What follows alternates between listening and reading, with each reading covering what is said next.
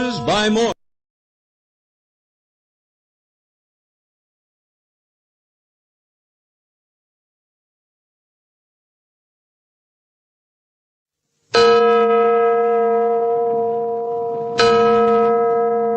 Adventures by Morse.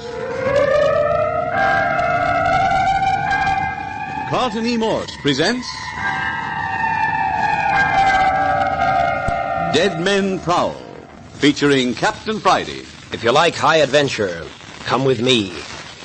If you like the stealth of intrigue, come with me. If you like blood and thunder, come with me.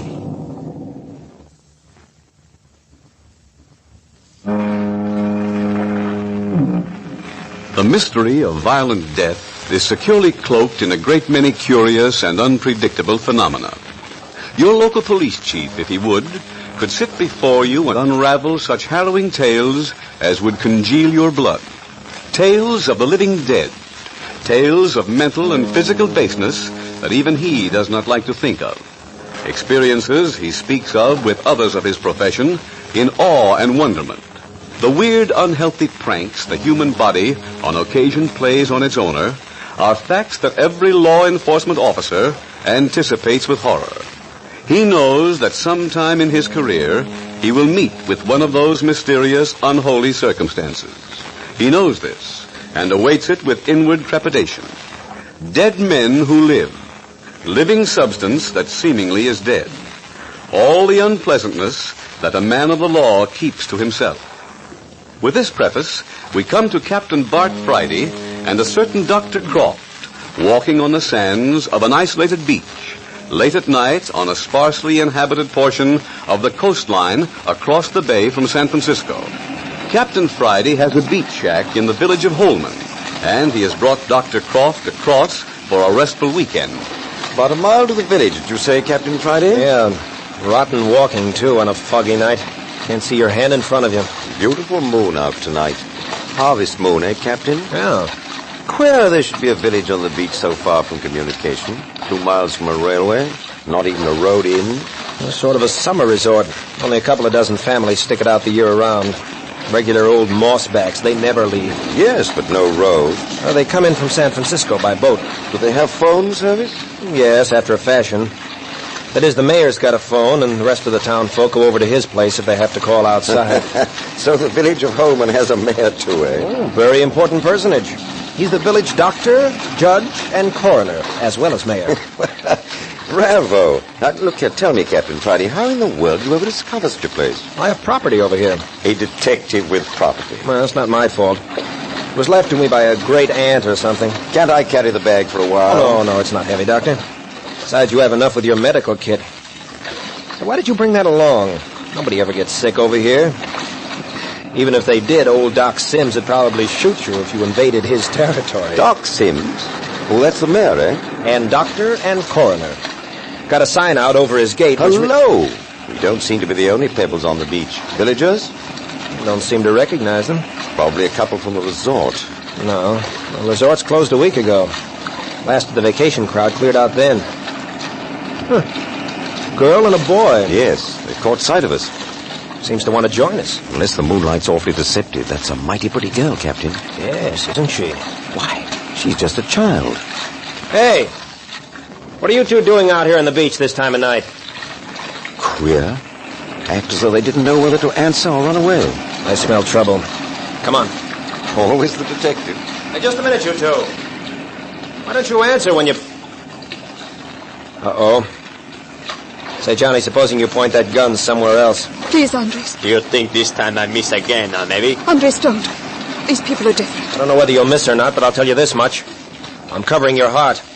One crazy move out of you, and you'll never have the opportunity to miss again. If you think maybe you can frighten Andres Ruiz away from this place... Oh, nothing could have been further from our thoughts. Well, then why you sneak behind us, in front of us, all around us, huh? Oh, did we? Someone did. When we saw you in the moonlight. Somebody's been trailing you? Well, something, yes. Andres shot at it twice, but... Missed, huh? Or else. Yes? There isn't anything that bullets can't hurt, is there? Oh, who are you anyway? It seems to me you're pretty much of a youngster to be prowling about this lonesome place at night. Should think maybe I not good protection for my cousin. I'm Carmel Ruiz. Andres is taking me to my uncle at Holman. Uncle? What's his name? Mr. Andrew Walters. Walters? Is that old codger your uncle? What's the matter with him, I'd like to know? Say, I know you, Ruiz. You're the boy who arrived at Walters' place last week, aren't you? See, that is correct. Kept pretty much to yourself, haven't you? Never down in the village? I have no business in the village. You say, Carmel, that Ruiz is your cousin and he's taking you to Walters. Is Mr. Walters also his uncle? Of course. You see, I haven't any people. I've been in a convent in the south. Well, it's funny. You're cousins, and yet one of you speaks good English and the other talks with a distinct accent. Is it not possible that one branch of the family should live in Mexico and the other branch live in California? I suppose so. Why the sudden family reunion? Well, Uncle Andrew's getting old. Andres and I are both all alone in the world, so he asked us to come and live with him. He's lonesome and he needs someone to look after him. You came by train? Yes, the 9 o'clock. Andres met me. Well, as long as we're headed in the same direction, let's continue together. How about it, Captain? Okay. Perhaps if we know who you are, we should accept your invitation without so much misgiving. Oh, quite right. I am Dr. Jamie Croft of San Francisco. Oh, you're a doctor, eh? Yes, quite. This is Captain Friday. The captain's a private investigator. So? Yeah. Bother you? No, it does not bother me. Well, shall we proceed? Where's your bag, Carmel? Oh, it came ahead of me on the boat.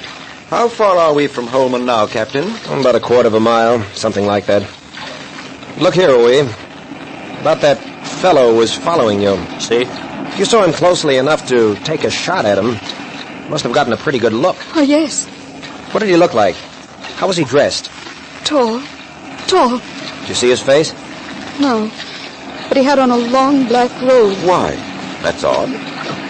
Probably a long overcoat. Oh, no, it wasn't. Was it, Andres? Without a doubt, it was not. It flowed out behind him. Yeah? And when the wind whipped it back from his body... Andres, please. Maybe we were mistaken. No, there is no mistake. Come on, what happened when the wind blew the robe aside? There was a skeleton underneath. Oh, see here. A skeleton underneath. Yes, there was. I saw it 3 or 4 times. It was all white and shiny under the black robe. Didn't you see his face? No. He had on some kind of a big black hat. Wonder what graveyard he escaped from. You really think that he... Oh, no, nonsense, child. What happened when you shot at it? Nothing, senor. He just flitted away behind the rocks. And then we'd see him again. Someplace where we wouldn't be expecting him at all. Queer business. Imagination. Say, what about... Look! Up there! Where? Oh, just someone lying on the beach. I don't know about that, Captain. Doesn't look natural to me. Sprawled. Let's have a look. You stay here. Supposing it's the one we saw. Wait here with Ruiz. Oh, yes. Yes, I wouldn't go near that one. Come here, quick! Dr. Croft! Something's wrong, all right? I thought so. Don't look natural. Lying on his face. Help me turn him over. Body's still warm. Over. Easy now, easy now. Hey. It's Doc Sims. Who? Doc Sims. You know, mayor, judge, coroner. Well, Captain, Holman is going to have a new mayor. Dead, huh? Right. Murder? Well, offhand, I would say it's a natural death. Yeah? Well, this is going to be a 7-day sensation. It's the first death in Holman in 20 years. Too bad. Well, we've got a job. I'll hunt around and get a couple of sticks. We can fix up a makeshift stretcher with our coats and we'll take him up to the morgue. Morgue? Sure. Holman's got a morgue. Sims here built it himself. Coroner has to have a morgue, eh? I see. 2-story concrete building.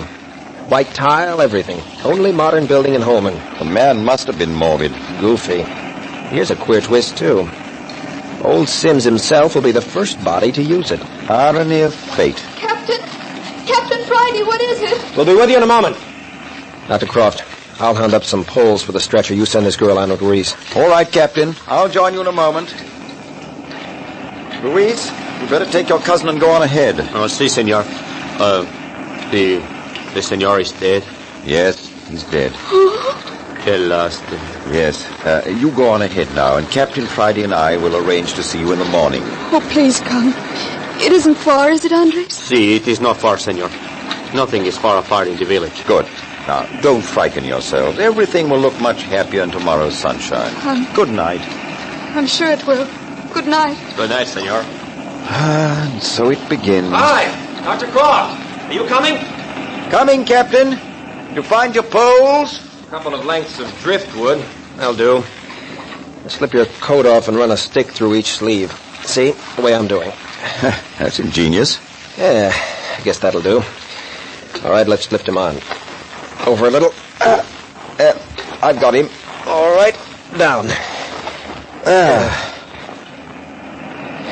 I'll take the pole at the head. You take the feet. Quite an efficient stretcher, Captain. Yeah, good thing we haven't much further to go. Poles are none too strong. All right, up with him.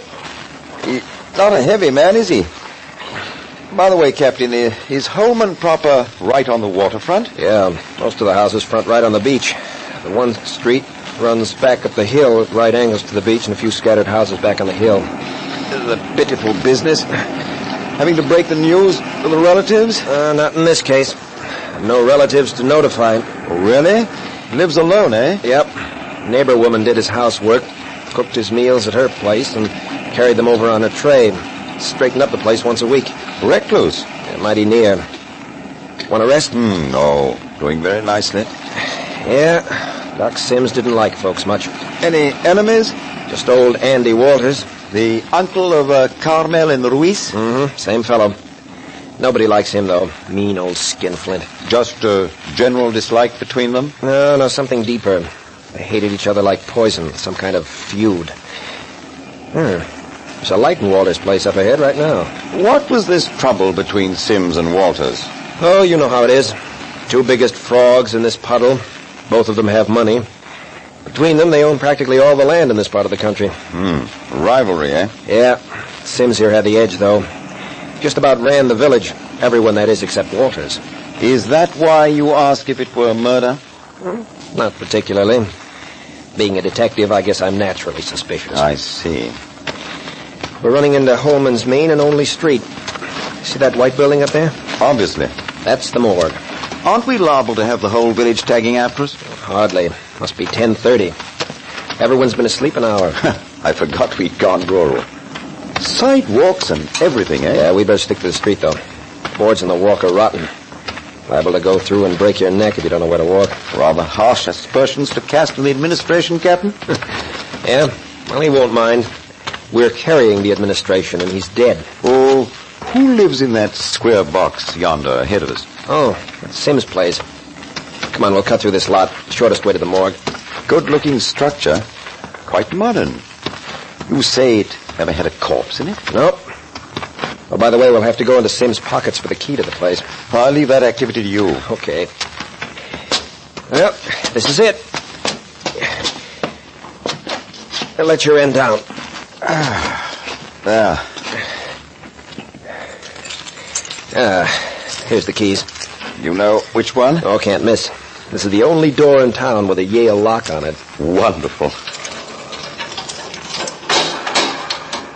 Electric lights. Oh, sure. There we are, all right. Now, let's go. Slab's in the back room. Nice introduction to Holman, I must say. First place I visit is the morgue.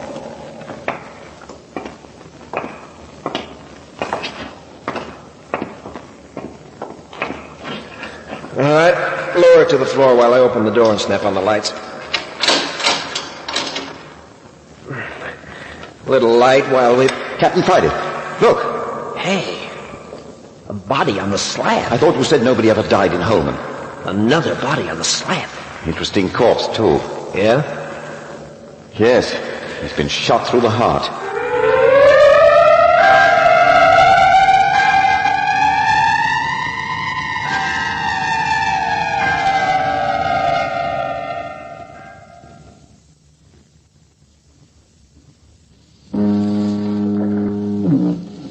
Captain Friday brought Dr. Croft to the isolated village of Holman across the bay from San Francisco for a weekend.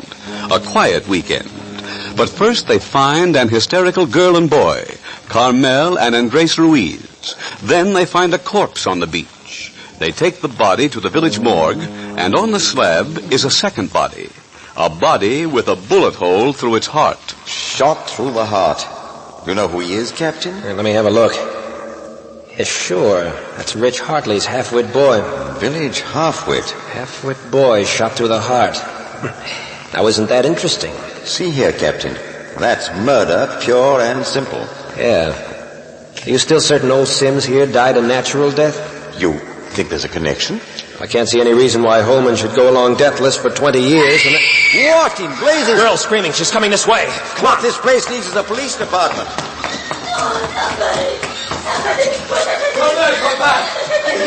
It's that Carmel girl. She's running down the road. Yes, with her cousin right after her. Better get out and stop her. She's insane with fear. I'm going to have to shoot that Ruiz guy yet. Not yet. He's dead. He's dead. I can't bear it. Stop it, Carmel. Stop crying like that. Santa Maria. Oh, it is you, Senor Doctor. Hold that Carmel. She's go crazy. Now, see here, Ruiz. Stop waving your arms like a madman. You frighten the child into hysteria. Me? I have frightened... But, Senor, I was only saving Carmel from destroying herself in the ocean. Yeah, we saw you chasing her, waving your arms, yelling. If you haven't frightened her, then what has? Oh, I forgot you do not know. He's dead. He's dead. Who's dead? The Senor Walters, my uncle. What? Walters, too? See, it is true. With a rope about his neck in his room. You mean hanged, Andres? What's going on in this place? Captain, is there anyone we can question? Sim's housekeeper, old lady Parsons. The lights on in her house. That screaming and yelling's probably waking the whole neighborhood. Good. Ruiz, take Carmel to Miss Parsons and then join us at your uncle's place. Of a certainty. Where's your uncle's body? In his room. Where's his room? It is the second floor front. The door, it is open. Miss Ruiz, we understand what a shock this is, but try to get hold of yourself. Take her along, Ruiz. Beastly. Utterly beastly. Let's get up there, Croft. It may not be too late yet. Set the pace. I'll follow.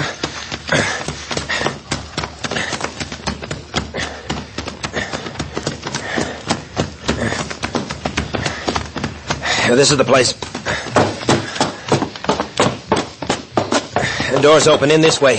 Second floor, he said. Running certainly not my forte. Yeah. Here's the stairs. Right behind you. Right. Careful. Darker than a coal bin. That's better. Lights on upstairs. He said the front room. Must be down that way. Yeah. Yeah, there it is. You got a sharp knife? Yeah. There's a lot of Boy Scout in me. Joe. Most unpleasant. They're right in here. Well, I'll be a son of a gun. Look here, Doctor. He's been cut down and left lying on the bed. Say, what kind of a show's going on here anyway? He's past our help, Captain. Yeah. I can see that. What do we do now? I'll get him over to the morgue, I suppose. The girl Carmel won't want to come near the place as long as he's here. Exactly. Now, this is a light cut. Now, suppose we leave the body as it is and carry the whole thing down to the morgue. Yeah, it's a good idea. Don't touch it any more than you can help. There might be fingerprints. Thinking of clues, eh? That's right. There can't be a natural death, a murder, and a suicide in a town of 30 people all in one night without something being the matter. That would be stretching coincidence, all right. Ready? Let's go. I'm sorry about all this, Dr. Croft. I promised you a quiet weekend. If I'd had any idea that everybody in Holman was going to die tonight... Now, here, we go down these stairs. Apology accepted. What do you make of it, Well, if you want my idea, somebody's committing a nuisance. That's a king-size understatement. No! Hey! Hold it! Hold it! Tripped over the stairs carpet. Watch your step, it's loose and it skids. I'm watching. So you think there's a definite connection between these three deaths? You're darn tootin'. Well, in that case, we'd better have a closer look at Dr. Sims. That's our first job. The autopsy may disclose something of vital interest. Yeah. Easy now. Cot will slide through the door. So far, so good. Now, down the steps.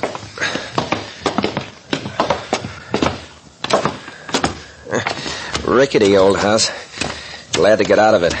Look at the lights. Everybody in town seems to be awake. That means the whole population will be out to know what it's all about. One person's business is everyone's business in a place of this size. Naturally. If we step along, though, we may make it to the morgue before the population gets into its pants. I suppose it's too much to hope that they won't annoy Carmel Ruiz tonight. That child needs to be left alone. Thing to do is to shove this body in with the rest. Lock up, and go over and get her. Get her? Yeah. And take her and her husband down to my shack. I have plenty of room. Oh, yeah. You can look after her then, and we'll lock up the busybodies out. I quite approve, but that will involve you directly in the case. Involve me? I'm in it up to my neck right now. So are you, whether you realize it or not.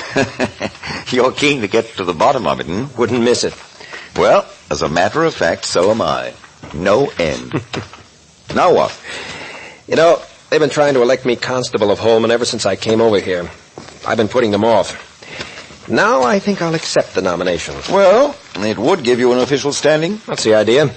Give me a chance to go after the guilty guy right.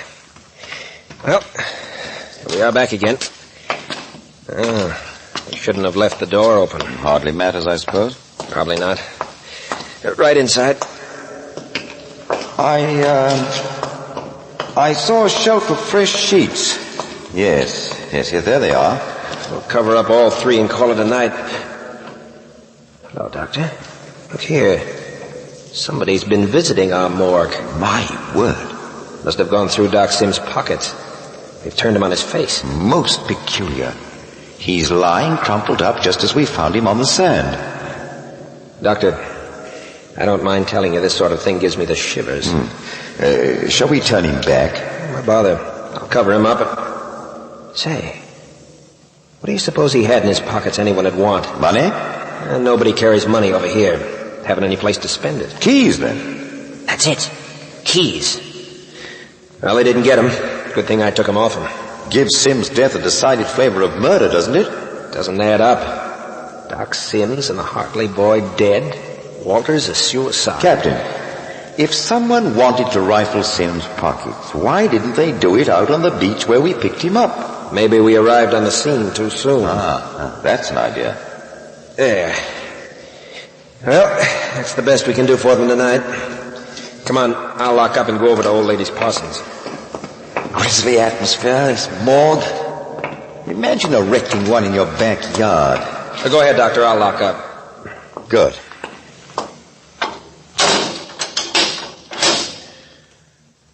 Yeah, that's that. Doctor, I had a funny feeling when I saw Sims just now. Change in position. Can't get it off my mind. Well, old lady Parsons' house is this way. It might have been the final relaxing of certain muscles. You're sure he's dead, all right? Oh, as dead as anyone will ever be. I say, Captain, don't dwell on the thought. It's bad enough as it is. 3 deaths in one night is bad enough, all right. But when one of the bodies is moved, and another moves itself... What in the world are you talking about, Captain? As far as I'm concerned, that moving of Sims' body is the most important thing that's happened. You know, Doctor, if somebody stepped out in front of me and said, boo now, I'd go higher than a kite. Nerves, my dear fellow, all nerves. Yeah. Well, here's the place.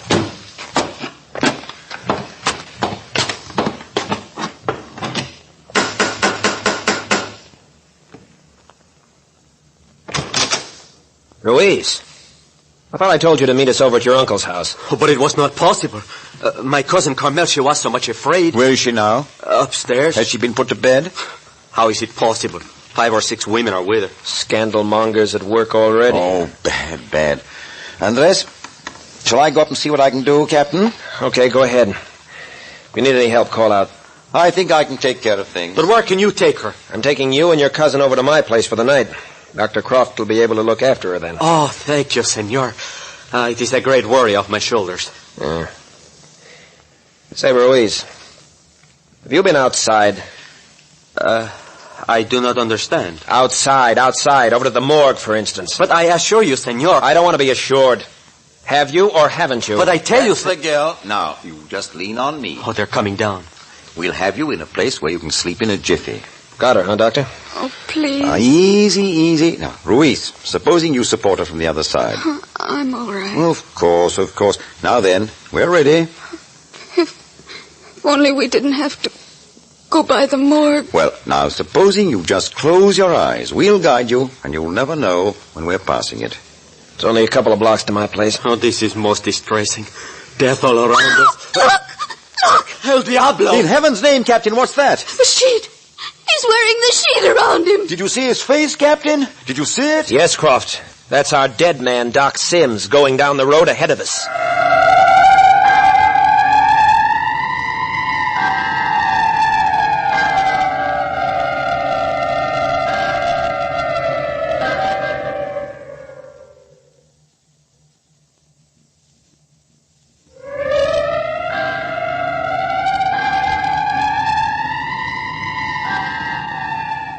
Old Doc Sims has risen from his cold marble slab in the morgue to walk the streets of Holman. Then dead men do prowl. Or do they? The second episode of Dead Men Prowl, entitled The Prowler at Work, will come to you next week at the same hour. You are listening to Adventures by Morse.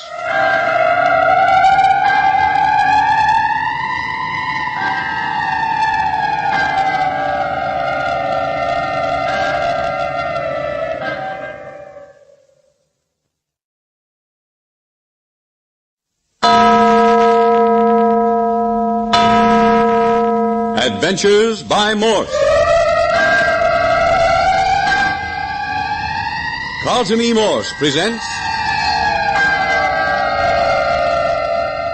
Dead Men Prowl, featuring Captain Friday. If you like high adventure, come with me. If you like the stealth of intrigue, come with me. If you like blood and thunder, come with me.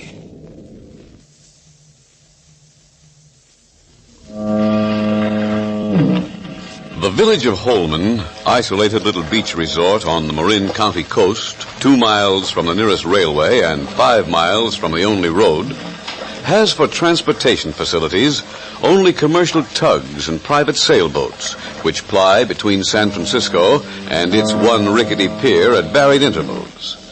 There are perhaps 30 permanent residents in Holman. This late in the season, all the summer residents are gone, and the resort hotel is closed. And to this out-of-the-way nook, Captain Bart Friday has brought Dr. Jamie Croft for a quiet weekend. But it was anything but quiet. Let Captain Friday tell it. Well, first, we found Carmel and Andres Ruiz, cousins, on the beach, frightened by what they called a skeleton parading in a long cloak. Carmel and Andres are niece and nephew of Andrew Walters, one of the 2 rich men of Holman. Next, we found the body of old Doc Sims on the beach. Sims was the village's other rich man. Apparently, he died of natural causes. Doc Sims, among other things, was coroner of Holman, and at his own expense had erected a tiny modern morgue. To date, the morgue had never had a victim. But on carrying Sims to the concrete structure, we discovered on the slab the body of the village half-wit, murdered. But that wasn't all. No, that wasn't all. In fact, it was just the beginning. For on top of everything else, Carmel and Andres found the body of their uncle, Andrew Walters, hanging in his room. 3 deaths in one night, and Holman hadn't had a death for 20 years. And then to add a dash of macabre to the mystery, who should Captain Friday and Dr. Croft see walking in the moonlight ahead of them but one of the bodies they had just locked in the morgue? At the moment, Dr. Croft and Carmel Ruiz are at Captain Friday's cottage. No, Mr. Ruiz. Sit down on this little footstool. Right up close to the fire. Oh, you must get over this fit of shivering, you know. I'm so cold, Dr. Croft. If maybe I had something hot to drink. A splendid idea. Now, you sit here close by the fire with this blanket around you, and I'll rummage about in the kitchen and see if I can't make some coffee. Oh, it's terrible. Terrible. Now, Miss Ruiz. Please, won't you call me Carmel? Miss Ruiz makes me feel so lonesome. You look like a very small infant huddled up in that blanket. I'm 18. Oh, quite. Now then, I'm going to see about that coffee.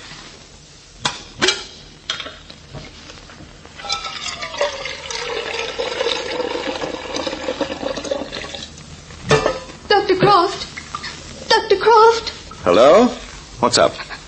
Dr. Croft, how could a dead body be walking down the road? Now, see here. Didn't I tell you you weren't to think anything more about that? I can't think of anything else. Now, here. Let me take your hands.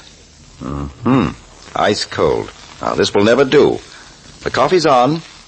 Supposing I sit down here beside you and hold these cold hands. Oh, in a very professional manner. And then we'll talk. That was the worst of all.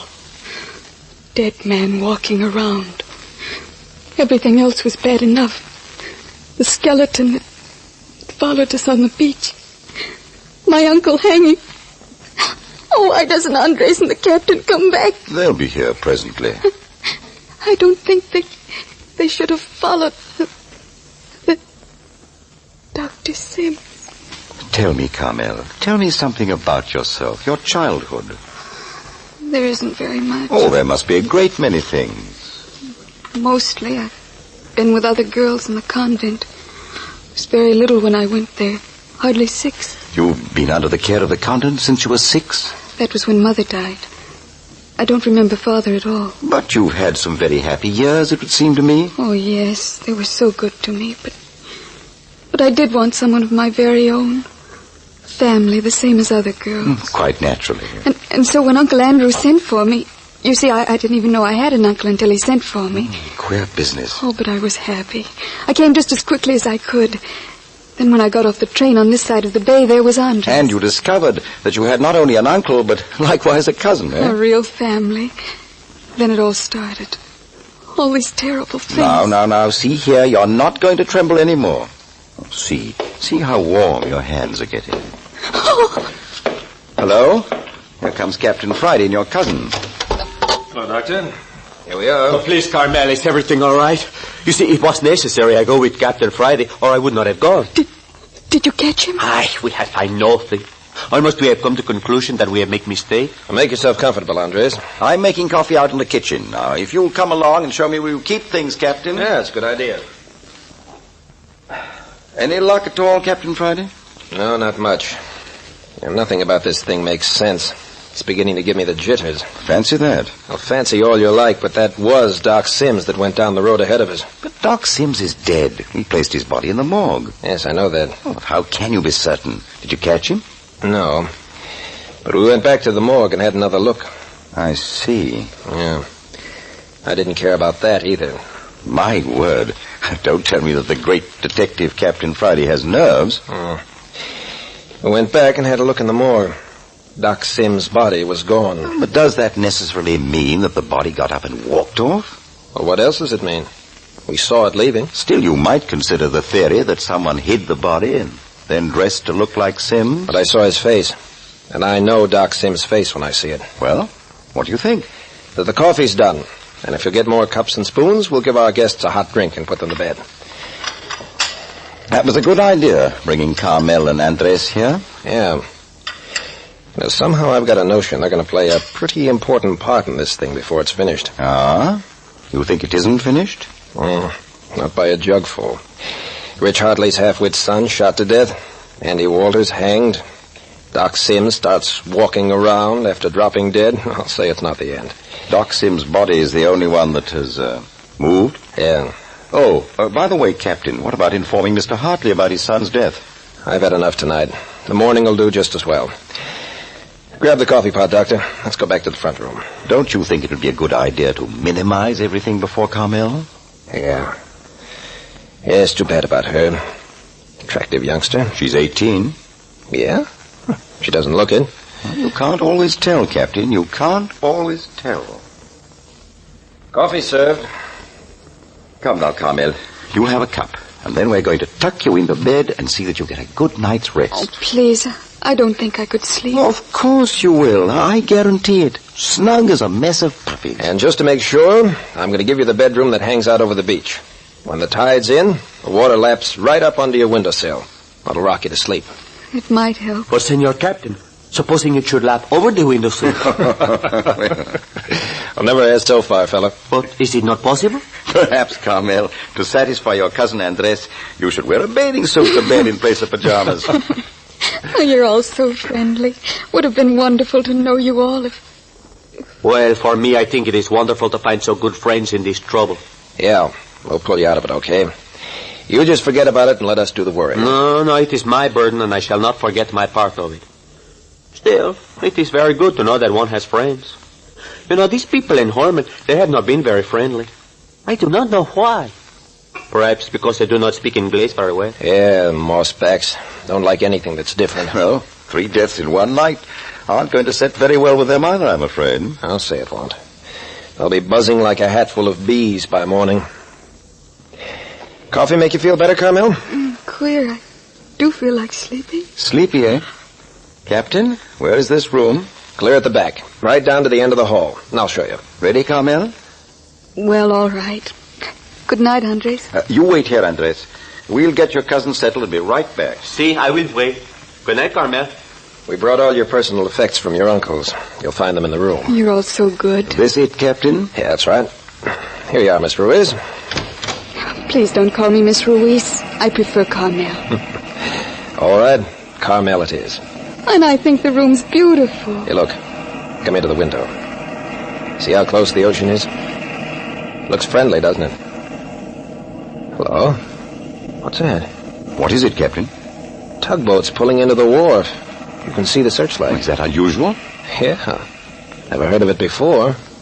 Not at 11 o'clock at night. Oh, probably some citizen of Holman anxious to get back home from San Francisco tonight. No. Holman residents don't go to the city. Perhaps a delivery boat with supplies for the store. This time of night? Oh, well, we're keeping Carmel up. When you're ready, knock on the door and crawl into bed. Then I'll come in and give you something to make you sleep. Don't want you tossing and fretting. Thank you, Dr. Croft. Good night, Carmel. Good night, Captain. Now, Doctor, I have a notion to go down to the wharf. Everything seems to be taking on a sinister hue for you tonight. Yeah. Why shouldn't it? Oh, what is it now? Something else? Nothing at all, Andres. The captain saw a tugboat landing down at the wharf, and he's just wondering about it. There are too many coincidences taking place tonight. Hardly call them coincidences, Captain. I never saw a more unrelated set of circumstances. Of course they're related. Really? Well, I can't see it myself. Now, what relation is there between Doc Sims falling dead on the beach and Andrew Walters hanging himself in his home? The 2 rich men of Holman dead on the same night. That's enough for me. But what's the relationship between them and the village half-wit we found in the morgue shot through the heart? The mere fact that there hasn't been a death in Holman for 20 years, and then suddenly there are 3 deaths. It smells like plenty of trouble. Yes, I suppose it does. But where does the skeleton in the moonlight, seen by Andres here in Carmel, enter the picture? And what has all this to do with Dr. Sims' body wandering about after we've definitely locked him up in the morgue? Not so fast, Doctor. Let's take them one at a time. Dr. Croft. Carmel is calling. All right, you make them in, Dr. Croft. You'll excuse me, please. I just put a drop of sedative in the child's coffee, but I want to give her one more tablet to be certain she sleeps. Okay, go right ahead, Doctor. Andres, tell me something about your uncle. How was he acting before you left the house tonight?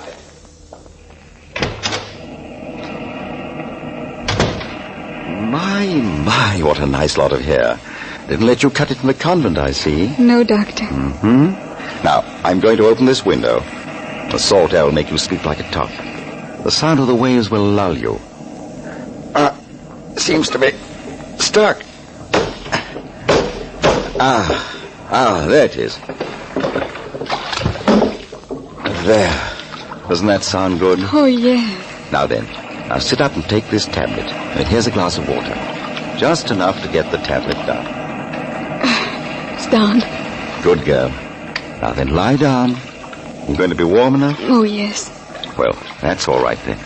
I'm going to make the captain give me the room right next to you. There's a door in between. Now leave the transom open. Now, if you want anything, just call. Thank you. That way I won't feel so frightened. No, of course not. There's nothing to be frightened of, child. Good night now. I'll snap out the light as I leave. Good night.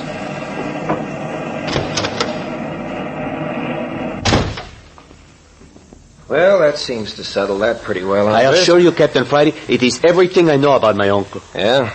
I'd say there were a lot of things you haven't found out yet. Oh, Got your patient settled, Doctor? Yes, Carmel will sleep.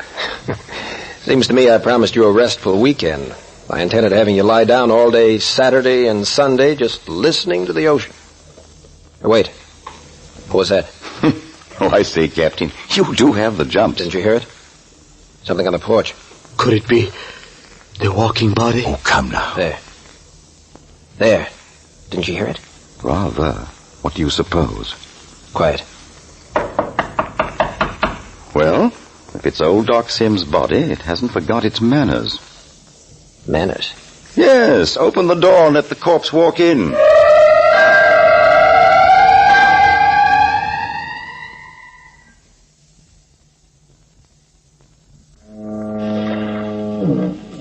In the weekend cottage of Captain Friday in the isolated village of Holman, the girl Carmel has been given a sedative and put to bed by Dr. Croft. The three men, Croft, Captain Friday, and the girl's cousin, Andres Ruiz, were discussing the three deaths of the evening when there came a knock on the door. A midnight visitor. Is it Dr. Sims' body? Has the decency to rap before entering anywhere. I will hold my gun on the door. Oh, nonsense. Just the same, keep it handy, Andres. For certainty. Shall I do the honors, Captain? I'll answer it. You keep back out of the way. Well? Oh, please. Have you a room where we could stay tonight? A room? Well, this isn't a hotel. I told you how it would be. Come on, Gail. Oh, I say, Captain, how about having them in for a few moments anyway? What's going on here tonight, anyway? Okay, come on in. Follow the doctor into the front room. Of course, if we're not wanted. Oh, it's okay. Come on in. Drop your bags there in the corner. Right in here. Well, where did you two drop from? Both of you look badly done up. We are. But may I introduce myself? I'm Gail Stanley, and this is my brother Martin. Delighted. And I am Dr. Jamie Croft, and this is Captain Bart Friday, who's your host. And here is Mr. Andres Ruiz, the guest. How do you do? Where did you two say you came from? From the south. You see, when we heard that our uncle had died here in Holman... What's that? Well, he did die, didn't he? Who? Well, our uncle. Isn't Dr. Sims dead? Well, my dear child, but who sent you word that Dr. Sims was dead? But it was just signed a friend. When did you get it? The messenger boy got me out of bed at 3 o'clock this morning. Said Dr. Sims had died suddenly and we should come immediately. Funny you should get the message this morning when he didn't die until sometime this evening. Well, how horrible. Got the telegram with you? You have, haven't you, Martin? Yes, of course. Just a minute.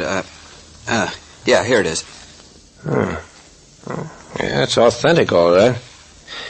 You two came over on that tug we saw a few minutes ago, I suppose. Why, yes. We came just as fast as we could. You see, the message said for us to hurry. Uh-huh. We thought there'd be a hotel or someplace we could stay tonight, but there wasn't a single light in the whole town except in this house. Yes, that's the reason we came here. And quite properly, too. Well, how about it, Captain? You enough beds? I suppose so. There are 2 bedrooms with twin beds and the lounge in Carmel's room. Just a minute. I want to get this straight. Dr. Sims is dead, isn't he? Well, what's wrong? He is, isn't he? Say, Gail, there's something queer here. You don't know the half of it, brother. Well, why don't you tell us? Is he dead or isn't he? Yes. Yes, he's dead, all right. Well, then? Yes, he's dead. But he doesn't seem to know it. What do you mean? Now, see here. I think the best thing to do is for us all to get a good night's rest and then tomorrow thrash this whole business out. But if there's something we should know about... Nothing that won't keep until the morning. Now then, Captain Friday permitting, I'm going to assign sleeping quarters. Go right ahead, Doctor. Then I suggest that Miss Stanley take the couch in Carmel's room. Oh, I wouldn't disturb Oh, him. no, you won't disturb anyone. The girl who's a cousin of Mr. Ruiz here is already asleep. Now then, I'll take the next room so that I'll be close by in case Carmel grows restless. Is she ill? No, but she's had a most distressing evening.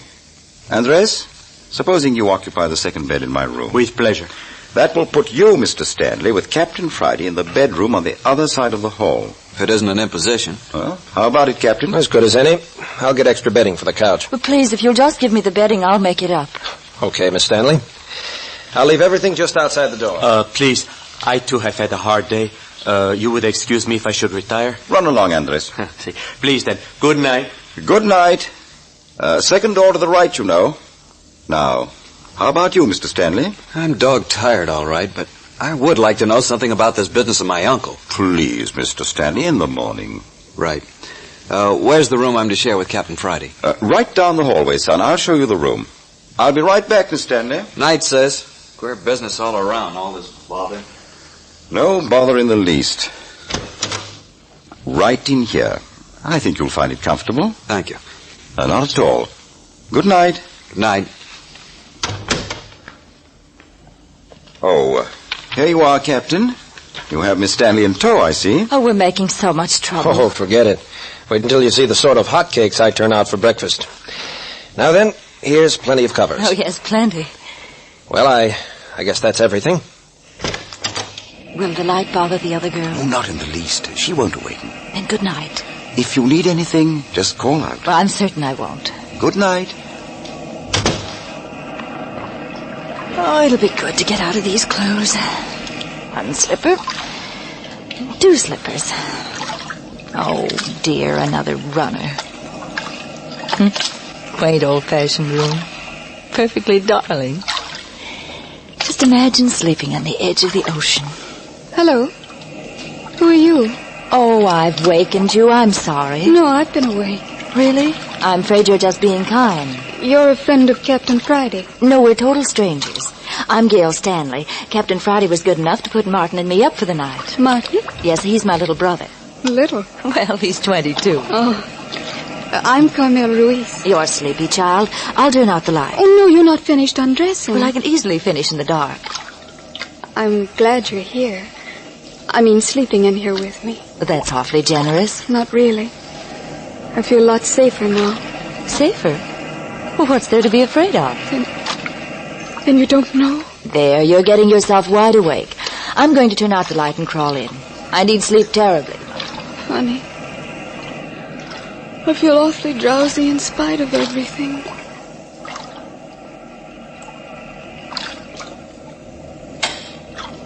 There. Oh, my, but a bed feels good. Imagine going to sleep to the sound of waves. Isn't very dark, is it? The moon coming in. It's simply enchanting. What? That's strange. What? That shadow. Didn't you see it cross the room? Why, no. Queer. I guess it was my imagination. Well, good night. Good night, Gail.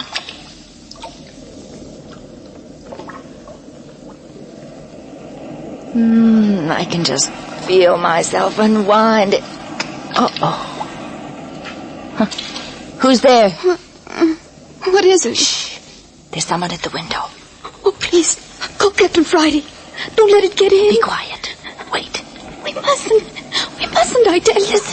Listen. There.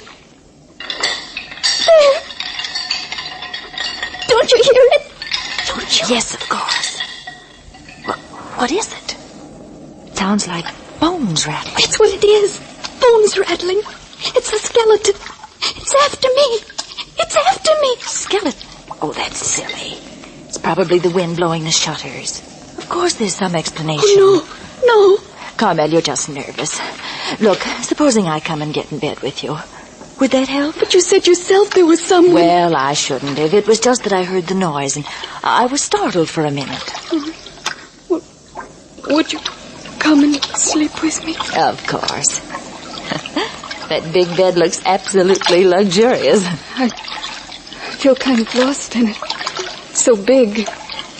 Our grandmother slept in beds like this. Oh, marvelous. Old-fashioned feather bed. You don't think it was the skeleton? Say, what in the world are you talking about, Carmel? What skeleton? The one that followed Andres and me on the beach tonight.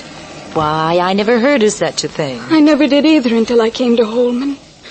But it did. You mean just a bare skeleton? No, it was wearing a cloak. A long black cloak. It had a huge black hat pulled down over its face. But if it was covered, well, how do you know it was... Because the wind blew the cloak back and there it was. And you think it's come here now? It's what I thought. Do these people, I mean Captain Friday and Dr. Croft, know about it? Yes. What did they say? They didn't say anything. But I know they think we were mistaken. Oh, of course you were. Skeletons don't walk around. You're old enough to know that. Hush. Listen. It isn't the shutter at all. You can tell it isn't. Well, if it's a skeleton, he's certainly giving himself a good shaking. Miss Stanley, get back in bed. What are you going to do? I'm going to see what's outside the window. Please. Please don't go near the window. Please. Nonsense. You mustn't. 3 people have already been murdered and... What did you say? It's true. Please keep away from the window. Did you say 3 persons were murdered? I don't know. But they died. There it is again. You stay in bed. I'm going to have a look. Please. Please. I'll only be a minute. Come back. Please come back. Oh, no! Let go of her throat! Captain Friday! Andres! He's dragging her out of the window! He's dragging her out of the window!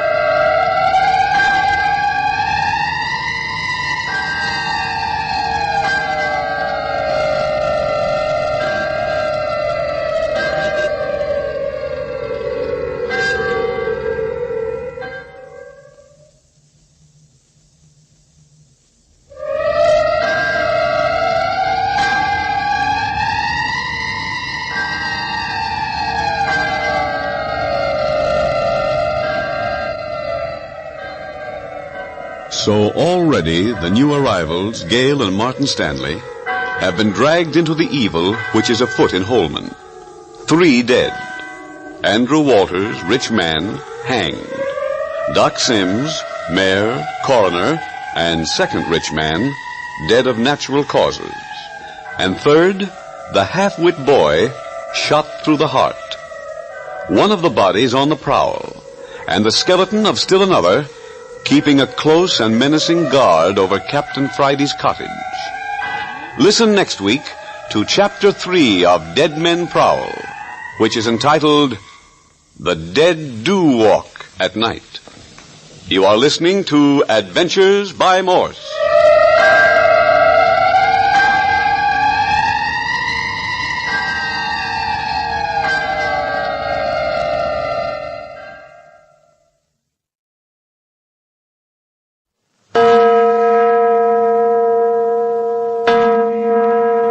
Adventures by Morse. Carlton E. Morse presents Dead Men Prowl, featuring Captain Friday. If you like high adventure, come with me. If you like the stealth of intrigue, come with me. If you like blood and thunder, come with me.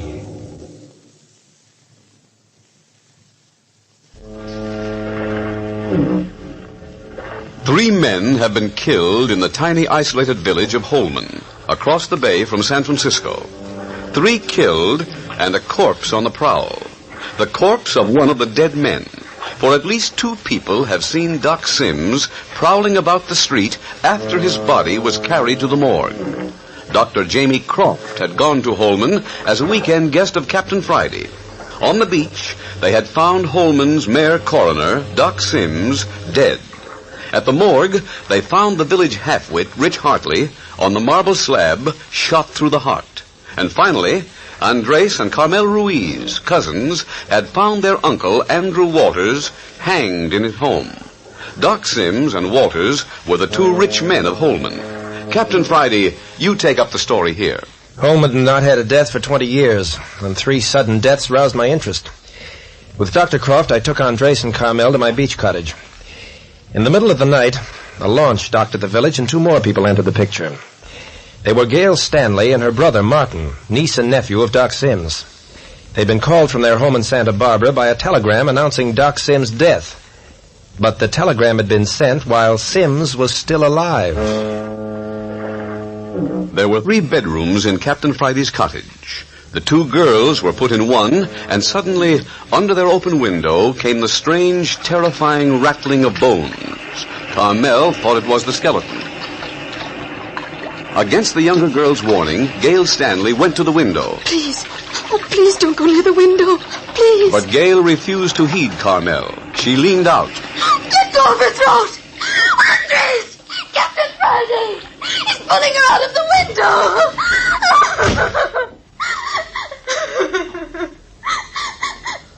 Carmel, my cousin, have you gone mad? Oh, Andres! The skeleton's got it. It came to my window. Son of perdition, where is everyone? I don't know. Outside the window. Hello, Mike. Who was that screaming? Dr. Croft. Captain Friday, the skeleton's got Gail. Got Gail Stanley? It dragged her out of the window. Had her by the neck. My word. Come with me, Doctor. You got a gun? I'll get along very nicely. Andres, watch after your cousin. Si, senor. Here we are. Gail Stanley's gone, all right. Pulled her out of the window.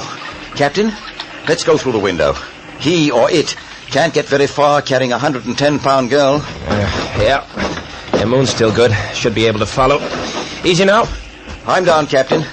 Come on. Stand to one side. There. You see anything, Dr. Croft? Not a soul in sight. Now be careful where you step, Doctor. There'll be footprints. Right. I don't see any. Oh, yeah, here they are. Which way? Seem to lead around the house and up on the grass out of the sand. I see. You have a match, Captain? Yeah, better than that. A flashlight. Right. You notice anything about these footprints, Captain? I'll be a son of a gun. Nobody carrying a girl in his arms would make that sort of a track. Not likely. But what did he do with her? Might have dumped her in the ocean. Well, in that case, the tracks would lead to the edge of the surf. Well, let's have a look. Could have strangled her and thrown her in. And that would be the end of Gail Stanley. And the tide's right, too, to carry her out to sea. No tracks going down to the ocean. Just a minute, Captain. Girl kidnapped from my own house and murdered. A fine reputation I'll have. Captain Friday. Here, right under the window. Get down and dig sand like you've never dug before. You go nuts. Captain, if you value a human life... What's that? You mean the girl's buried here? Oh, faster, man, faster. She can't be very, very deep. Yeah. Couldn't have had much time. Diabolical. Here she is. I've uncovered her feet. Well, keep at it. Her head's where you're digging. Yeah, give me a hand. Ghastly. Oh, the poor child. Don't stop to sympathize. Get the sand off her body. Righto. Is she dead? Well, I don't know yet. There. I think we can pull her out. Yeah. Easy. Careful now. Careful. There. Now, lay her down. I want to see about her heart. What's the verdict? Oh, splendid. Her heart's still beating strong. Her respiration's weak. Buried her alive. Of all the terror. Now, I'm going to give her a few artificial respiration measures to force the air out of her lungs. Watch closely how I do it so that you can believe me if it takes longer than I think. Now, 1, 2, 1, 2, 1, 2. See, Captain Friday? Press, release. Press, release. Forces the air out. The lungs automatically refill with fresh air. It's a crude first aid method, but it's working. Lucky we found her when we did. Another 10 minutes, it would have been too late. Wet sand packed around her face. That's one up for you, Doctor. I can't figure out yet how you knew she was buried there. The fact that the man didn't carry her away was the first tip. And I noticed that wet, pyramid-like stain against the side of the house. Evidently, this amateur gravedigger threw the sand against the house. Yeah, I missed it altogether. Fine detective I turned out to be. What next? Then I noticed the stand had been disturbed. We can be thankful the sand was wet. That's smart work, Doctor. I gotta hand it to you. How's the girl? Doing well. It's going to be all right. Look here, have you got my sister out there? Is that you, Stanley? Yes. Where are you? Leaning out of the window right above you.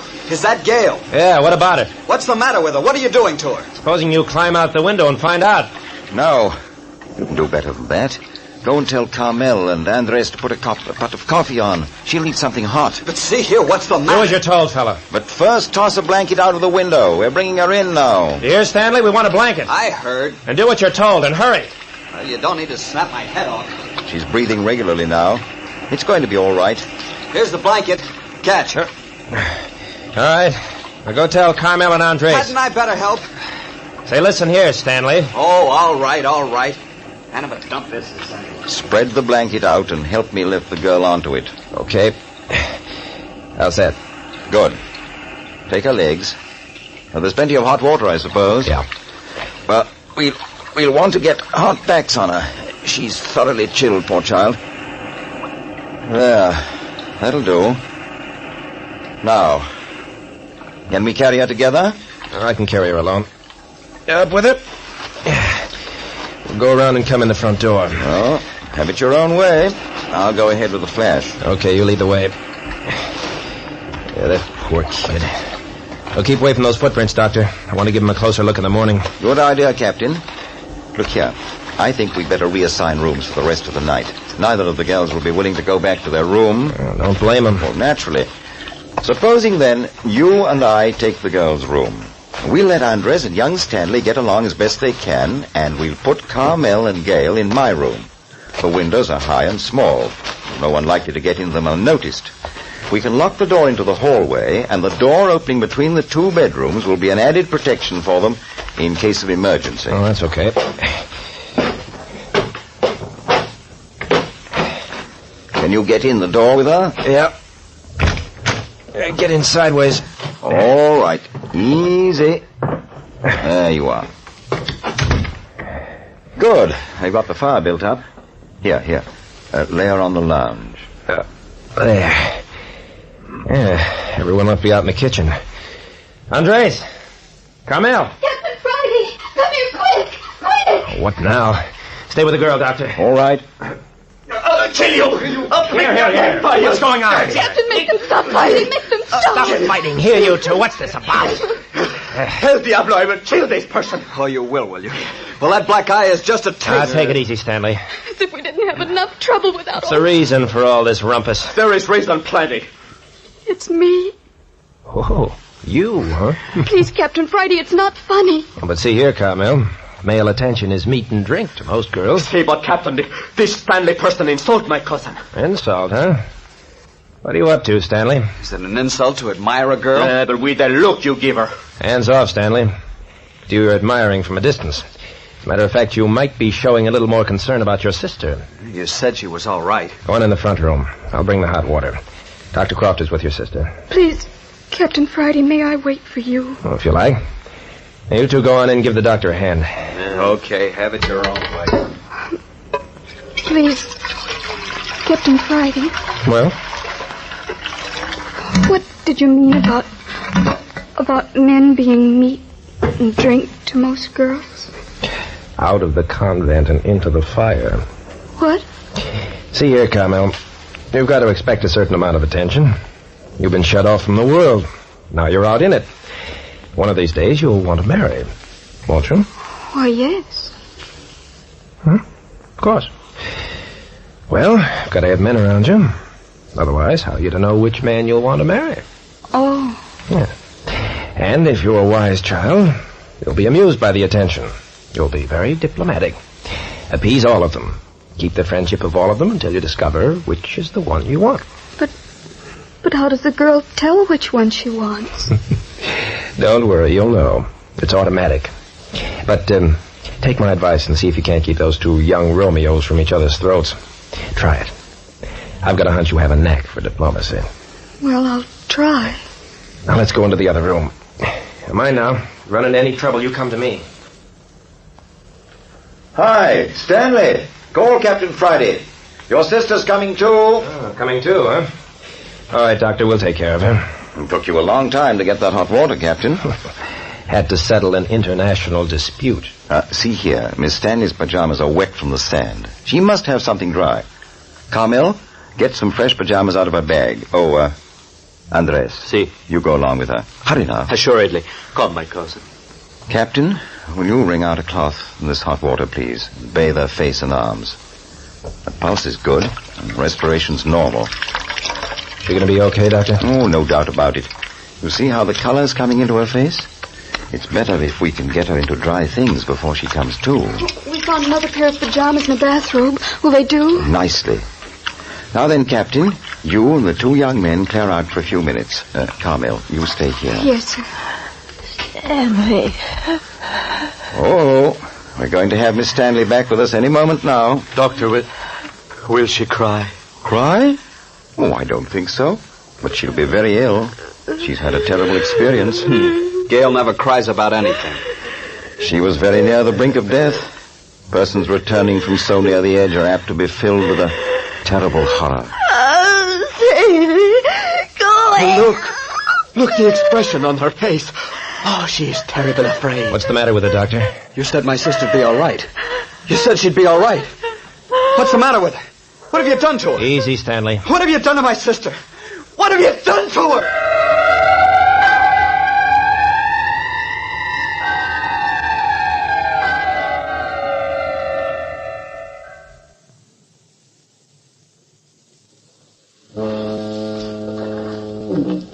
Gail Stanley is alive, but she's a very sick young woman, choked and dragged out of her bedroom window by the skeleton and left lying on the wet sand for dead is an experience out of a nightmare. When she began to come to, her mental horror was so terrifying, she frightened her brother almost to the point of hysteria. Something's happened to her. Gail never cries. What have you done to her? You think something is wrong with her, eh? You know she was dragged from her bedroom window by some creature and was bedded alive in the wet sand, and you stand there asking, is something wrong with her? Is she insane? Insane? What kind of a guy are you, Stanley? Well, I never saw my sister act like that before. You don't seem to understand. It is terrible to approach death, but not one half so terrible as to return to life after you have once looked on the other side. You mean she'll know what dying's like when she comes to? Perhaps. Don't you see all the delicate machinery of her body came almost to a standstill? It was a terrible strain on her system, getting it started again. No, don't choke me anymore. Don't choke me anymore. Captain Friday, can you carry her again? Sure, Doctor. Why? Well, bring her back to the room she's to occupy. Now, you 2 men, gather up all the extra blankets you can find and heat them one at a time before the fire and bring them to me. Most assured, right away. Carmel, see if you can't find a hot water bottle. Fill it and bring it. Yes, sir. Now then, Captain, bring her along. There now. Easy there. There we are. Say, my sister must be pretty sick. Is that as bad as you feel? Oh, let me alone. Look here, Andres. I'll hunt around for blankets, and you warm them and take them into the doctor. Here's one. Very well, if you wish. Andres, There is a hot water bag in the bathroom. It hangs behind the door. I saw it. do you think it's safe for me? Come on, I'll go with you to get her. No. I think she is safer alone. Oh, you do you? Well, I... Don't be so dramatic, Andres. Of course Mr. Stanley will look out for me. Please do come. You want me to come? Of course. But, Carmel, Please, let's hurry. Dr. Croft wants the bag right away. How am I doing, Cousin Andres? Here it is. I'll have to get hot water in the kitchen. Okay. You'd better look for more blankets, Mr. Stanley. I won't be afraid in the kitchen. Oh, please. Don't act like that. But you're hurting me. So tight, don't... You are pretty. If I thought you weren't a gentleman, I'd... Say, you asked me to come along, didn't you? Because I was afraid. You know, I could call for help. Why don't you? Because I'd feel sorry for what would happen to you. Oh. Haven't you that much consideration for me? You're growing up in a hurry. You don't sound like the frightened baby I tried to kiss out in the kitchen less than an hour ago. If you'll take your hands off of me. Thank you. Now go and find more blankets. Well, I'll be doggone. All right, you win. You're sure you're not afraid to go back alone? Please, you'll wait here until I get down the hall? All right. I'll watch until you're safe. Oh, there you are. Yes. I was just getting ready to come and look for you. That would have been foolish, Andres. Oh, I see you have the hot water bottle. Shall I go to the kitchen with you? If you keep talking, I won't be afraid. See. I've taken 2 blankets into the doctor. Miss Stanley, she stopped crying now. The doctor, he give her something. She's talking with them. Do you hear me, Carmel? Yes. Please keep talking. Huh. Well, the doctor is giving her medicine to make her sleep. He says these hot blankets will make her drowsy. Oh, you have it filled already, huh? Good. Well, I have another blanket ready. We will go together, eh? I wish you would come with me, Andres. Carmel, did this Stanley fellow, did he bother you? Why, what a silly question. Because if he did... Please, don't bother your head about it. Then he did. Mr. Stanley was a gentleman, Andres. Well, then it was an accident. Here, they have put Miss Stanley in here. Oh, yes, I'd forgotten. And as I leaned out of the window, 2 strong hands grabbed me around the throat. Well, didn't you see the face? Just for a second. It sort of swam before my eyes. I was being choked and... Anybody you ever saw before? No, I couldn't tell. It wasn't like a normal face. It was all puffed out, almost round. And the eyes were dead. Oh, here, Miss Stanley. Take another sip of this. It will help you to forget. Dead eyes, bloated face.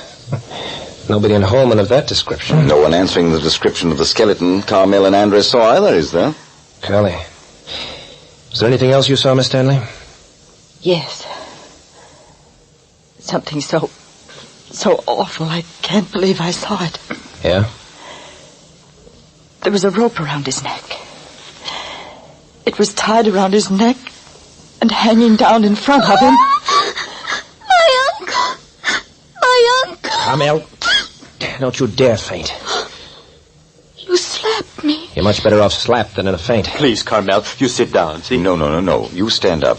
Walk about. Keep moving. You'll be all right in a moment. Bloated face, dead eyes, rope around his neck. And Andrew Walters was found hanged tonight. Now, look here, Doctor, that can't be true. What can't be true? I'll swear Walters was dead when we found him. I know he was. Then what's he doing walking around? We saw Doc Sims walking around. I must be going nuts. And one dead man has as much right to walk around as another. Do you know what you're talking about? No. Do you? I know one thing. I'm going over to the morgue right now. If Walters has been walking around... Oh, come, Captain. You don't really believe... Well, if Miss Stanley... Hey, look here, Miss Stanley. Are you sleep. Yes. I gave her a pretty severe sleeping potion. She'll sleep until morning. Well, I'm going over to the morgue. You want to come along? No, I think I'd best stay here. It's only about a block. No. Now, you take Andres. Where's young Stanley? Yeah, where's that guy? Either of you seen him? Why, I left him gathering up blankets about 10 minutes ago. Yeah. Just a minute. What's he up to? Carmel? Yes, sir.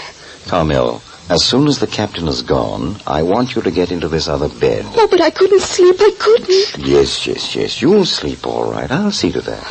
Supposing someone should get in while we're asleep. No one will get in. We lock all the doors, and one of the boys will be here with me. We'll keep a lookout. Oh, yeah? Maybe you were and maybe you weren't. Come on in here. Don't try to manhandle me. I don't care who you are. Here, you're not so loud, Stanley. Can't you see your sister sleeping? I was in my room getting a blanket, and this fella jumped on me and began pushing me around. Getting a blanket, huh? Didn't think I saw you stick this revolver down under the covers, did you? That's my gun. Yeah, sure. That's what I'm telling you. What you doing with it? Just got it out of my grip for protection. Yeah? And why did you hide it when I came in? A person ought to be able to protect himself without letting the whole world in on it. Yeah? Give it back to me. Okay, baby. I'll be mighty careful what I did with it. Now then, Doctor, I'm going over to the morgue. Andres will go with me. If you wish. All right then, Stanley. You stay here with me. Come along, Andres. Get your hat. Dr. Croft, you will look after my little cousin. Oh, don't worry. She'll be safe and sound asleep when you return. Ready, Andres? I am coming, see. Good night, Carmen Mia. Be careful, Andres. Be careful, please. Oh, you must not worry for me. Good night. All right, let's step on it. Still moonlight. See, it does not seem possible this is the same night we first met. So much has happened. Doesn't it that? Now, look here, Andres. There's something I've been wanting to ask you. Here we can take this path across the lot. It's shorter. See. Well, what is it you wish to ask? You were, as far as we know, the last to see your Uncle Andrew alive. I do not know that. I was with him just before I left to meet Carmel at the train. That's what I mean. Andres, what frame of mind was he in when you left? Oh, very much interested in what Carmel would be like. We talked for almost an hour, making plans. It's not a suicidal frame of mind? Oh, no, senor. I am sure he did not contemplate suicide. No, it was not possible. Yet who would murder a man by hanging him? And what man would stand around and let himself be hanged? If he were unconscious before... Captain Friday, look. A body. Is someone else dead? There's only one way of finding out. See, he is sprawled out. It's Doc Sims' body. El Diablo. The dead man who we see. Still wrapped up in his sheet. Here. Andres, help me turn him on his back. Is his heart go? No. But we see him walking. Well, you can tell by looking at his face that he's dead. This is most horrible thing. Well, come on, there's nothing to do but take him back to the morgue. Senor, you wish Only me... a couple of steps back. Here. Grab a hold of his legs. Oh, I do not like this. Yeah, maybe you think I do. Here, grab hold. Ready? See? All right, let's go. Put him in the morgue. Here, hang on, don't let him slip. I have not let him slip. Well, he moved. We'll put him in the morgue and have Doc Croft come down and give him another examination. Not much use, though. I know a dead man when I see one. Oh, this is bad thing. Yeah, this is the place. Lower him to the porch while I unlock the door. See? Well, I'll be. The door's unlocked. And I locked it sure as I'm a foot high. Senor, you think someone else has been here? The door didn't unlock itself. Come on, let's carry him in.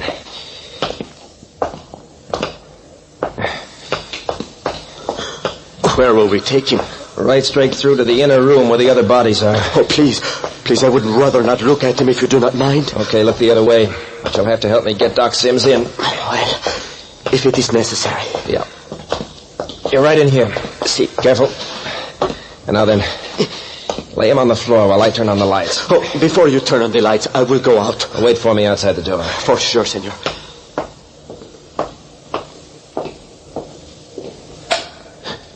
Well, I'll be a son of a gun. She'll call, Captain? Andres, the half-wit boy's body is gone. It was here on the slab. Senor, you think maybe he is walking? Look at your uncle's shoes, Andres. Wet sand on them. The rope around his neck. Fellow, I'm beginning to think dead men do walk.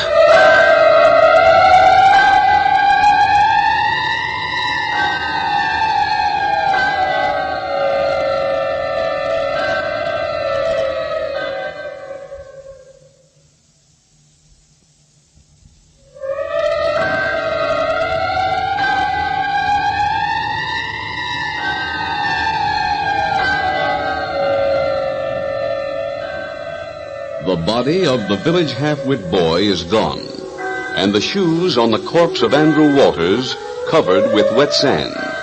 Here is evidence that the dead may rise and go about their morbid duties. You will hear the fourth episode of Dead Men Prowl, entitled Conversation with the Walking Dead, next week at this same hour. You are listening to Adventures by Morse.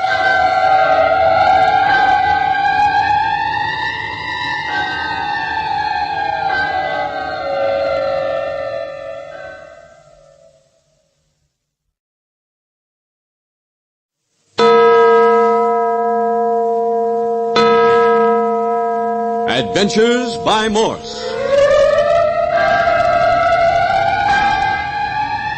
Carlton E. Morse presents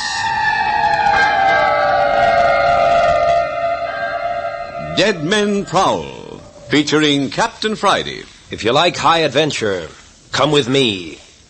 If you like the stealth of intrigue, come with me. If you like blood and thunder, come with me.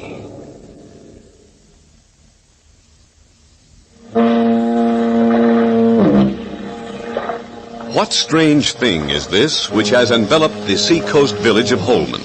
Skeletons abroad. Dead men on the prowl. 3 men have died in Holman. 1 naturally and 2 others violently. And since the 3 have been placed in a tiny village morgue, all 3 have shown terrifying activity. Old Doc Sims' body was seen hurrying from the morgue.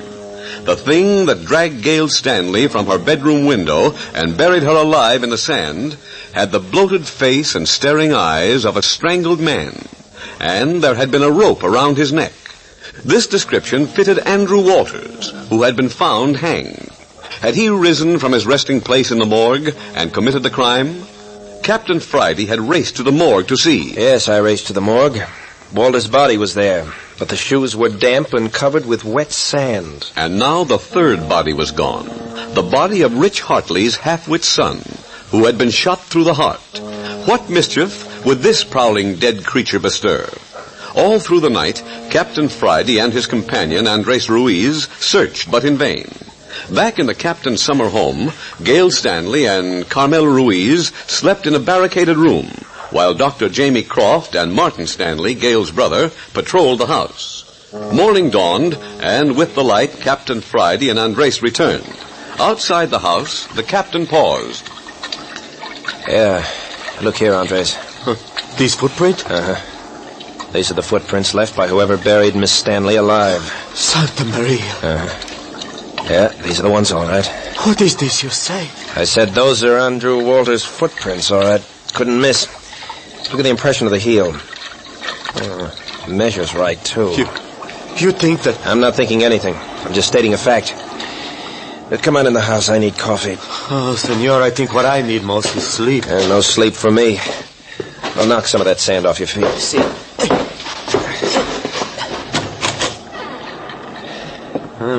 Everybody must be asleep. Somebody will be around.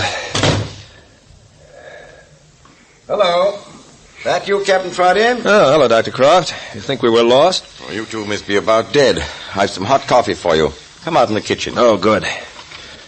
Where's young Stanley? Oh, I let him go to bed a couple of hours ago. No use all of us being dead on our feet. Should have gotten a couple of hours yourself. Oh, no. A man of my profession's used to this sort of thing. Well, how about frying a couple of eggs and some bacon for each of you? No. Coffee's all I want now. How about you, Andres? No, nothing but coffee. Thank you, Dr. Croft. Well, I'm going to duck my head under the cold faucet. Dead on my feet. What kept you so long? What did you find? I found plenty. I'll give you the whole dope.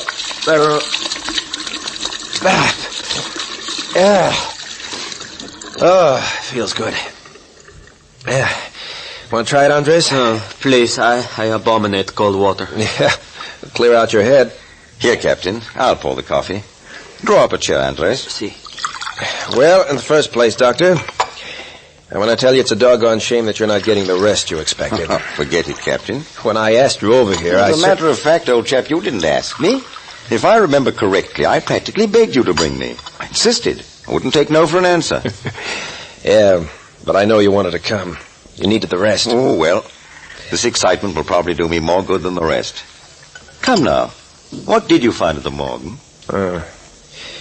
Doctor, I don't know what to think. Andrew Walters' body was gone, then? No, it wasn't. No? It was there, all right, but there was wet sand on his shoes. Mm-hmm. But my uncle, he is dead. I saw him myself. Nevertheless, the tracks out there in the sand were made by Andy Walters' shoes. No doubt, I suppose. Not a bit. Old boy got up, pulled off his little stunt, and returned to his resting place in the morgue. Oh, that's silly. Yes, it does sound far-fetched. Things like this do not happen where I come from. Well, I can assure you, my young friend, they don't happen here in California very often. But, see here, Captain, what was it that kept you out until dawn? Now the body of Rich Hartley's half-wit boy is gone. What? Yeah. Swell, huh? You don't suppose he got up and walked off, do you? No, I don't. That isn't all of our story either, Doctor. Still more? Yeah. On our way to the morgue, we found the body of Doc Sims. Oh, see here now. In what condition? It's queer. We found him lying in the same position as we picked him up on the beach. Sort of sprawled, you know, on his face. Mm-hmm. It gives me the shivers. What did you do with him? Well, he was dead, so we carried him back to the morgue. Naturally. Say, Doctor, I think it'd be a good idea for you to go over sometime this morning and have a look at him. Yes, I think so, too, but aren't you rather optimistic? Well, what do you mean? Well, he means if he walk away once, what is to prevent him from doing it again? Huh? Exactly. Maybe we should have him handcuffed to the slab. What kind of a case is this, anyway? I'm used to having a dead body stay where I put it. Well, I'll run over. I doubt if even the hardiest dead body will have the audacity to go prowling about in daylight. I hope you're amused. Quite. Hey, listen, Doctor. Did you ever hear of anything like this mess before? You mean dead men walking? Yeah. Why, yes, I have, Captain. There are a number of records. Records of dead men walking? I cannot believe it. I personally know of a case. Uh-oh. One of the girls must be awake. I heard a movement in the back of the house. Have they slept all night? Soundly. Drink your coffee. I'll be right back. Oh, Senor Friday, it is great relief that it is daylight. I tell you what, Andres. When you finished your coffee, go in and catch 3 or 4 hours sleep. The doctor and I will keep Carmel under our eyes all the time. Oh, please, how can I ever thank you? Oh, forget it.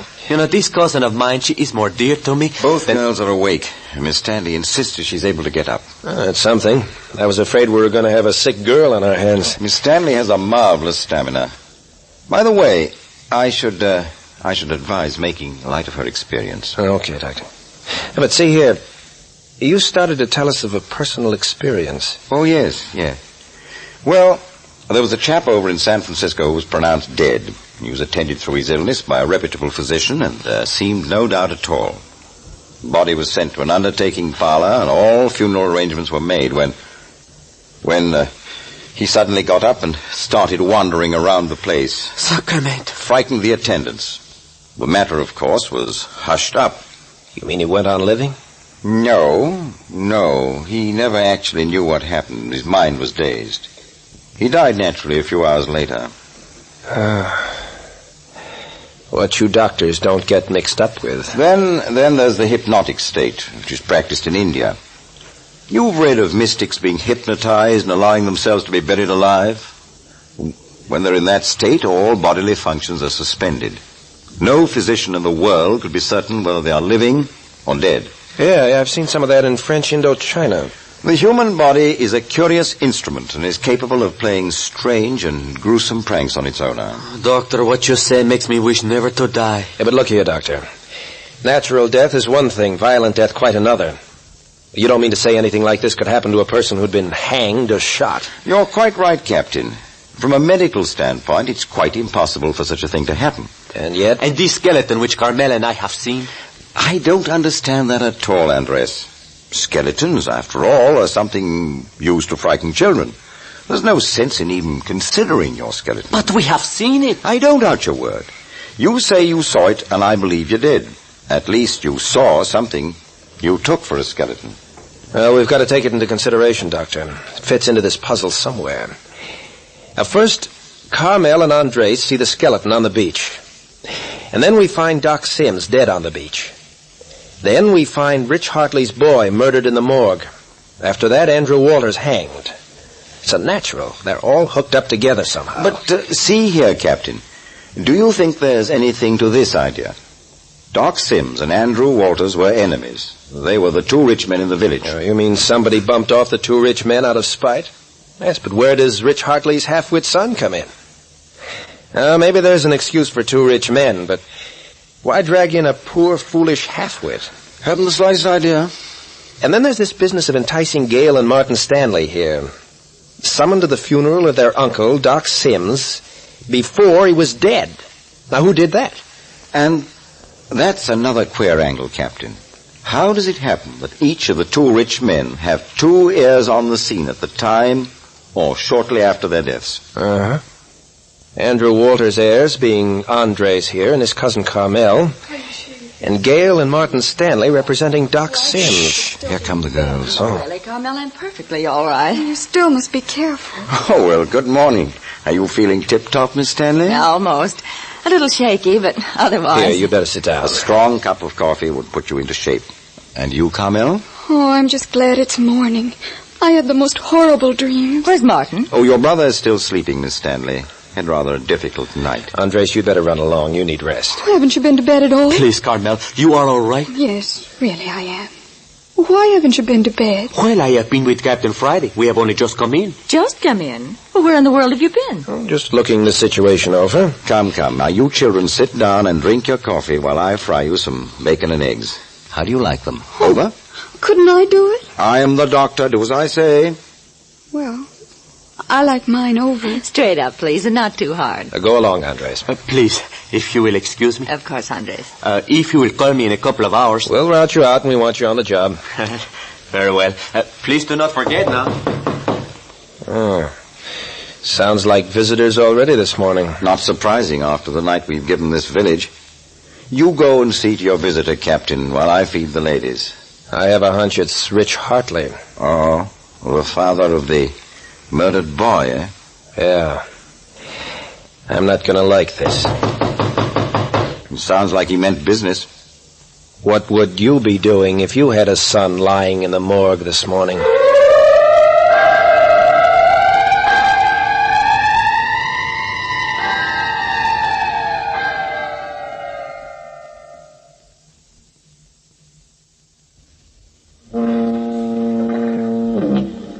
While Dr. Croft and the two girls are in the kitchen of Captain Friday's beach cottage preparing breakfast, the captain is on the front steps interviewing a delegation of Holman citizens. Dr. Croft is acting as chief cook and bottle washer and isn't making any too good a job of it. Well, there goes the eggs into the frying pan. There's one. There's two. Two apiece, Oh, Doctor, your toast is burning. Oh, my eye. Oh, and look at the bacon. Why, Joe? Oh, I say, Carmel, lend a hand to that toast. May I help, too? No, you sit quiet. You're our invalid for the morning. Oh, dear. Well, how's the toast? I can scrape it. Well, the bacon will do. Eggs are coming along nicely. Here, Carmel, hand me the plates. I'll hold them while you take up the bacon and eggs. That's an idea. There. That's rather good. Now, these are for Miss Stanley, and this is for you. Just the smell makes me feel like a new person. All right. Now, you two sit there and eat and answer some questions. Answer them? Why, I'm full of questions myself. No, it's important that we get a few details straight at once, if you don't mind. Of course not. Now, Miss Stanley, why do you think that you and your brother were called to Holman? Well, because of Doc Sims' death. But why you two specifically?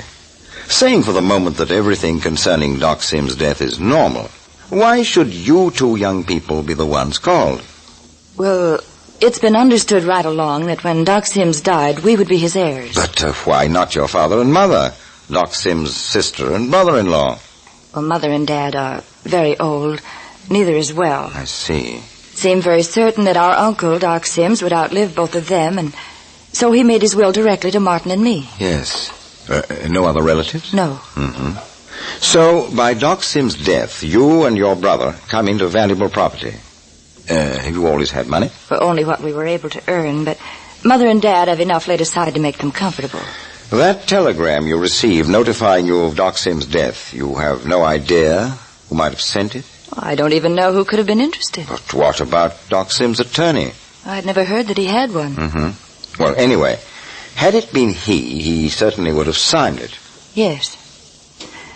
Dr. Croft, you keep hinting at something strange about my uncle's death. Last night you said it, and just now you said something about taking for granted that his death is normal. What is it? What's the matter? See here, Miss Stanley, you're bound to know.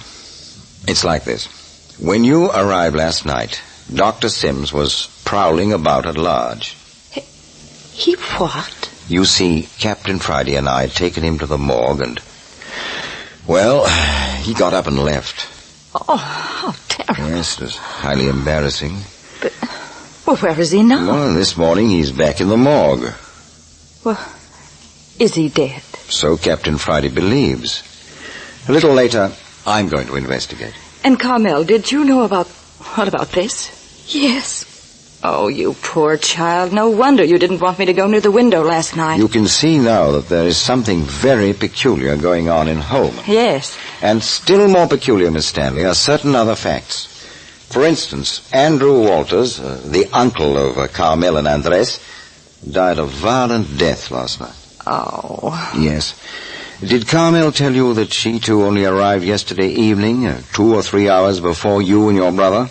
Why, no. 2 tragedies in one night. There was a third. Why, I didn't know. Oh, no. You were in no condition to be told last night. Well, who was it?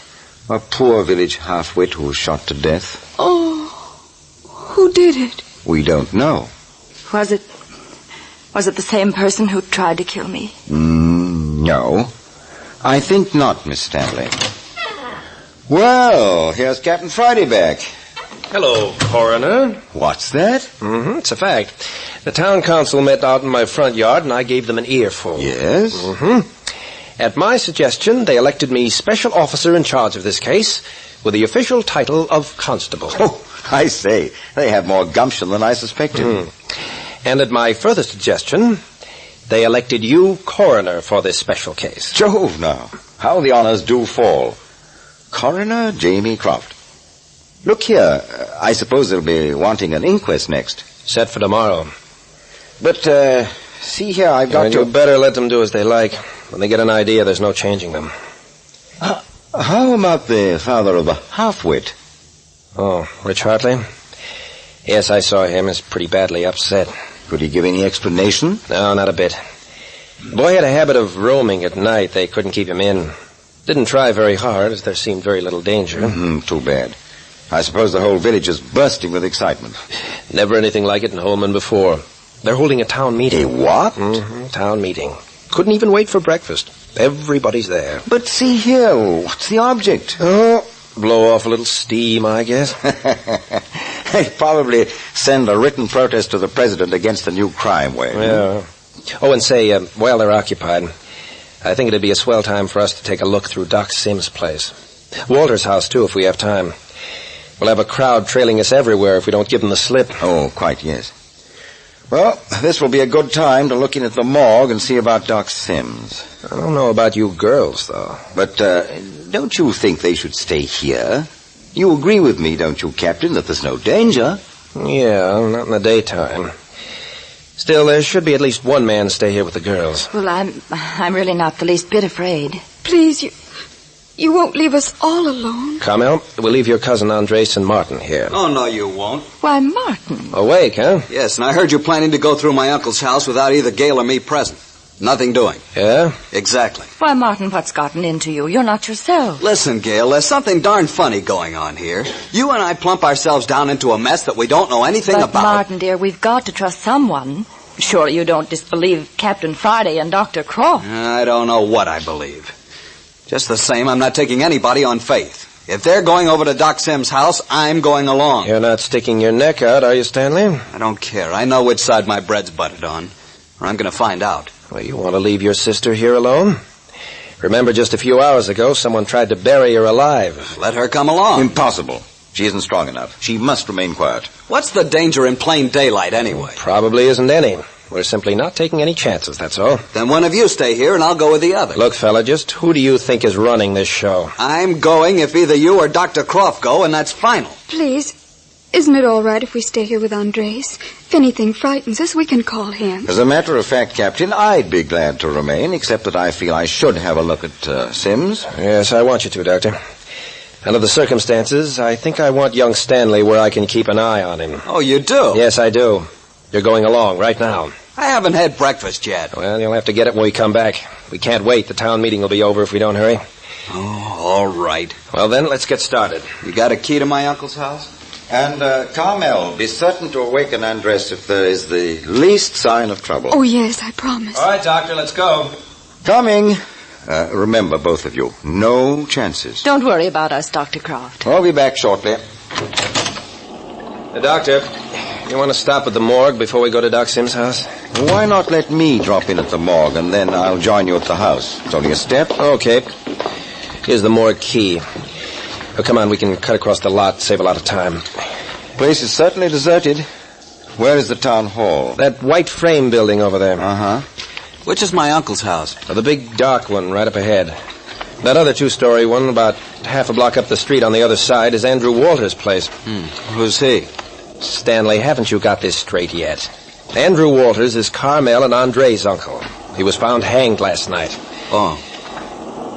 Who did it? That Spanish chap, Andres? Who? What made you say that? Just wondered. Yeah? Well, let me ask you something. Did you have anything to do with the death of your uncle? What are you talking about? My question's just as good as yours. Well, here's where I turn for the morgue. Join you in a few minutes. Okay, Doctor. Come along, Stanley. Ever been in Holman before? No. Well, we'll go into your uncle's place the back way and leave the door open for Dr. Croft. Some house. Old Doc Sims had his own ideas about house construction. All right, in this way. No, careful. It's gloomy and the floors are bare. No windows at all on the first floor. Yes, well, that was his idea for protection against thieves. No windows on the first floor, and only a front and back door, both of which could be barred from the inside. What did he have that needed all that protection? You should know that better than I. You're one of his heirs. As far as I know, most of his estate's and property. Now, let's begin by examining the room where he spent most of his time. Cross between a study and a medical laboratory. Right down this hallway. Rotten, musty smell. Oh, wait a minute. There's a push button to light the hallway somewhere along here. You seem to know this place pretty well. Oh, Doc Sims and I weren't on such bad terms. Oh, there it is. Now I'll lead off, and I know the way. All right, what are you looking for? As a matter of fact, I'm looking for two things. First, I want to find out if Sims left anything behind indicating that he anticipated his death. Oh. And second, I want to see his will. What's that got to do with you? Oh. Yep, here's the room. I said, what's my uncle's will got to do with you? Better stand still till I find the lights. Oh, here they are. There. Hog's nest. The room in which your uncle spent a good 3/4 of his life, Stanley. Smells foul. Dirt, no ventilation. Never mind. Say, look here, Stanley. Have you a copy of Sims' will? No. Is your sister? No. You know whether there's a copy in this house? Why... Oh, there is one here, huh? Where? I didn't say there was. I'll just take it for granted there is. Where is it? The will belongs to Gail and me. Not when there's murder concerned. Under the circumstances, the police get first look at the will. What do you want it for? Well, sometimes a man writes something into his will that... Oh, hello. What's the matter?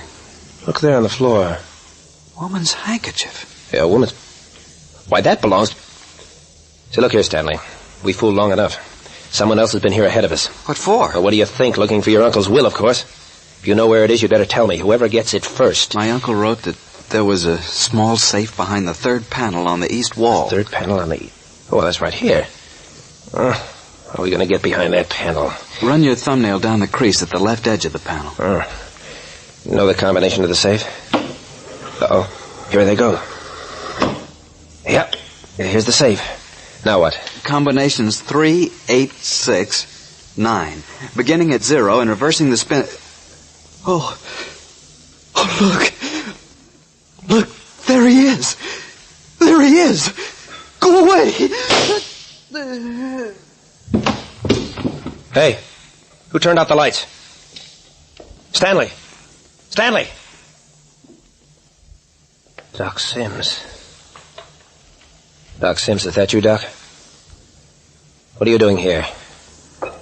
Aren't you dead? Well, don't just stand there. Can't you speak, Doc? How is it I can see you in the dark? Don't come near. Don't. Stand back. I'm going to shoot. Oh.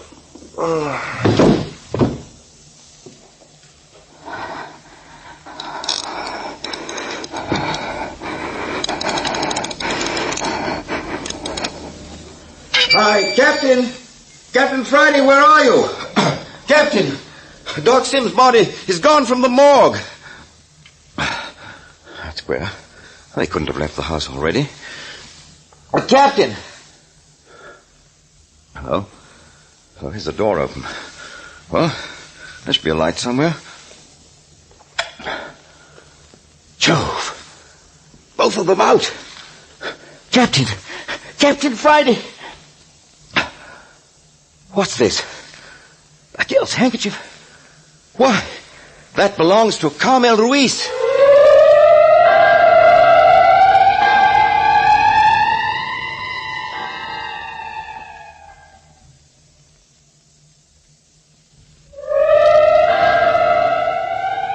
the bodies of Captain Friday and Martin Stanley lying together on the floor, and beside them, the handkerchief of Carmel Ruiz. And who was it who so quietly opened Doc Sim's safe after the attack on Captain Friday? Next week at this same hour comes the 5th episode of Dead Men Prowl, entitled The Walking Dead Captured. You are listening to Adventures by Morse.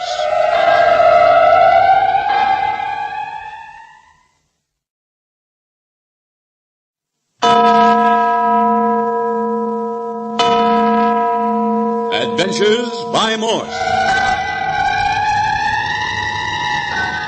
Carlton E. Morse presents Dead Men Prowl, featuring Captain Friday. If you like high adventure, come with me. If you like the stealth of intrigue, come with me. If you like blood and thunder, come with me.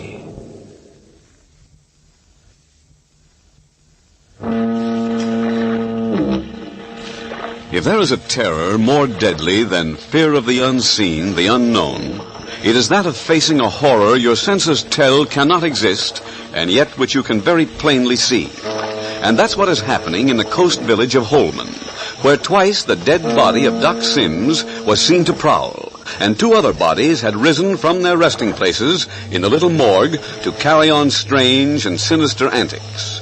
It was on the second occasion of Doc Sims' prowling that there occurred an incident deadly in its intent, weirdly desperate.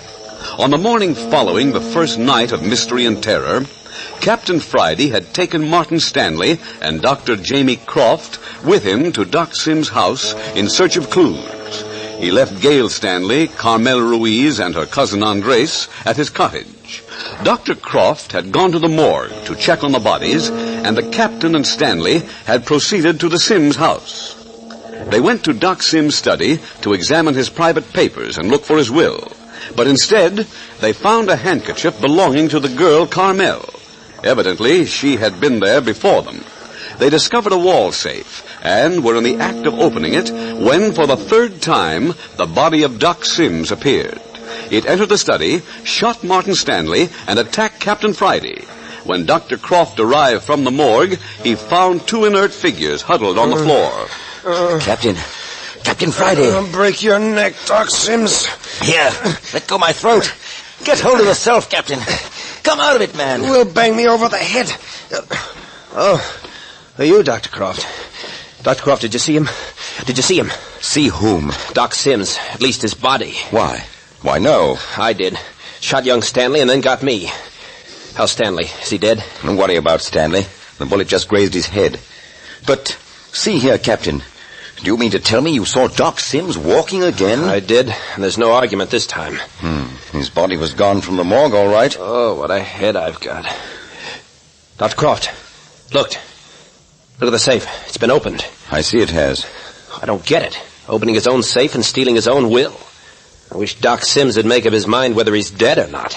Captain Friday, are you certain it was Doc Sims? If it wasn't, it was his dental quill. Why?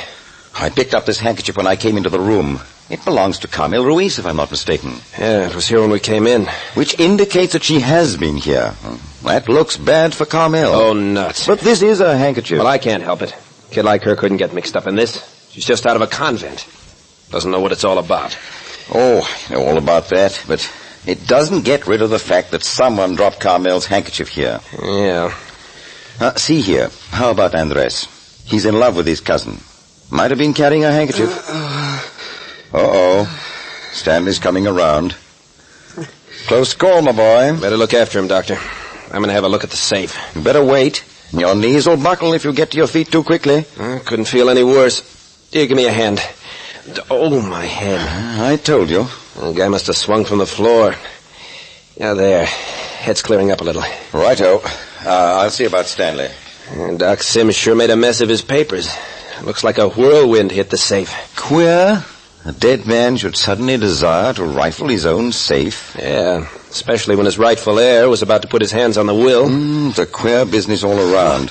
Now. Stanley, my boy, now, take it easy. So far as I've been able to find, there's no indication around the house that Doc Sims anticipated either a natural or violent death last night. Captain, can you give me a hand here? Stanley's being difficult. Yeah, okay, Doc. No. Here, Stanley.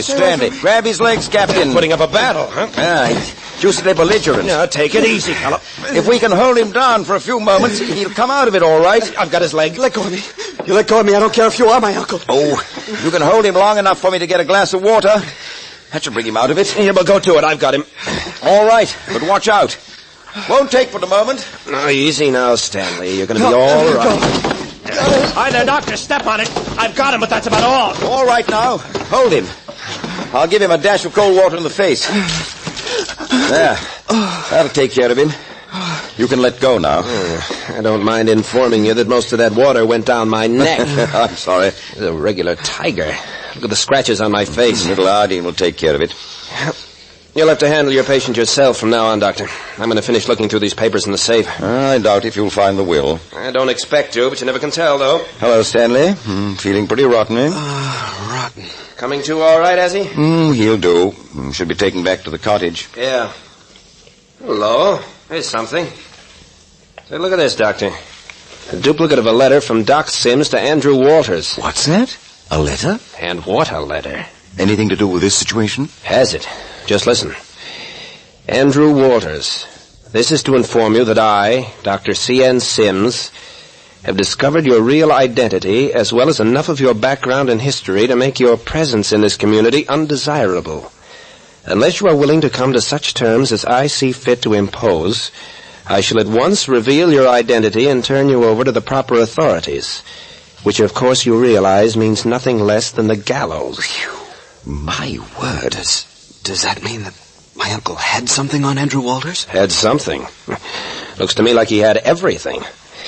This looks like the key to the whole situation. Who do you suppose Andrew Walters was, anyway? Nothing less than a hunted murderer, sounds like. Wonder if this note drove Walters to hang himself. I wonder. Do you think a man would hang himself to keep himself from being hanged by the state? Yes, but he didn't have to hang. Doc Sims offered him a way out. Agree to his terms, and he'd keep his mouth shut. Must have been pretty bad. Anyway, Walters preferred to die instead of coming to terms. Maybe. Anyway, we've got a clue to this business.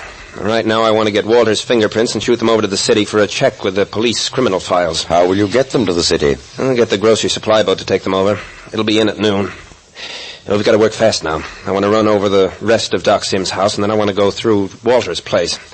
I'd like to find this original letter. See here, Stanley. Think you can make it back to Captain Friday's cottage alone? How do you feel? Nauseated. Naturally. Now, the question is, would you rather drag yourself over to my place or lie down in the lounge here while Dr. Croft and I finish looking around? Me stay in this place along with a corpse sneaking around with a gun? Okay, you run along back to the cottage then. Take it easy, fella. You'll feel better out in the fresh air. All right, but... But what? Well, just remember, if you find that will, it belongs to Gail and me. Now listen, Stanley. No one's trying to beat you out of your estate. At least not in this crowd. You'll get the will if we find it. Now run along. Oh, I feel rotten. Oh, by the way, Stanley, tell Andres that we're going to search his uncle's place in about 10 minutes, and if he wants to be in on it, tell him to wait for us out in front. I'll tell him. Oh, and don't mention this letter. You don't need to worry. That clip on the side of the head took a lot of belligerence out of our young friend. Yeah, that and the sight of his dead uncle. Yeah, come along, Doctor. There's nothing more in here. Take a look upstairs and then shoot over to Andrew Walters' place. Dr. Sims must have been a queer sort of codger. Yeah, shut off from everyone. Sometimes he wouldn't be seen for days at a time. Oh, here's the stairway. Beastly dark. There's a light here somewhere. Oh, here it is. Oh, hold it, Doctor. You see what I see? My word. Again? Yeah. It's Doc Sims again. But see here, Captain. He's stone dead. Sprawled out on his face, just as we found him twice before. But, Captain Friday, this man's dead. He's been dead for a good many hours now. It couldn't have been he who attacked him. Oh, yeah? Well, I'm telling you, Doctor, dead or not, I recognize those clothes and that face. And they're the same. Now, let's turn him on his back. All right. You can see quite plainly that this body couldn't walk. Yeah, I can see plenty. Hello. Now what? Look here. papers stuffed in his coat pocket. Nonsense. Well, here they are. Here's the copy of the will, and here's a sealed envelope. Sealed envelope? Yeah. Says, to whom it may concern in case of my death. Oh, see here, Captain. It looks like our dead friend here walked in, knocked us out, and raided the safe, all right. Got this far in making a getaway and collapsed. Oh, rubbish, man. Okay, Doctor, then you explain it. I don't pretend to. What are you going to do with that will and the letter? Hang on to them until we get back to the cottage. I have a hunch that everybody's going to be interested in them. Undoubtedly. So look here. I've got more than I expected already out of this place. I'll leave the rest until later. Anxious to get over to Walter's house, As a matter of fact, I am. Let's go. Oh, what about Doc Sims' body here? We'll put him on the lounge in the study and lock him in. Aren't you afraid he'd walk off again? I think I can take care of that. How? We'll not only lock him in, but we'll tie him down. That'll hold him. Now, come on. Come on, give me a hand. You ready? All right, up we go. All right. It's the third time I've had to play ambulance for this bird. It's going to be the last, too. This way you want him? Yeah. You're down now? Yeah. I saw a piece of cord around his... Oh, here it is. Tie his feet together and round underneath the lounge. Grab the other end, Doctor. Jove, Captain. You're not serious. You think not? Put a half hitch on the leg of the lounge. But see here, my dear chap, you're losing your perspective. Yeah. I suppose you're politely telling me that I'll get the royal raspberries from the gang in the Hall of Justice over in the city if they saw me hog-tying a dead body. Well, it is rather ridiculous. Not in this case, it isn't. Doc Sims is dead, and he's simply got to quit prowling around. I'm constable of Holman now, and I say it's against the law of what's right and decent for a dead man to go gallivanting around. Have fun and hold earnest, eh? Something like that, Doctor. Yeah. How's that? I've never seen a more thorough job of trussing. Okay, then let's get going. Is there a key in the door? Yes. Good. Well, we're through here. Go ahead, I'll lock up. The villagers ever got wind of this prowling of the dead business, there'd be one swell hullabaloo. Yeah, but what about the father of the murdered half-wit boy? Didn't you tell him that his son's body had disappeared from the morgue? No. I intimated that he'd feel a lot better if he didn't go to the morgue until it was necessary, and he took the hint. I see.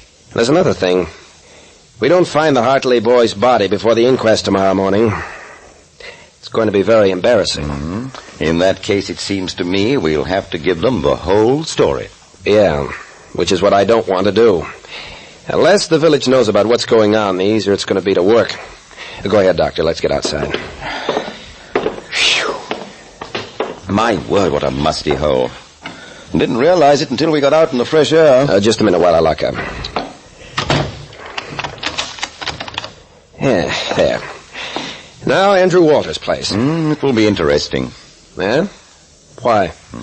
Isn't it said that a man who hangs himself leaves his phantom self behind to stalk the death chamber?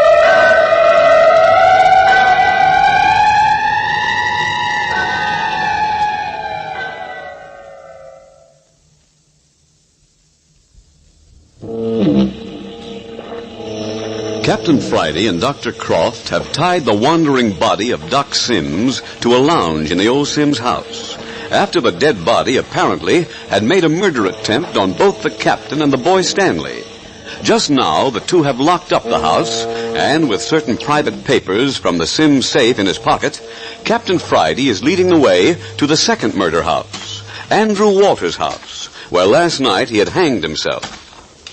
I have a hunch we'll find plenty of answers to our questions in Walter's papers. Watch it, Captain. We seem to have Andres with us. Ah, senors. I thought he'd be along. Please, senors, if you go to my Uncle Andrew Walters' home, I wish to go with you, huh? All right, come along, Andres. Feeling better after your cat nap, huh? Ah, see, I am very much refreshed. The street's still empty. Mass meeting must still be in session. See, I go by town hall. Everybody very much excitement. Talk. Very bad. Bad? See, everybody very much mad. I think it'd be very bad for a guilty man if they find him. Yeah? Say, you don't mean those old mossbacks have gotten themselves worked up for mob action? I do not know, senor. It make me afraid to hear them. What do you know about that, Doctor? As coroner and constable, looks like we'll have our hands full. Andres, are you sure you're not overstating matters? Oh, no, Doctor. No, it is as I say. Here's Andrew Waller's place. Shouldn't have to spend much time here. Let's take a quick look-see and then go back to the cottage and look over the spoils. Spoils? Yeah, the papers. All right, step in. Oh, by the way, Andres, young Stanley's all right, I suppose. No, he feels very bad. Carmel and Mr. Stanley's sister, they put him to bed on the lounge in the front room. He'll be well taken care of. 2 solicitous young women. There is no need for Carmel to bathe his head, I do not think. Bathing his head, eh? That irks you. Hi, Andres. Come here. Si, Senor Capitan. So look here.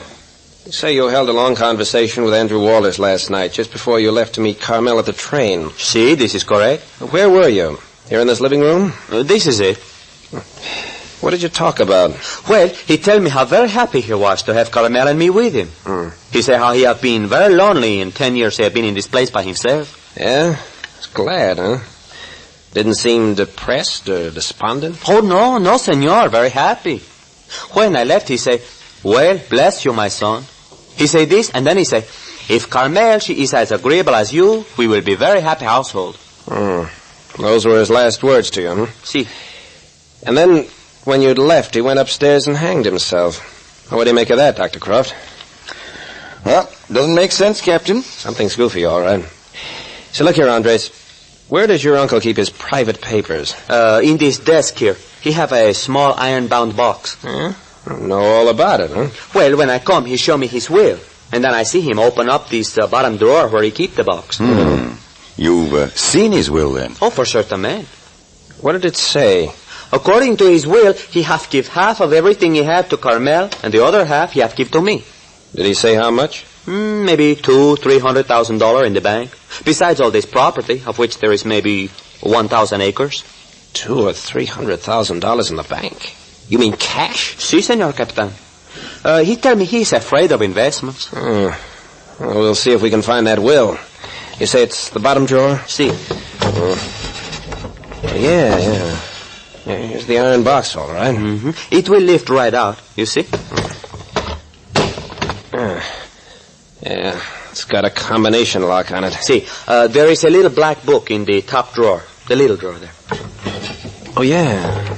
Yeah, here it is. Yeah, the combination is in it. It is, huh? Just a lot of junk in here. Oh, wait a minute. This might be it. Dr. Croft, will you try the lock as I read the numbers off? Yes. Begin at 7. 7. Then to 3. 3. Back to 9. 9. All right, now. Clear back to 1. And that's it. Yes, that's it. It's open. Not much in it. Oh, there it is in that heavy envelope. Yeah? Yes, here's the will. I'm getting quite a collection of papers. Oh, but, senor, this will, it belongs to Carmel and me. Yeah, there's plenty of time to talk about that one. Listen. What you say? Shh. Somebody coming into the house. Jove. They say a murderer always returns to the scene of his crime. Why do you think it's the killer? But who else? At least we can surprise them. Nobody knows we're here. Captain Friday, are you in here? Oh, it's Gail Stanley. What's she doing here? Yeah, you two wait here. Miss Stanley, we're in here. My cousin Carmel is with her. Wait, stay here. Hey, what's going on? Come on in here. Now, you too, Stanley. Captain Friday, we had to leave. The whole village is down at your cottage. Oh, what's the trouble? Oh, please do something. Carmel, what is it? I tell you, Captain, they would have hanged us. Hey, wait a minute now. My word, it can't be that bad. Oh, but it is. Now, wait a minute. Stanley, you do the talking, the rest of you keep quiet. Well, it was horrible. The first we knew, 20 or 30 people were in front of the cottage. They were yelling and throwing things. What's that? Throwing things at my house? Yes, and when I went to the door, somebody threw something and hit me in the face. Well, I slammed the door as quickly as I could. By Jove, an old-fashioned mob, eh? Oh, and they called us names and kept yelling to bring out Andres. What?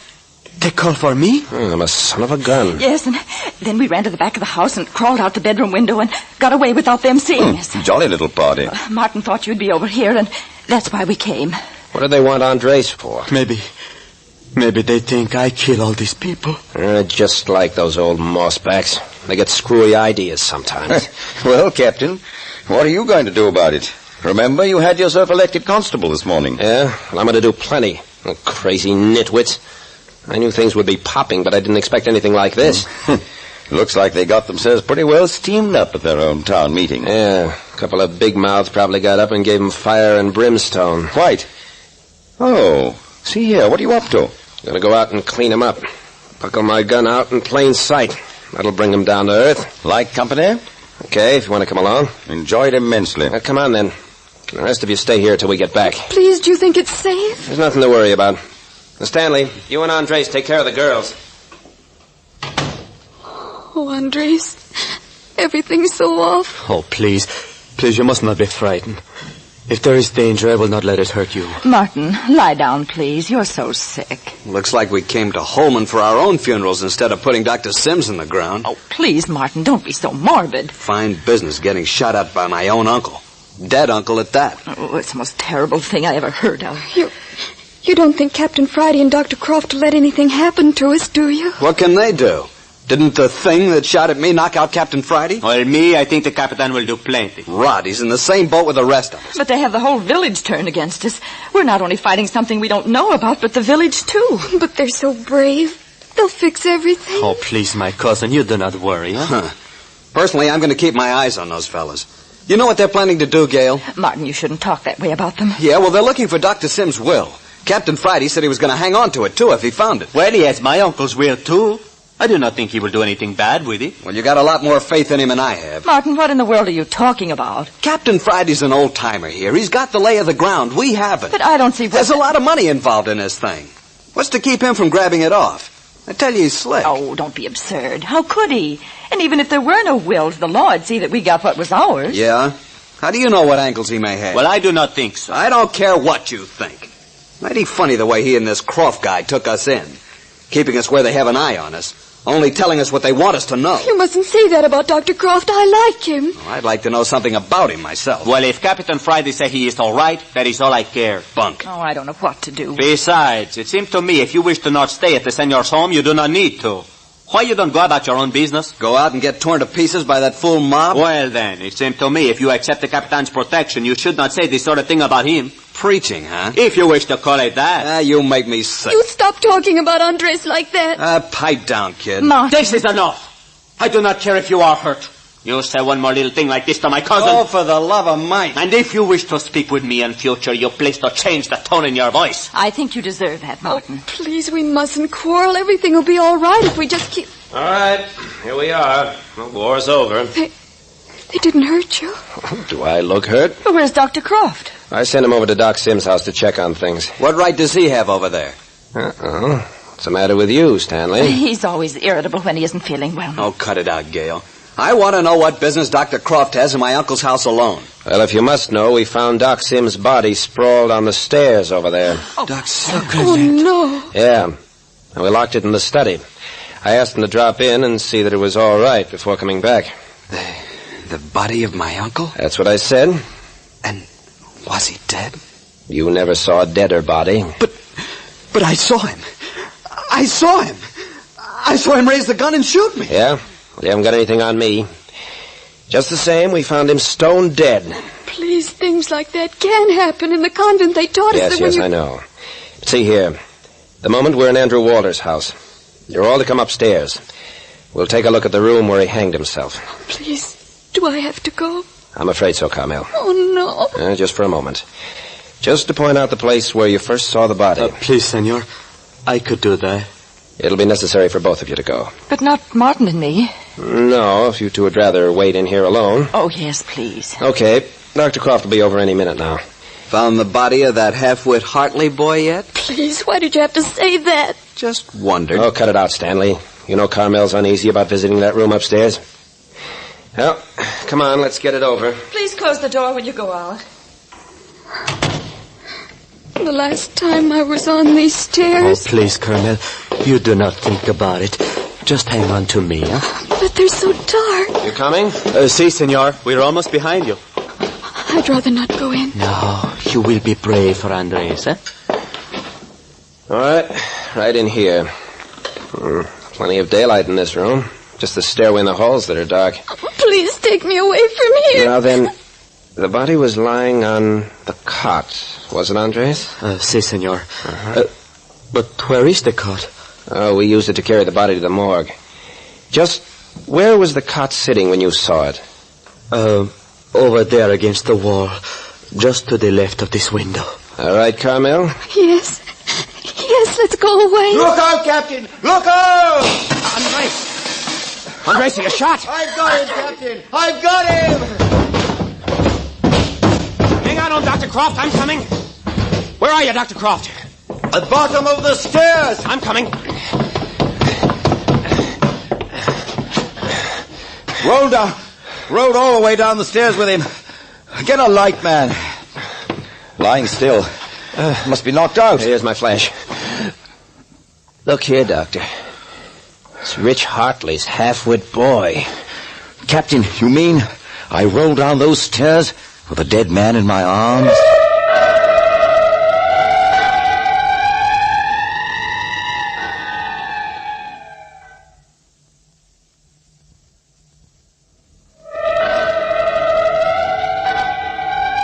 The entire population of the Holman City morgue, for some unaccountable reason, appears to be rising up in arms against the living.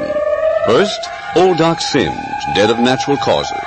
Then, an attack by Andrew Waters, dead by hanging.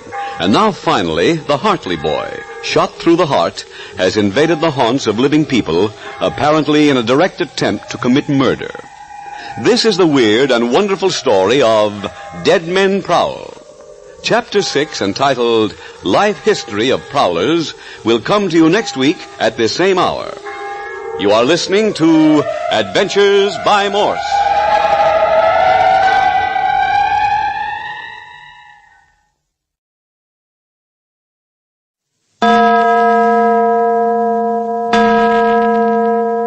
Adventures by Morse.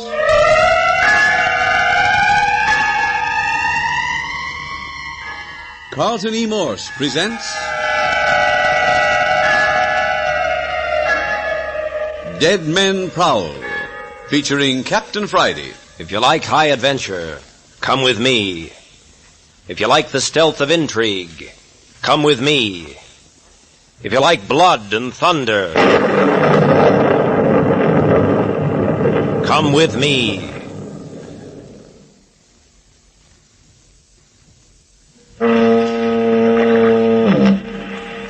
Three men died violent deaths in Holman. Doc Sims, Andrew Waters, and Rich Hartley's half-wit son.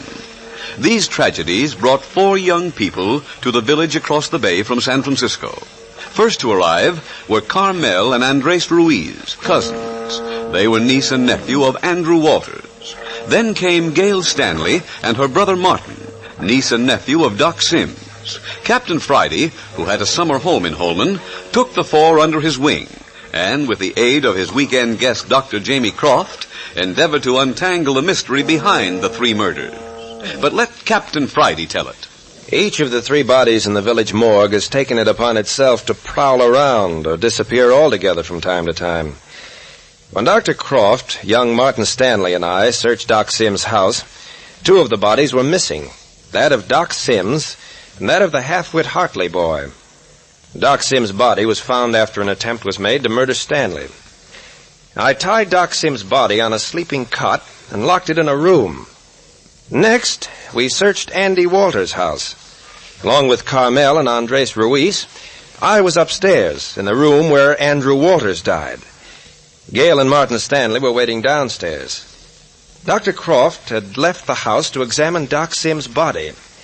Suddenly, there was a warning cry, the sound of a shot, and two figures hurtled and rolled down the full length of the stairway. A few minutes later, Captain Friday had gathered the entire group in the living room of his summer cottage. Now, look here. I want everyone to stick close to my cottage from now on. No one's to go near Doc Sims or Andy Walters' house without my permission. Is that clear? Si, Senor Friday. But please, could we not have more fire? See how my cousin Carmel, she is shake. No, I'm not cold. Just that I can't forget that you might have been killed, Andre. Oh, it is nothing. It did not hit me. See here, Captain, I suggest we stir up the fire and all gather around and talk this thing out. I'll admit I'm pretty badly shaken myself, rolling down those stairs with a murdered man in my arms. Okay, come on, Andres. We'll go out and bring in a couple of big chunks of rootwood. I thought we'd get sunshine today, but the fog seems to be hanging on. It's almost like night. It's so foggy. See here, Miss Stanley, what's wrong with you? You haven't said a word since we left Andrew Walter's house and returned here. Oh, white as a ghost. What is it? Well, it's all pretty terrible, isn't it? Terrible? Of course it's bad, but you're making entirely too much of it. Well, I didn't realize what we were up against, Dr. Croft, until I saw the stark, dead body of that murdered Hartley boy lying there. Oh, it was bad. I didn't realize until I saw his dead body and knew that somehow it had come alive. That dead body had held a gun and tried to kill one of us. Well, now you know how I felt, sis, when Doc Sims, my own uncle, took a shot at me. Yes, I know, Martin. I'm getting sick of it. There's no use of us standing around and getting our heads shot off. Let's go back to the city and hire a lawyer to clear up this mess. But, Martin, we haven't any money to hire a lawyer. We could borrow on Doc Sims' estate, I'll bet. After all, it's ours. I'm afraid you won't be able to leave Holman without Captain Friday's permission. Nuts to Captain Friday. Well, I suggest you talk to him. Here he comes now. Can we get through the door with it? Attaboy, Andres. Oh, this is fine big stump of wood. All right. Got a good hold? See? And let's toss it in the fireplace. Mm-hmm. 1, 2, 3. Yeah, there she goes. Yeah, there's your fire, Dr. Croft. Now then, is everybody settled for a talk? Before we begin, Captain, I think young Stanley here has a question. Yeah? Gail and I are going back to San Francisco and get a lawyer to take care of this. No, you're not, Stanley. Who's going to stop us? I am. I happen to be constable of Holman now, and I'm holding all of you until we can get this thing cleared up. You haven't any right. We'll all be killed. Somebody's tried twice now. Now, look here, Stanley. This goes all for the rest of you. I suggest you forget about pulling out for a while and sit and listen. I've been looking over these papers we picked up at Doc Sims and Walter's houses. But first, I want to ask some questions. What questions? Before this last attack, let's just review where each of us was. Now, Dr. Croft here dropped in at Doc Sims' house down the street to see how the trussed-up body was doing. You see it, Doctor? It was just as we left it, Captain, still tied to the cot. Right. Now, Miss Stanley here and her brother were in Andrew Walter's study. You asked to be allowed to stay there while the rest of us went up to examine the death room. Yes, that's right. Stayed downstairs at your own request.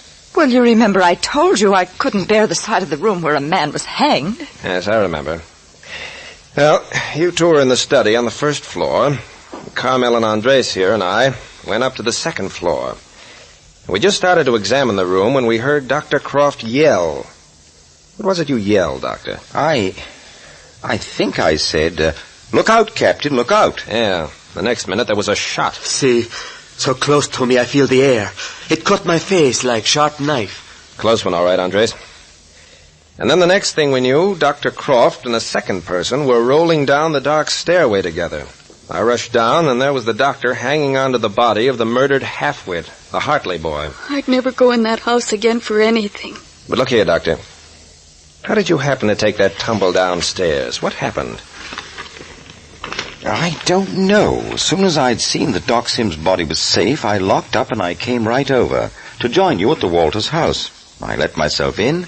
Everything was quiet on the first floor. Yes, we had the door to the study closed. We were just sitting there waiting. Yes, I heard voices upstairs and I started up. It was quite dark.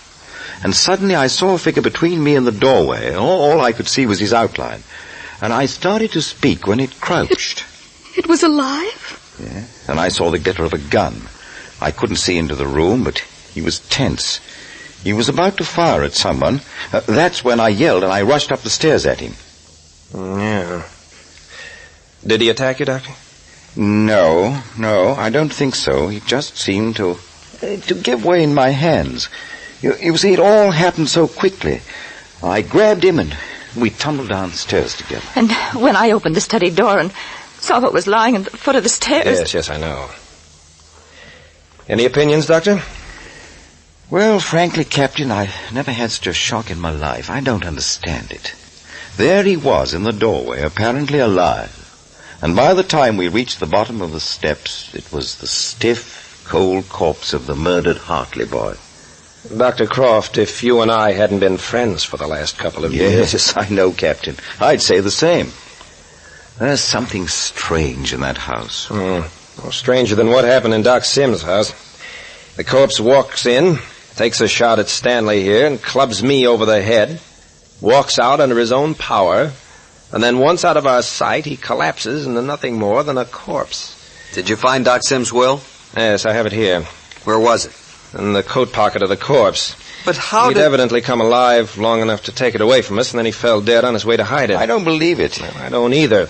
What else you going to believe? Captain, in all the history of medicine, this situation has no precedent. Bodies simply do not repossess themselves of life once they become dead flesh. That's what I thought, too. Captain, now, since you have in your possession the wills of Sims and Walters, it appears to me that if they contain any information concerning this business, now is the time to bring them out. There's plenty in them, all right. Plenty to give everybody a jolt. There is something bad? I'll let you decide that for yourself. Before I read the wills, though, I'm going to read a copy of a letter that Doc Sims sent to Andrew Walters shortly before Walters hanged himself. How long before, we don't know. Dr. Croft and Martin Stanley have already heard it. Let's see, Andrew Walters, this is to inform you that I, Dr. C.N. Sims, have discovered your real identity as well as enough of your background and history to make your presence in this community undesirable. Unless you are willing to come to such terms as I see fit to impose, I shall at once reveal your identity and turn you over to the proper authorities, which, of course, you realize means nothing less than the gas chamber. It is not true. My Uncle Andrew Walters is good man.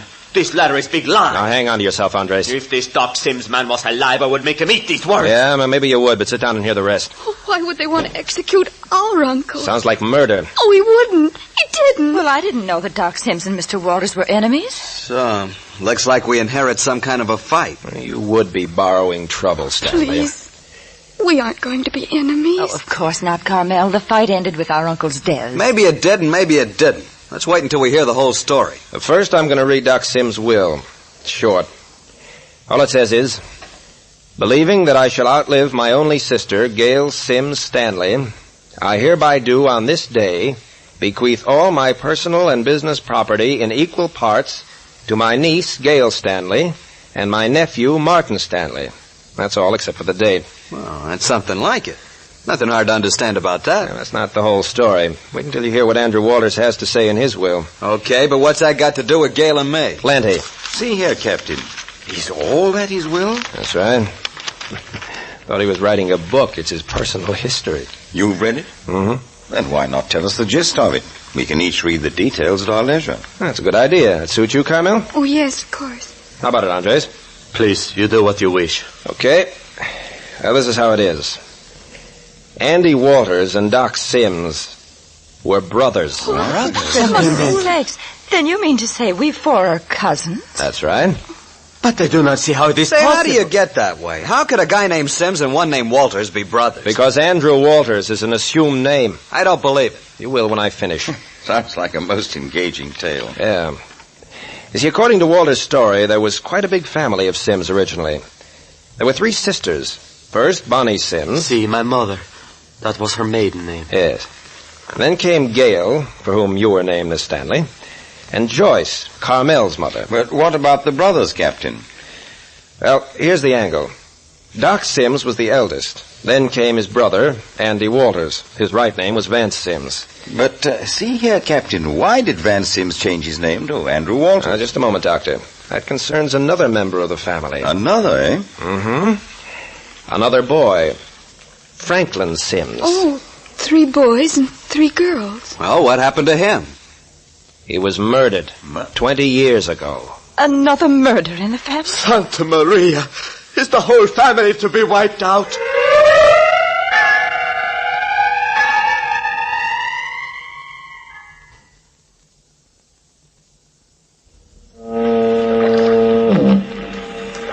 On the barren coast of Marin County in the village of Holman, under a blanket of fog, sits Captain Friday's summer cottage.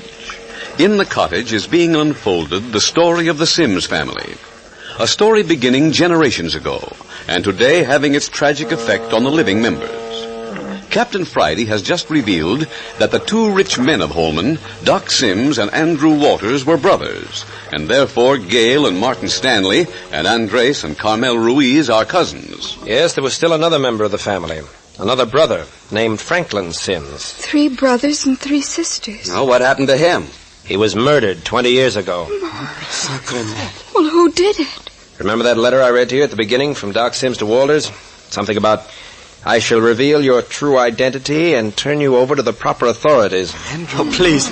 Our Uncle Andrew did not kill his own brother. Well, it happened in a peculiar way. You see, the 3 boys were on a sort of vacation together someplace in the Near East. Doc Sims was about 37 at the time, Walters around 35, and Franklin was only about, 22 or 3. Quite a difference in ages, Captain. Yes, well, there were the 3 girls in between, you know. Yes. Anyway, the 3 of them were in this little corner of the world when they got word that their father was dying, and he'd left the bulk of his fortune to Franklin. Why, how unfair. Well, Franklin was the fair-haired child. Anyway, according to the story in Andrew Walters' will here, he and Doc Sims went out and got thoroughly drunk.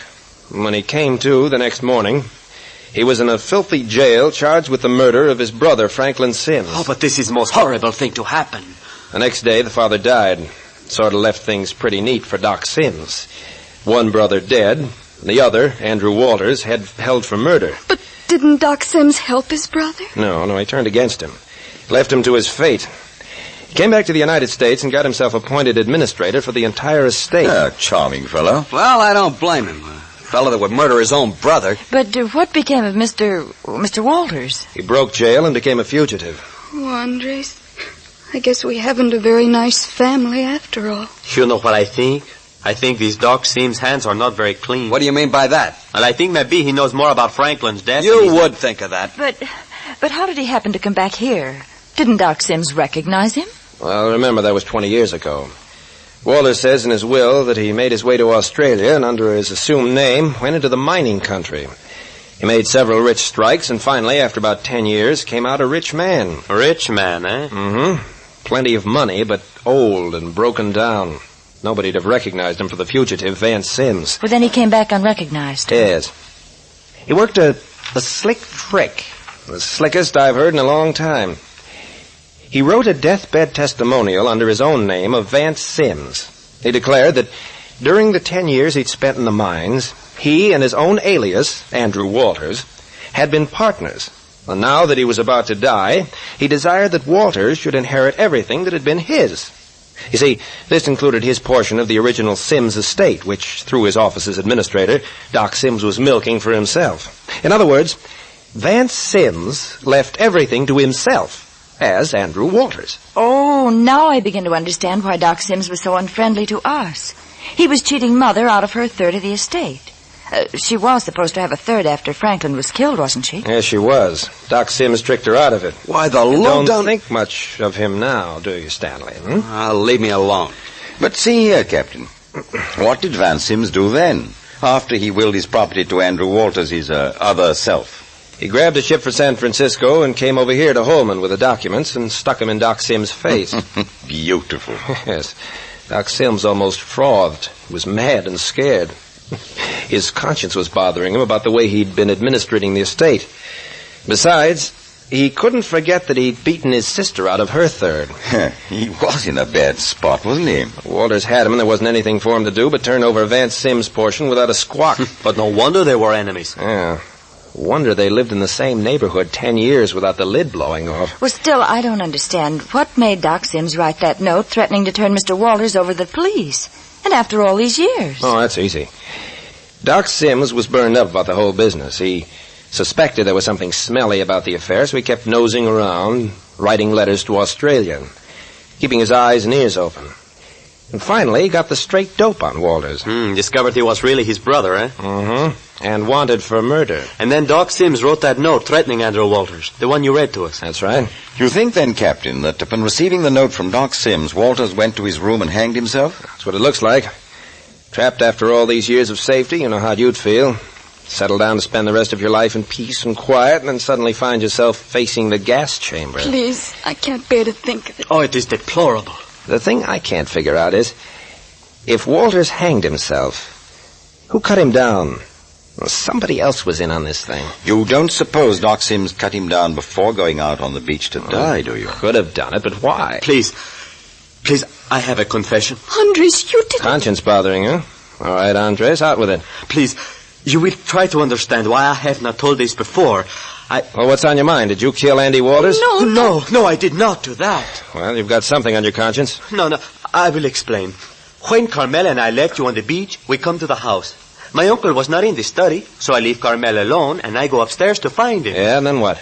There I see my uncle hanging. Oh, that's it, huh? See, I am very much disturbed.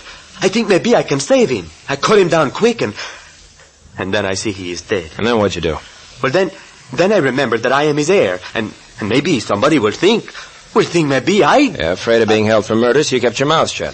Please, if I have been very wrong, I am sorry. What do you think, Dr. Croft? Obviously the lad's telling the truth, Captain. Oh, please, senor, my gratitude. Okay, Andres, we'll take your word for it. For now, anyway. Thank you, Captain Friday. Yeah, well, there you are. You four are cousins, Doc Sims and Andrew Walters, brothers. Walters hanged himself in despair. That much is cleared up, anyway. Yeah, but what's that got to do with Doc Sims' dead body taking a pot shot at me? And the prowling body of the village halfwit trying to kill Andres? Now, wait a minute. I didn't say I had a complete solution.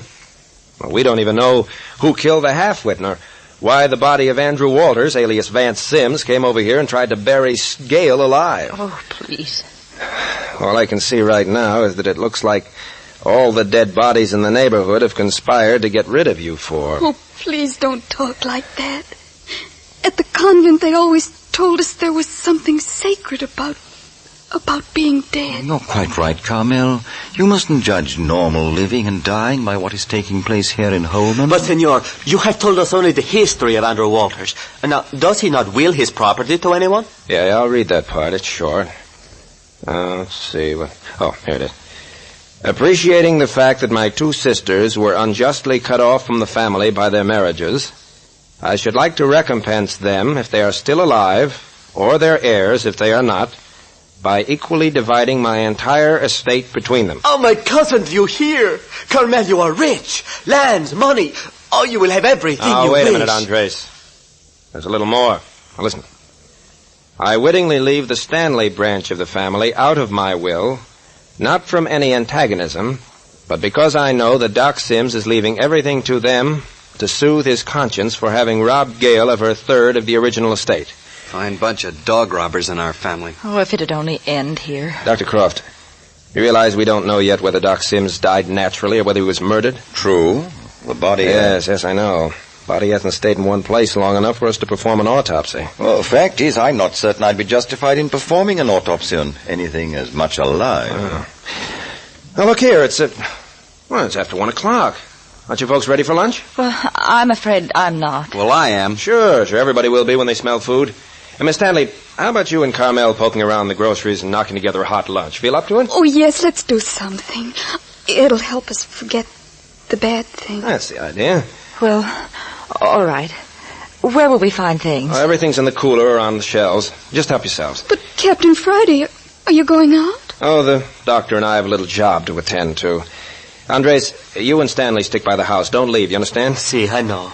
And don't let the girls out of your sight. If you think there's danger... Lay off that stuff, Stanley. If I thought there was any danger, I wouldn't leave you out here on guard.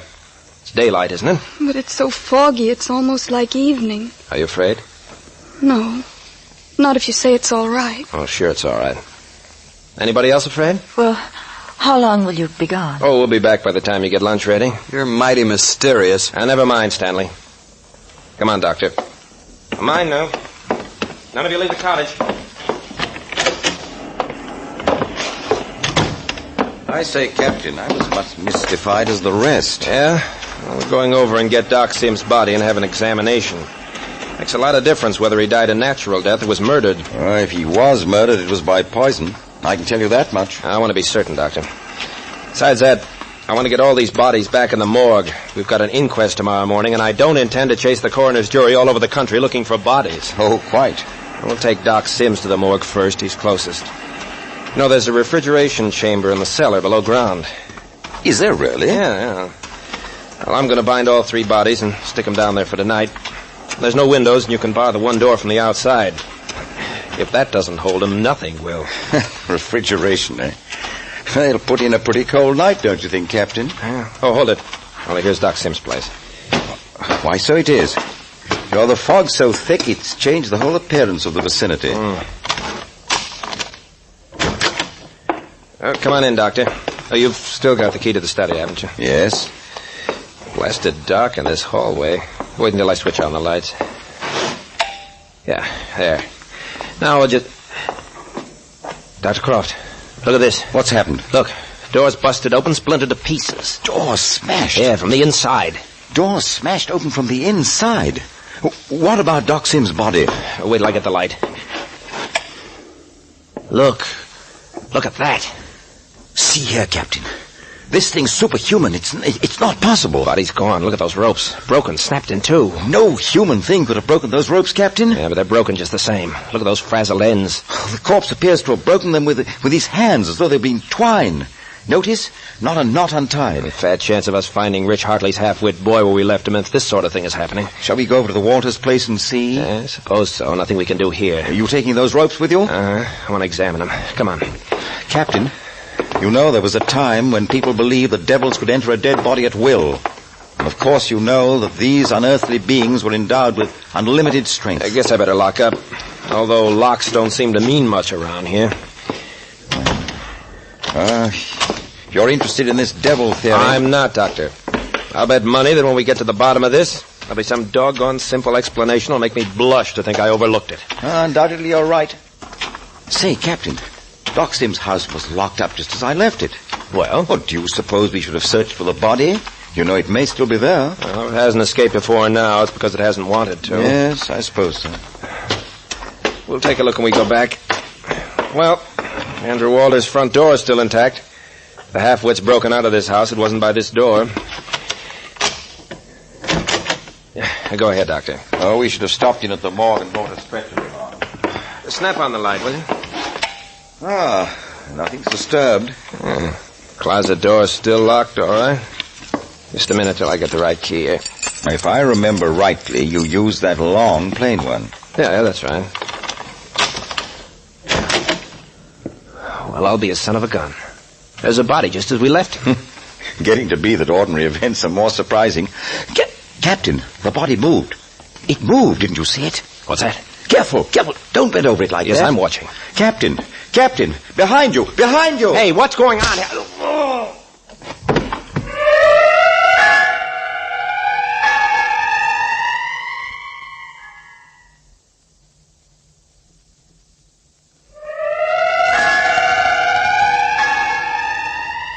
As Dr. Croft and Captain Friday bent over the corpse of the half-wit body, the diabolical force loose in the village of Holman crept up stealthily from behind. But what is that force? Who is it who animates the dead and strikes with such deadly effect? Episode 7 of Dead Men Prowl, entitled 4 Go to Join the Prowling Dead, will come to you next week at this same hour. You are listening to Adventures by Morse.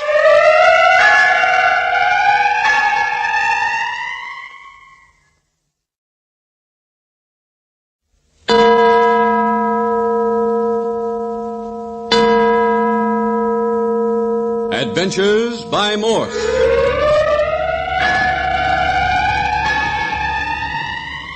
Carlton E. Morse presents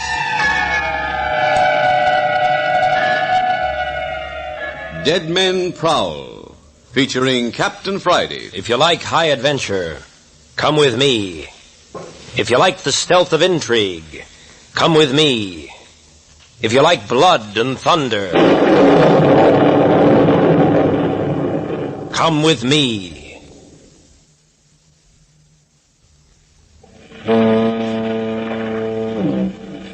The terror which has been spread over the village of Holman by the apparent uprising of 3 dead men has reached a new climax. The corpse of old Doc Sims has struck twice. The body of the dead Andrew Walters has attempted a murder of its own. And the body of the murdered half-wit boy has shown all the activity of an inspired spirit of evil. Captain Friday and Dr. Jamie Croft thought at one time today that they had all the corpses corralled and under control. And then everything broke loose. Let the captain tell you. Dr. Croft and I tied the dead body of Doc Sims to a sofa and locked it in the study of his own house. We recaptured the corpse of the murdered half-wit Hartley boy and locked it in a closet at the Andrew Walters house. Walters' body was supposed to be in the morgue. The excitement of the prowling dead had upset the 4 young people. They were the cousins, Carmel and Andres Ruiz, and the brother and sister, Gail and Martin Stanley. Well, when we quieted them down and established them in my cottage, Dr. Croft and I returned to examine Doc Sims' body. To our amazement, we found the study door smashed down from the inside and the corpse of Doc Sims gone. The ropes that had bound him were lying on the floor, snapped and broken as though by superhuman strength. From there, they rushed up the street to Andrew Walters' house, expecting to find the murdered half-wit's body also gone, but it was still locked in the closet. Captain Friday bent over the body when suddenly Dr. Croft yelled a warning, and then there was the crash of wood on skull and a deep void of blackness. Dr. Croft, what's happened? It's so blamed dark. Oh, where am I? What's happened? Dr. Croft, is that you? Captain Friday? Are you hurt? It's so dark I can't see a thing. I was knocked out.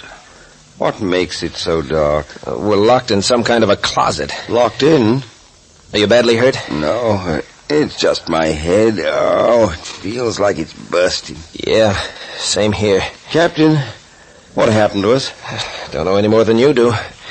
I was bending over the body of the Hartley boy. Last I remember was you yelling, "Look behind you, Captain." What did you see, Doctor? That's right. Now I remember. I saw something creeping up behind us. I just caught a glimpse out of the corner of my eye when something hit me. And I tried to warn you. Looks like we were hit over the head and shoved into the same closet we had the half-wit's body locked in. Yeah, about the same size. You sure we're locked in? Haven't tried the door, but if anybody would take the trouble to dump us in, they'd certainly lock the door. I suppose so. Oh, feeling the way I do, I don't seem to care much. Well, feeling the way I do, I care a lot. I think I can stand. Yeah, I can stand, but that's about all. Ooh, wobbly. We're locked in all right. Well, we don't seem to have hung on to the bodies of either Doc Sims or the half-wit in spite of our precaution. It's a funny business, Doctor. You'd think anybody with a brain could corral and hang on to 2 or 3 corpses. Think you can stand up, Doctor? Perhaps, if there's any necessity. There's plenty of necessity. Come on. We're going to get out of here. We are? Sure. Don't want to grow old in here, do you? No, but I don't. All right, come on, then. We're going to smash in the door. How? There's scarcely room to move. Well, we can brace our feet against the back wall and push. You think it can be done? Oh, why not? It's a pine door. If we can't break the lock, we can break through a panel. Let's try it by all means. Hey, wait a minute. Let me take a crack at it with my shoulder first. Yeah, sure, she'll give. Felt her bulge. Now, Doctor, you put your shoulder against it here. Brace your feet against the wall. And push with all you've got in you.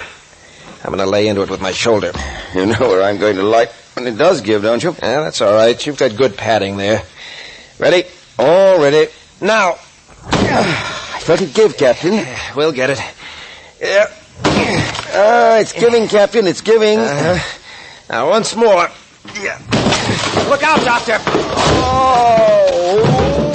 Oh! Head over heels. What did I tell you? Yeah. I'd like to have had a picture of you. Yeah, just the same, we're free, and that's most important. Well, maybe... The boy's body's gone, all right. Everything in the room's just as we left it. Yes? Well, I'm a son of a gun. Now what? Look at the clock. We've been laid out in that closet 2 hours. Joe, we must have been given some potent knockout drops. 2 hours? Those kids we left at my cottage will be scared silly. Come on, let's get over to them double quick. I hope they haven't been foolish enough to go looking for us. Cut across the lot here. Now, we told them we'd be back for lunch. They'll know something went haywire. We warned them explicitly, though, not to leave the cottage. My eye, Captain, you've got me doing a dog trot in the way I feel. Yeah, well, I'm worried. Hey, look, there's a light in the front room of the cottage. Oh, good. Well, that means someone's there. Anyway, that Andres Ruiz boy seems to have a pretty level hit on him. Yeah, so is Gail Stanley. Can't tell what her brother Martin might panic him into doing. Hey, look. The door's standing wide open. Joe. What's that I smell? Come on, Doctor. Something's wrong. Andres, Carmel. Where is everybody? Something's burning in the kitchen. Yes, definitely from the kitchen. Hey, Dr. Croft, come out here in the kitchen. Yeah. Phew. What's all this smoke? Hey, look. They went away and left things cooking on the fire.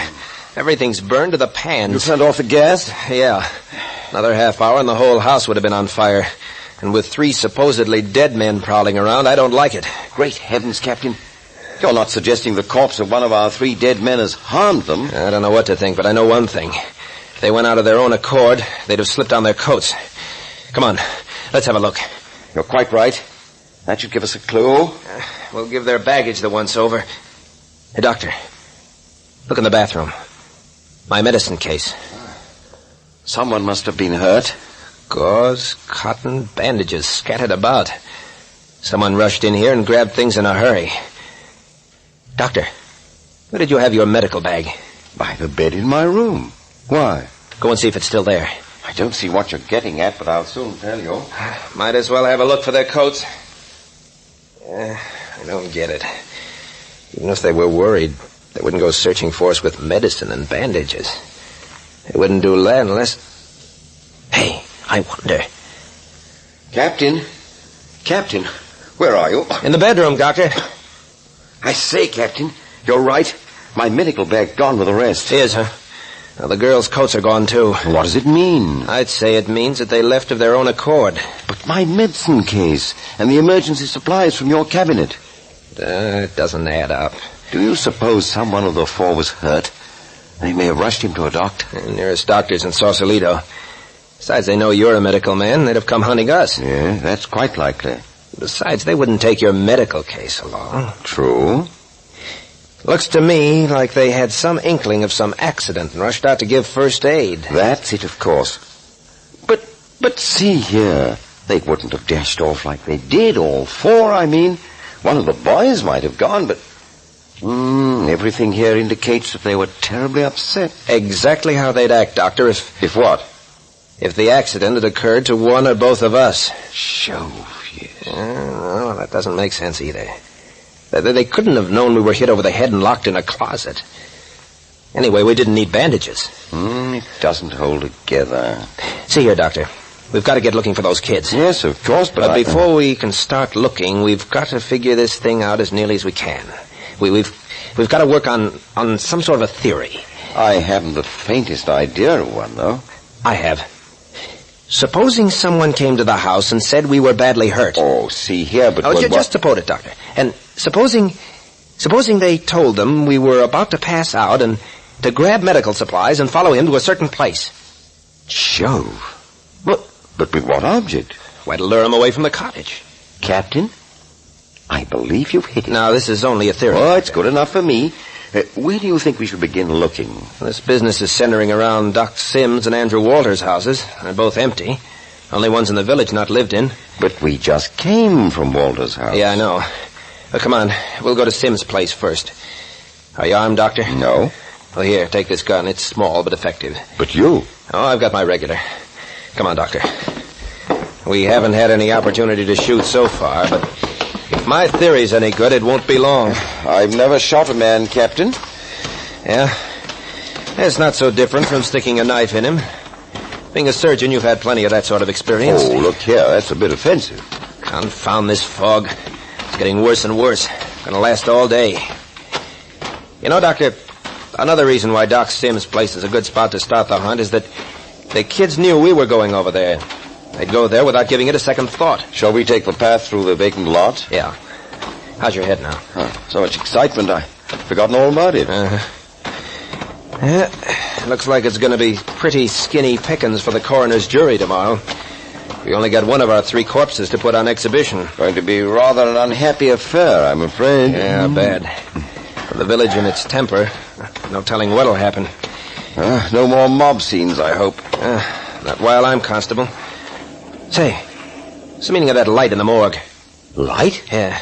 You can just see it through the fog. Hey, we might find some answers in the morgue. Don't suppose one of us left the light on, do you? No, I don't. Come on, I'm gonna have a look. But see here, what about those four? They may be in bad trouble. Sure, this may be a clue to it. I don't follow you, Captain. You're not used to following hunches, Doctor. That's my meat. Better have your gun handy.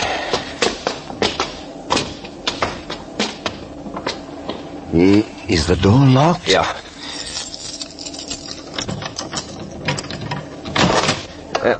Come on in, Doctor.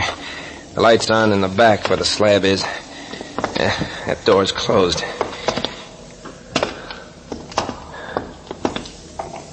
Jove, Captain, it's dark in here. Fairly chills the blood. Now then, I'm going to open the door. You ready? Well, perhaps it's a trap. We've got the advantage. We'll be in the dark. Here, crouch down lower. Righto. Careful now. There. There's no one in there. It doesn't look like it. Come on, let's have a look around. Keep that gun handy, Doctor. Captain Friday. Where's the body of Andrew Walters? What's that? Andy Walters' body gone again? This is a great little morgue. Can't get a corpse to stay in it. It isn't decent. Not a single corpse to exhibit at our inquest tomorrow. Telling you, the minute I lay my hands on that collection of corpses again, I'm going to stick them down in that refrigeration room and freeze them up so solid that... Say, Doctor, we haven't looked down there yet. Haven't looked where? Down in the basement, the refrigeration room for dead bodies. There's more than one way to commit murder.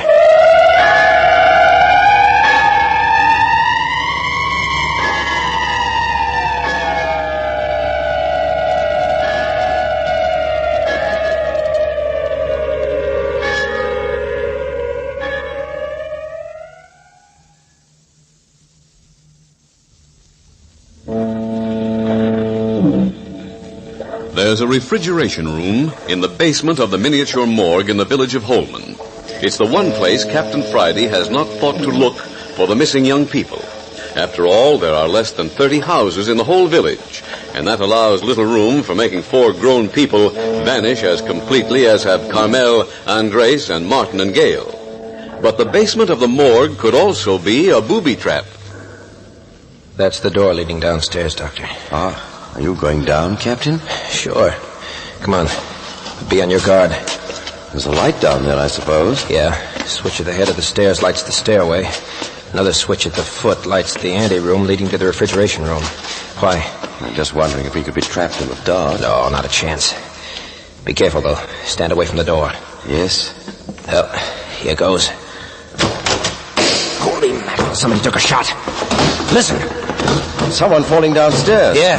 1 inch lower and I'd have had my head blown off. Well, they don't shoot again. Looks like he took 1 shot and beat it. Fell downstairs trying to make a quick getaway. How can you stand there so calm, Captain? That was a pretty close call. Never mind about that. I'm going down after that guy. Captain, you're not. I'll say I am. You stay right here. Nothing of the kind. You'll need help. It's my funeral. No funeral if I can help it. Attaboy, Doctor. Yeah, come on. We'll go down the stairs with the lights out. Go ahead. I'm with you.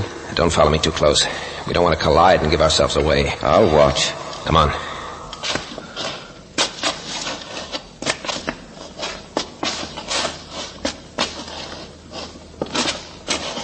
Hello. What's this? A would-be murderer dropped his gun. You found his gun? Yeah. Fella got away so fast he left it behind. Well, so much the worse for him. Let's go on. Coming? Yes. You're plenty quiet. You should have been a burglar. Here we come to the bottom of the stairs. Haven't heard a sound, have you? We'll have to feel our way in the dark. Okay. Come on. Is there another exit from the basement? No. Oh, up there. Doctor. Yes? Just bumped into one of our corpses. I can tell by the feel. Captain, are you certain? Sure. It's all in a heap. And this must be the chap that fired at me. That'd explain the gun. Who is it? Just a second. It's the half-wit Hartley boy. What are you going to do with him? Leave him here for the moment and go on. But, Captain, You stay here and watch beside him. If you wish. Looks like we'd found their hangout, all right. Whose hangout? Hangout of these dead bodies. Looks like this is where our corpses have been hiding out. You talk as though you thought we were fighting the dead. Looks like it, doesn't it? Looks like this chap was set to guard the head of the stairs. Imagine the others will be around close by. I'm going on ahead and turn on the light. Captain, you don't know what you're walking into. I can shoot as fast and straight as the next guy. You stay here and wait for me. Yeah, there's the light. Dr. Croft, come here quick. What do you see? Come here and take a look. What is it now?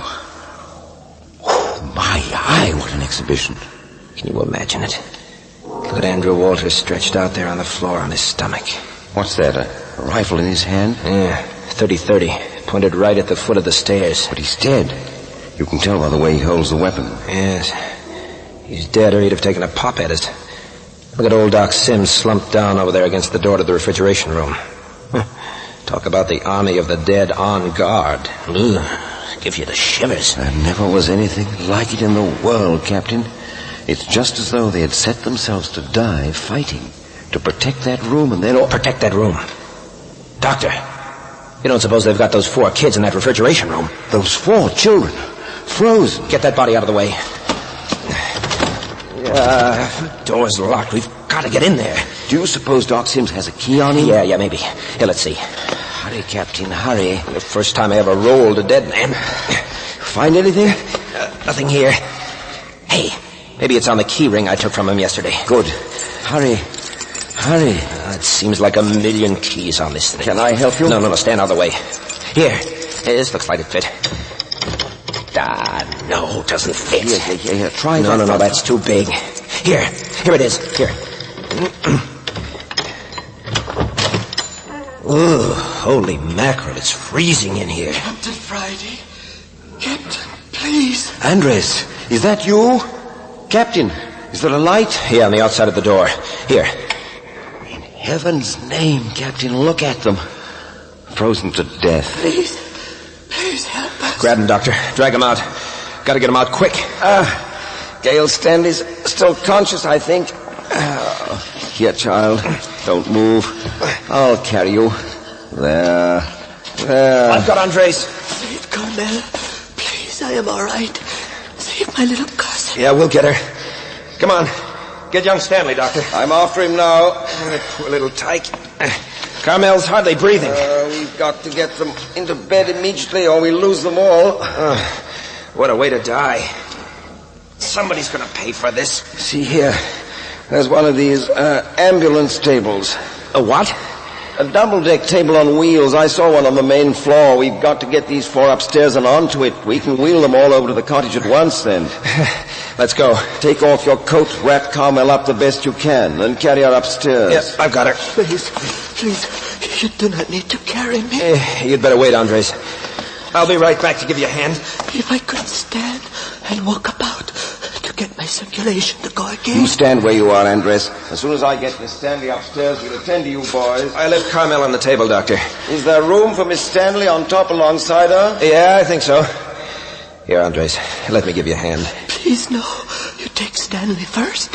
He is worse off. All right, fella. Hang on. I'll be right with you. It is bad way to die. This freeze. Surely there's a lot of meat on this guy, Stanley. I guess he'll have to ride upstairs on my shoulder. Please, is Carmel going to be all right? Don't you worry about her, Andres. Oh, you've got Stanley, eh? Can I give you a hand? No, I'm all right, Doctor. Then I'll take Andres. Poor chap, he's suffering brutally. Please, you do not need to carry me. You just help me walk. As a matter of fact, it'll be better for you if you can help yourself a bit. Help to stimulate the bloodstream. Now, right up those stairs. Si, senor.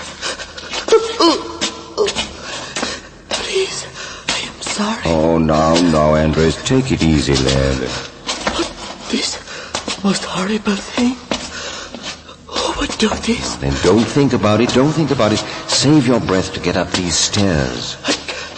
I cannot forget how Carmel, she cries so hard when she thinks we are going to die. There now. Can you make this step? She is so young to think of dying. Here, Doctor. Let me give you a hand. Yep, here we are. Now then, Hold yourself as stiff as you can, Andres. We'll shove you in beside Stanley. See, I understand. There. And now then for the buggy ride. Thank heavens we have an easy approach to the road. Yeah, no curbings between here and the cottage. Wheels like a baby carriage. Do you want to lock the place up, Captain? Yeah. Oh, look here, Doctor.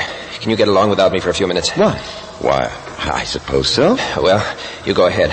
I'll run and catch up with you. My word. What now? Please, if my cousin, she is in danger, you will hurry? I don't dare to go too fast. Too many ruts here. It'd be too bad if we tipped you over. Only a moment more now. And we'll be at the cottage. This is mercy. Okay, Doctor. I'm with you again. There you are. Couldn't see in the fog until I got right on top of you. All right. Here we are. Get them in the house as fast as you can. Yeah, you bet. Great heavens, Captain. My medical case. I've got to have stimulants. Don't worry, I got it. Found it when I went back. Oh, what a fright. Here, get the unconscious ones in first. Then I can be working on them. Yeah. You take Carmel, I'll bring young Stanley. Yes, I can take her and still open the door. Think Stanley's going to come too, Doctor? Put him there on the floor before the fire where it's warm. Carmel's the hardest hit. I'll attend to her first. Yeah, go ahead, Doctor. I'll bring in the others. Stimulant to keep her heart action strong. Yes, this will do the work. What do you want, Miss Stanley, Doctor? Oh, put her beside her brother. And when you've got Andres in, gather blankets and roll them up. Better build up a big fire. Yeah, okay. There's some party. Biggest attempted massacre I've ever been on. I'm afraid Carmel's going to have to take an awful beating before she comes around. There now. I better have a look at young Stanley. Lean on me more, Guy. Lean on me. But I am bad. Oh, come on. Don't be so independent. Here. You float down here beside the others. I have never been so cold. How about Carmel, Doctor? Come here, Captain. Yeah? What is it, Doctor? She's very low.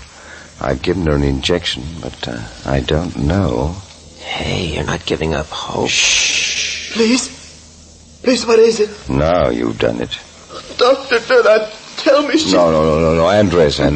Carmel's going to be all right. You see, this is no time for sentiment. We've got to slap and massage her rather sharply now to get the blood flowing. I understand. Her whole body, Andres. You understand, Andres. We've got to get the blood to flowing. You mean whip her? Exactly. Whip and massage warmth back into her body. Here's a bunch of blankets, Doctor. Hey, look. Stanley's coming around. Here. Give them each a drink of this. Okay. I'm having a juice of a time getting Carmel out of these frozen clothes, though. There. Now then I can work.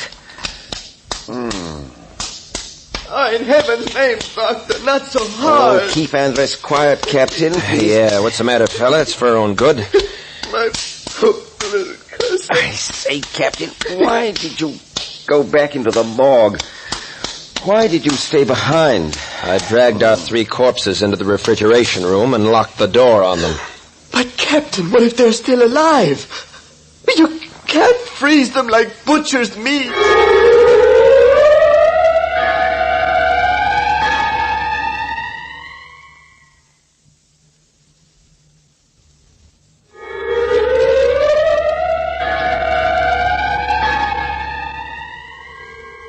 What did Andres mean? Does he really believe there is life in those 3 dead bodies Captain Friday locked in the freezing chamber in the basement of the morgue? It goes against all the rules of physiology. But Captain Friday may yet be sorry for his actions against those 3. Listen next week to Chapter 8 of Dead Men Prowl, which is entitled The Prowler with the Rope Around His Neck. You are listening to Adventures by Morse.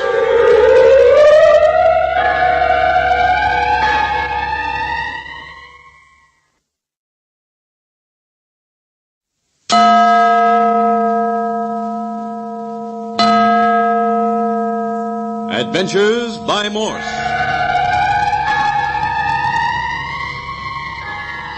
Carlton E. Morse presents Dead Men Prowl, featuring Captain Friday. If you like high adventure, come with me. If you like the stealth of intrigue, come with me. If you like blood and thunder, come with me.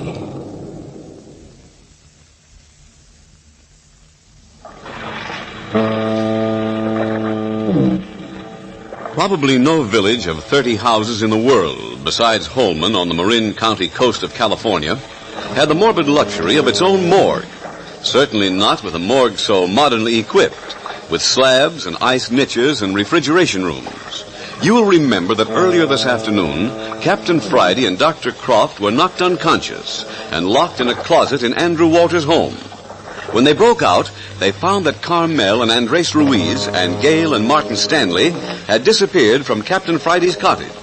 But here is Captain Friday himself. We began the search and finally discovered the four locked in the refrigeration room in the basement of the morgue. We found them all right. We also found something we hadn't bargained for. Standing guard in the anteroom before the door were the bodies of the three prowling dead. Doc Sims, Andrew Walters, and Rich Hartley's murdered half-wit boy. While Dr. Croft rushed the half-frozen young people back to the cottage on a morgue hand wagon, I dumped the three corpses into the icy refrigeration room and locked them in. There would be no more prowling dead if I could prevent it. For half the night, the doctor and Captain Friday worked over the four young people with stimulants. And in the case of Carmel Ruiz, with even harsher methods, for she of the four was almost past saving. But toward midnight, the danger seemed past. Leaving the four in the doctor's care then, Captain Friday disappeared for 2 hours. And when he returned, he was full of unsuppressible excitement. Doctor! Dr. Croft, where are you? Doctor... Oh, hello. Sound asleep before the fire. What? What is it, Captain? Oh, I'm sorry, Doctor. If I'd known you were asleep, I wouldn't have stormed in like this. Asleep? Oh, I want to be sorry. I had no business dozing. Oh, see here, Doctor, you're dead on your feet. A little tired. But I must say, you're standing up under the strain as though you hadn't missed an hour's sleep. Well, I'm used to it. I can live on nothing but excitement for a week if necessary. Well, the sleep I had has revived me. Better go on back to sleep. With you bursting with news? Yeah? How'd you know that? A glitter in your eyes. Come, out with it. Glitter, huh? Yeah, I got one thing cleared up anyway. You have? Anything of importance? Well, I think so. I know who killed the half-wit Hartley boy. Really, Captain? Haven't any idea yourself. Huh? Oh, I say, now don't keep me waiting like this. Well, I'll tell you. It was Andres Ruiz. Andres Ruiz? Captain Friday, I think you are my friend. Hey, where did you pop from? I hear you say I do this murder. Andres, I thought you were asleep. No, I'm not asleep. Yeah, I can see that. And if you say I killed this half-wit boy, you lie. Lie, huh? You catch disgrace on my name. Hey, Andres, don't shake your fist like that. Well, then you say it is not true. Come on and sit down. I want to talk to you. No, I will not sit with anybody who say I am a murderer. Sit down. You say this thing... Sit down. Better sit down, don't you think, Andres?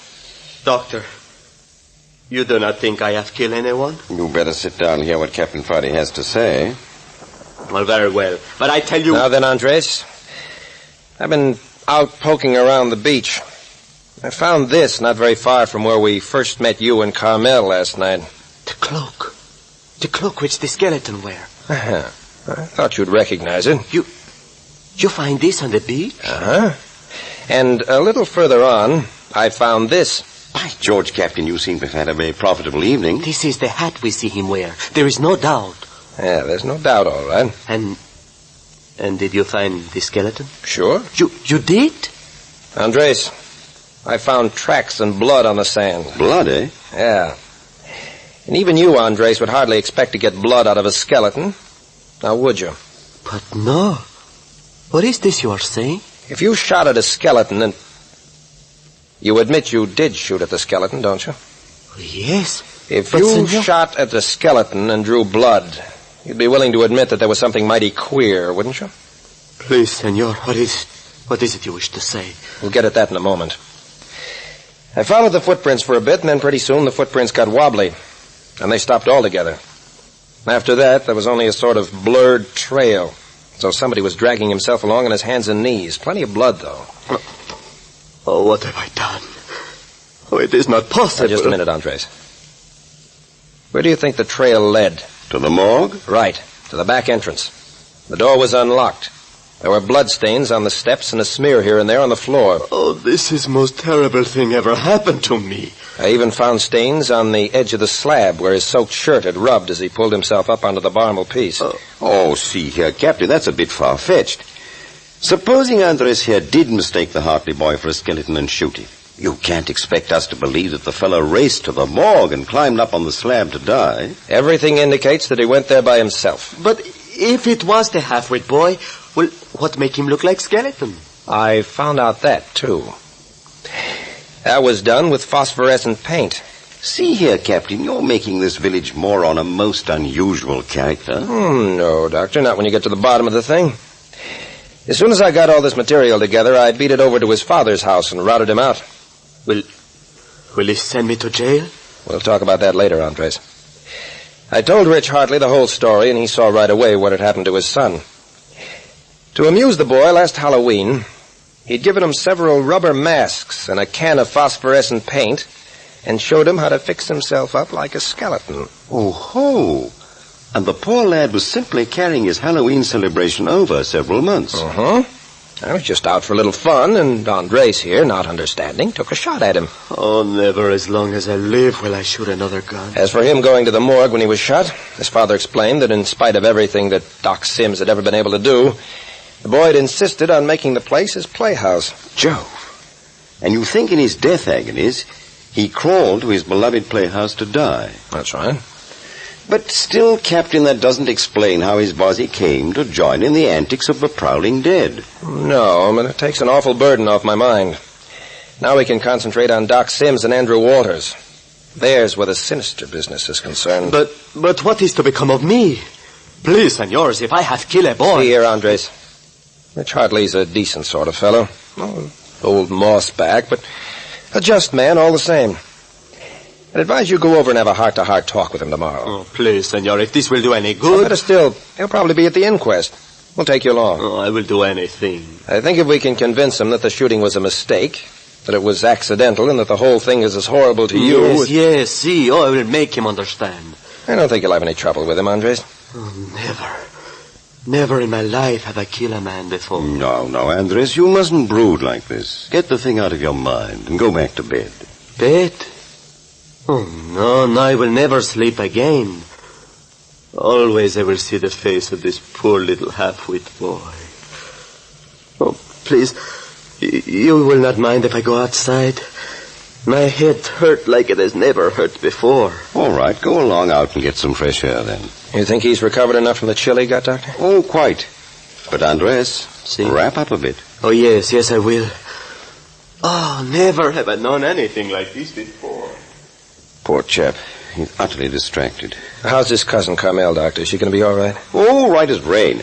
Not only that, Miss Stanley and her brother will be as fit as ever by morning. Marvelous, the recuperative forces in youth. Yeah, that's a load off my mind. You know what, Doctor? What's that? I'm all for taking a cat nap. I'm getting fuzzy from lack of sleep. I think that's a good idea, Captain. So far as I know, there were never more than 2 keys to the refrigeration room over at the morgue. And I've got both of them. Only 2? Mm-hmm. And I don't care how much supernatural power those 3 dead bodies have. I'll bet they can't break out of that ice room. No, I imagine not. Uh-huh. And with them safe on ice, I figure we owe ourselves a couple of hours' rest. Well, you run along. I have a notion to toast myself before the fire. The chair's comfortable. If I get drowsy again, I'll just drop off. Do you more good to go to bed? I fancy not. I'd rather be fully dressed if anything should come up. Uh-huh. Anticipating anything? Nothing especially, except, Well? Captain, what do you think is the real reason Andres felt the need of cold night air when we only saved him from freezing less than 7 hours ago? Oh, I see. Think you're flushing out a clue, huh, Doctor? Maybe. Maybe not. Anyway, I think I'll sit here. Okay. Good night. Oh, and Doctor. Yes, Captain? If there's anything unusual, call out. Yes, I will.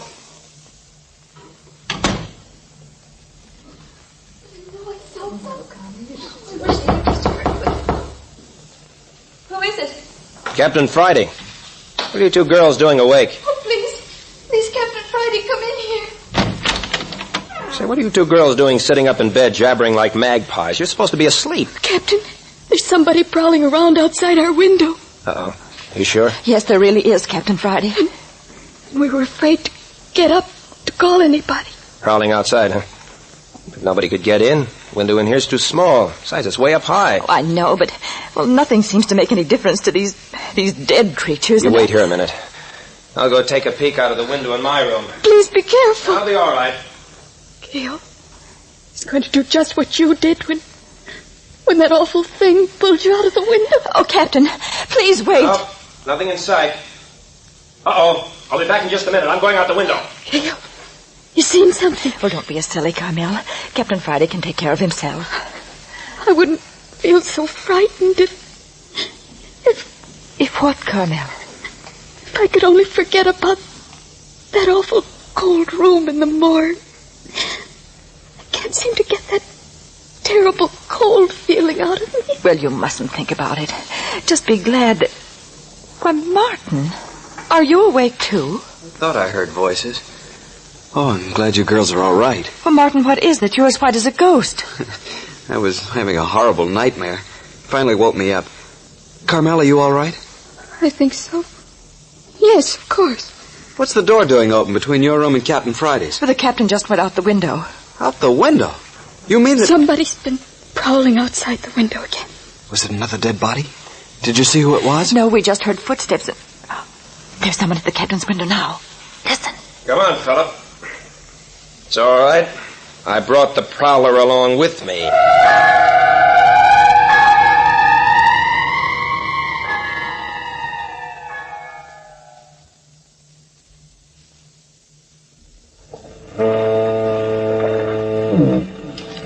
For 20 years, not a single death has marred the tranquil life of the little village of Holman. Suddenly, 3 deaths occurred in one night. Doc Sims died a natural death on the beach. Andrew Walters, the other rich man of Holman, hanged himself in his home. Rich Hartley's half-wit son was accidentally shot through the heart by Andres Ruiz. These 3 dead men have been prowling the village streets until Captain Friday locked the bodies in Holman's tiny morgue. But even with these precautions, a prowler has just been captured outside the captain's summer cottage. It's okay, folks. I brought the prowler along with me. Brought the prowler? Yeah. Oh. Hello there, Stanley. You joined the pajama party, too, huh?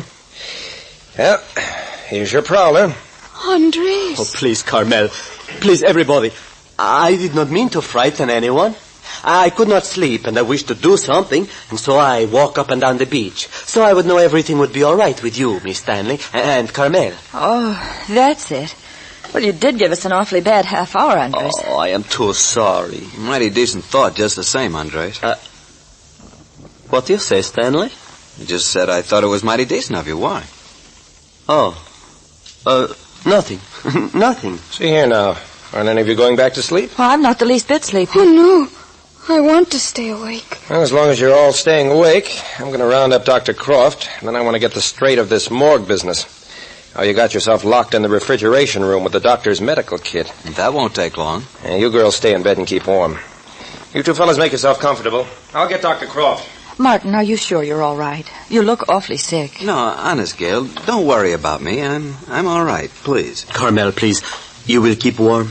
I'm all right now, Andres. Really, I am. Oh, when I think how you suffer in that horrible place, I turn to water in my heart. I cannot bear it. Oh, Andres, I'd give anything in the world if I had a brother like you.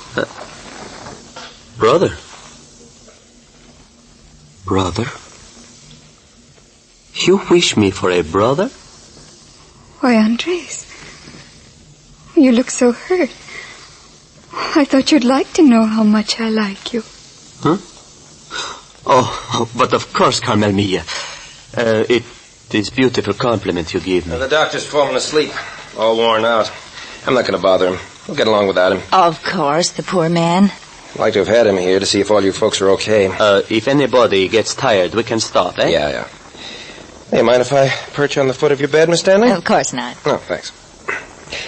Okay, now, I want the whole dope from the minute Dr. Croft and I left you four here in the cottage yesterday afternoon till we pulled you out of the ice room at the morgue. Well, we were staying... Yes, No, wait. Not all at once. Miss Stanley, suppose you begin. All right. After you left, Carmel and I began getting lunch, just as you told us. Everything went all right. Well, that is, we straightened everything out. Now, wait a minute. When... What do you mean, straightened everything out? Why... Please, senor. Stanley and I have quarreled. Quarreled, huh? Yeah, and it was my fault. I'm sorry, Andres. Really, I am. Huh. Stanley, that trip to the morgue icebox seems to have done you some good. I don't know. Perhaps. All right, Miss Stanley, what then? Well, we got everything on the stove cooking nicely, when suddenly someone ran up on the porch and pounded on the door and began to yell. Mm-hmm. It was awful. You'd have thought he was crazy the way he went on. Well, he yelled for us not to stop for anything, that you, Captain, and Dr. Croft had been dreadfully hurt, and that we were to get bandages and medicine and rush over to the morgue. He said you were in the basement. Who was this fellow? We don't know. Did you get a look at it? No, he shouted through the door. We were petrified. Well, as soon as I come to my senses, I rushed to the door. But he is gone. Oh, that's a crazy business. All we could think about was you two being hurt. We forgot all about the lunch we were cooking. Oh, we did not waste 1 minute. We grabbed everything we could find in the bathroom. Bandage, medicine, everything. Well, I happened to think of Dr. Croft's medicine case, so I got that too. It was so foggy outside we lost our way and went past the morgue. We had to come back. Yeah, we were so excited we didn't know what we were doing. Tell me, was the front door of the morgue open? Yes, and the whole place was lighted, too. We never think it might be a trap. Why should we? They said you were badly hurt, and so we went... So you went down into the basement, and then what? Well, we all rushed into a big room. Oh, it was so cold. Was the door open and the light on in the refrigeration room? See, yes. But, of course, we didn't know it was refrigeration room when we went in. We all dashed in, and the doors slammed shut behind us, and there we were. And then the lights went out. All of a sudden, I realized what had happened. Knew you'd walked into a trap, huh? Yes. I never had such a feeling in my life. My whole body was filled with such a revulsion. I was so nauseated, I couldn't stand. I don't think we'd better go into the rest of it. But please, senor, where were you and the doctor all this time? You say the fellow came to the door about a half hour after we left the cottage? Well, it couldn't have been longer than that. Well, along about that time, maybe a few minutes before, the doctor and I were getting our heads bashed in. You mean you were attacked too? Yeah, over in Andrew Walters' house. Oh, this is too much. Somebody slugged me and then locked us in a closet where we'd put the Hartley boy's body. But didn't you see who it was? No, not a chance. They got us from behind. Well, how'd you get out of the closet? Smashed in the door. Look here, Captain. Could the same person have done both jobs? You'd have been busier than a bird dog if you did. Yeah, this is going to take some figuring. Let's see now. None of you went outside the cottage until this voice called to you. I'll say not. We stuck to each other like burrs. Please. I know. You were thinking about me. About you? Well, you think that because... please, must you tell about what I have done? Oh, I got you. You mean our little conversation about the halfwit? Huh? Oh, please, if it is not necessary... Don't you worry, Andres. That's in the bag for the time being. Oh, for this I thank you, senor. Captain! Captain Friday! Listen, that's Dr. Croft. Captain!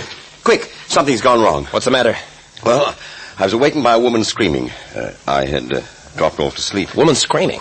Where? I didn't hear anything. I heard it twice. It was an agonized cry, one right on top of the other. Strange. Where did it come from? In the distance. You don't suppose that Suppose what? Why, it occurred to me that our dead friends may have escaped from the morgue and are prowling in some of the neighbors' homes. Yes, that's a possibility. Come on, Doctor, we'll check on it. Oh, please.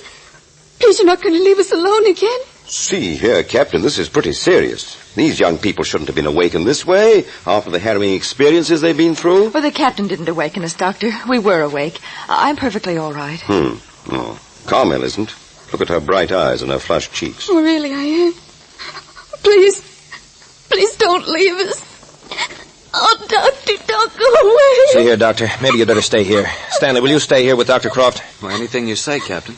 Come out here a minute first, Stanley. I want to talk to you. Oh, I know. I've been making a horse's neck of myself. Now then, Carmel, you lie down. I don't want to go to sleep. I don't want to be left alone. Now then, no one's going to leave you alone. I'm going to stay right here with you, and so is Martin Stanley and his sister. Of course, Carmel. We won't leave you. All right, Stanley. Mind what I tell you. Andres, are you ready? You're coming with me. Please, if anything should happen to Carmel... Nothing's going to happen. Put on your hat and step on it.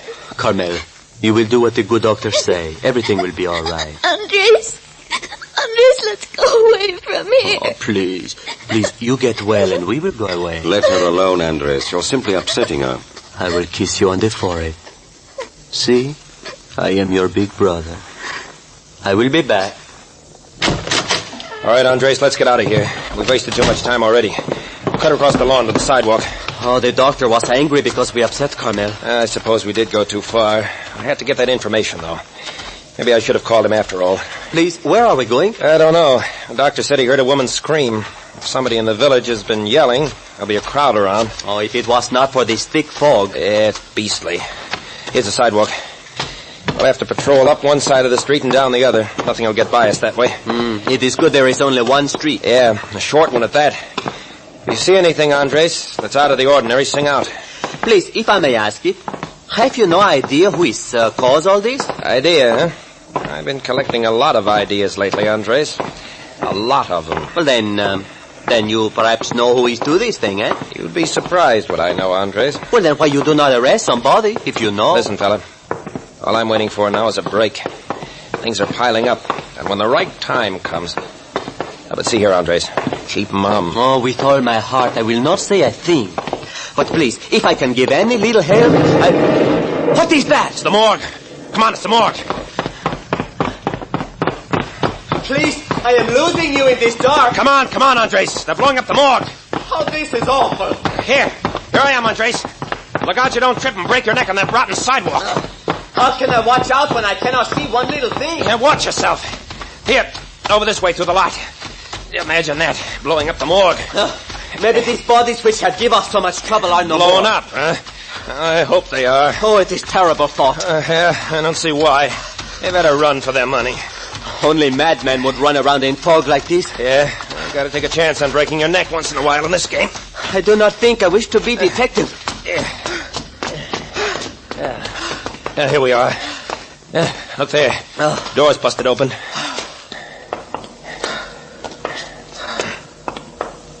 What a blast.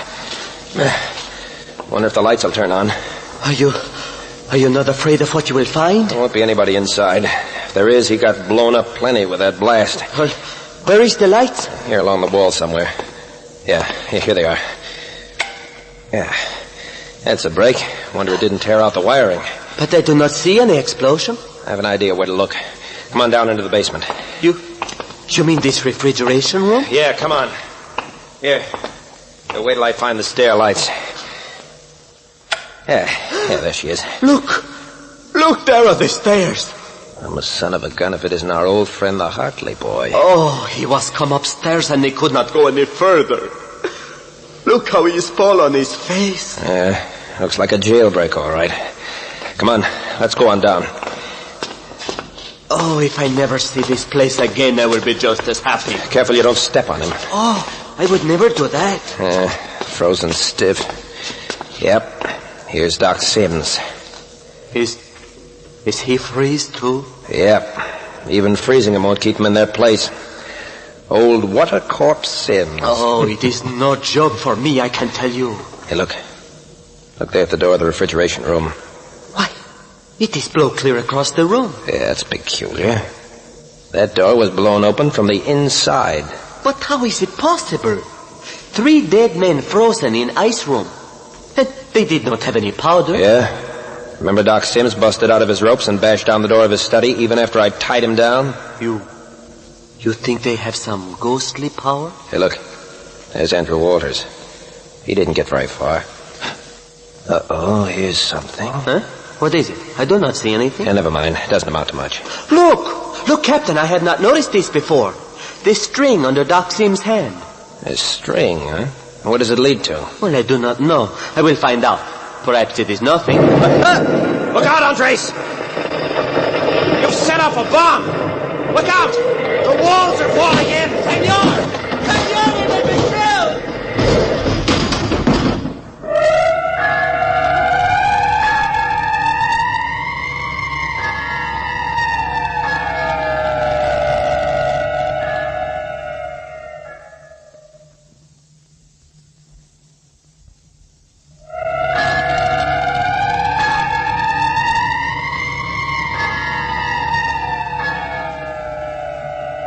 Captain Friday and Andres Ruiz trapped in the ruins of Doc Sims' morgue. Have these two walked into a trap set by the three prowling dead? A string in the hands of a dead man caused the explosion. Again evidence that the dead may rise and go about their morbid duties.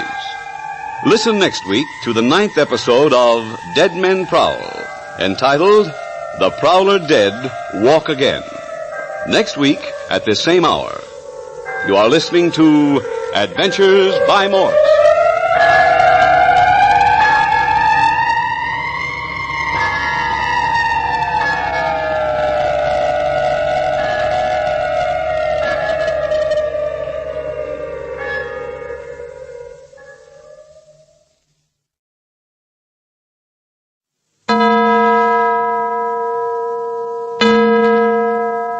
Adventures by Morse.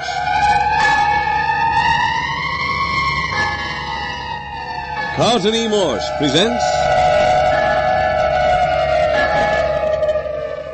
Dead Men Prowl, featuring Captain Friday. If you like high adventure, come with me. If you like the stealth of intrigue, come with me. If you like blood and thunder, come with me.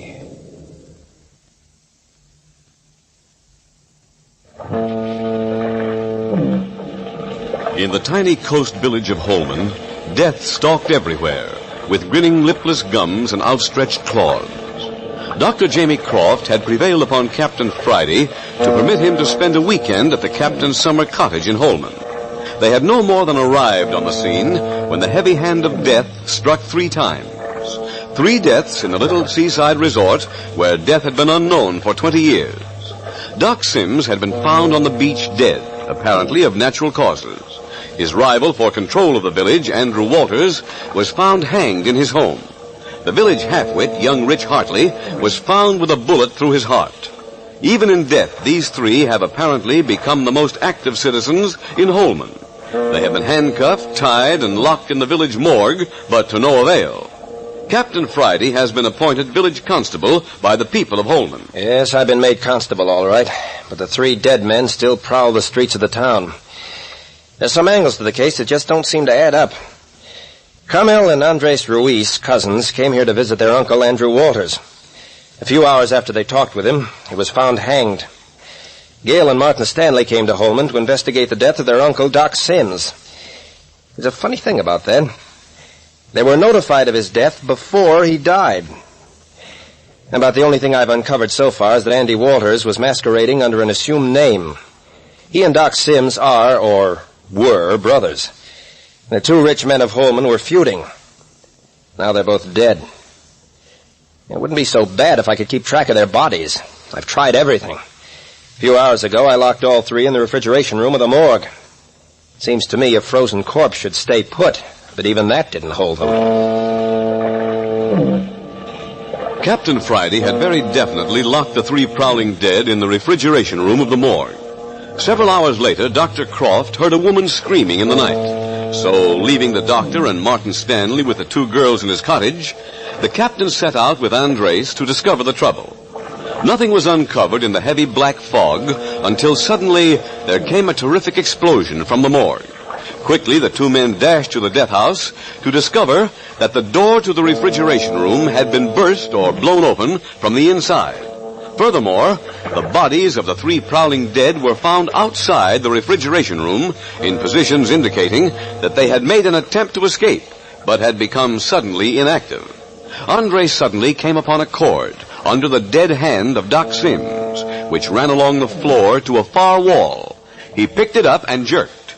There was a deafening explosion, and the whole wall rose up and toppled in upon them.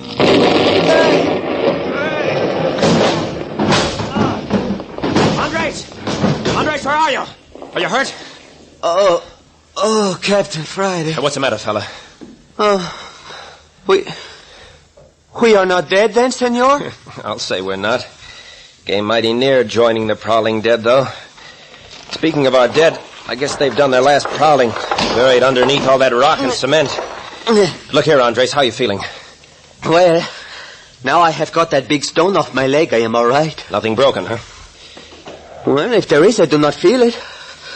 But, senor, how will we get out of this place?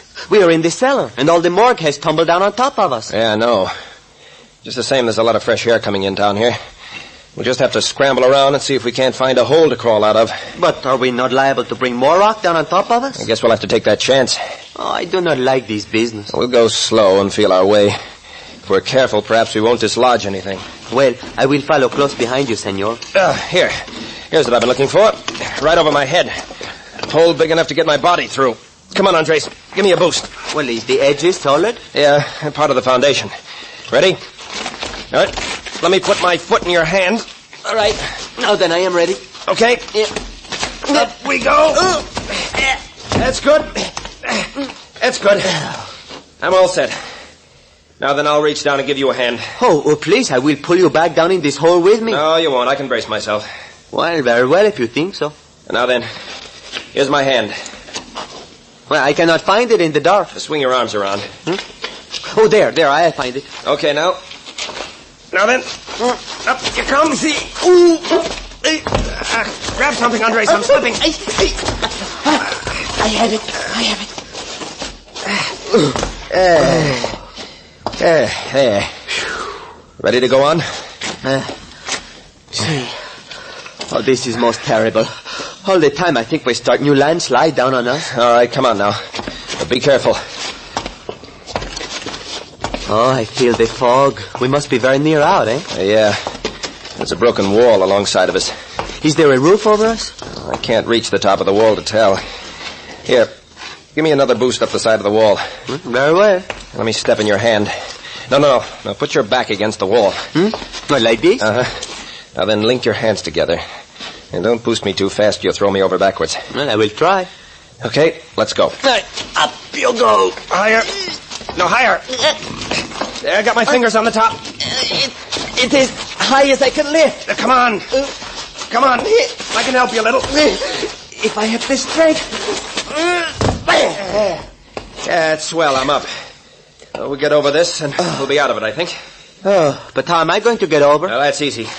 I let my legs down, you grab a hold and climb right up. Oh, but I will pull you down. No, you won't. Come on. Well, if you wish. Hurry up. Hurry up, I can't hold you all day. I climb as fast as I can. Grab hold of the top. Pull yourself up. You got it? See. Oh, senor, I never do this before. Okay. Now to get down the other side. Nah. Well, if it is bad as going up, I think I will stay right here. Come on. You hang yourself over the outside of the wall like I did. I'll slide down your legs to the ground. Then I'll help you down. Well, if we only had a rope. Well, we haven't, so come on. Ready? These sharp edges of wall cut me. Well, it'll only be for a minute. Here I go. All right. Oh, Captain, look out, I'm slipping. Hang on, Andres, hang on.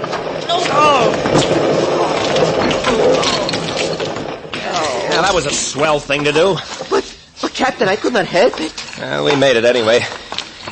You hurt? I skinned my stomach, I think. Do it good. Anyway, we're outside. Come on. We go somewhere else? Back to the cottage as fast as our legs will carry us. This is good. But Captain Friday, who would blow up a morgue? Whoever it is that'd like to get rid of us. Well, see, but who is it? A funny thing. This is the first direct attempt to get rid of me. Before, the attempts have only been made on you four. Well, maybe it was a mistake that you were caught in this trap. I got a hunch it wasn't a mistake at all. Now, here's the path across the lot. See. Is it not strange there is nobody around? You know, if I hear a big explosion like that, I would go see what it was. Not Holman's citizens. They're not much on going out on foggy nights for any reason. They'll wait until it gets light. Well, but the people at your cottage. My cousin Carmel and the Stanleys. Yeah, and Dr. Croft. Now, that is kind of funny. Still, the cottage is right on the ocean. Might have drowned out the sound of the explosion. Oh, I have not think of that. Hold it, Andres. Huh? What is it? Listen. Funny. Thought I heard a motorboat. I hear nothing, senor. And neither do I now. I must have been mistaken, and yet Oh, well, here we are. Got plenty of lights on in the cottage. Maybe the doctor thinks it's safer with the lights on. shut the door after you come in, Andres. See? Captain! The doctor! Look, the doctor! Hey, what in thunder's been going on here? Dr. Croft, he is bound and gagged. Yeah, stand out of the way, Andres, will you? While I cut him loose. Well, his eyes are open. He's not dead. No, of course not. Wait till I get this gag out. There you are, Doctor. Now, what happened? Captain, quick. Go after Martin Stanley and his sister. Motor launch. Trying to escape. What's that? In heaven's name, hurry. I'm all right. Andres, quick. We got business outside.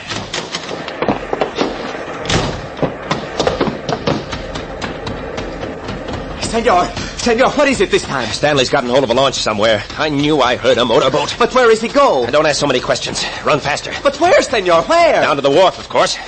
Here, down this way. Got a revolver? No, senor. I do not shoot very good. Yeah, well, young Stanley has. You think he will shoot? Oh, but senor, his sister would not let him shoot us. Oh, yeah? Name of pig, you do not need this. Here's the wharf. But I do not hear any motorboats, senor. Wait a minute. You want to run off the end of the wharf into the ocean? I could not see where the wharf ended in this dark. Well, the launch is gone, all right. But why would they take the motorboat? Well, how do I know? Come on. We haven't got any time to waste. But if this is wharf... Watch where you're going. Don't fall in. All the time we run. Never do we get any place. Well, go on back to the cottage if you'd rather.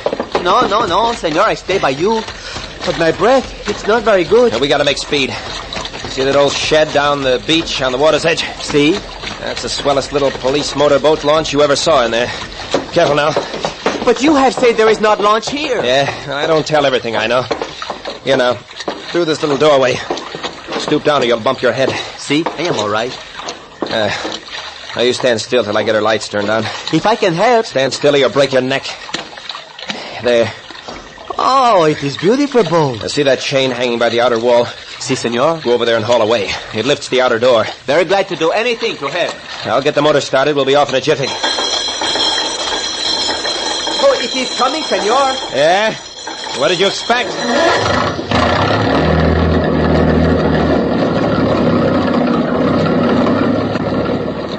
That's high enough, Andres. Come on and get in. Si, senor. Oh, but it makes big noise. All in? See? Here we go, then.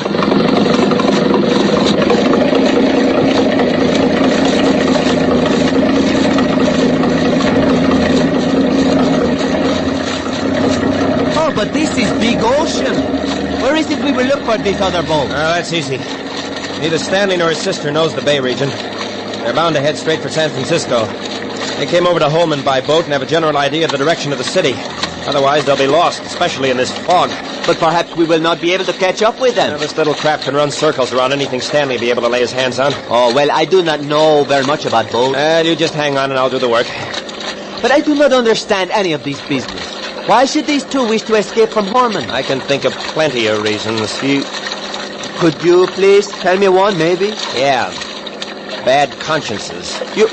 You mean Miss Stanley have bad conscience? Why not? She wouldn't be the first female with one. Oh, no. No, senor, you are mistaken. Yeah, well, maybe you know. I never could get the straight of how a woman's conscience works. Sometimes it does, and most of the time it doesn't. But, senor, this Gail Stanley, she's very nice, senorita. It seems to me. Hey, Captain, our engine is stopped. Be quiet, I cut it off. But why you do this? Shut up and listen, will you? Huh? Oh, see. You wish to hear other motorboat, maybe, eh? Don't hear anything.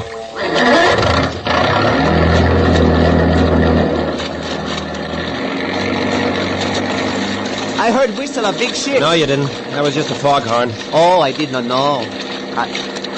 Senor Captain! Now what? Senor, what had become of Carmel? She was also in your cottage.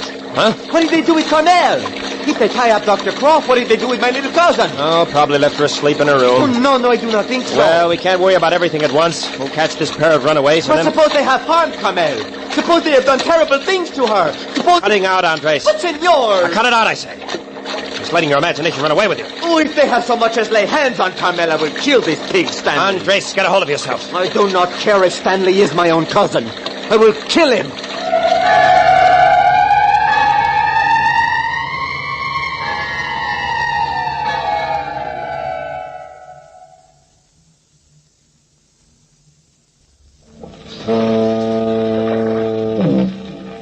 Dr. Jamie Croft, the weekend guest of Captain Friday, was found bound and gagged and tossed on a lounge in the captain's cottage. They ripped the gag from his mouth, and Dr. Croft gasped out the information that Gale and Martin Stanley were trying to escape from Holman by motor launch. In their haste to recapture the Stanleys, neither Captain Friday nor Andres Ruiz thought of Carmel, alone in the cottage. Was she bound and gagged also, or has she met up with the prowling dead? While Captain Friday and Andres Ruiz search San Francisco Bay in the police launch, Andres threatens to hold Martin Stanley responsible for his cousin Carmel.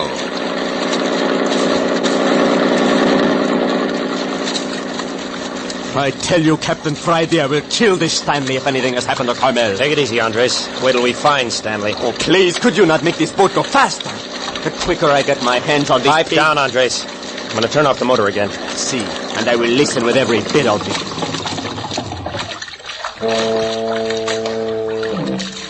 I do not hear anything. Be quiet.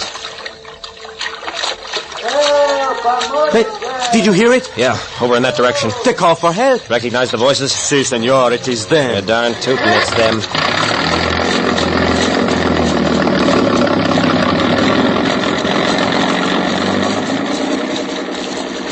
Crawl up front, Andres, and hang your ears out. Can't hear much back here at the wheel. Si, senor. I will do good job, too. It can't be more than 50 yards from us. Blast this fog. Senor, a little to the right. I hear them. Right, huh?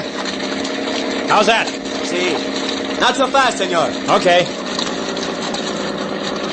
Somebody help! There, you hear them? Yeah. You see anything? Not yet, senor. Oh, see, there they are. They are drifting in boat. Drifting where? Oh, I see them. I'm going to kill the motor and glide up alongside, Andres. Please save us. We're drifting out to sea. Help! Our motor's dead. We'll pay if you'll tow us in. Well, now, isn't that generous? Grab hold as we drift alongside, Andres. Si, senor. Oh, thank you. Thank you. We thought we were lost. All right, Miss Stanley. Give me your hand. But it's Captain Friday. Say, how'd you get out here? Do as I tell you, Miss Stanley. Get into this boat. Yes, sir. Easy. Easy. There now. Sit down. Okay. Now you, Stanley. I can get along without you. Give me your hand. All right. Hey, what are you doing? I want that gun you're carrying. I haven't got a gun. No? What's this in your hip pocket, then? Nothing. Well, you won't need it anymore. Hey, what'd you throw it in the ocean for? So it wouldn't go off and hurt somebody. Now sit down. Well, that's what I call... Sit down. We had a right to leave home. Be quiet, Stanley. Andres, can you reach the launches line? Si, senor, I have it. We'll carry it to the back end of our craft and give it a turn around one of those hooks. We'll tow it back to Holman. Oh, do we have to go back there? That's right, Miss Stanley. Who did you steal this boat from? Oh, please. I never did a thing like this before in all my life. Ready, Andres? Si, senor.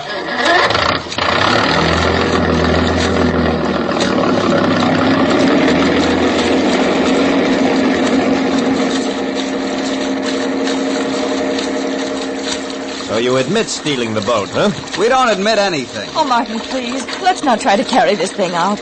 Let's tell Captain Friday how it happened. What good would that do? You tell me, Senor Stanley, what you have done with my cousin Carmel. What's eating you, Ruiz? You tell me what you do with Carmel or I will kill you. What are you talking about, Andres? Carmel. It is Carmel who I talk about. What have you done with her? Well, we left her asleep at the cottage. You did not touch my cousin? Well, of course not. Why? Is she gone? I do not know. But I say to myself, if any has harmed my cousin, I will kill him like a dog. You better find out what it's all about before you start getting homicidal. Well, you are a very bad fellow to my cousin, Senor Stanley. Oh, go take a jump in the ocean. Please, Andres, Martin's upset. You just don't understand it. This I do not wish to do, I can tell you plain. Come on, Miss Stanley, what's it all about? It's pretty plain that you did steal this boat. Yes. Yes, we stole it. Sissy, you crazy? Oh, Martin, I think it's right to tell the truth. I'm going to tell. Leave it to a girl. Well, we had no intention of running away, and until Dr. Croft told us there was a boat tied down at the dock. Yeah?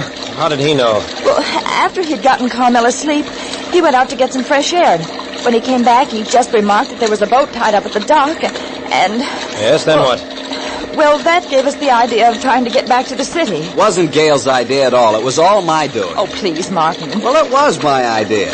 I suggested it, and I kept after her until she agreed to go with me. But I didn't have to go. And she didn't know anything about me hitting Dr. Croft over the head and binding and gagging him either. Martin Stanley, you didn't do that. Yes, I did. Did it while you were in the bedroom getting your things together. Oh. Yes, but what I want to know is what you think you'd have accomplished if you had escaped. The police in the city have picked you up in a minute. Oh, but we weren't trying to run away from the police. Oh, no? Really, we weren't. All we wanted to do was get away from that awful place with all those dead bodies. Well, you're going back. Yes, I know. I'm sorry we attempted it now. Well, I'm not. I only wish that engine hadn't conked out. Say, where'd you get this boat, anyway? Just a little ace in the hole, Stanley. You detectives make me sick. You'll probably be a lot sicker of them before they're through with you. They can't do anything to me. I haven't done a thing. We'll know more about that when we get back to the cottage. And that won't be very long now. There's the wharf right up ahead. Hey, Andres. Si, senor. Here, take these handcuffs. But, senor... Take them and handcuff the two together. Oh, no, please. Senor, never. I will not put handcuffs on Miss Stanley. Oh, yeah? And suppose you handcuff yourself with Stanley there. I'm not taking any chances of losing him in this fog. Oh, but please, Martin won't run away. Will you, Martin? Do what I tell you, Andres. Either handcuff Stanley with his sister or to yourself. Well, to his sister I could not do it all. To me, if you wish, yes. That's okay with me. Here, Stanley, hold out your left arm. Sure. With my fist on the end. Martin, why did you do that? You pig of a pig! I will show you how good Spanish fellow can fight now. You dirty break your neck,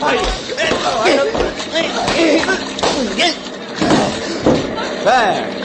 And I guess I will show you I'm not so bad a fighter, eh? Well, for gosh sakes, at least get off my stomach.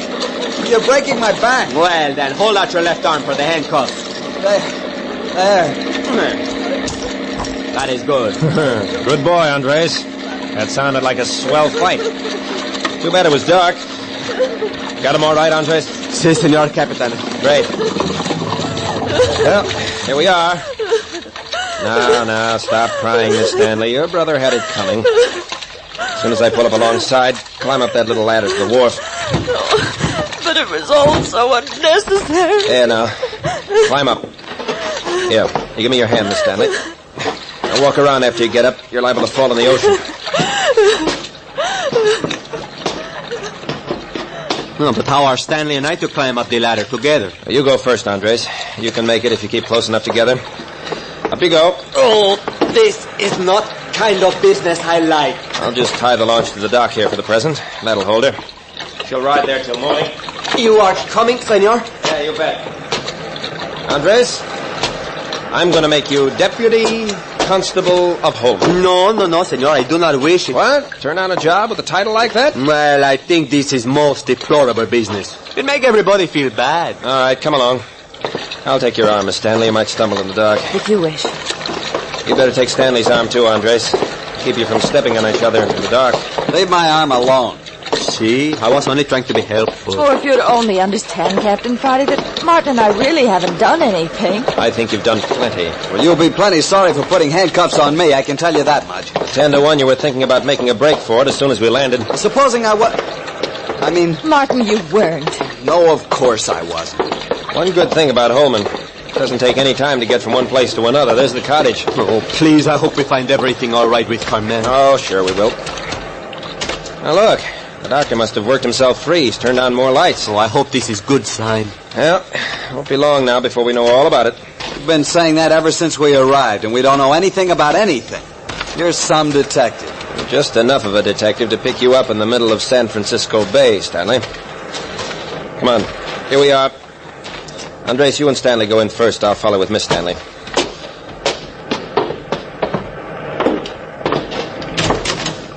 Hello. That you, Captain? Got him, eh? Yep, we got him. I say, Stanley, whatever possessed you to tie me up? I wouldn't have stood in your way if I'd known you were determined to go. The heck you wouldn't. You threatened to lock me up if I made a move to leave the house. Perhaps so, but it never entered my head you'd be so savage about it. Dr. Croft, I'm terribly sorry that Martin... Oh, there now. I know the stress you young people have been under. Captain, where's Carmel? What, isn't she here? Carmel? Senor Doctor, is not Carmel with you? With me? Why? But see here, Carmel's room is empty. Huh? I thought you had taken her with you. Carmel, she is gone. Oh, something has happened to Carmel. Shut up, Andres. See here, Doctor. She wasn't here when you got loose. Why? Captain, Quick, I want to see your room.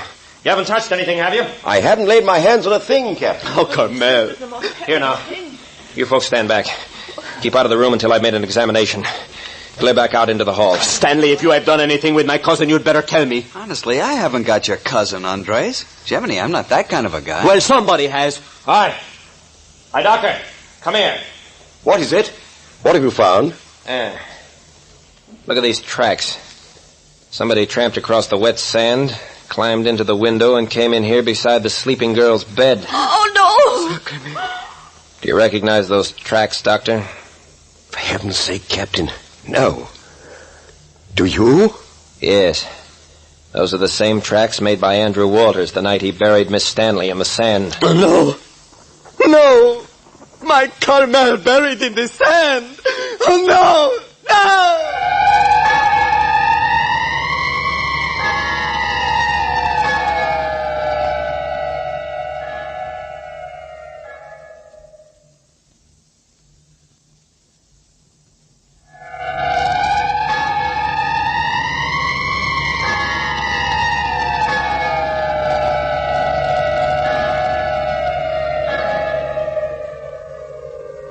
Once more, the prowling dead have made an appearance at Captain Friday's cottage.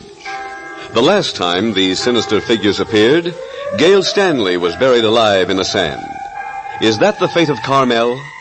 Listen next week at this same time for the 10th and final episode of Dead Men Prowl, titled The Prowling Dead Introduces Himself. The murderer is at last revealed by Captain Friday.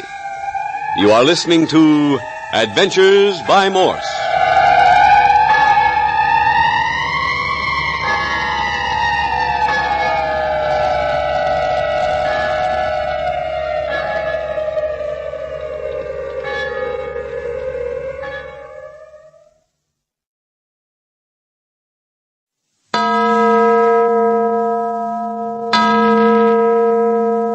Adventures by Morse.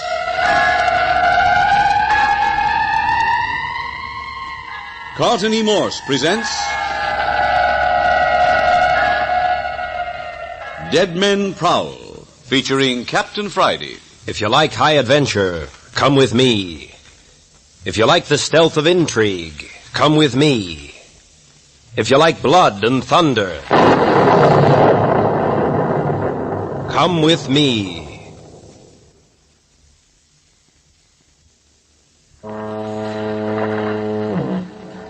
2 days ago, Captain Bart Friday and his friend and guest, Dr. Croft, arrived in the little resort village of Holman across the bay from San Francisco. They had intended spending a quiet weekend at Captain Friday's summer cottage, but they had no sooner arrived in the village when things began to happen. On the beach, they stumbled on the dead body of old Doc Sims. They found Andrew Walters, the other wealthy man of the village, dead by hanging. Then they found the half-wit Hartley boy shot through the heart. The weird part of the whole thing is the fact that these three dead are apparently prowling the streets and houses of the town of Holman. That right, Captain Friday? Yes, that's right. I've tried everything. Handcuffed them, tied them down, even stuffed the three bodies in the refrigeration room at the morgue. But it didn't do any good. They're still prowling. The only thing I know for certain is that Doc Sims and Andrew Walters are brothers. Walters had been masquerading under an assumed name. The half-wit Hartley boy had been accidentally shot by Andres Ruiz. I've smoked out that much, plus the fact that our other guests, Andres and Carmel Ruiz, and Gail and Martin Stanley, are related. But this latest development has just about got me stumped. Carmel Ruiz has disappeared. Yes, Carmel Ruiz has disappeared. The prowling dead have taken the little cousin of Andres. Death stalks in Holman. While Dr. Jamie Croft lay bound and gagged in Captain Friday's cottage, and while the captain and Andres were racing along the coast of the Pacific to bring back the runaway Martin and Gail Stanley, brother and sister, one of the prowling dead had somehow escaped from the ruins of the morgue.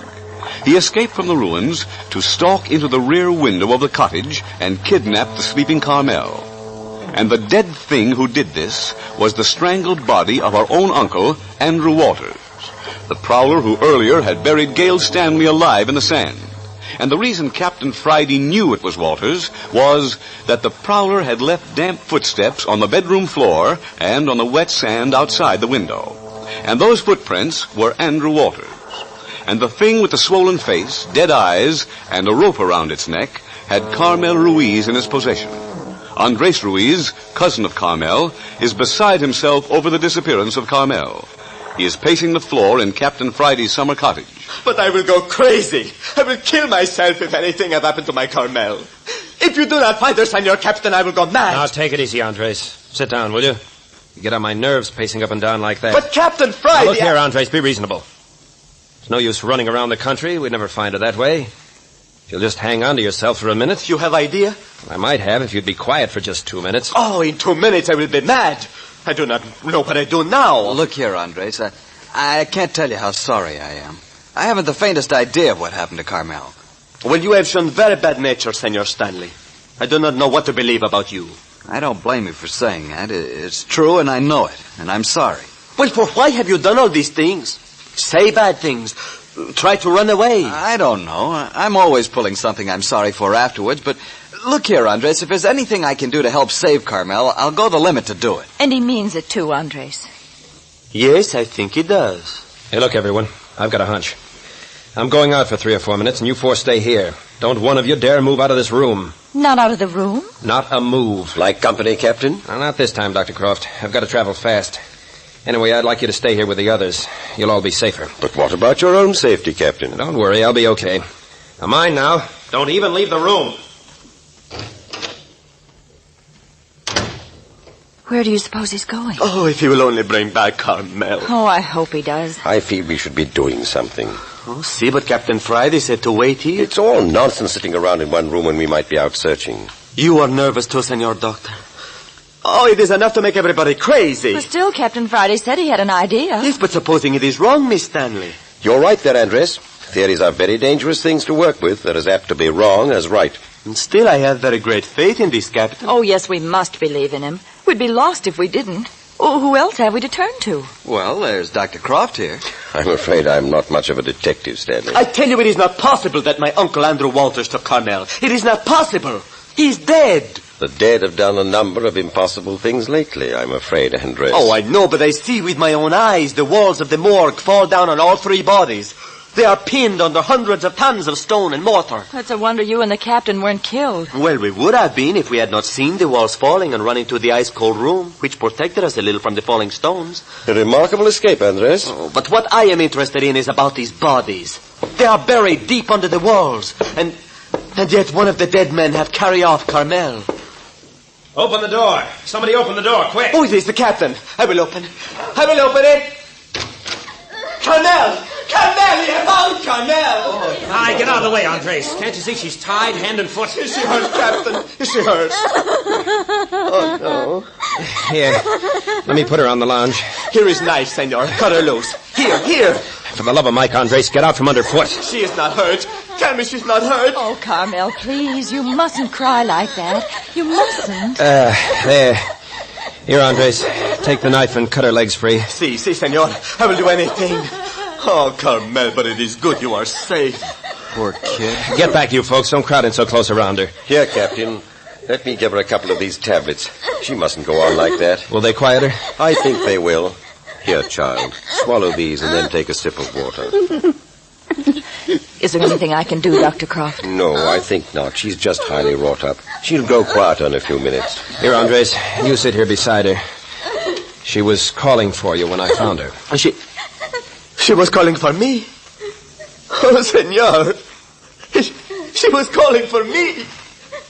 Oh, never again will I let you out of my sight. You know, Gail, that Andres isn't such a bad fellow either. I knew he was in love with Carmel the moment I first saw them together. But, Captain, where was Carmel? Where did you find her? Well, if you've examined this cottage closely, you'll notice that the backs of the closets have not been finished off.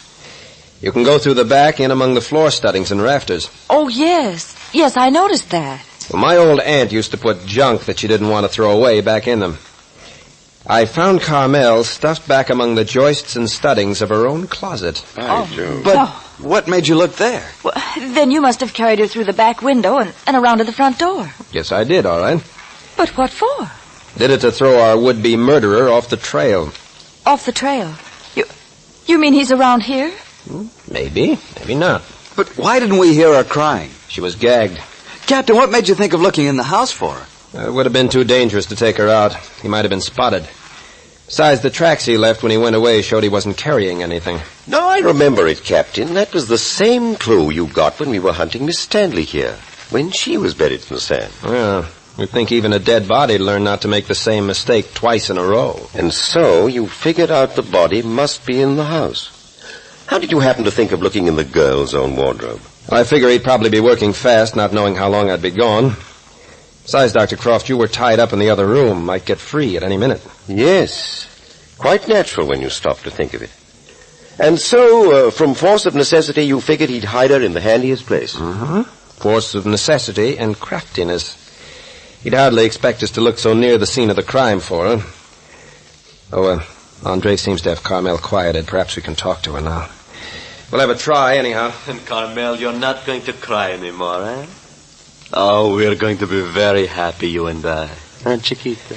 Well, Carmel, you don't look like the same young lady I carried in a few minutes ago. Oh, but, senor, she understands now that she's going to be very happy for the rest of her life. Yeah? Look here, Carmel, you feel like talking? Yes. Please, you will not bring back bad memories? Sorry, Andres, but we've got to get all the information we can. Please, Andres. I don't mind. If you'll sit beside me. Oh, nothing in the world could make me move. Okay. Now then, tell us what happened. I was asleep when something touched me. And I opened my eyes and... Oh, please, Cap. I'm all right, Andres. And there was a horrible face looking down at me. Didn't look like it was alive. And there was a rope around its neck. Oh, it is a monstrous thing. What did you do? When he saw I was awake, put his hand over my mouth. I tried to scream, but I couldn't. He held me so tight, I fought just as hard as I could. Oh, my poor Carmel. And one of his fingers slipped into my mouth. And I bit down on it just as hard as I could. You bit his finger, huh? Yes. And when he jerked it away, there was blood on his hand. Captain, a dead man doesn't bleed. No, he doesn't. No. Yes, that's just what I was thinking. What then, Carmel? Well, he put a cloth around my face so I couldn't see or scream after he tied me up so I couldn't move. He carried me someplace. But if it is live, man... Captain, my uncle could not be alive and dead at the same time. Never heard of it being done before. But if there's a live man mixed up in this thing, we ought to get after him. Yes, but where would we look? I think that'll be easy. You mean you know where he is? I have a hunch I can walk out that door into the hallway and march our friend Andrew Walters back in here in jig time. Oh, no. What are you saying? You mean he's listening to us on the other side of the door? I have a hunch he's been listening, all right. Oh. Dr. Croft, you mind coming with me? Not at all. You armed? No, but... Never mind. I don't think we'll have much trouble. Now, you folks stay here. And I mean right where you are. I'll be back in 2 minutes with Andrew Walters, dead or alive.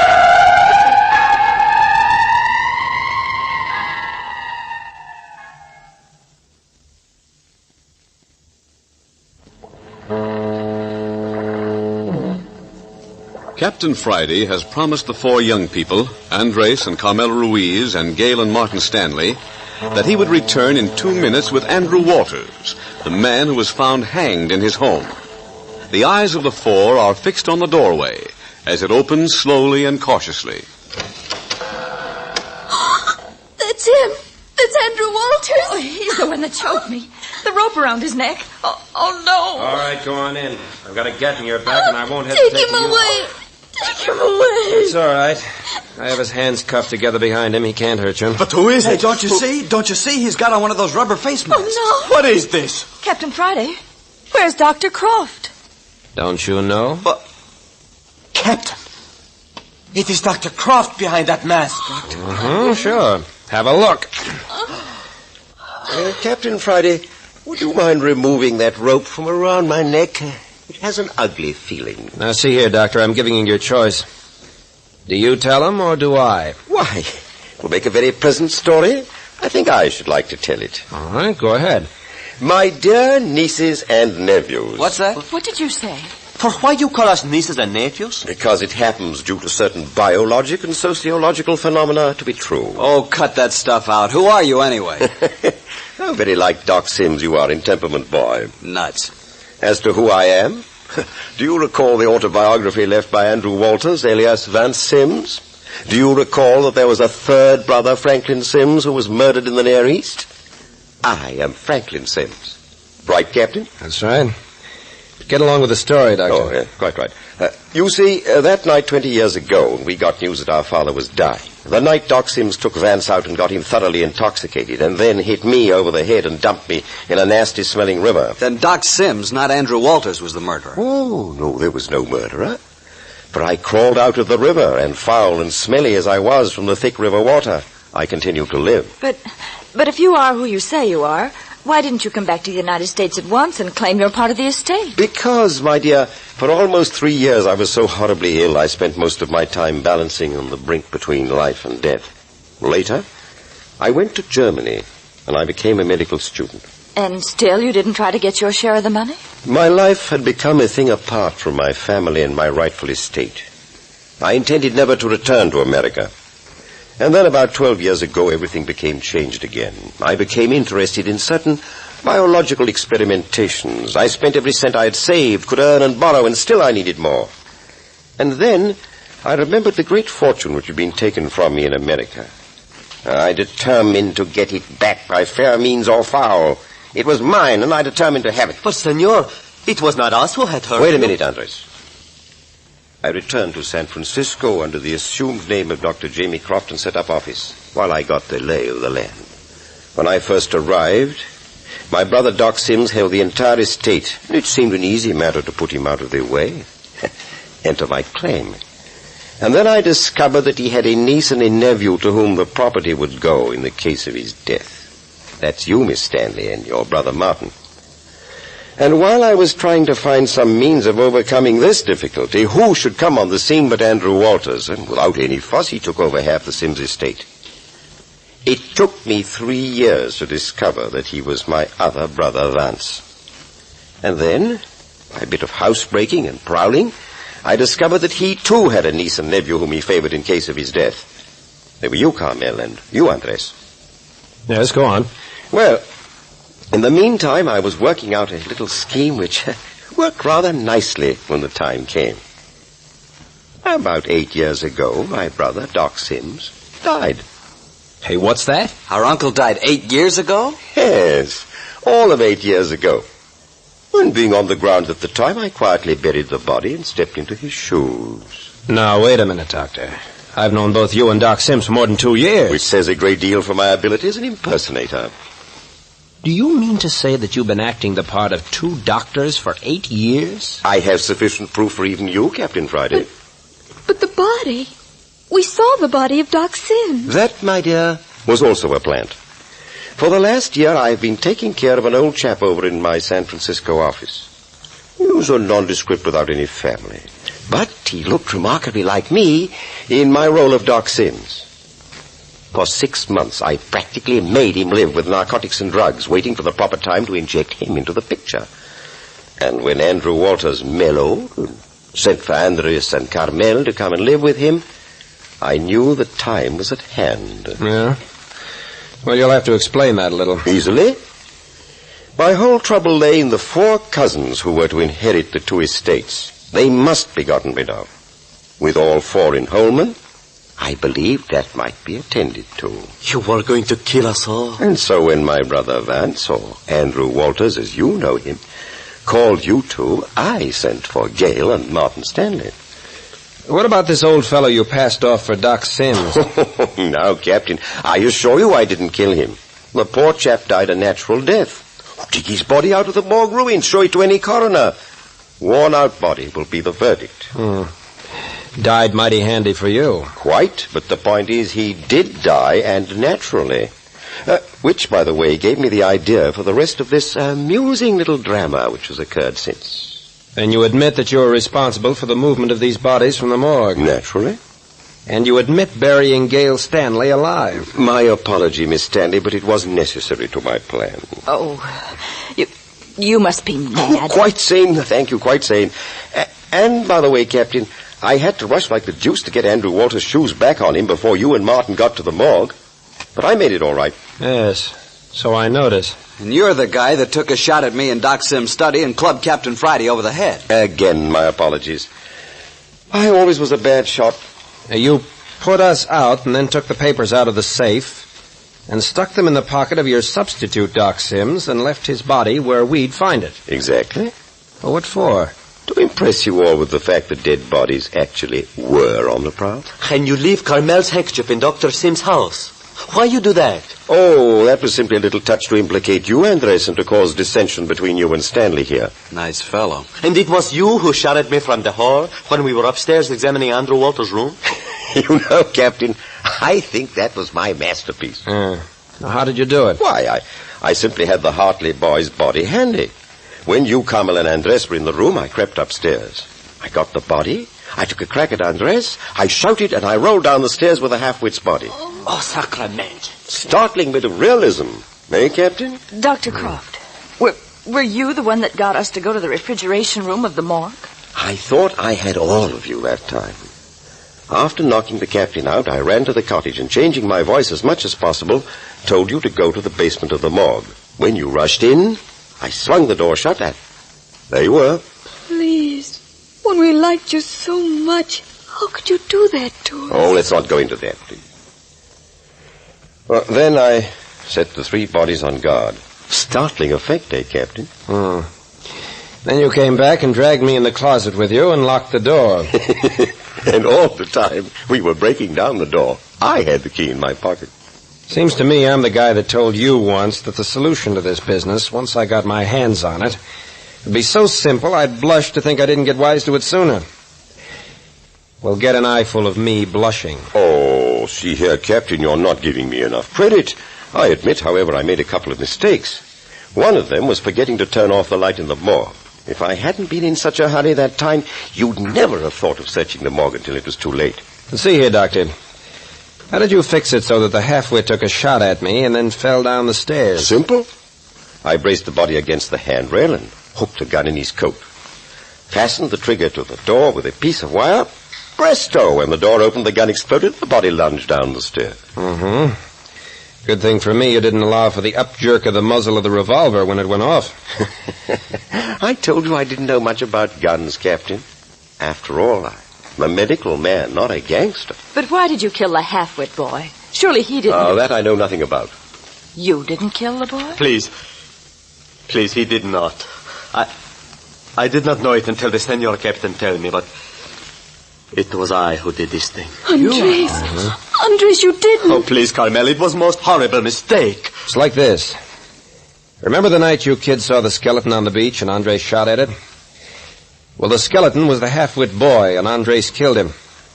His father had given him several rubber masks and some luminous paint for Halloween, and the foolish boy continued to use it to amuse himself. The boy's father knows all about this now. And that, by the way, is where I got that mask you recently saw on my face. I found it lying outside the morgue. Dr. Croft, what was your idea in blowing up the morgue? Oh, Captain, you cannot imagine how uneasy a person grows having a bloodhound like yourself on his trail. I grew more and more certain that you were beginning to suspect the truth. So, I laid the trap and got you and Andres off on a pretext of hearing a woman scream. Well, I'm glad I knocked you over the head. Too bad I didn't do a better job of it. I get your point exactly, Martin. The real Sim spirit. Oh, I never want to hear that name again. You see, you made your big mistake, Doctor, when you kidnapped Carmel here. I was plain crazy. You're right, Captain. But I was getting rather upset. Things were growing a little too warm. You'll have to excuse it on that basis, I'm afraid. You see, I'd stolen Andrew Walter's shoes again before I set the trap in the morgue. But I must confess I entirely forgot to make deep tracks in the sand when I left. Deuced thoughtless of me. Yes. So was that stunt of hiding your mask and rope and shoes in your medicine case after you'd finished with them? Undoubtedly. Oh, I can see a number of things I'd do differently if I were going to do it over again. You know, one thing puzzles me, though. How did you get the body of this substitute Doc Sims on the beach? Captain, I don't know if you realize it, but I angled like the juice to get you to bring me over to Holman on this particular weekend. Yeah, now that I think of it, you were plenty eager to come. Well, I got the invitation. The day we were to come over, I took the body in my launch and I brought it over. The natives seldom walk on the beach, so I felt perfectly safe in leaving it there for a few hours. I got back to San Francisco just in time to meet you. Then we came over together. Oh. I presume you know we've got enough attempted murder charges against you to keep you behind bars for life. But you're not going to use them, are you, Captain? You think not? Drag these children through the mire of prosecuting their own uncle? Bring all this family history to light? Oh, no. We don't want to do that. I couldn't bear it. Exactly. That's just too bad. Now, look, Captain Friday, haven't we gone through enough? Are you folks crazy? I think the police department would like to have a little talk with Dr. Croft. As a matter of fact... Come in. Hey, for crying out loud, Cappy, I've been... Oh, excuse me. I didn't know you had company. Oh, that's all right, Skip. These people are all friends. Yeah? Well, you sure got some nice friends, boss. Now, this is Gail Stanley. Miss Stanley, my right-hand man, Skip Turner. Hello, Skip. Howdy, Miss Stanley. And Miss Carmel Ruiz. Oh, how do you do, Mr. Turner? Miss Ruiz. Well, now, ain't that funny? You know, I think I remember meeting you before, Miss Ruiz. Carmel. Wasn't it down Skip. at, Huh? Did you come all the way from San Francisco just to meet my guests? Oh, hey, I almost forgot. We got an important job down south. Down south? Where down south? Hollywood. Here's the telegram. Who's it from? Don't say. Go ahead and read it. Meet me at Maggie's Intimate Drinking Salon, Sunset Strip, Hollywood, tonight at 8. Signed, A Desperate Sister. And what is this, a gag? Gag? I just got a phone call from the same gal, and she wired us $1,000 expense money. Why did you phone? Well, just to be sure would be there at 8 o'clock tonight. Hey, look, we just got time to catch a 5 p.m. plane south. That's why I hustled over here. I got the tickets. She must be desperate. Come on, we ain't got no time to lose, boss. Okay, Skip, we'll look into it. Oh, by the way, you got your handcuffs? Why, sure. Why? Just slip them on Dr. Croft here. We'll drop them off at the Hall of Justice. You bet you. Here you are, fella. And the other one. There you go. Nice little charm bracelet. Oh, see here, Captain Friday, I can afford Save it for the judge, Dr. Croft. He loves those little stories. The rest of you check in with the police in San Francisco. I'll see you as soon as I get back from Hollywood. All right, let's go. Yeah. Oh, Carmel, if you should happen to be in Hollywood in the Come on, next few Skip. days. There's a desperate sister waiting for us in Maggie's Intimate Drinking Salon. Let's get moving.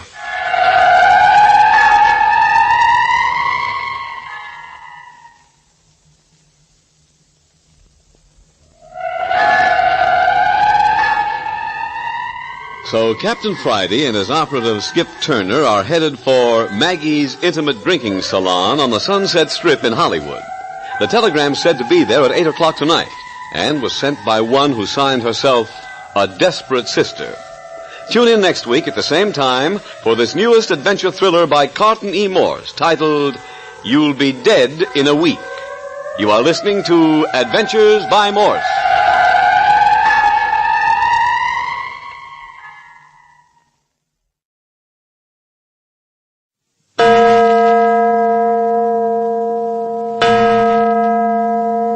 Adventures by Morse.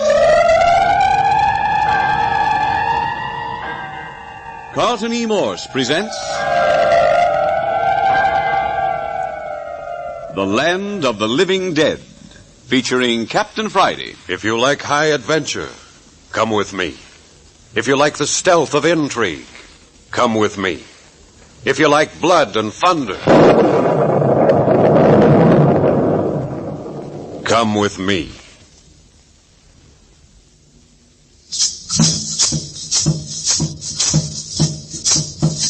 This is the tale of ancient Chicota mysticism, the drama of strange terrors and weird deaths. Involved in this adventure of the land of the living dead are Dr. Julian English, renowned archaeologist and paleontologist, and his daughter Judith. On the far side of Russian Hill in San Francisco sits the English home, standing alone in a garden of neglected shrubbery and vine-entangled trees. About the whole place is a tall, dilapidated hedge that cuts off the house from the rest of the world. But let Captain Friday go on with the story. We pick up this business on a certain dreary night with the fog hanging in a sinister wet blanket over the city. In the distance, the foghorns bellow mournfully, but all other noises are muffled to a weird, indistinct muttering. Skip Turner and I, moving stealthily along a residential street, now and again caught glimpses of other beings, but only as vague, indistinct phantoms. In this fog, walking with us, was the essence of sudden death.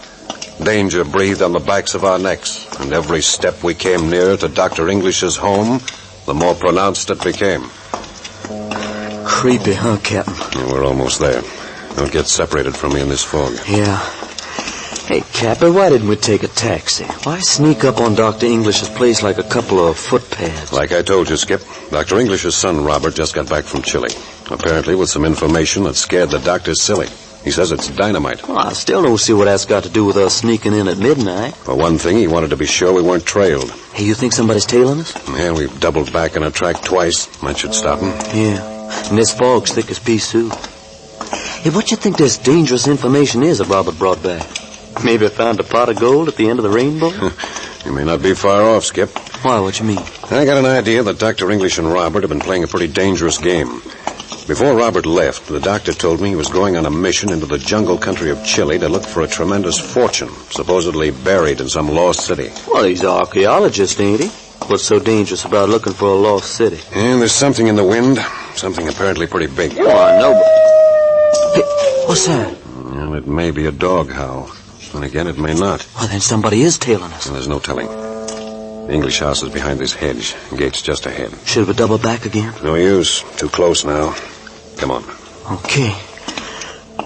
No, I still don't see what danger there is in looking for a town that nobody can't find. It seems this lost city is guarded by an ancient Indian tribe, the Chicotas. Oh, I get it. They don't want nobody fooling with their buried treasure. And they're ready to knock off the first fella that tries, huh? In capsule form, that's about right. Well, say, did his sister Judith go along with Robert? No, Dr. English wouldn't let her. Said the trip was too dangerous. You know, I could go for that little lady, boss. The way she makes a dress important is a sight to see. You've said that before. Here's the gate. It's open. Come on. I can't get that phony dog howl out of my mind. Hey, there it is again. Yeah. Come on, that's Judith's voice. Yeah. Now get the door. It's locked. Hello, Dr. English. Hello. Skip, there's a window just to the left of the door. See if it's unlocked. I just tried it. No go. Then smash it in. Look out for glass. All right. I'll go first. Stay close behind. Yeah, I'm in. Come on, Skip. Yeah, right behind you, Captain. There. Hey, duck, Skip. Somebody's shooting us from the hall. Can you see who it is? No, just a shadow. There, he's moving into the light.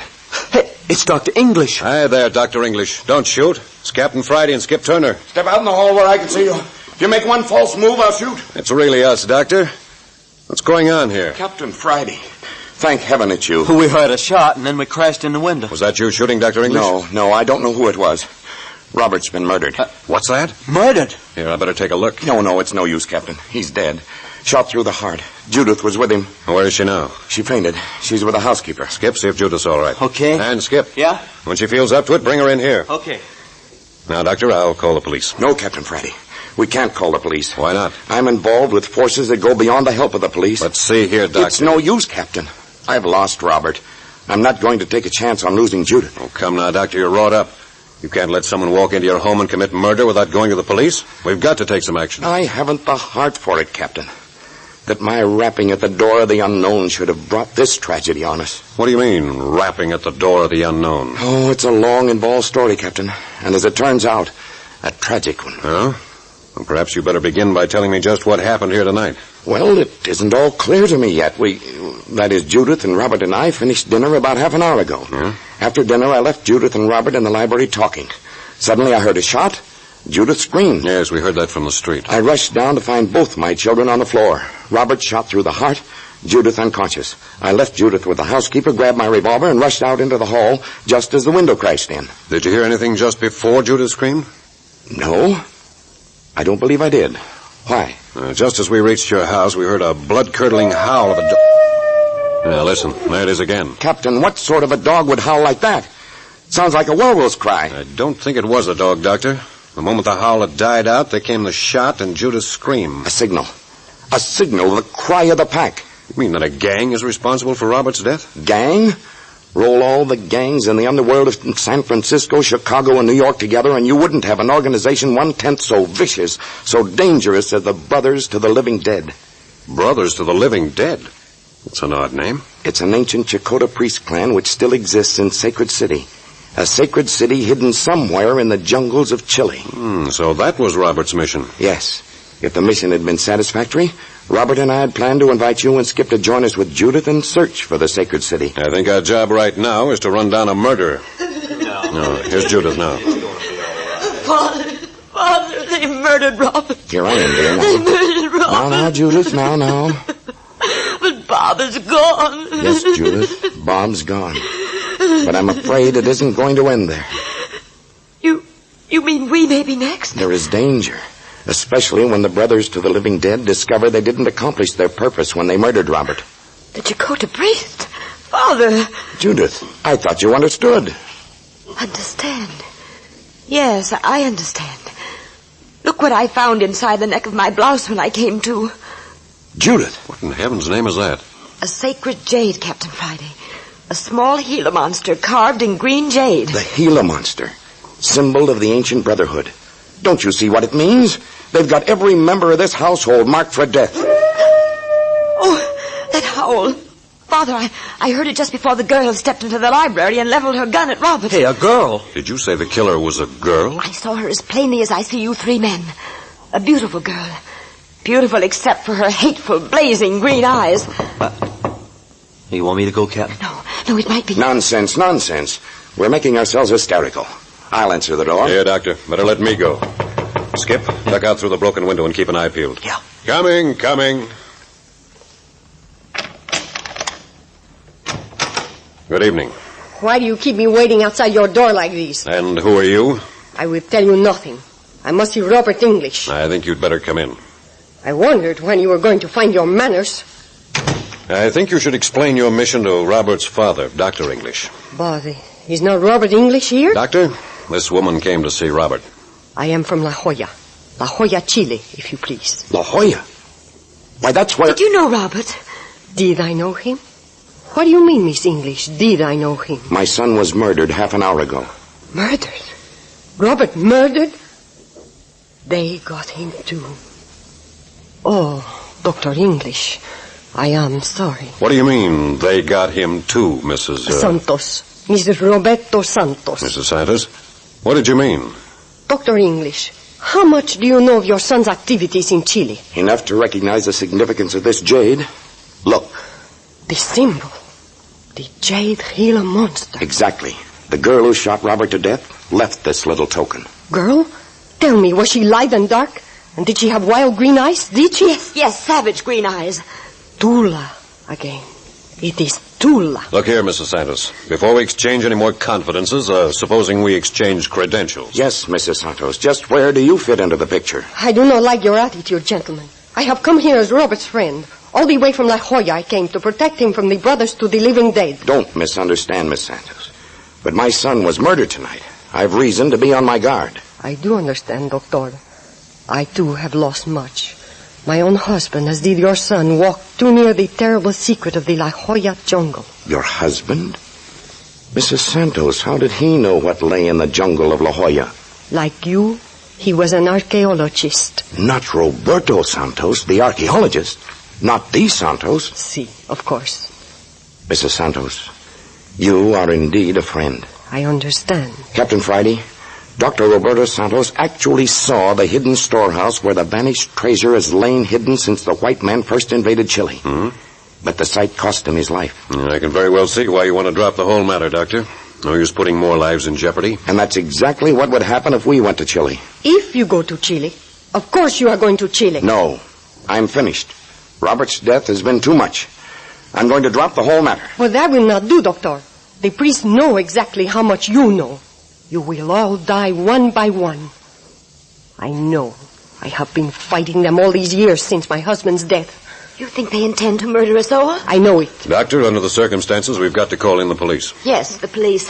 We'll have to have them for Robert. You poor innocent Americans. Do you think the police can help you now? Yeah, police have quite a reputation, Mrs. Santos. Reputation, is it, Capitan Friday?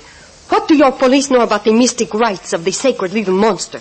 How would they cope with this age-old nest of sinister wisdom? Then what are we to do? Act, Miss English. Act. Act promptly. Fight them with their own weapons. If you're suggesting we all turn into a rival gang of gunmen, Mrs. Santos, I don't think... It is not murder, Capitan Friday. What I say you must do. It is your future existence. Their lives or yours. What in heaven's name have I brought down on this household? Judith, my daughter. There, Dad. How could you know? I think we should see it through.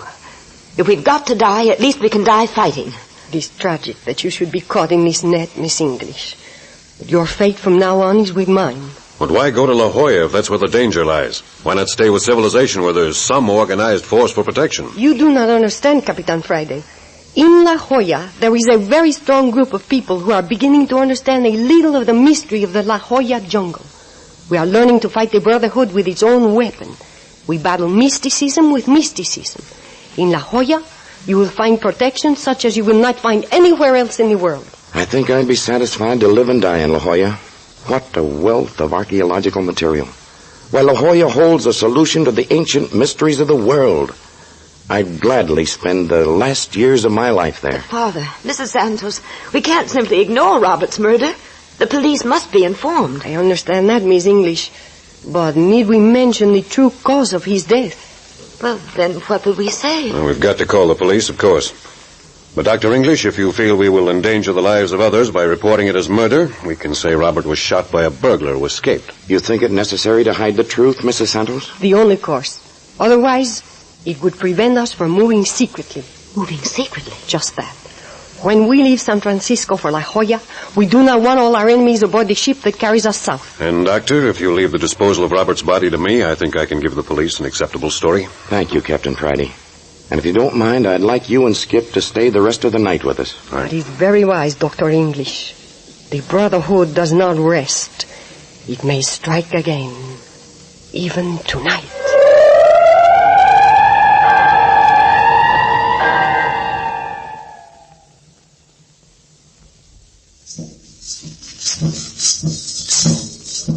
The Brotherhood of the Living Dead, whose tentacles reach out from the sacred city somewhere in the vastness of the jungles of Chile, has spoken.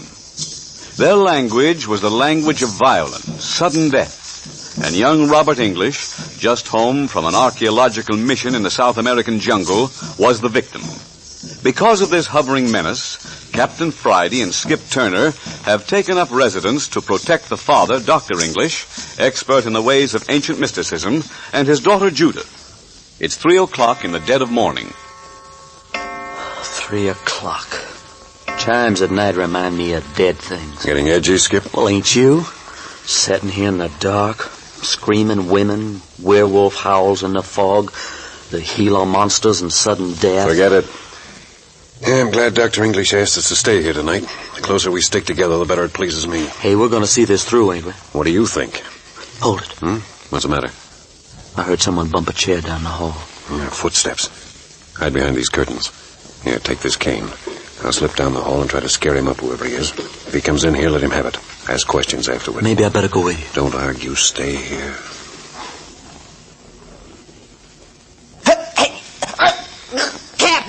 Captain Friday, they got me. You killed me. Skip, did you call? Skip, where are you? Dr. English, everyone, turn on the light. Skip's disappeared. Here I am, Captain. What is it? They've got Skip, too. He's gone. Oh, no, Captain Friday, no. Captain Friday! Father, what is it? I heard someone shouting. Father, you're white as a ghost. What is it? Skip. They've got Skip Turner. But where could they take him? Well, let's look. Let's help Captain Friday search. Stand still. Listen. Someone in the hall. It is I, Mrs. Santos. I heard the cry. I understand. Who is it this time? Skip.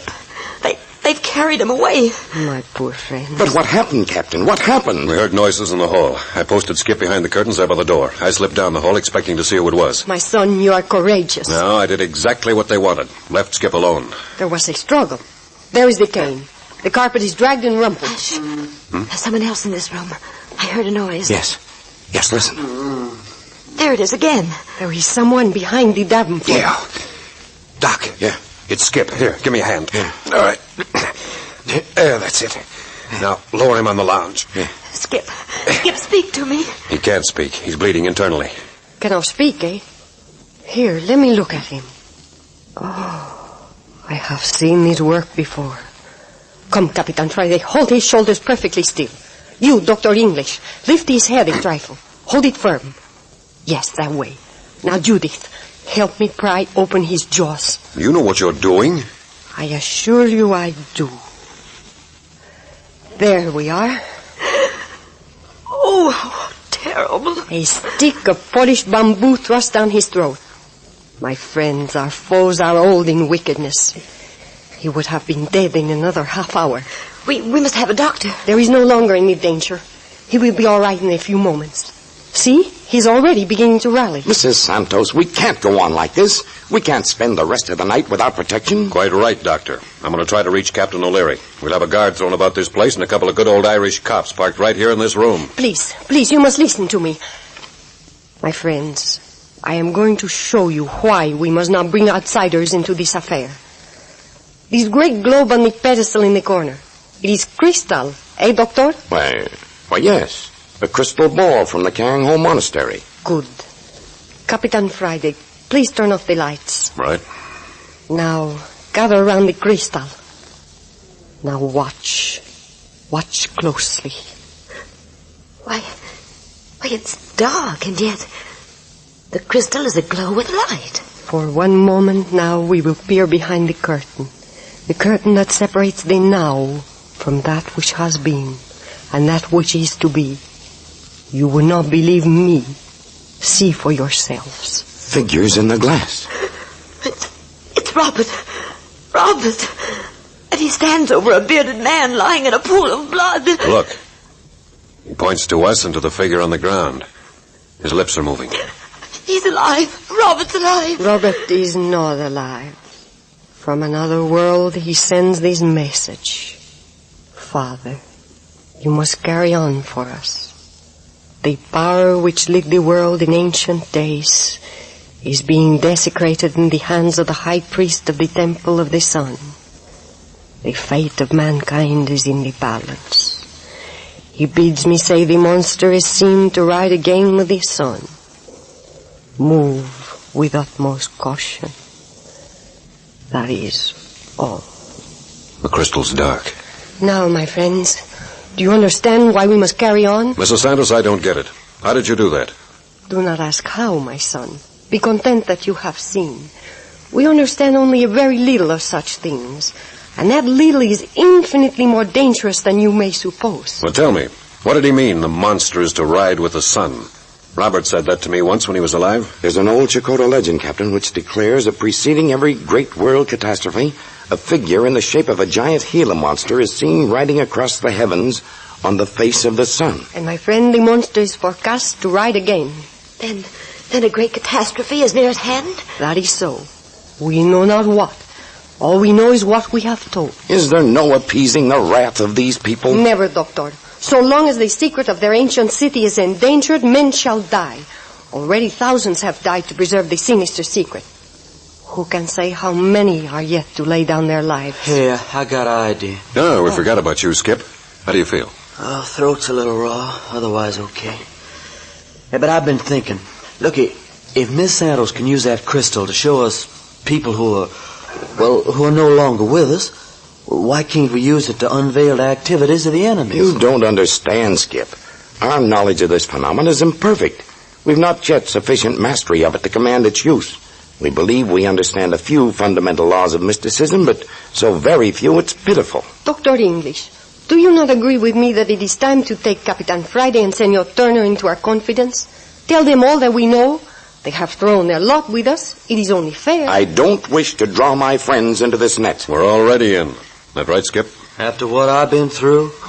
And what an initiation. See, Doctor, they are in as much danger as we. Even more danger, for they are handicapped by complete mystification as to what it is all leading to. Well, what do you think, Judith? Father, we need Captain Friday and Skip. Need them badly. It's all settled, Judith. Skip and I sail with you. Now, Mrs. Santos, tell us, what's your next move? Our next move, and the next were ever so carefully planned. Long, long ago. I don't get it. You say that whatever move we make has long ago been decided upon? Understanding will come, my son. To each of us there has been given a part to play.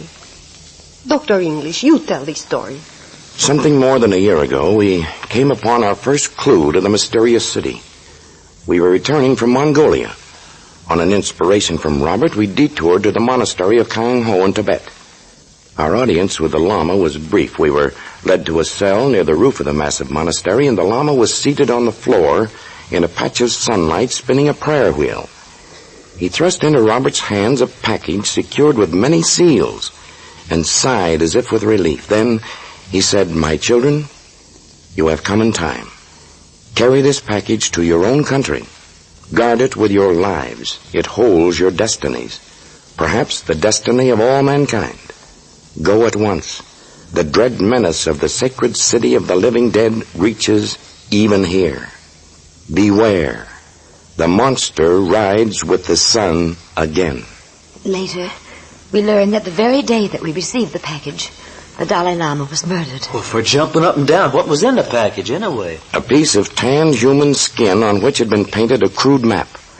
Likewise, there were 7 pieces of ancient parchment, utterly blank, but which brought forth ancient Sanskrit characters when applied to heat. Robert knew Sanskrit. What did he make of them?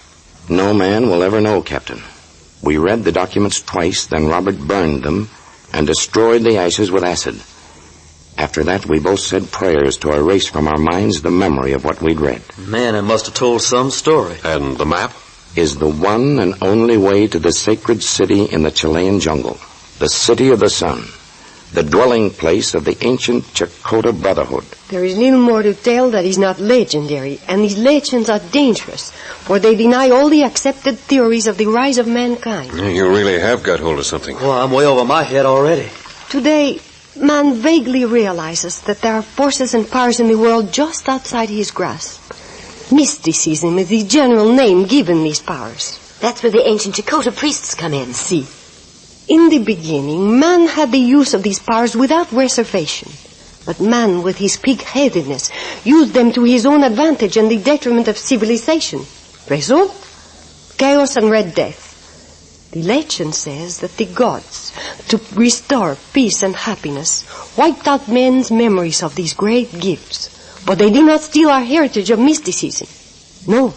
They put these powers in the hands of a faithful line of priests, the descendants of who are now to be found in the lost sacred city. And these priests we're fighting are in possession of all these powers? Yes, to cherish and preserve against the day when man is perfect enough to be allowed the use of them for the good of the world. And no fooling, Miss Santos. Is this legend or true? What is legend but a truth beautified by the coloring of time? But the wickedness of these priests. Haven't they cold-bloodedly killed Roberto Santos, Robert English, and hundreds of others? Those who have studied the problem have wondered, Captain. After all, is it wickedness? These priests have exercised a powerful influence upon man. They have functioned as a sort of stabilizing force, controlling events and destinies at will. They have controlled, checked, or encouraged the ambitions of man. They have prevented wars and caused wars. Hey, Miss Santos. And now you understand something of the power of these men of the sacred city. Look, out the window. Eyes are watching us. Look. What is it? Keep still, everyone. Kick over the lamp. Everyone on the floor. Madre de Dios, tiene compasión. Stick with me, Skip. We'll crawl to the window and try to grab this guy. When he doesn't beat it. Did you ever see eyes like that? Man. All right. You throw up the window and I'll try to grab him. Ready. Yeah. Get him. What in blazes? Hey, give me some light. Yes, lights. There you are. Captain Friday, how funny. It's only an owl. All that scare for nothing. Just a harmless owl. Harmless owl.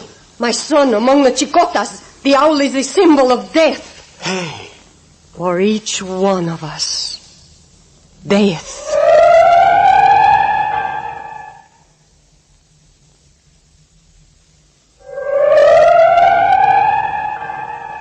The Brotherhood of the Living Dead have placed the brand of death on 5 people. The further adventures of Captain Friday and Skip Turner in their fight against the ancient mysticism of Chakotah comes to you next week. You are listening to Adventures by Morse.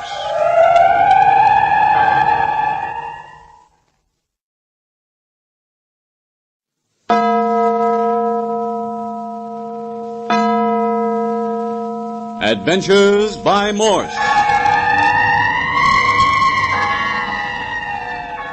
Carlton E. Morse presents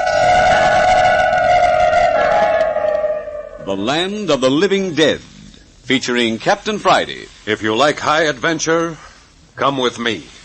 If you like the stealth of intrigue, come with me. If you like blood and thunder,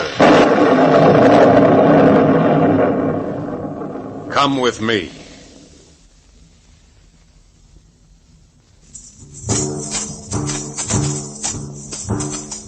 A net of death has been thrown about a little group of San Franciscans by the ancient Chakotah priests of a far-off jungle temple in South America. Robert English, young archaeologist, was killed. On the advice of Mrs. Roberto Santos, Spanish-American woman familiar with Chakotah mysticism, the condemned group is secretly fleeing to the protection of an old monastery hidden in the jungles of Chile. The party includes Dr. Julian English, noted archaeologist, his daughter Judith, and Captain Friday and Skip Turner. The monastery in the Chilean jungles is kept by monks who are fighting the tremendous power of the deadly priests of the living dead. Tonight, the group, including Mrs. Santos, is aboard ship, 7 days out from San Francisco. The craft is in a heavy fog that has clung to the ship during the whole passage. The vessel, headed for La Jolla, Chile, moves cautiously through the murky atmosphere, continually sounding its deep-throated whistle. What are you trying to do, Skip? Go over the side? In this fog, we'd never pick you up. Oh, hi, Captain Friday. Yeah, I reckon I was leaning too far. Man, this fog's sure thick. No worse than it has been. Yeah, 7 days out of San Francisco, and we haven't been able to see 10 feet in any direction. This fog hangs on like a leech. That's kind of uncanny. Regular ghost ship. Whole week of this doggone clammy fog. 7 days of just drip, drip, drip. Hey, Cappy. Well? You think there's anything in this here gorilla business? You know, anybody could make a mistake in a fog like this. I don't think 3 people would all make the same mistake. Yeah, but a gorilla running loose on a ship. I can't think of nothing sillier. Where'd it come from? Where does it go to? Why did it attack somebody? Well, there's that menagerie down in the hold. There are 2 gorillas with it. Yeah, I was asking the skipper about that. Seems that it belonged to a circus that went broke in Arizona. Animals was bought for a zoo in Peru. But if one of those gorillas were loose on the ship, the keeper'd know about it, wouldn't he? Maybe so. But I don't think anybody's seen a gorilla. Everybody's got nerves on account of this here fog. Hey, look, you see that, Captain? Where, Skip? I don't see anything. I swear I saw a shadow like a big ape. Where? Not 10 feet away. Right over yonder. Hey, Captain, wait for me. We'll soon prove that you're just seeing things. Got a gun? You bet you. Then come on and look out who you shoot. Yeah, just as I thought. Not a sign of your gorilla or anything else. Well, I saw something. Just the movement of the fog. Yeah, here's a couple of deck chairs. Let's finish our cigarettes before we turn in. Captain, do you realize it's just 11 days ago tonight that we walked through the fog in San Francisco to Dr. English's house? The night Robert was killed? 11 days. It seems like years. We've been in the fog ever since. Man, them last 4 days in San Francisco was a little rugged. The day of Robert's funeral, that blanket of fog was so blame thick you could cut holes in it. We didn't do nothing but sit around and wait. Wondering if an agent of the Chakotah priest was sharpening a knife for us. Is that what you were going to say? Yeah, kind of gives me the willies.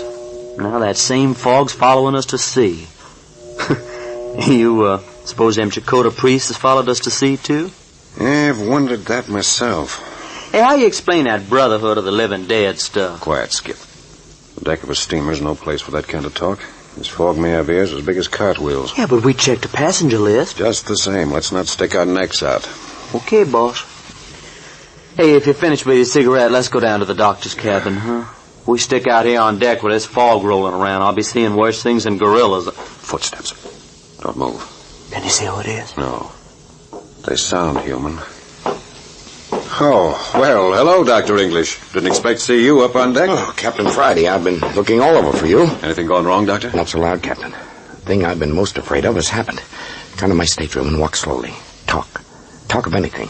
Appear unconcerned. Hey, what's wrong, Doc? Is Judith all right? Don't ask questions, Skip. When I came along the deck just now, I was within 3 feet of you boys before I saw you. This fog may conceal anything. Come on, let's be moving. What do you boys say to a rubber bridge? Oh, we were just coming by for you, Doctor. Well. Yeah, we was just coming by. You know, Doctor, Skip thought he saw that phantom gorilla a few minutes ago. My heavens, Captain, not that. Talk of anything but that. Listen, off there to port, do you hear it? Whistle of another ship. Dangerous waters these, Captain. Very dangerous. Where should we be by now, Doctor? Somewhere off the coast of Ecuador. Huh? We passed the SS Virginia going up the coast just before dinner. Here's my stateroom, boys. All right, now, watch your step. Close the door, Captain. I'll get the light. Hey. What a mess. Well, the place is wrecked. Did you lose a collar button, Doc? I found a stateroom just like this when I came along from the smoking room not 10 minutes ago. Whoever my visitor was, he was very thorough. He didn't miss a drawer nor a bag. Searched everything. Got any ideas, Doctor? Yes. The brothers to the living dead.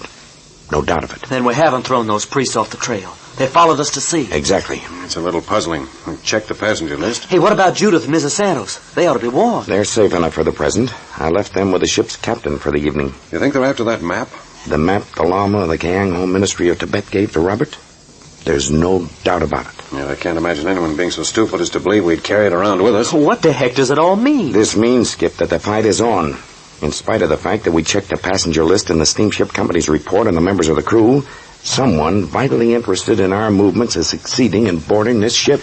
It also means that from now on, we're on our own. We've got to keep our eyes open, and more important, our mouths shut.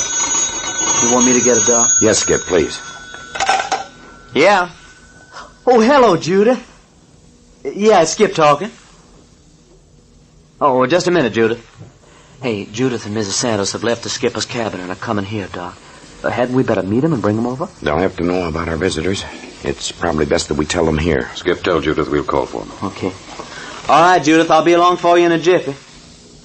No, it's no trouble at all. Listen, wait for me in your cabin, you hear? Be sure now. Right. Bye.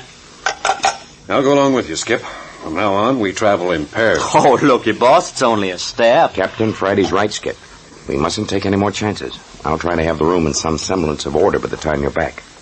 Are you both armed? Yes, of course. Hey, what's that? Listen. The call of the pack, Doctor. That's the sound Skip and I heard outside your place in San Francisco just before Robert was killed. Yeah, and I heard it the same night, just before they tried to get me. You see, there's no escaping them. They're drawing the net even more tightly around us. You think we should phone Judith to stay put? No. We've got to bring the women here. Doctor, there's plenty of room in your suite. Don't you think it'd be safer to give Mrs. Santos and Judith your extra bedroom for the rest of the trip? They've got to have protection from now on. Good idea, Captain. But you'd better be getting along. They might get impatient and start out alone. We won't be but a moment, Doctor. Come on, Skip. And, Doctor, lock the cabin door. Right.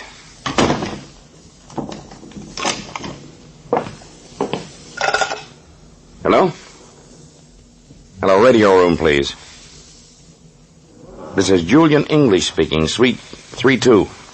Take this message for Lambert, British Museum, London. Yes. British Museum. Ready? 11th day. Apprehensive. If no word from me in 12 hours, radio Donovan to proceed from Vista Del Mar as instructed. That's right. Sign that English. Yes. Yes, thank you. Well, now to put the cabin in. The gorilla. No! No! Captain! Help! Captain Friday! Skip!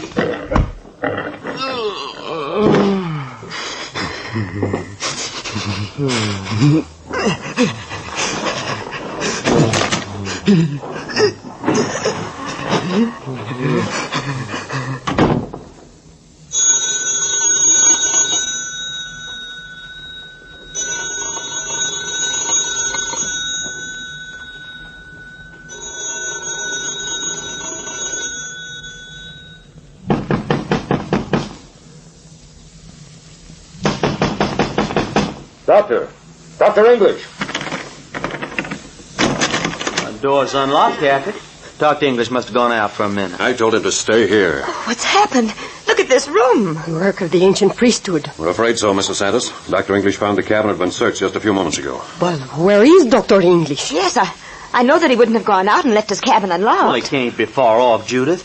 Maybe he's just going to report this to the purser. He would not make a report. Dr. English knows too well the necessity for silence. See, look, here's his hat. Yeah. Just where he dropped it when we come in. I don't like it. I'm going out on deck and have a look around. How about me going too, boss? Remember, the Dr. English said it ain't safe to go around alone. Please let me telephone for help. No, Judith. If your father wanted this kept quiet, it's up to us to follow instructions. Captain Friday, I do not think Dr. English left this room alone. Oh, Mrs. Santos, don't say that. Here, let me get that, Judith. Please, Captain. 32, Captain Friday speaking.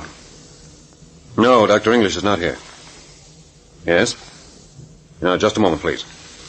Radio room reports receiving telephone instructions from Dr. English that a radiogram he placed with them be stopped. It is his report to the British Museum. Say to the operator, Captain Friday, that Dr. English's message must go through. Now, at once. It must go through.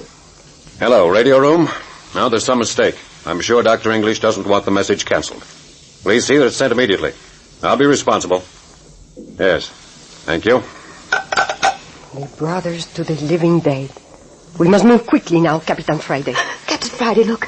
Here, on this piece of paper. Hey, that's blood. And here is another drop on the table. Oh, Father. Captain Friday, we've got to do something. Get hold of yourself, Judith. Hush, Senorita English. Keep your wits about you.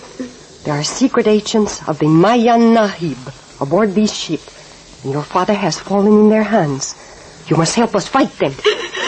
Oh, Mrs. Santos, must we all die one by one? My child, we are fighting the most evil thing our civilization has ever known. It is inevitable that one or more of us must die, but the price is small. Remember, we are 5 against the destiny of mankind. The price is small. Your father knew. Why do you use the word knew, Mrs. Santos? There, behind you, Captain Friday, is something I noticed when we first came into the room. See on the wall there, beside the door. Oh, hey, the imprint of a hand. A bloody hand. What's the meaning of that, Mrs. Santos? It is the blood-red hand of the Chicotas, a sign employed since the beginning of their civilization to indicate the accomplishment of a task. It means this work is finished. Oh, no, Mrs. Santos. I am sorry, Senorita, but... Quiet, everyone. Skip. Yeah? There's someone at the door. Yeah, the knob's turning. Judith, Mrs. Santos, get in the other room quickly. Come, Senorita English. Watch it now, Skip. The door's opening.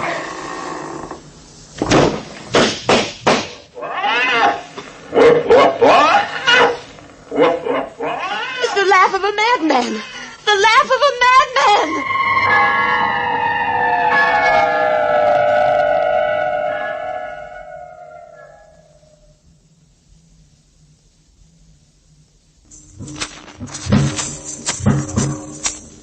The ship carrying Captain Friday, Skip, and the party of Dr. English to chilly South America has become a death ship, fog-bound and the stealth of death. First, Dr. English vanished from his suite, and then someone in the passage outside softly opened the door. Without waiting, Skip shot through the door. Skip, stop that. Stop shooting, do you hear me? Give me that gun.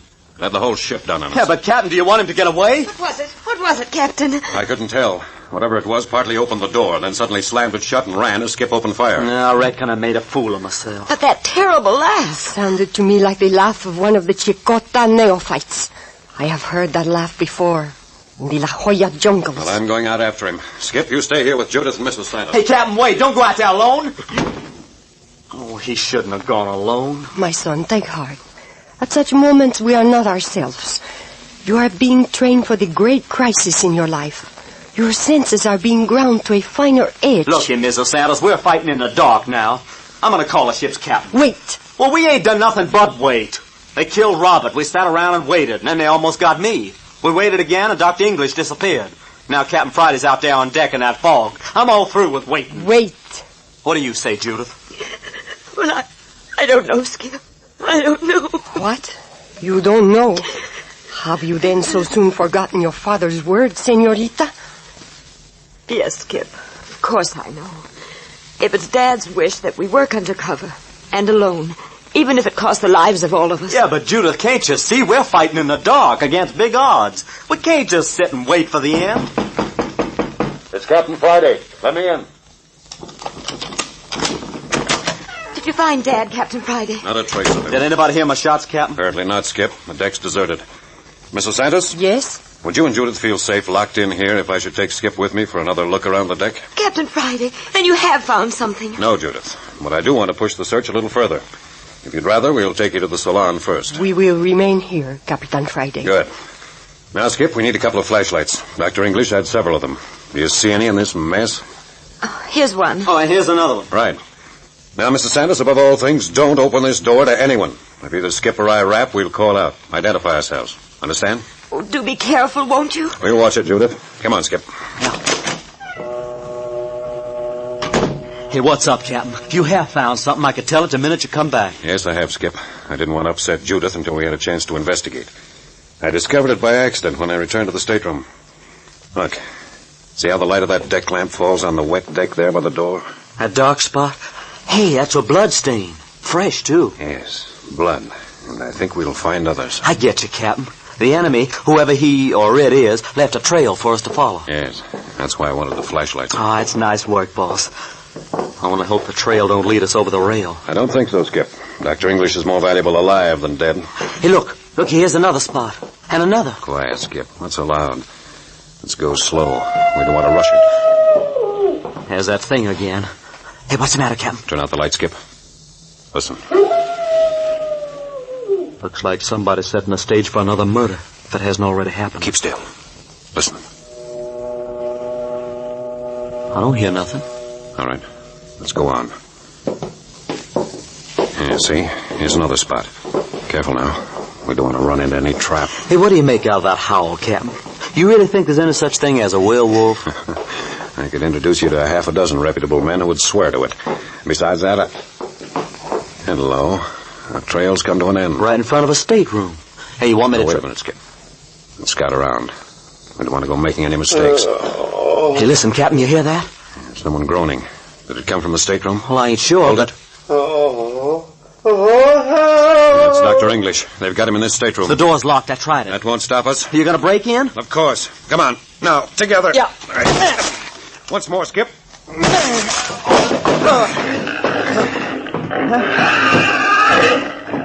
Hey, Captain.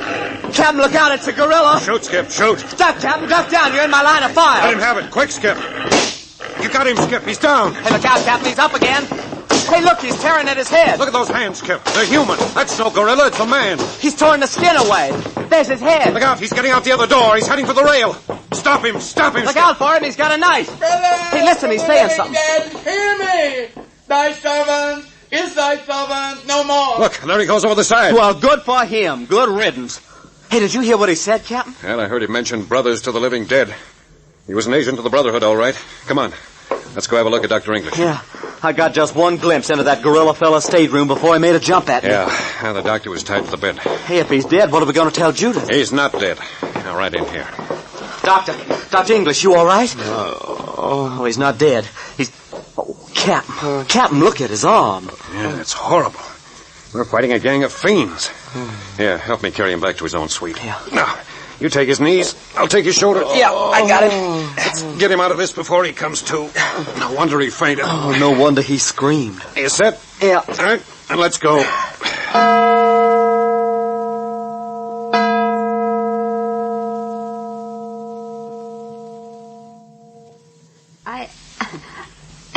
Oh, Mrs. Santos, do you think they've killed Dad? Tell me, really. Do you? You've got to tell me. I can't stand it. Anything better than the suspense. Senorita English, stop and think.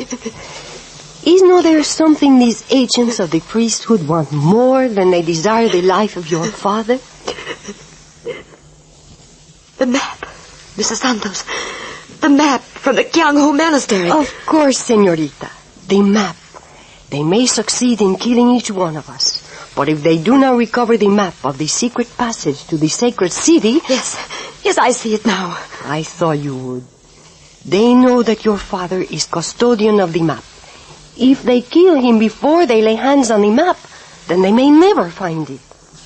Then Dad isn't dead. I know now that he isn't. But he might better be. He might better be. What do you mean, Mrs. Santos? The torture they will put him to make him tell where the map is hidden will be excruciating beyond belief. The brothers to the living dead are very devils when it comes to torturing. They wouldn't.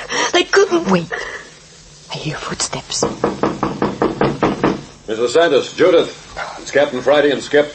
We've got Dr. English. Oh, they've got Father. Here, I'll open it. There, come in and... Oh, what's happened to Father? Is he dead? No, he's just fainted. Clear off the bed, will you, Judith? Some cold water is what you want. Judith, lock the door again. Yes. Here are smelling salts, Capitan Friday. Thanks. Skip, help me rip off his shirt so we can get to that arm. Yeah. Yeah, there. Oh, what have they done to his arm? I told you they were masters of torture. Hey, he's coming too. Yeah, quick. I want to get his arm bound up before he wakens. Skip, sulphur in the medicine chest. Yeah. Bandages, please, Judith. He will be around now any moment. I will bathe his head with these cold water. I'll be finished here in a moment. Another piece of adhesive tape, Skip. Here. There. He's opening his eyes. There, what did I tell you? Oh, Father, we've got you back. You come back to us. Oh, my heart. Stop. Stop. Don't torture me this way. Where am I? What? It's you, Judith. Oh, you poor dear. Yeah, Doctor. Drink this and you'll be all right. There now. Careful of that arm. Oh, you found me just in time, Captain. I'm grateful. No, never mind that. How do you feel? Better, I think. What happened, Dad? What did they do to you? It began when the captain and Skip went out to get you and Mrs. Santos. I was at the phone. When I turned around, there was a huge gorilla right in front of me, grinning in my face. At least I thought it was a gorilla at the moment. Yeah, we ran into him ourselves. Go on, Doctor. He knocked me unconscious. When I awakened, I was tied to a berth in a strange stateroom. This horrible gorilla thing was standing over me. At the foot of the berth, was the most grotesque, most ghastly being I've ever laid eyes on. Dad, what was it? It was the thing, I suppose he was human, the thing that followed the captain and Skip the night Robert was killed. Little, hunchbacked, beady-eyed, ears back flat against his head like a mad dog. Has a long face like a dog, too. He's the one who's been doing the howling. I never believed in werewolves before. The La Jolla jungles breed many such human monstrosities, Dr. English. This is only the beginning of what you will see. Then the gorilla spoke, and I know it to be a man in an ape skin. He asked me for the map, and I kept my mouth shut. After 10 minutes, he and this werewolf thing went into a corner and whispered together. Finally, the wolf monstrosity slipped out of the stateroom, and the gorilla man came back to me. He had a dagger in his hand, a long, slender dagger. Oh, an old torture method. He made a fire and held the dagger over the flame until it was red hot. Oh, Dad. Then he bent over me and gave me one more chance to tell where the map was hidden. I clenched my teeth and waited. Oh. Then I'm afraid I screamed and fainted. Yeah, that scream saved your life, Dr. English. Yeah, Skip and I heard it and broke down the door. What became of the gorilla man? Skip shot and wounded him. Before we could stop him, he leaped over the rail of the ship and plunged into the ocean. What a desperate crew we're up against. My dear people, this is but the beginning. Think, if they hold their own lives so cheaply, how little our lives must mean to them. Yeah, but this werewolf fella... Get him You will have one of the most desperate of the Brotherhood's agents outside the sacred city. It is known that his terrible cruelties can make even death seem a pleasant possibility.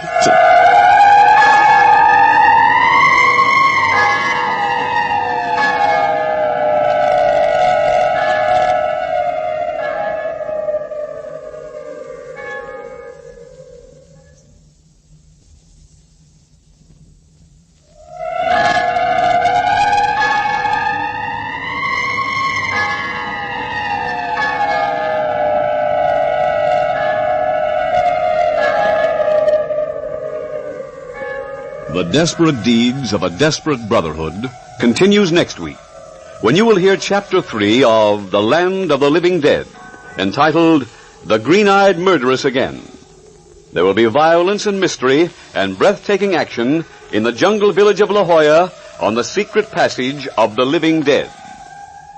You are listening to Adventures by Morse.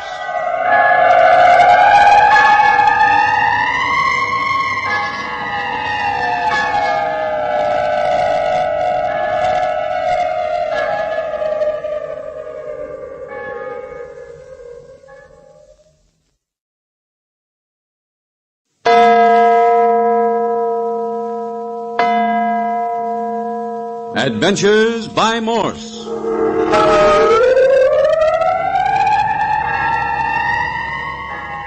Carlton E. Morse presents The Land of the Living Dead, featuring Captain Friday. If you like high adventure, come with me. If you like the stealth of intrigue, come with me. If you like blood and thunder, come with me.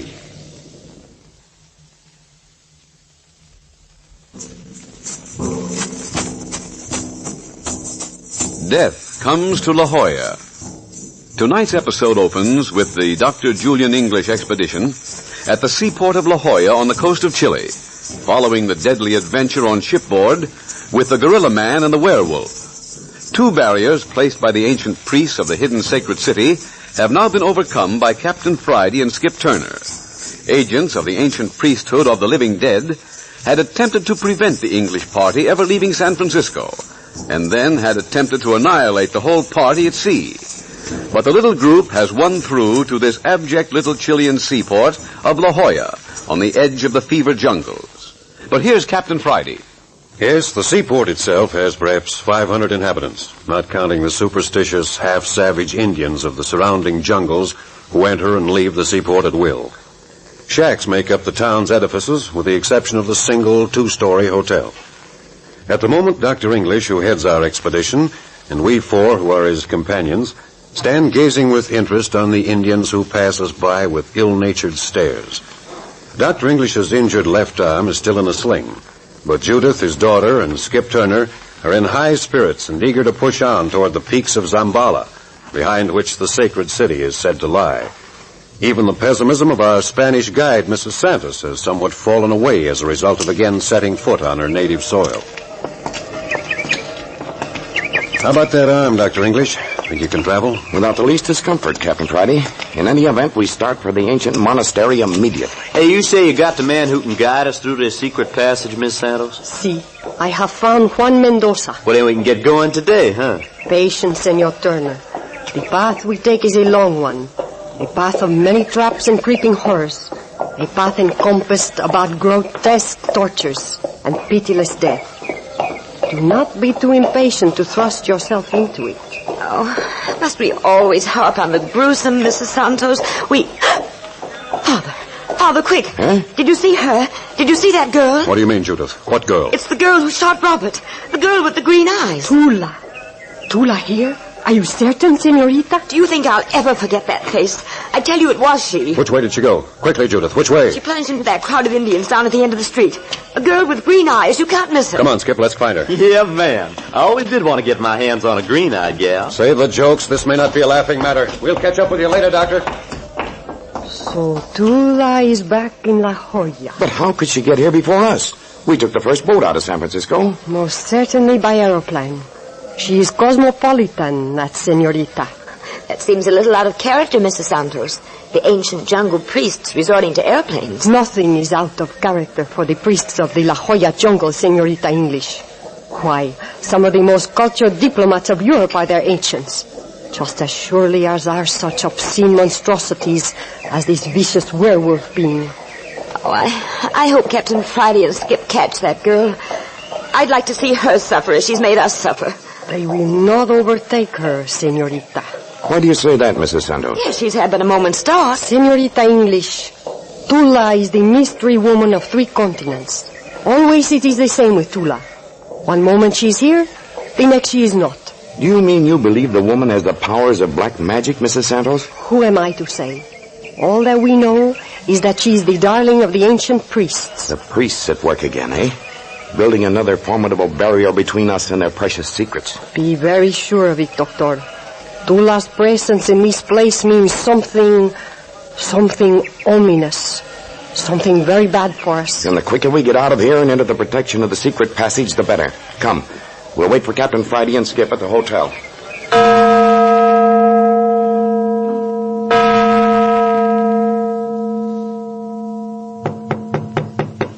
Hello, who is it? Senora.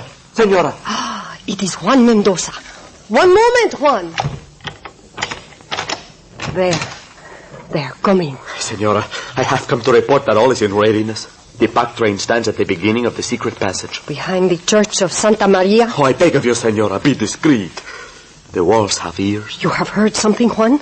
Only that a misplaced word may bring death to us all. La Jolla is filled with the spies of the priesthood. And when do we start, Juan? At the hour before dawn. That is well. Then, with your leave, Senora, I go now to Santa Maria to say a prayer for our safe journey. The hour before sunrise, tomorrow. But if we should need you before then... I shall be in readiness, Senora. Religious chap? All South America is religious in one form or another. Intensely religious. Fanatically religious. Dangerously religious, perhaps. You will learn just how true these words are, Dr. English, before you have been in La Jolla many days. Hello in there. Oh, it's Captain Friday. They're back. The door's unlocked, Captain. Hello. Isn't Skip back yet? But you were together. Lock it. Will you, Capitan Friday? Oh, yes, of course. Skip didn't return to the hotel then. I know. How did you happen to separate? Is anything wrong, Captain? Well, not that I know of. He went down one side street, I took another. We agreed to meet back here. It's funny. He's had plenty of time to get back. Did you find the girl, Tula? Yeah, no luck at all. Hey, wait a minute. Maybe Skip found her. That's why he's not here. I will not be too certain of that, Capitan Friday. What do you mean? Senor Turner will never find Tula until she wants to be found. By the way, Mrs. Santos, what's wrong with the Indians? The Indians? Yes, they're in ugly humor. Crowded me off the sidewalk and snarled at me like animals. Acted as though they wanted to stick a knife in my back. I wondered what form it was going to take this time. What do you mean, Father? The priest's newest effort to stop us. Don't you see? If what the captain says is true, then the priests have roused the Indians against us. See, and we have a lot of Indian country to go through before we reach the monastery. The new barrier between us and the sacred city. Is that it, Mrs. Santos? Si. Capitan, what you have just told me makes me anxious about Senor Turner. No, that must be Skip now. I'll get it. Who are you? My friend, I am myself and myself alone. May I enter? A priest of the Chicotas. What do you want? A little courtesy, my friend. And a word with your estimable companion, the Dr. English. Well, come in. This is Dr. English. Ah, yes. The illustrious Dr. Julian English, archaeologist, anthropologist, and anthologist. And Senora Roberto Santos, widow of the learned Dr. Santos, who was beloved by all the people of La Jolla. Ah, and the Senorita Judith English. Who are you? What's your business with me? Does it matter who I am? I am an Indian. I am a descendant of the Chicotas. An Indian who has struggled valiantly with the intricacies of your civilization. Your robe proclaims you a priest of high office. A matter of no importance. I serve at times indifferently well. If you'll excuse me, Doctor, I'm going to have a look for Skip. But my young friend, I am going to ask you to stay. Thanks for the invitation, but I'm leaving. Now. No. You are to remain. Perhaps this dagger will convince you that I am serious. Oh, no. I don't like people pulling knives on me. You'll regret this violence. Not regret, my friend. Pay, perhaps. Yes, I shall pay dearly for holding you here, but not regret. You bet you will pay. You're just making silly conversation, Captain Friday. I know. What are you driving at, priest? I say, I know I shall pay for my act. You see, we Indians are sometimes gifted with clairvoyance, inner knowledge. Rubbish. So? Just the same, Captain. I know you are going to stay with us. Get away from that door. Just a moment, Captain. Look here now. Just why did you come here?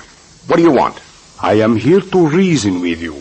Perhaps to bargain with you. Are you an agent of the Brothers to the Living Dead? Dr. English. How indiscreet of you, Doctor.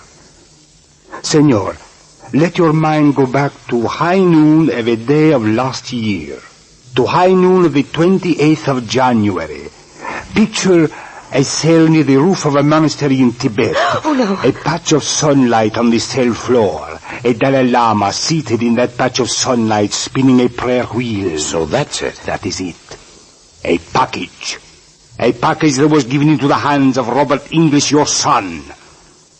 Doctor, I want that package. An agent of the Brotherhood of the Living Dead. The contents of that package was destroyed before ever we set foot on American soil. Doctor, I am pained to remind you that your statement is not entirely true. There was a map drawn on a parchment of human skin, a map indicating the secret passage from the monastery of your friends to the sacred city of the living dead. A secret passage that even Maya Nagib does not know of. Dr. English, I must have that map. In all the world, I alone know where that map is. In Ixkin. There's no power anywhere that could make me reveal my secret. Be fair with yourself, Doctor. You are a man of science. You have no chance of reaching the mountains of Zambala alive. Come. The map, and in exchange I promise safe conduct back to the United States. Judith, No, Father. Don't give in to him. You realize what you're saying? Don't you dare give it to him. The answer is no, priest. Such determination. Such self-sacrifice. You are going to fly in the face of fate. But none of you will ever live to see the sacred city. Except perhaps the charming Senorita English. If she were inclined to look upon my master... Why, you good for nothing... Just a minute, Doctor. Ex-con, don't say that again. The matter rests entirely with the Senorita. Get out of this room before I kill you. Of course, Capitan. One thing more. There is a little matter of hostage. Hostage? One more inducement.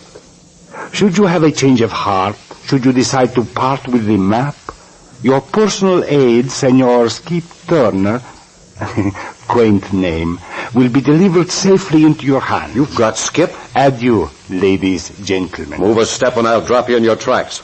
Get away from that door. Really now? You leave this room to lead me to Skip Turner, or you don't leave at all. If I die, do you suppose Skip Turner will live to hear about it?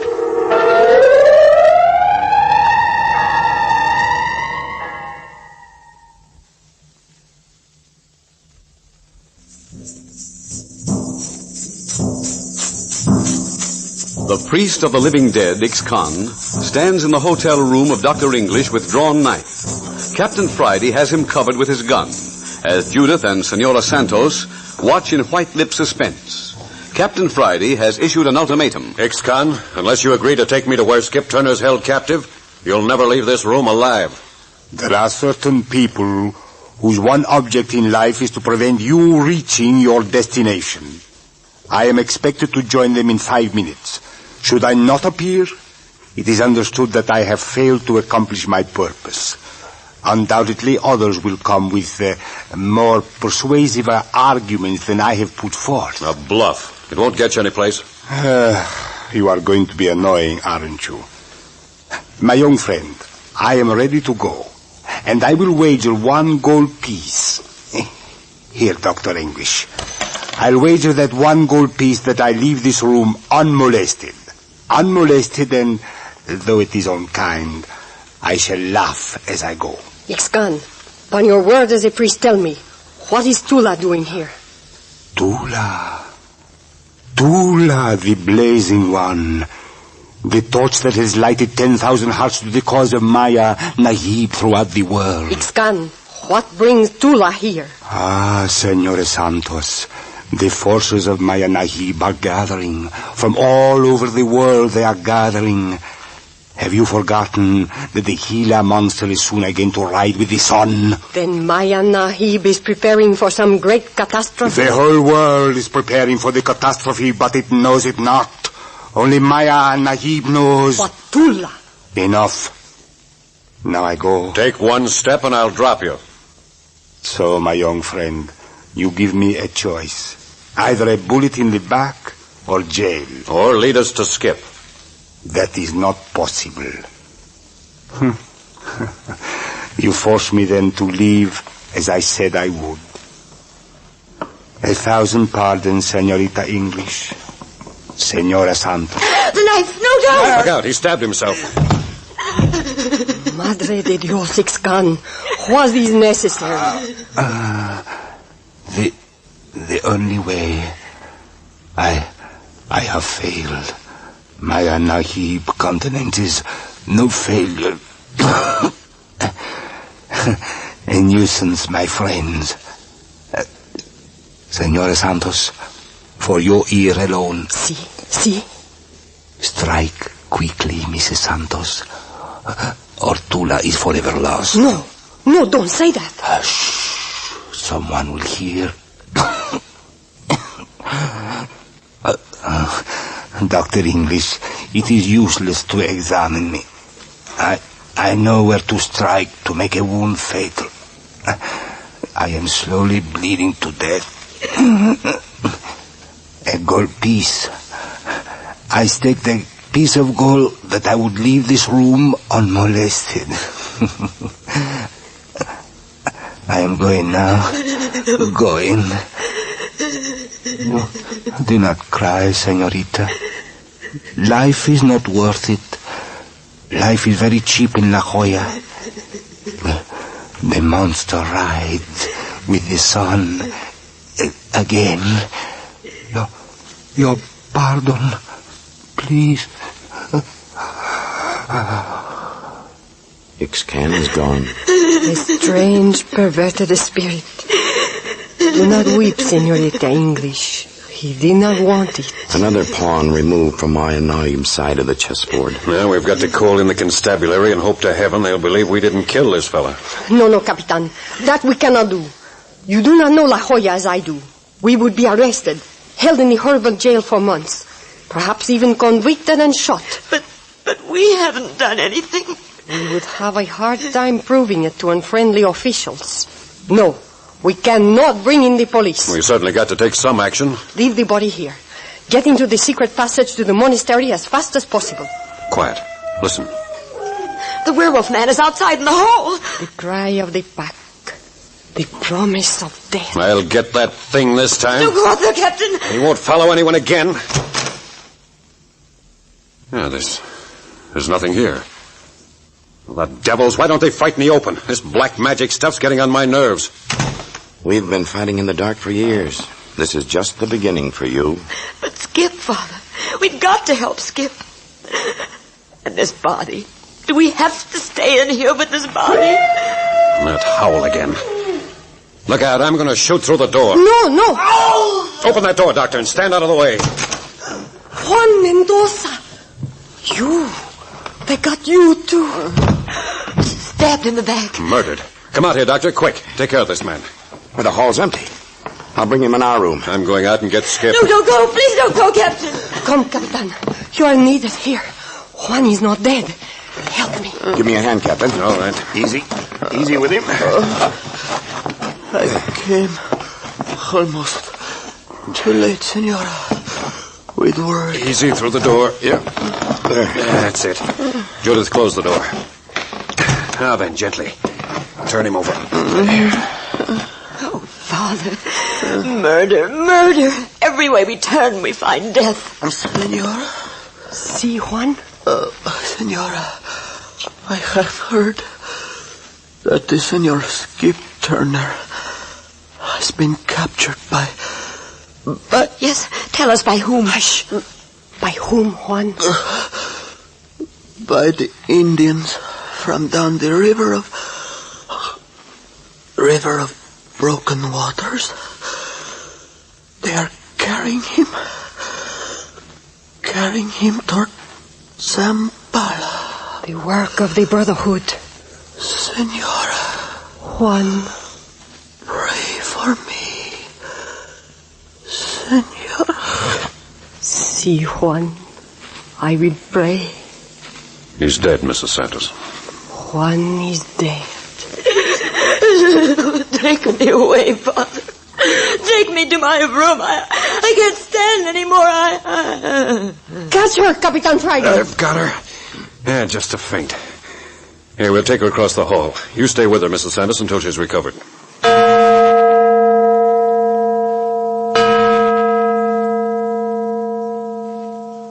You say Mrs. Santos is still with Judith? Yes, I locked him in the room. I want to talk to you, Dr. English. Now what, Captain? Did you hear what the priest Ixcan said to Mrs. Santos just before he died? We weren't meant to hear. You heard? Yes, I did. He said, strike quickly, Mrs. Santos, or Tula is lost forever. He said what, Captain? Strike quickly, Mrs. Santos, or Tula is lost forever. But what does it mean? Only one thing that I can see. Mrs. Santos has some connection with the Brotherhood to the living dead. You mean that... Looks to me like she's working with them hand in glove. Impossible. She's our friend. She's helped us. All the better for the priesthood. If they've got a friend in the enemy's camp, all the better for their cause. I don't believe it, Captain. She knows altogether too much. She explained that. How do you know she's Roberto Santos's wife? We just took her word for it. I believe her. Robert would never have trusted her unless she was one of us. I'm sorry, Doctor, but Robert could have been mistaken. Captain, you believe this, and yet you leave her alone with Judith? It was the only way at the moment. Don't let her know we're suspicious. She can't get out of the room. But if my daughter's in danger... Judith's not in danger. Mrs. Santos will want to stay with us. She'll do everything possible to avoid our suspicions. She'll do everything possible to keep in our good graces until... Yes, Captain, go on. Until what? Until the moment comes to strike the blow. The blow that'll sweep us all into eternity. But to have such a traitor right with us... The danger will be small now that we have her spotted. Leave it to me. I'll take care of Mrs. Santos. But what's our next move? Obviously, it's to get out of here before these two bodies are found with us. To get on the trail of Skip's kidnappers as quickly as possible. But with one dead, we haven't a guide. Yeah, if we could only just get word to the monastery for aid. That's impossible, of course. Yeah, I suppose so. Look here, Doctor. We've got to take a desperate course. Our pack animals are waiting at the beginning of the secret passage. Yes? Well, we'll lead the animals and get away. You have maps. We'll just have to chance getting through. If we fall in with the proper people from village to village, all will be well. If not, then we're lost. Yes, there's no turning back now. Doctor, what is this secret passage? There are two passages. Oh? One from La Jolla to the monastery. The second, the secret passage from the monastery to the sacred city of the sun. The passage which our friends at the monastery have sought for centuries, but have never found. And our arrival at the monastery will mean much to our friends who are fighting the priests of the living dead? It means everything. That's the reason we can't turn back.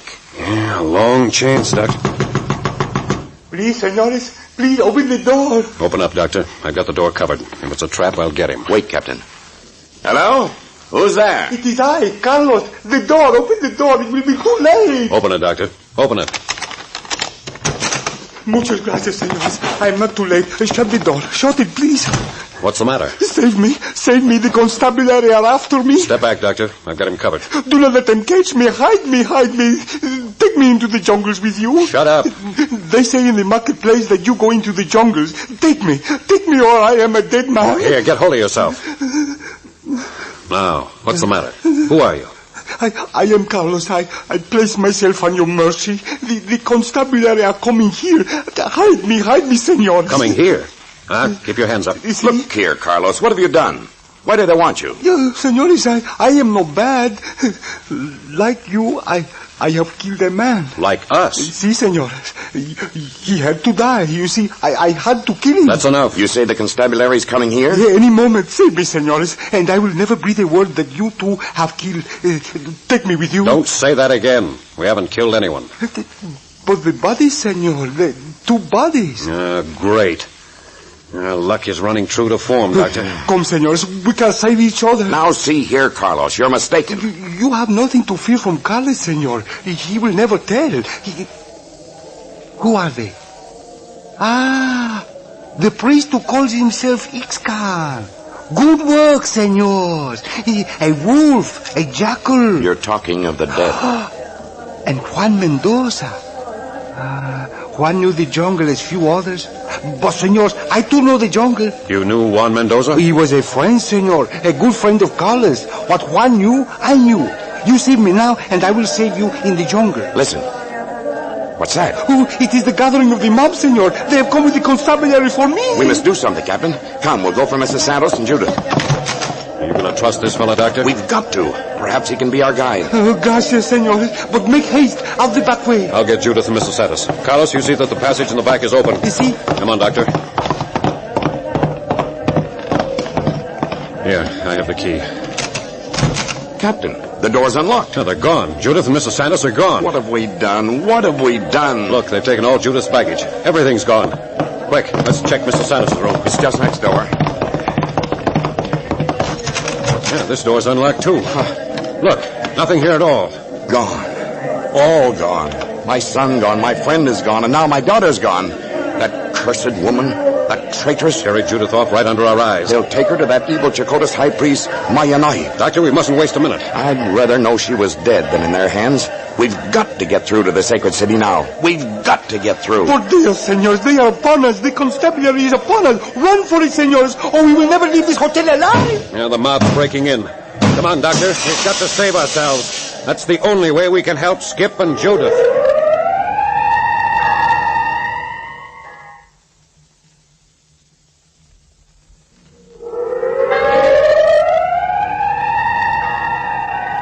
Skip Turner in the hands of the enemy. Judith betrayed by Mrs. Santos. The Indian mob of La Jolla at the heels of Captain Friday and Dr. English. Listen next week to Chapter 4 of The Land of the Living Dead, which is entitled The Tree That Eats Flesh. You are listening to Adventures by Morse.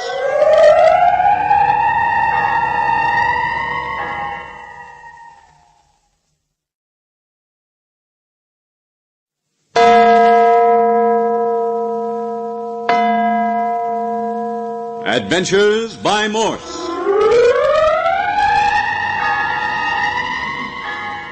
Carlton E. Morse presents The Land of the Living Dead, featuring Captain Friday. If you like high adventure, come with me. If you like the stealth of intrigue, come with me. If you like blood and thunder, come with me.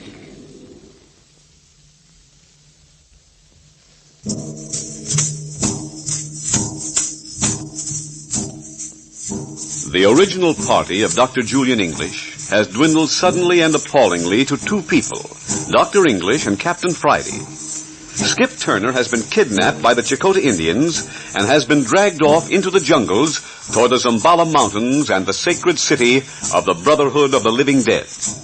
Then suddenly, the secret side of Mrs. Santos' character came to view.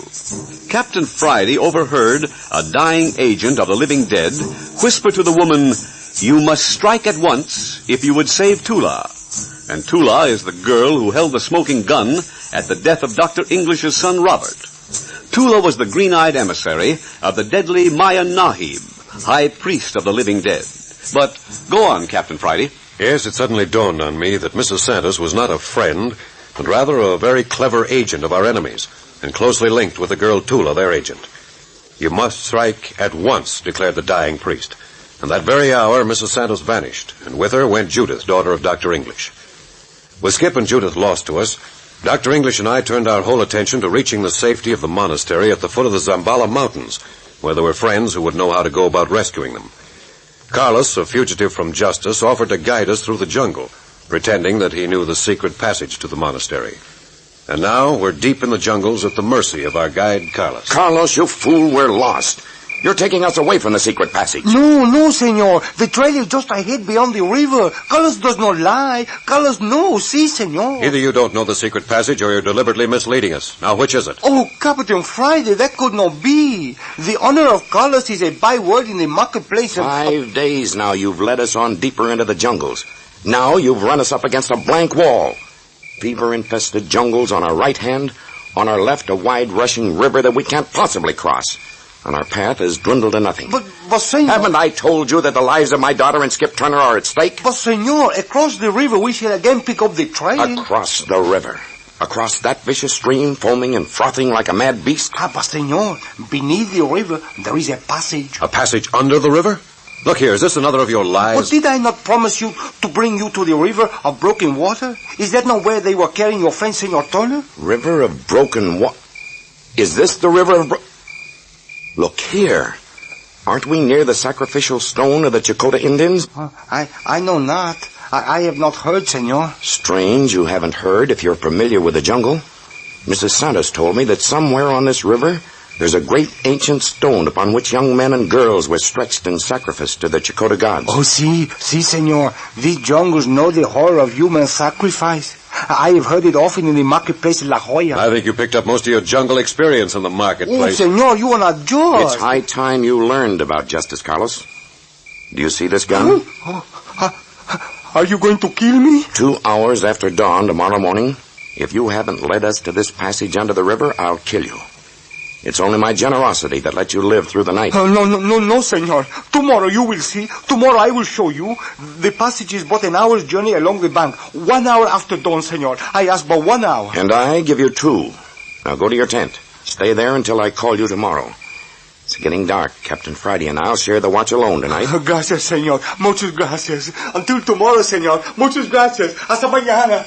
Captain Friday. Where are you? Over here, Dr. English. There's something out there in the jungle watching us. Watching us? Yes. I stepped off the path to look at a curious flower, a vicious-looking flower. Looked like a bloated orchid. It had a deep throat, deep and red as blood. There are a good many curious flowers in these jungles, Captain. Yeah, but that isn't all. As I stood there, something touched the back of my neck. What's that? It was like nothing I've ever felt. My body turned icy cold. For a moment, I was frozen on my feet. Then I whirled. Was it human? I saw a face, Doctor. A human face hanging in a tree, staring at me. A horrible human face. Are you sure? Your nerves... My nerves are all right. I saw it. Staring eyes. The eyes of a hanged man. Eyes of death. But with life still burning in them. Hopeless, terrified life. I stood there, my skin burning with fever and my flesh creeping. Jungle fever, Captain. I was afraid of this. No, I'm not ill. I saw it, I tell you. And then it vanished. Vanished as though it had been suddenly swallowed. Swallowed? Yes, swallowed. As though the tree had swallowed it. Good heavens, man. I tell you, there's something devilish out there in that jungle. Something inhuman. Maybe Carlos can explain it. Carlos? Yes. Once the lips of the face moved, and I'll swear they said Carlos. Besides, I felt there was something wrong, something very wrong ever since Carlos joined us. I had a showdown with him just now. I gave him until 2 hours after dawn tomorrow morning to find the passage under the river. That or death. What did he say to that? Seemed entirely too satisfied. He'll never lead us to the jungle, through the jungle, and to Skip and Judith. Something's wrong. You say he's in his tent? Yes, of course. You know, Doctor, I was by the fire smoking last night after you turned in. I looked up and caught Carlos' face in the firelight. He was alert, staring into the jungle. Then he saw me watching him, and he grabbed up some wood and began fixing the fire. Look here, Doctor. We're doing the best we can. Now, don't worry too much about Judith. Don't worry? How can I help but worry? I know. But look here. We've got to know Mrs. Santos pretty well. She wouldn't let him hurt Judith. She wasn't a vicious woman. Anyone in the employ of the Brotherhood of the Living Dead is vicious.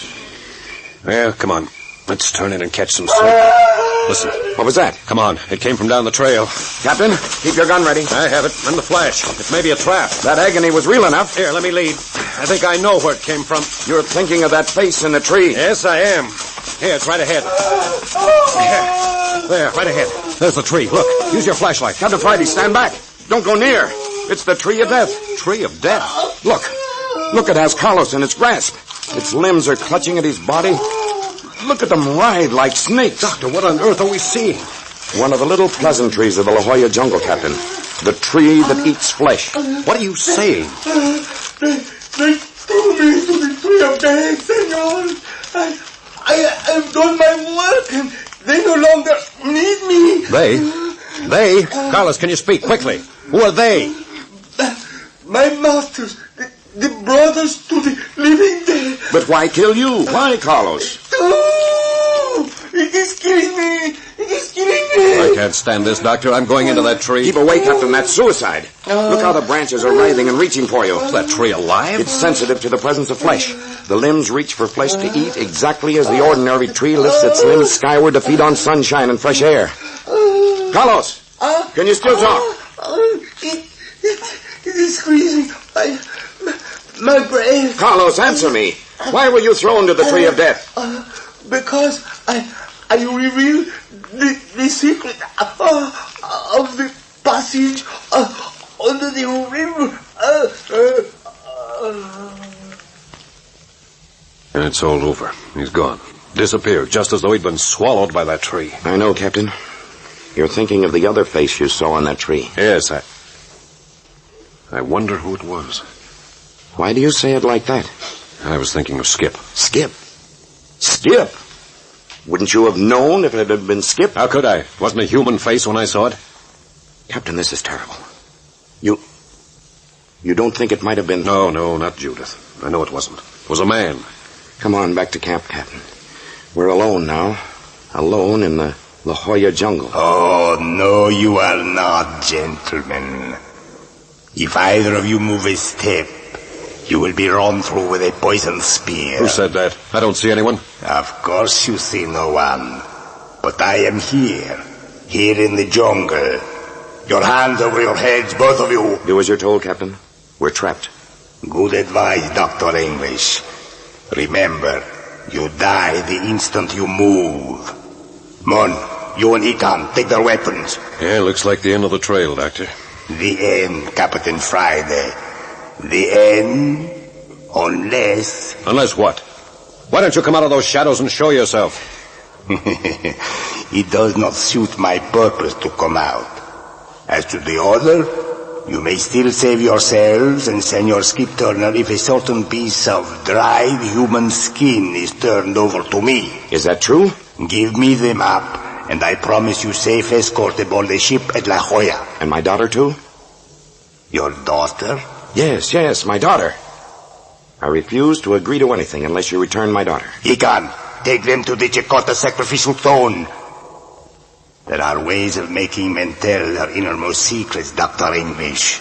And Ikan, when they are stretched upon the ancient sacrificial stone, many things may be done to the anatomy.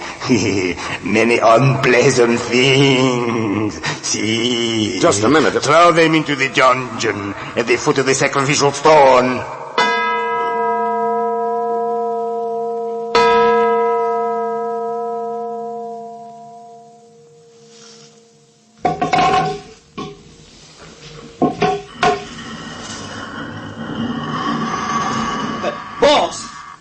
Friday! Skip! Is it really you? You and Dr. English? So they've got you in the dungeon too, Skip. Are you all right? Oh, sure, I'm okay. But, man, I never expected to see you two again. Hey, grab Dr. English. He's going to pass out. No, I'm all right, but all hope of saving Judith is gone. Judith? Captain, what's happened to Judith? Kidnapped by Mrs. Santos the day you were captured. Kidnapped by Mrs. Santos? Well, then she's... Yes, a traitor in our camp. And you ain't heard a word? Not a word. She's gone. Skip, have you been in this little stone cell ever since they captured you? Yeah. But where are we? We were pushed in here with you without any chance to look around. What is this place? Look through that chink in the wall. You mean here? Yeah. It doesn't look like much. Just another stone chamber. A good deal bigger than this. Looks pretty gloomy. Well, use your eyes, boss. What are you driving at, Skip? You see that big rock at the end of the chamber? Oh, you mean the one covered with red paint? Red paint. Paint is good. Look here, Skip. What's the mystery? You're looking at the Chicota sacrificial rock. Eh? What's that? Here, Captain, let me have a look. You mean that red is the blood of the poor critters sacrificed to the Chicota gods during the last 1,000 years. Then we must be in the death chamber. I reckon so. Looks like we're going to be next. Skip, is this a gag? Do you know what you're talking about? Listen, if you think civilized people know anything about torture, just wait till you see these Chakotay Indian priests at work. So that's what we're in for, eh? What's that, Dr. English? What do you see through the chink in the wall? It's the drum ceremony. The Chakotay invocation to the sun god. Hey, look through the crack, Captain, into the amphitheater. You see, the sun's coming over the eastern wall. Sun shows over there every morning. It ain't got no roof on it. It's a beautiful sight. You're right, Captain. Beauty and viciousness are very close relatives in the Chakotay soul. Civilized man's incapable of understanding these ancient people. Skip, how are we locked in here? This room we're in must be thousands of years old. Is there a modern lock on the door? No, their fastening is as old as the building itself. Some sort of a system of bars that interlock. It holds the stone door closed all right, though. Might as well be a dozen Yale locks as far as we're concerned. But supposing we had a friend on the outside? But we ain't. But supposing we did have? Well, if we did have a friend outside, I don't suppose they'd have much trouble getting us free. But what the heck you getting at? We ain't got a friend. I was just supposing. Supposing we've got a friend. Listen, Skip. That werewolf fellow. Looks like death approaches the English expedition. Why do you say that? Every time we've heard that howl, hasn't someone either died or come very near to death? Yeah, that's right. Gives me kind of the... Hey, listen. Somebody stopped just outside our door. So death is going to pay us another visit. They're coming for us. There's no two ways about that. They're coming for us.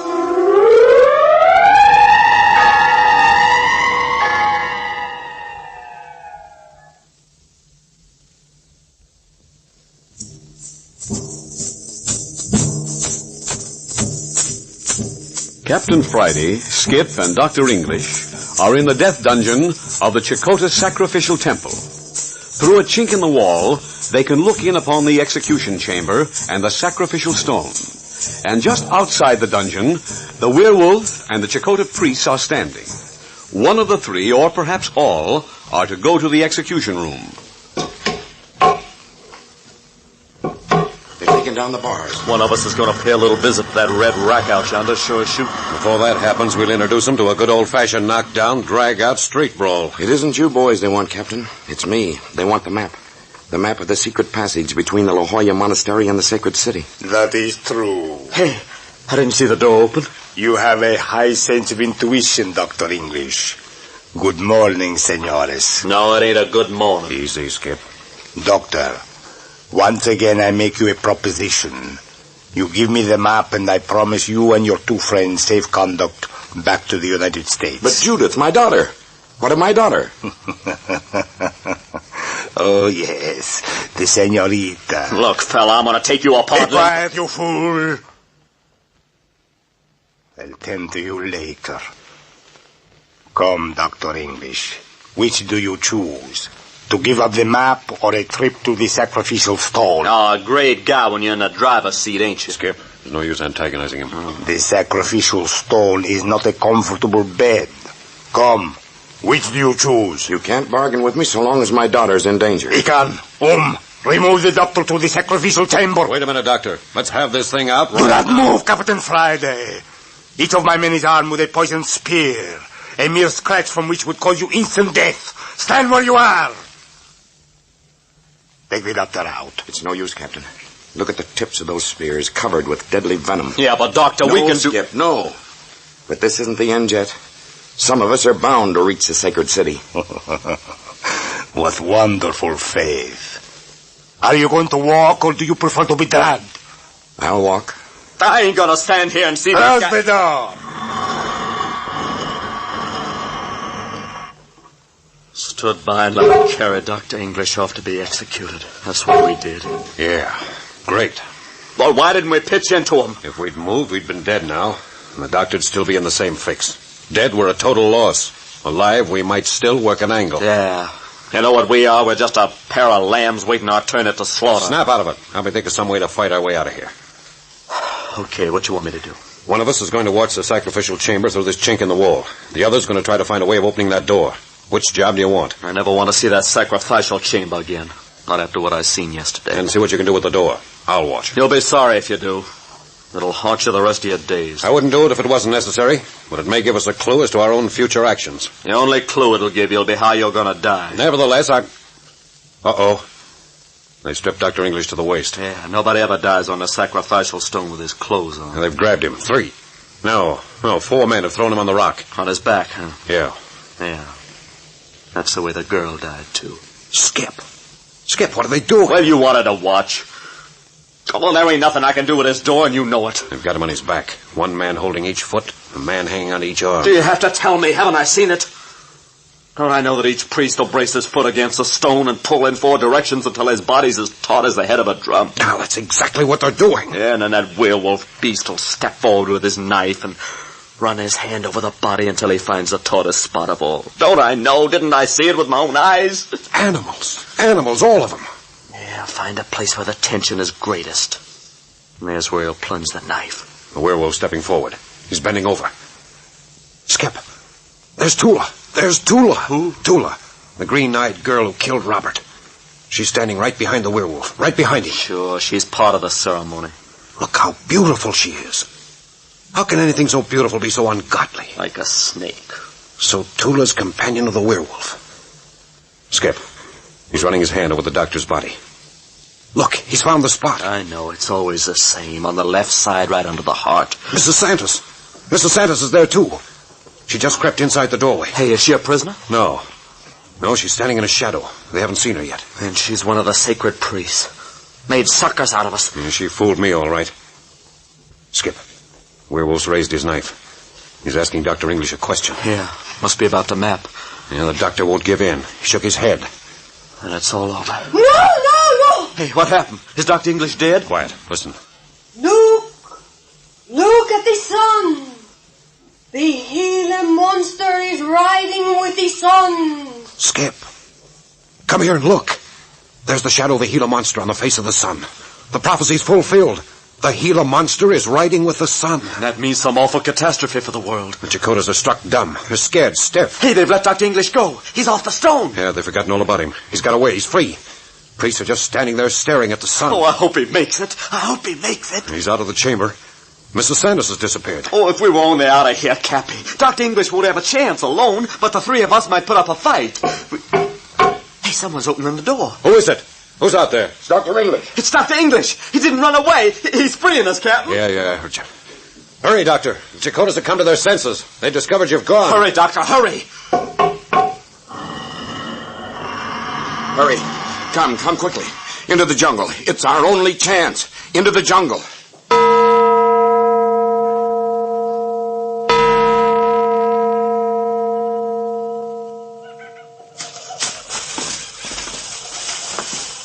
How much further to the river do you think, Doctor? Phew, I'm about all in. Well, if Carlos didn't lie to us, and men don't lie when they're dying, then the passage under the river should be very near this place. Yeah, let's get our breath for a moment. Phew. Well, they'll never find us in this tangle of jungle. Good thing you grabbed up your clothes as you left, Doctor. This is no place for a man in a loincloth. I wonder if you realize how true your words are. Look, Captain. See that plant? The one with the leaves splashed with red? Yes, only those red splashes happen to be vicious red ants. Red ants? A few hundred of them could eat a man alive in 24 hours. You mean these ants eat flesh? That's right. Everything seems to eat human flesh down here, even the trees. Skip, look out. What? The snake? That was a close one for you, Skip. Man, look at the size of it. A poisonous brute called a swamp snake. Oh, thanks, Cappy. But where in heck did it come from? Dropped down from that limb above your head, unrolled like a tape measure. Must be 12 feet if he's an inch. Ooh. Come on, let's get out of this jungle. This is the awfulest hole I ever was in. Here, let me go ahead. I'm familiar with the jungle. Follow close on my heels. Whatever you do, don't touch so much as a leaf without first knocking it with your club. Never can tell where a poisonous bug or reptile may be hidden. Pleasant thought. Yeah, remember this. Every step you take is as much as your life is worth. Hey, what sort of an entrance do you think this passage under the river will have, Doctor? I haven't the slightest idea, Skip. Maybe a dark tunnel mouth overgrown by vines. Oh, that's going to make it hard to find. Doesn't sound very encouraging. Maybe weeks finding it. Remember, we got no food or weapons. Listen, there's the roar of the river. Come on. We're about an hour's travel up the river from our camp. The passage under the river can't be far off. Look. Look. Well, burn my britches, a building. A concrete building in the middle of the jungle. Nothing of the kind, Skip. Ancient ruins. Look at the jagged, broken walls, the caved-in roof. Chakotay ruin. Hey, Dr. English, we're discoverers. A lot of good Chakotay ruins are to us. What I want to find is that secret passage under the river. Hey, Doctor, you suppose we could explore that building? Oh, that's great. With Chakotay savages on our trail and the death of the La Jolla jungle all around us, you want to explore. Captain Friday's right, Skip. We can't stop now. But what a wealth of archaeological material that old place must hold. Yeah, but it's right on the edge of the river. What's that got to do with it? Well, but don't you suppose... Look here. Maybe the entrance to the river passage is in that building. Yeah, what do you say, Doctor? Is that reasonable? Why not, Doctor? Don't you remember? Carla said the tunnel was right around here. That's a wise thought, my boy. Well, let's get at it. It's going to be dark pretty soon. We've got to search through old ruins. I want daylight. Come on, let's go. Look at that magnificent structure. Thousands and thousands of years ago, perhaps this building was the place of worship for a great race of people whose civilizations lost to the world. Nothing but a heap of decaying rock and vegetation now. Except for the walls. Look. Look at the mosaic floors. Did you ever see more beautiful carving? The pattern almost wiped off that solid stone by time and the elements. Think how many centuries the wind and rain must have swept floors and... Dr. English. Dr. English. Listen. Dr. English. The passage on your right leads to the cavern beneath the river. Hey, who said that? Where is she? Keep still. The passage to the right. The passage to the right. Mrs. Santos' voice. I don't see nobody. Just a voice. Quickly. Quickly. You must not hesitate if you would be saved. Take the passage to the right. Here. This is the way. Come on. Doctor, you're not going to follow those instructions. Remember, it was she who took Judith. Then what'll we do, Captain? Anything but fall into another of her traps. You have little time left. Act quickly. I am your friend. Then where's Judith? The path to the right. I'm going. I'm going to take a chance. Skip, don't be a fool. I'm going, Captain. Maybe at least I can see Judith once again before I get stretched on that sacrificial rock. Doctor, stop him. He's walking into certain death. I'm going with him, Captain. You fools. You unadulterated fools. You're walking into a trap. Don't come if you feel that way, Captain Friday. Of course I'm going with you. To the left now, Senor Turner. To the left. Now down the 3 steps. Trust me, Senor. Down the 3 steps. Again to the left. Now around the big boulder. We're all a pack of lunatics to do this. You are now at the mouth of the cavern, Senor Turner. There are torches set up along the route for you. Hey, looky, ain't that a sight? Torches along the walls of the cave. I'm going in. Wait, Skip. At least let's go in together. Keep close, Doctor. All right, let's go. Hey, them torches throw funny shadows on the wall. Look. Hieroglyphics on the wall. Watch your step. I still think this is a trap. Hey. And you were right, Captain Friday. The werewolf. It is a trap.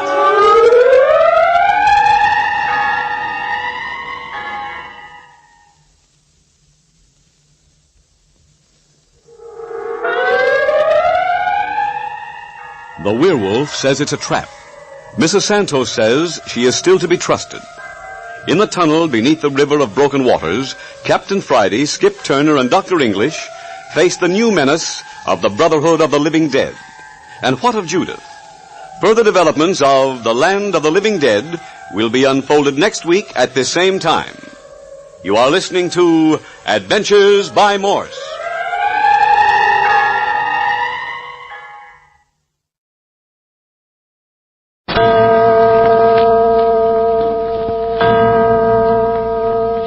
Adventures by Morse.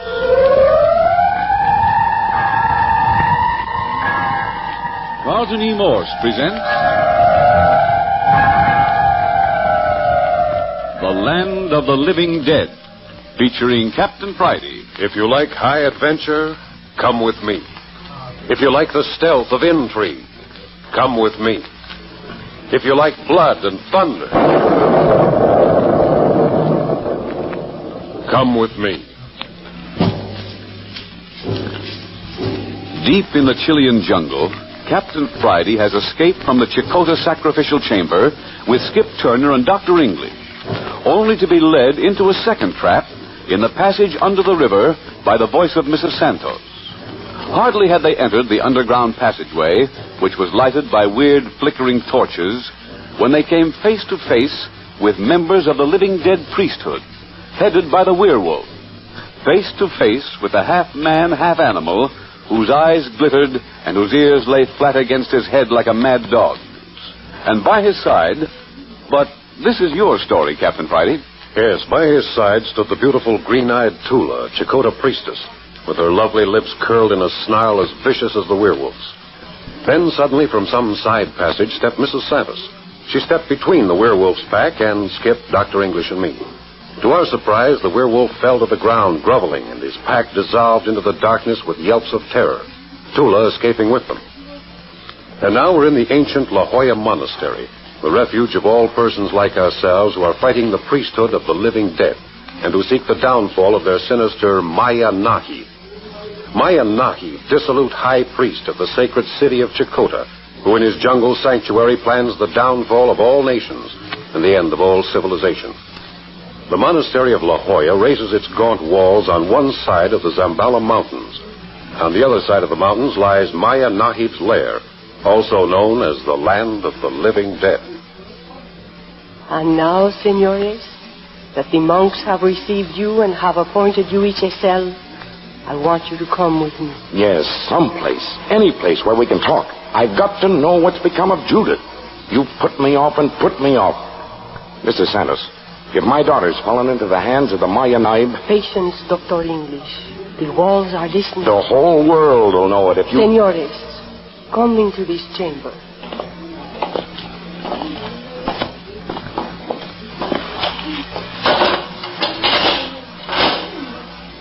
The monks gave you candles, Capitan Friday.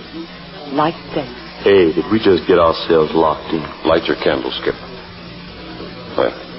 Father! Captain Friday! Oh, Father, you're safe. Judith's my daughter. Doggone, Judith, I ain't never been so glad to see anybody. Hold it, everybody. Hold it. We're not getting anywhere this way. One at a time, please. Now, let's hear what Judith and Mrs. Santos have to say first. Yeah, Judith. How'd you get here? And what was Mrs. Santos doing in the Chakotay sacrificial temple? Man, how she scared the pants off that werewolf fella and that green-eyed babe, Tula. Hold it, Skip. Let Judith talk. Well, I came by way of the secret passage between La Jolla and the monastery here. But, Mrs. Santos, you tell me. The secret passage? But how did Dr. English, did you not get my message? What message? A verbal message from an old Indian. We didn't get any message. The moment we discovered you and Judith gone from the hotel, we fled into the jungle. That explains it. The message I left said, wait at the hotel until tomorrow. Then you will follow Judith and me through the secret passage. You'd better explain that, Mrs. Santos. There were friends from the monastery who knew the secret passage waiting in La Jolla. When Juan, our guide, was slain, they came to our aid. Because of the danger from the agents of the living dead, they could not take us all at once. So they slipped Judith and me away and were to have come for you to make a second caravan on the following day. Your sudden dash into the jungle upset everything. Then we are to trust you after all, Mrs. Santos. I hope so, Dr. English. Then what did that dying Indian mean when he said, if you would save Tula, you must strike at once? You heard? And what were you doing with the priestess Tula in the chamber when they were about to sacrifice Dr. English? You saw me there? Yes. I was not with Tula, Captain Friday. But you stood there watching them put the doctor through the agony of the sacrifice. Why were you allowed the run of the temple if you're not a friend of the living dead? Did you know, Captain Friday, that it was I who saved Dr. English? That it was I who called attention to the shadow of the Gila monster on the face of the sun? That was coincidence, Mrs. Santos. You were as much appalled by it as the werewolf and Tula were. Coincidence, you think? I wonder. You have answered none of Captain Friday's questions, Mrs. Santos. None of them. And they all implicate you, connect you with mankind's deadliest enemies, the brothers of the living dead. You refuse to trust me, Dr. English? Trust you? How can I trust a woman who can turn back a mob of half-mad savages led by a creature as vicious as the werewolf merely by the simple signal of a hand? Signal? Signal? Yes, you signaled the werewolf. Mrs. Santos, what is your relationship with Maya Naib and his living dead? My relationship? Yes. In what capacity do you serve them? Dr. English, you do not know what you are saying. But I saw you signal. You saw? You saw my hand? What movement did you see it make? Tell me, what movement did you see me make? To be frank with you, I couldn't see your hand. It was your general attitude, the gesture of your arm. Your back was to me, Then you but... did not see. You did not see the signal. Then you admit you did signal. But that does not matter as long as you did not see it. But what the heck's so important about that? I will tell you. You must believe. Yes? For the first time in my life, I found it necessary to have recourse to certain discoveries which my husband made in his investigations of the ancient priesthood. You mean some form of mysticism? See, the gesture of my hand represented a single word, the most powerful, most potent word that the mind of man has ever conceived. Its origin dates back to the dawn of life, and in all these hundreds of thousands of years, not once has it ever been spoken by the lips of man. For it is the word which cannot be spoken. You expect us to believe that? I have told you, Capitan Friday, that in the La Jolla Monastery we battle mysticism with mysticism. That gesture of my hand saved our lives and brought us safely to the monastery. But how did you know that the werewolf would understand and obey? I did not know. But he is a power in Maya Nahib's sacred city. In the temple of the living dead, the sign is known, and it seemed only right that he would know it, for his own protection. Well, I don't get it. What for the love of Mike does this sign mean? That I cannot reveal, Senor Skip. Oh, sounds like a lot of cheap hokum to me. Oh, no, Skip. What do you say, Doctor? It's quite possible that Mrs. Santos is telling the truth, Captain. Quite possible. Quite possible. You suppose the monks of this monastery would allow me It here? would be well for the Brotherhood of the Living Dead to have a spy in the enemy's stronghold, Mrs. Santos, especially an agent with your credentials. And is this the thanks I get, Captain Friday, for rescuing you and your friends? You insisted on us coming down here. You exposed us to danger. You remember that, don't you, Mrs. Santos? Captain Friday, not too harsh. And another thing. Dr. English, doesn't it seem strange that your son Robert didn't once mention to either yourself or Judith the name of Mrs. Roberto Santos after his return and before he was murdered? Yes, I've thought of that. In fact, doesn't it seem strange that if they were such intimate friends as Mrs. Santos declares, that he didn't bring her directly home with him? Yes, Captain, it does. Such a friend would have been more than welcome in our home. You senores are worn out with fatigue and excitement. You are overly suspicious at the moment. Your minds are not fit to judge any situation clearly tonight. I will leave you now. I would advise you to go to the cells the monks have provided and sleep. Perhaps understanding will come to you in your dreams.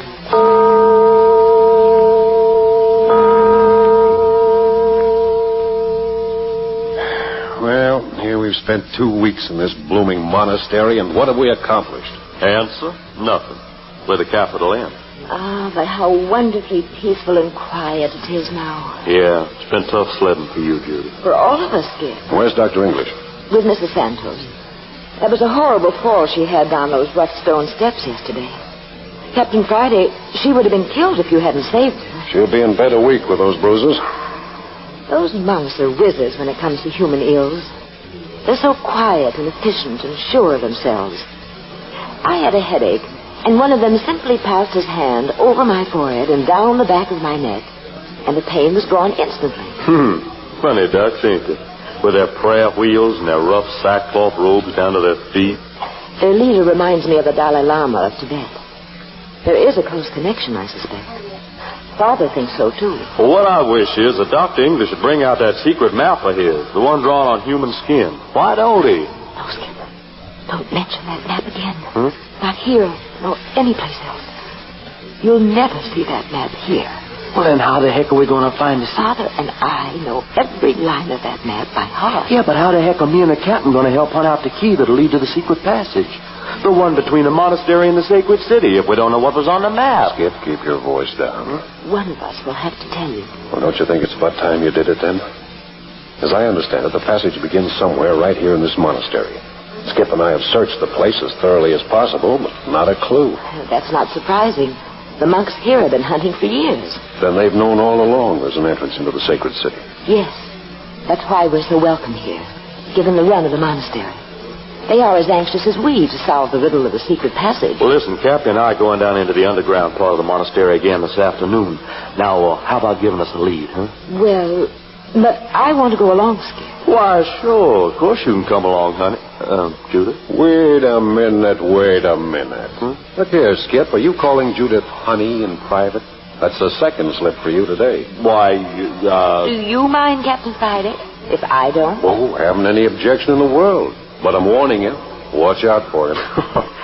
You go to blazes. But as you were saying about the map, darling, Judith. Hey. Oh, aren't you ashamed to needle Skip like that? Yeah, don't worry, I'll fix him.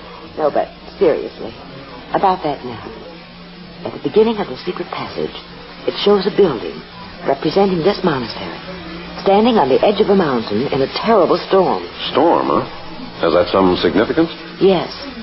The rain is falling in great torrents, and there is a long, jagged streak of lightning just over the building. I see. That's all. That's all? Well, it isn't very much, but, well, somewhere in this monastery is a door. And what I have just told you is the key to it. Well, then we'll find it. And the monks have been hunting years. Aren't you the optimistic lad? And we've got to work fast. Remember, 2 weeks have passed since the Gila monster rode with the sun. The catastrophe which it predicts may crash down on the world at any moment. Yeah, but how will our entering the secret city prevent this world tragedy? Saying it's true. It's feared by those who know that Maya Nahid and his living dead will be at the bottom of the catastrophe. But the monster is already ridden with the sun. Doesn't that mean we're too late? You mustn't say that, Captain. You mustn't even think it. The Black Death is too terrible.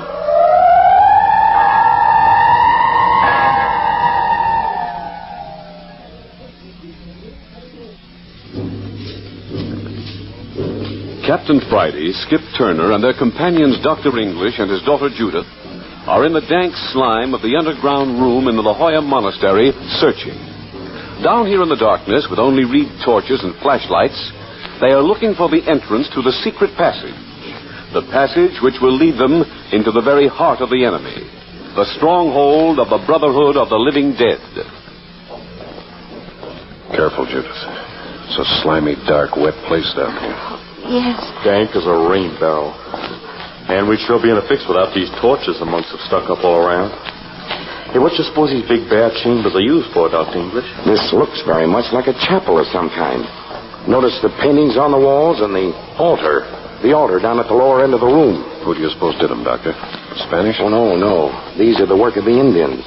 Some truly marvelous pieces of work. Now, look at this one. By Jove. Judith. Father, what is it? Look, Judith. This picture here. Oh. Holy mackerel. Look, a picture of a storm. The map. Our precious map. Exactly. You think this is the key to the secret passage? Symbolical, see? At the top of the room, it's rain. By the time it's reached the center of the wall, it's a veritable waterfall. Yes. Look how the big rock divides the waterfall. On the one side, the water runs in a boiling, frothy disorder.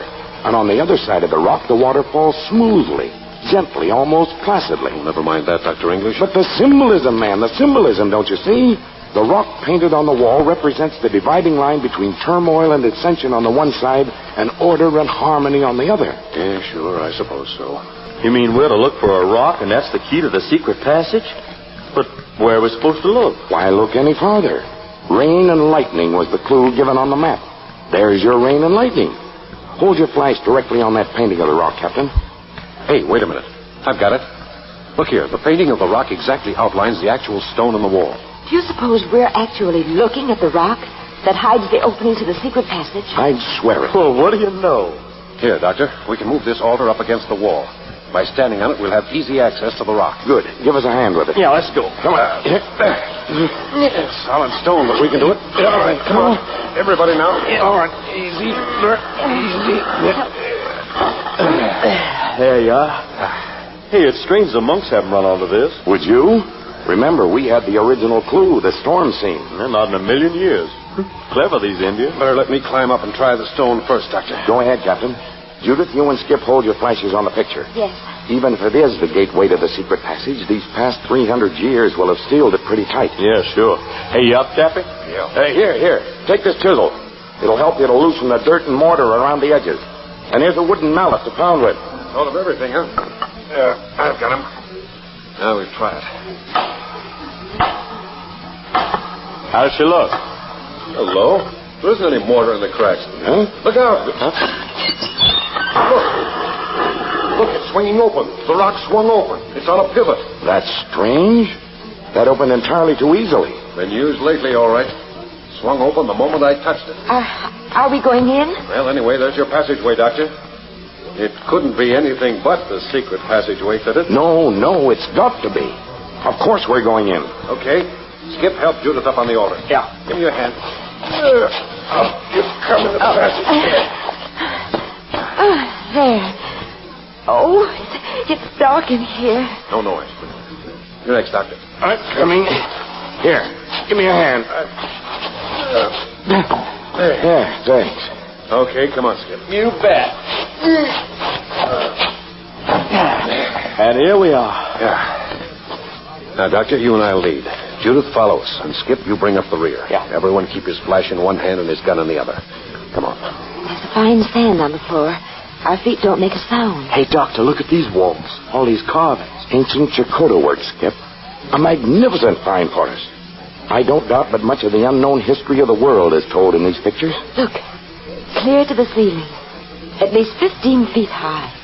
And as far down the passage as our light carries. Beautiful. Stupendous. Look, the stairway ahead. We're going down into another room. Hey, we should have closed that entrance. I tended to it, Captain. Oh, good. All right, down the steps now. Careful. Amazing. Look, Captain. The room we're descending into is hewn from solid rock. A man screamed. Hey, I thought we had this place to ourselves. Hold it. Listen. Now that we're going on, what do you say, Doctor? We're going on. Judith, if you want to go back, there's still time. I'm still going with you. Any idea what that was, Doctor? Sounded like a man in mortal agony. Diabolical. Hey, there it is again. Listen. English! Dr. Julian English! Someone's calling your name, Doctor. Come on. Keep your gun handy, Skip. You bet you.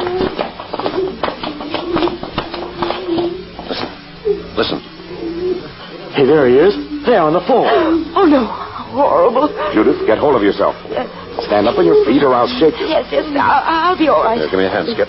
Dr. English, this man's chained to the wall. Too late, Dr. English. I'm finished. The end of the passage, the stairway to the sun. Chained to the wall. Poor, emaciated body. We came too late. Hey, look, he's white. American. You know him, Doctor? He called your name. Hold the light on his face. Judith, look.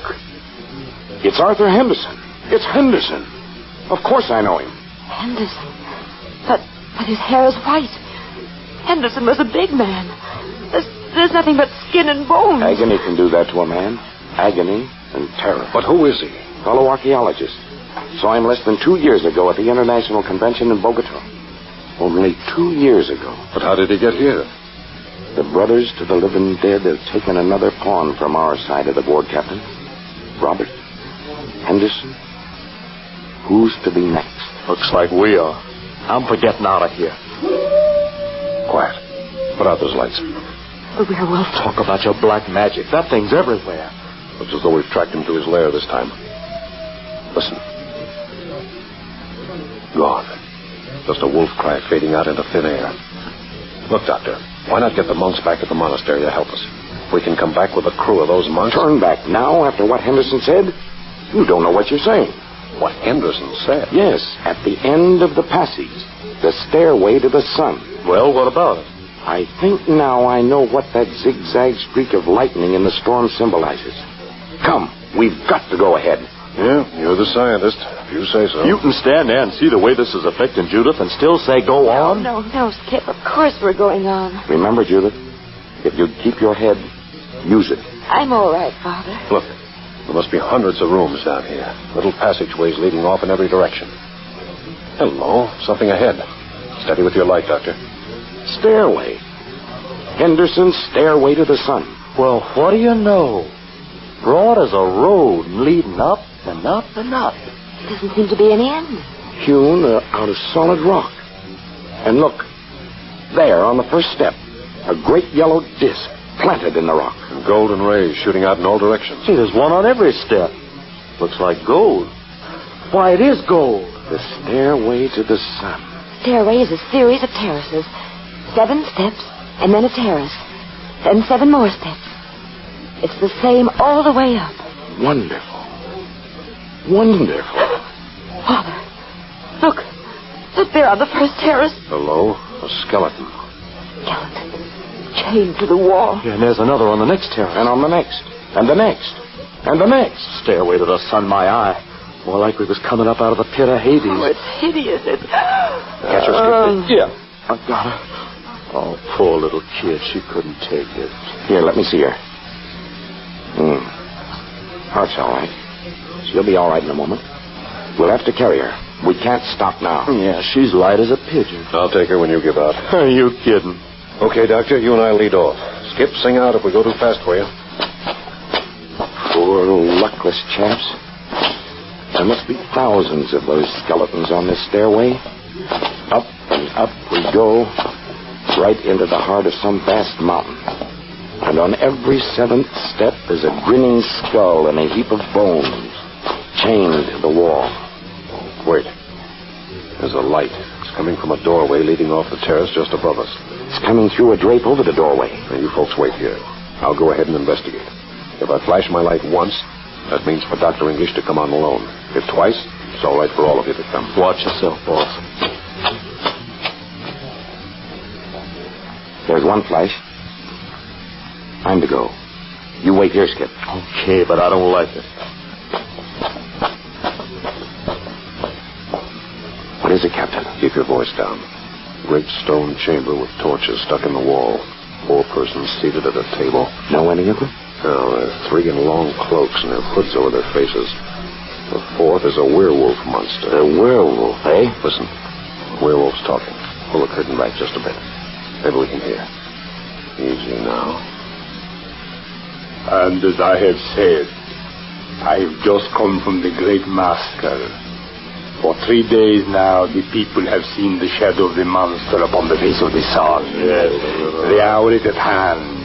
Centuries of waiting are at hand. The world is ours. The world and all its millions and millions of helpless people to crush. To crush.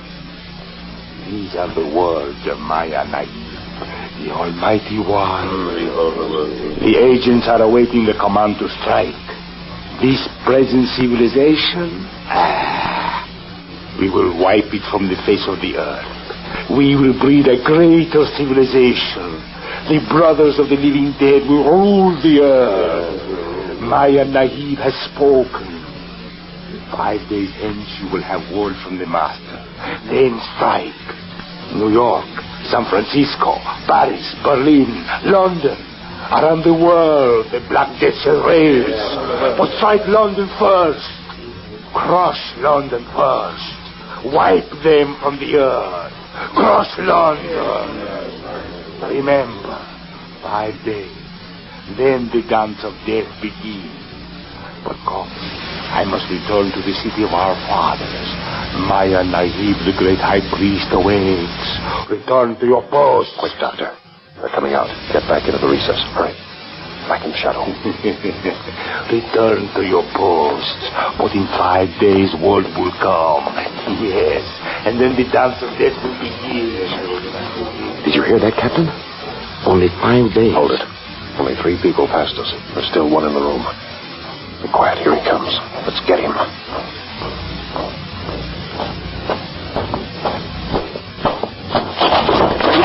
Doctor. I've got him. I'm not much of a fighter. I've got my hand over his mouth. Oh, blast this, Doc. Give me a handkerchief. Here. Got a gag in his mouth. Captain Friday, you're crazy. You'll have the whole crew down on us with your noise. Oh, I'm sitting on him. He can't move. Haven't made much noise. Now, listen. Not a sound. We're safe enough for the moment. Here, turn on your flash. Let's see what we've got. You fool. There, turn it on his face. In heaven's name, Mrs. Santos. You.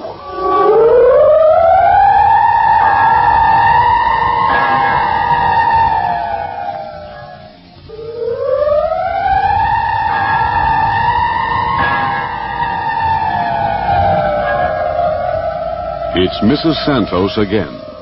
Mrs. Santos, who is in the confidence of the monks of the monastery. Mrs. Santos, who says she is fighting the living dead with body and soul.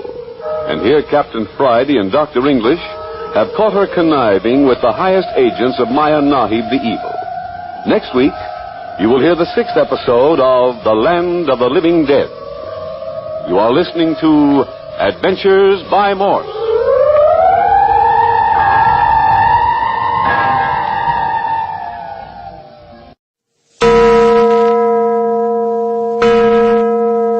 Adventures by Morse.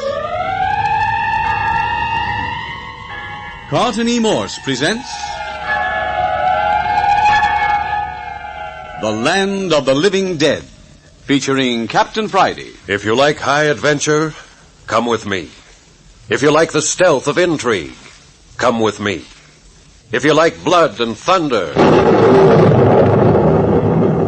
come with me.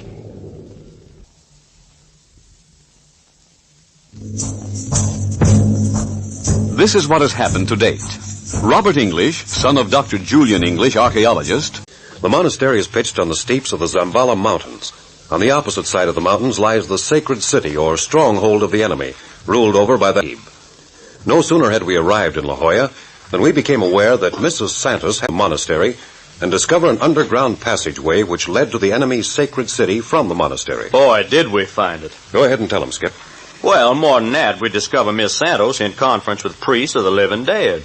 We found him in the secret underground passage, and we took Miss Santos prisoner. In the meantime, the prophecy that the Gila monster was to ride on the face of the sun had been fulfilled. The Brotherhood believed that each time there was to be a world catastrophe, there appeared on the face of the sun the shadow of a Gila monster. The monster had appeared, and thus a new world catastrophe seemed imminent. Dr. English and Judith believed that the tragedy was to come through the agency of Maya Nahib, high priest of the enemy. This belief was strengthened when he and I heard the werewolf, agent of Maya Nahib, declare that the civilization of the world was to be destroyed in 5 days. But now they have captured Mrs. Santos. Oh, you fools, you miserable, meddling fools. Fools, are we? Fools to catch you double-crossing us, huh? Don't you know by entering this passage that you will precipitate immediate attack upon the monastery by the priests of the living dead? Do you think that Maya Nahib will wait an instant to strike when he realizes that those in the monastery know of this passage under the mountain? But why should he know, Mrs. Santos? We've avoided his agents so far. Believe me, Dr. English, if he does not now, he will know very soon. You will not be the one to tell him, Mrs. Santos. What do you mean, Capitan Friday? That you are our prisoner and you're going to accompany us back to the monastery. Prisoner? Don't you understand? All we understand is that you've played traitor ever since we reached La Jolla. That we caught you in conference with a werewolf and his fellow agents. That you and they are planning in some way to destroy the civilization of the world in exactly 5 days. You heard that? Yes. What is it you're planning to use? The atomic bomb? Listen to me, Capitan Friday. These next 5 days are important beyond words. We have terrible work ahead of us. If by us you mean you and the Maya Nahib and the werewolf, I think I understand. No. What work we, you and Dr. English, and Senor Skip and Judith and I have ahead of us. I don't know what you're talking about. You're no longer one of us. Stupid fool. Because the game I am playing is too deep for you. Are you going to hang back and let London and New York and San Francisco and Paris, the whole world, be crushed by the mad high priest Maya Nahib? Doctor, let's get back to the monastery with her. I think she's stalling here for a purpose. Stalling? Yes, stalling. That's what I said. Keep us waiting here on the stairway to the sun. Maybe the priests are warned. Let's get out of here before it's too late. Very well. Judith and Skip are waiting for us down on the lower level. You truly mean that I am your prisoner? Your hands are tied behind you. What would you say?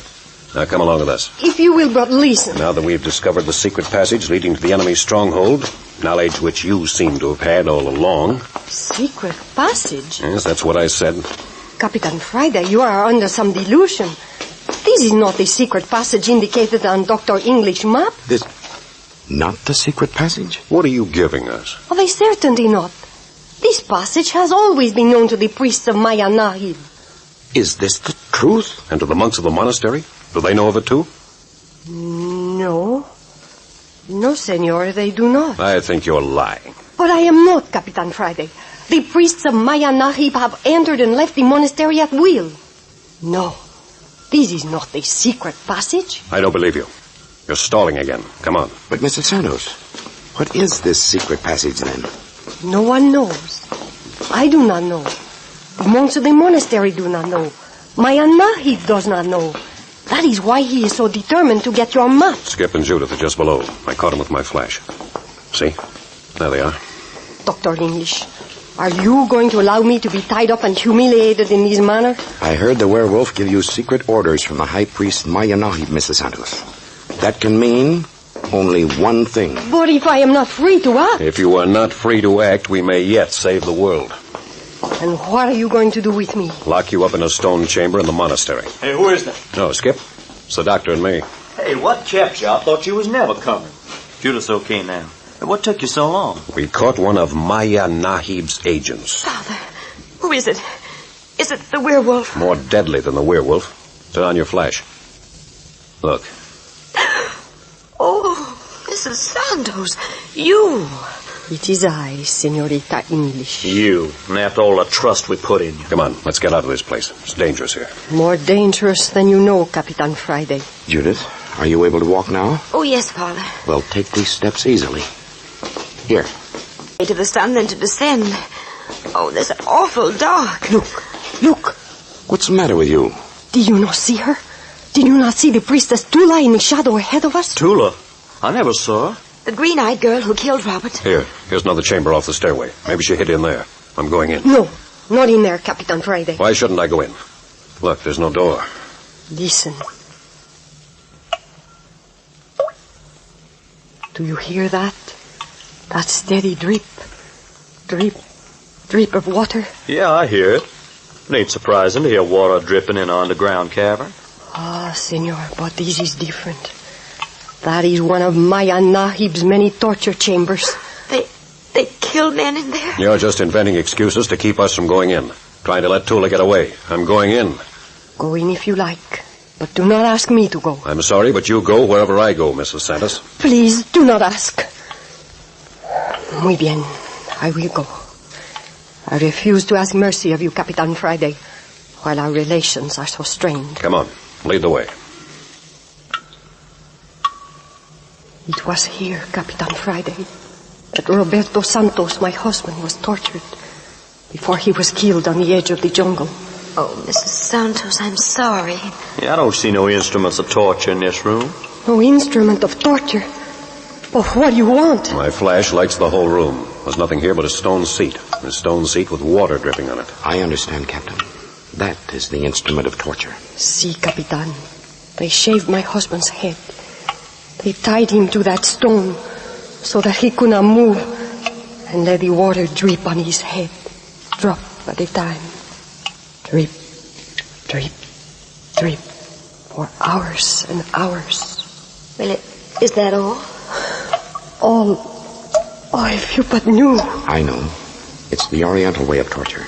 It drives men mad after a little. Insane? They tie you to the seat and leave you here in the dark for hours. Those tiny drops of water grow and grow until it seems as though sledgehammers were beating out your brains. Each drop becomes a great explosion that makes your ears ring and flashes of fire appear before your eyes. And then... Oh, don't say any more. At first you pray for death. Then you beg for it. Finally you are screaming for it at the top of your voice. When you have screamed one whole night, you are past saving. You are turned loose to wander in these maze of passageways until you have starved to death or else fallen down the stairway and broken yourself on the floor below. Oh, let's go. Let's get away from here. Oh, Mrs. Santos. Are you now satisfied, Capitan Friday? But why did they do this to your husband, Mrs. Santos? Because he discovered the secret passage that Dr. English map tells of. And he preferred to die rather than give his secret to the Brotherhood. And was it in this other secret passage that Dr. Santos saw the storehouse full of the gold and jewels of the ancient Chakotas? It was. Yeah, this is enough. We're going back to the safety of the monastery. I am still your prisoner? That's right. We let the monks in the monastery take care of you.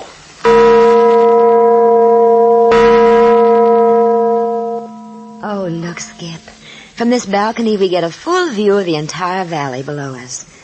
I didn't realize how high on the mountainside the monastery stood. Yeah, and sniff this fresh air. Man, ain't it pure and sweet after all them hours in that underground passage? Oh, boy. Oh, isn't it wonderful to be safe again and And what, Judith? and together, Skip. Hey, Judith. You mean you and me? Shh, here comes Father and Captain Friday. Oh. Well, Judith, I see you've recovered. Your eyes are bright, your cheeks Yes, they're making love to her again, Doctor. Oh, well, Captain, I'm needing a son now that Robert... But, Father, what about the monks? Have they changed their mind about Mrs. Santos? They're adamant. Refuse to be moved despite everything we could tell them concerning Mrs. Santos. They declare that under no circumstances will they believe her an agent of Maya Nahib, and they refuse point blank to keep her a prisoner or allow us to. Oh, I'm glad. Glad? I can't help it, Captain. In spite of everything, Mrs. Santos has been so good to me, so gentle, so understanding. I won't believe her a traitor. But after catching her with a werewolf in the I don't passageway... care. I won't believe it. I won't. I confess I'm amazed at the attitude of the monks. They treat us as though we were children, pay no attention to our advice, but hang on each word Mrs. Santos utters as though she were, well, their high priestess. You know what one of their monks told me? Something for the good of your soul? He said that we were countenanced here in the monastery only as refugees from the wrath of the Brotherhood, and not as their saviors. Yes, I was told the same thing. They look upon our visit here not in the light of a rescue party, but as a party of refugees. I was told that all they required of us was my map of the secret passage. Did you give it to them? Hardly. I'm beginning to suspect that this place is just another stronghold of Maya Nahib. Looks to me that we're being treated kindly for just one purpose. To obtain the map. Well, in that case, Doctor, we're in pretty deep. But didn't Mrs. Santos predict an attack on the monastery by the Brothers of the Living Dead, now that the monks know of the passageway leading to the stairway to the sun? Yeah, she's warned the monks. They're taking precautions. What sort of precautions? I don't know. Hey, look, an airplane. Oh, look, Father. Oh, it's beautiful. Gosh, it's all black. Look at us shine in the sun. What do you suppose it is, Doc? We're far off the Chilean mail routes. Besides, the plane's headed for the densest part of the jungle. One of Maya Nahib's messengers on his way to the sacred city of the sun. Oh, no. Remember, Maya Nahib has given the civilized world but 5 days to live. One of them has already passed. That plane symbolizes to me the beginning of the end. I say, Captain. Yes? Our only chance... Shh. Here comes Mrs. Santos. Ah, senorita, are you feeling yourself again? Yes, Mrs. Santos, thank you. There's another of those black planes. Mrs. Santos, what does it mean? The second this morning. Look, there is another. And another. They are coming from all directions. What do you suppose that means, Dr. English? It can mean but one thing. The forces of Maya Nahib are gathering in the sacred city for some desperate move. These planes come from every civilized center in the world. Moscow, London, Rome, New York, Paris. And Dr. English, there are only 4 more days until the Brotherhood strikes. Why do you say that to me? Why do you look accusingly at me, Mrs. Santos? Don't you know? I don't know what you're talking about. The map, Dr. English. The map to the secret passage. If we can but find the secret passage, then we have an unguarded entrance to the sacred city. Then we can strike at the heart of this dread menace. We can strike at Maya Nahib himself. Or else you can tip Maya Nahib off so that the passage will no longer be a danger. Listen, Dr. English. Supposing the priests of the Brotherhood should make a successful attack on the monastery, and you should be carried off or killed, then all hope of ever finding the passage would be gone. Give us the map, Doctor. Please, please do it. It is our only hope. It is what your son Robert intended to do. It was the reason I brought you down here. Everything depends on the map.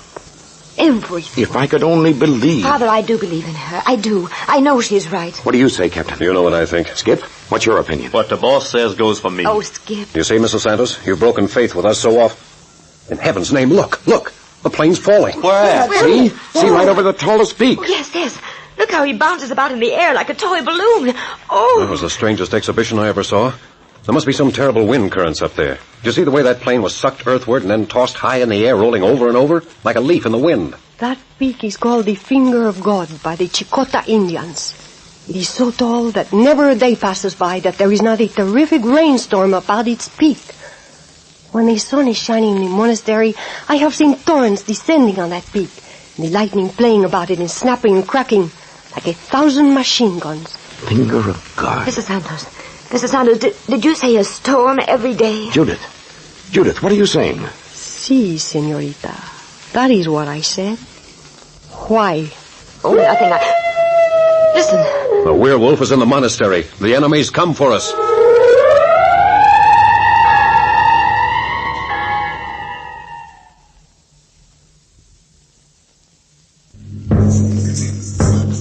Captain Friday, Skip, Dr. English, and Judith came safely back to the La Jolla Monastery from the underground passage with Mrs. Santos. They brought her back a prisoner, but the gentle monks refused to hold her. And now the monastery has been invaded. The Brotherhood of the Living Dead have rushed through the secret passage and have taken over the last safe stronghold of Captain Friday and his friends. They've broken into the monastery. That's the werewolf. For gosh sakes, now what? The window just above our heads. The werewolf. Yes. You are covered from a window of the monastery. Do not move. Now come in off that balcony. One at a time. You first, señorita. Don't move, Judith. Do as he says, señorita. He means what he says. We cannot defy them here. But what are they going to do? I will not speak again. You first, señorita. Go. Thank you, Mrs. Santos. Now you, next. But how did you get in here? I thought the monks were on guard. The agents of Maya Nahib always find means, Captain Friday. Dr. English, you come next. Don't go, Doctor. Don't go in there to be trussed up like a chicken. Let's stand and fight it out here. We're armed. The moment you reach for a weapon, you will be shot down. Capitan Friday, do as you are told. This is not the time to strike. Nor yet. Not yet. Thank you again, Mrs. Santos. Now you, Senor Skip. I'll stick by you, boss. Shall we fight it out? No, it's useless now, Skip. Better do as Judith and Dr. English have done. Give yourself up. Maybe they'll only lock us up for the present if we don't resist. Okay, let's go then, Captain. Well, here we are. What do we do now? Tie their hands behind them. The monastery has a very serviceable dungeon, Captain. It will do very nicely for you 3 men. But my daughter. What of my daughter? Your daughter, Dr. English. Your daughter. The high priest awaits the beautiful American girl impatiently. It's a good thing for you tied my hands. Because if you don't kill me, I promise you I'll strangle you with my 2 hands. If it's the last thing I ever do. Oh, you will die, senor. Do not make a mistake about that.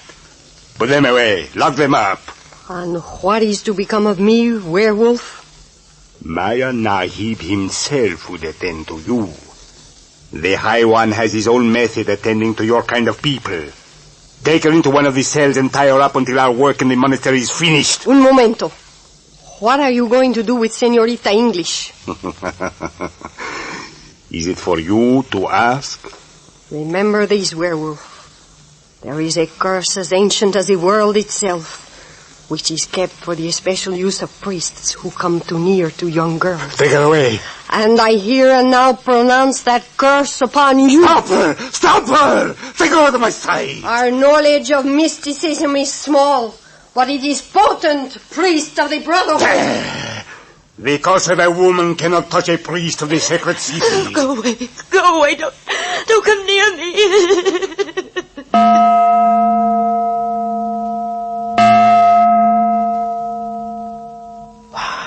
So this is a dungeon. Black as the ace of spades. Hey! Oh, I'm sorry, Doctor. Didn't mean to step on you. Now, look here, Doctor. You've got to brace up. But my daughter. My daughter. We'll get out of here. You see if we don't. Come on, let's start looking around. No, that's useless, Skip. I examined this dungeon with my flash the other day when we were searching for the passage. It's about the tightest hole you could imagine. They've taken Judith to the sacred city. No, they haven't. At least not yet. They've got to pass right by here on their way to the stairway to the sun. Yeah, but I don't get all this. What's become of all the monks in the monastery? They seem to have vanished. Probably all agents of Maya Nahi. Well, they certainly didn't put up any scrap when the invasion began. I don't understand. Simple enough to me. Mrs. Santos lures us down here with a map, pretending the monastery was a place of safety. Actually, it's a stronghold of the Brotherhood. They've got us where they want us now, so they've thrown us all into here and thrown all pretense aside. I suppose we'll all be... Yeah? You suppose what, boss? Captain, why don't you answer me? Captain Friday. Hey, Doctor, something's happened to Captain Friday. We're locked in here. I don't care, he's gone. One moment he's seated here beside me in the dark, and the next minute he's gone. That's nonsense. He must be somewhere here in the cell. But he's not. Well, come along. Feel along the wall here. You go that way and I'll go this. There, you see, he's not here. He's gone. He just vanished in thin air. Strange. If this is the mysticism of the ancient Chakotas... Hey, listen. Someone's coming down the corridor. The werewolf said he would come for us when he was ready. Shh, listen. Now listen, Doctor. When they open that door, let's rush them. It's our only chance. Take them by surprise and dash right through. It's desperate. I am desperate. Shh. Stopped outside her cell. Get ready to rush them. Skip. Doctor. It's me. Boss, how did you get out there? Keep your voice down. I'll be out here in a jiffy. These old cells are easily opened from the outside. There. Now come with me, quickly. Out of this place. Where to? Down the corridor. We'll hide in one of the cells until we can get our breath and plan something. They haven't taken Judith out of the monastery yet. And they'll do it over my dead body. Now, here, this cell will do. We can talk in here. Now, leave the door open. No one could possibly see us in this black hole. You with us, Doctor? Yes, but... Captain, how did you get out of the dungeon? I don't know. Don't know? No. All I can say is I was seated with my back against the dungeon wall alongside a Skip. Suddenly the wall gave way and I was rolling down a short incline. The next thing I knew, a woman was leaning over me. A woman? You could tell in the dark? Her hair swept my face as she bent over to whisper in my ear, and I caught a whiff of an oriental perfume. A woman?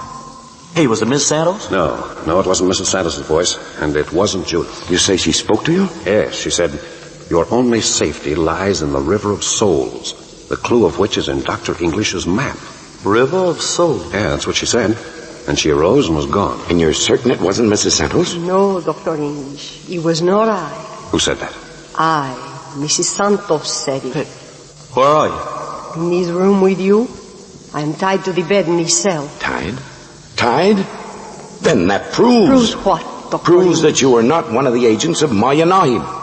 If you believe that, then perhaps you will free me of my bonds. I'm against it. Still you think I am full of lies, do you not, Capitan Friday? Perhaps you think I have been thrust up here just to quiet your suspicions. I assure you it is not so. I am a prisoner just as were you, until your so fortunate release. Do you know who released me? I think I know, and I pray I'm right. Look here, Captain. I'm going to release Mrs. Santos. As you think best, but it's against my judgment. Nevertheless, I'm going to do it. Here, Skip. Will you help me? Santa Maria, at last you are beginning to have faith. It isn't that, Mrs. Santos, but I'll not see even an enemy fall into the hands of Maya Nahib. Their tortures, their deviltry. Dr. English, but that is true. And as I'm showing you mercy now, I pray God you'll show me mercy by using your influence to save Judith. If you have any. Dr. English, you had better leave me tied. Why? What do you mean? I have no influence in the sacred city. None whatever. If you are freeing me with the idea of saving your daughter, then... I do not ask the impossible, Mrs. Santos. There, you're free. Go where you please. Do what you choose. Then for the present, I choose to remain here with you. Hey, listen. That's Judith. Skip, don't move. Put me down, please. They are coming with your daughter. They are carrying her to Maya Nahib. They're on the way to the stairway to the sun. Well, they've got to come this way, and they'll never get by this door with her so long as there's a breath in my body. Is there nothing you can do, Mrs. Santos? Is there nothing you can do? What do you expect of me, Dr. English? I told you I had no influence. If we had our revolvers, we'd have some chance. But you turned the werewolf from us once. By a mere sign, you drove him and his pack flying in the cavern beneath the river. If you could do it once, you must be able to do it again. I beg of you. Hold it. They're coming around the corner. I can see those in the lead. They're carrying torches. Yeah, there's Judith being carried between two huge Dakota Indians. Oh, you just let me get my hands on them. Just a moment, senor. There's Tula. There's Tula. She's leading with a torch above her head. Look, she's laughing. Look, did you ever see anything so beautiful? So devilishly beautiful. Please, Mrs. Santos, please. You can stop them. You can. I know you can. Be still, Dr. English.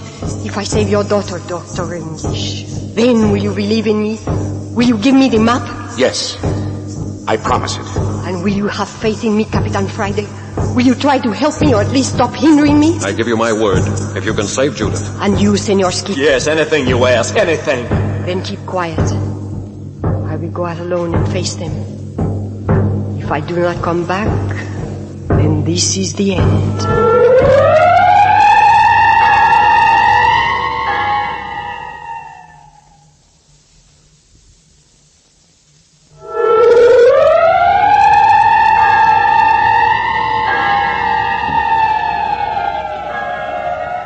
Now Mrs. Santos will demonstrate once and for all whether she is friend or enemy. If she saves Judith, she regains the confidence of Captain Friday's party. If she does not, then there is no hope. Listen next week to Chapter 7 of The Land of the Living Dead, which is entitled The Terror of the Sacred City. You are listening to Adventures by Morse.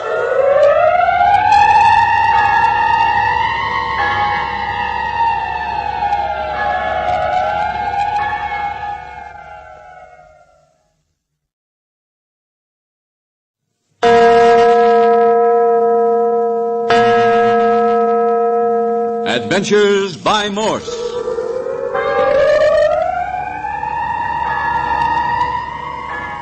Carlton E. Morse presents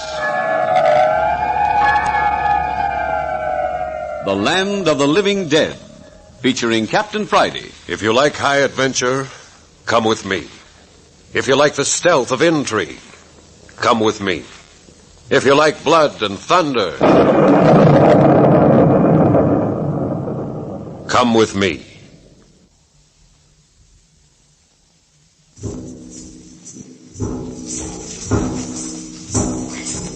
Judith English, daughter of the archaeologist Dr. Julian English, is in the hands of the werewolf and the other priests of the Brotherhood of the Living Dead.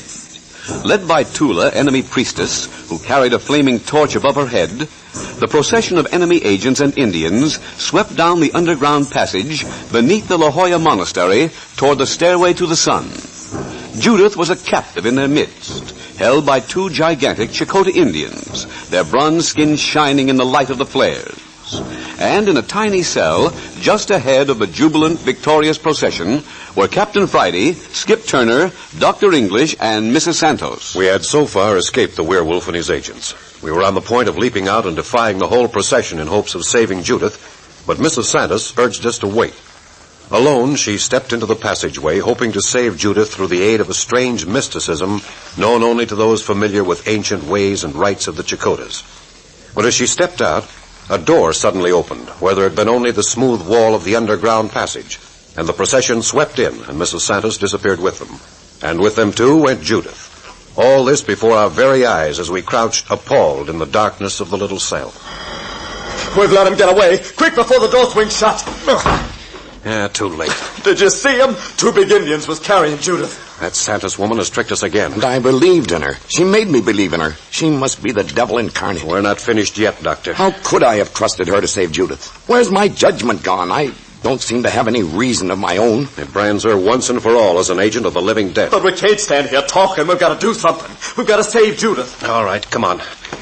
How many flashlights have we among us? They got mine when they put us in the dungeon. And mine. Well, I managed to save one. I'll lead the way.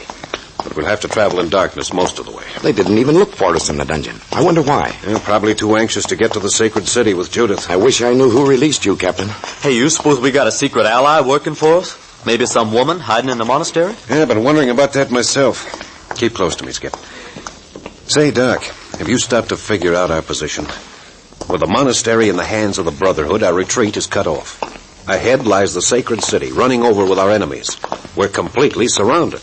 Unless what, Dr. English? Unless we can find the secret passage indicated on the map that Maya Naib is so anxious to get hold of. Hey, you mean the secret passageway into that room full of gold and jewels? Well, that's supposing Mrs. Santos didn't lie to us. Yeah, that's right. That is her story, ain't it?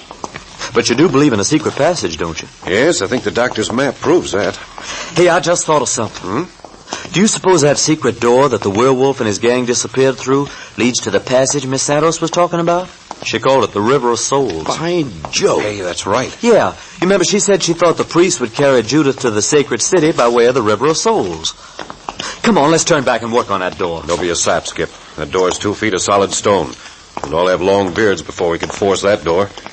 No, I'm in favor of pushing ahead, climbing the stairway and heading him off in the sacred city itself. Well, if you think that... Hold it. There's something just ahead. Quiet. Hey, what? Who tripped me up? Was that you, Skip? Me? Of course not. What happened? I went down like a ton of bricks. I broke my flashlight. Now we are in the dark. Hey, who done that? Where'd that laugh come from? Don't move, anyone. It's one of the Chakotay vampire bats. We're trapped, Captain. Trapped.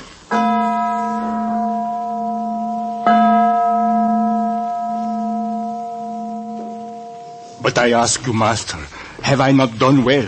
Have I not more than fulfilled your orders? The monastery has fallen to us. I have taken a traitor, and into your hands I can now deliver the widow of Roberto Santos. You are dirt under the feet of His Highness. But enough of this. Kill the traitor. Keep Mrs. Santos safe until it is Maya Naib's desire to interview her. Get back to your post. She insists that you see her immediately. Since when has a prisoner... It would be wise to see her. So? Why? Because...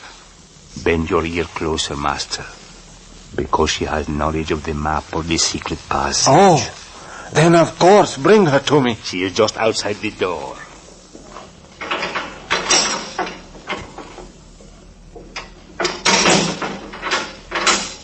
Master, this is Roberto Santos. Tell him to loosen my hands. Are they tied?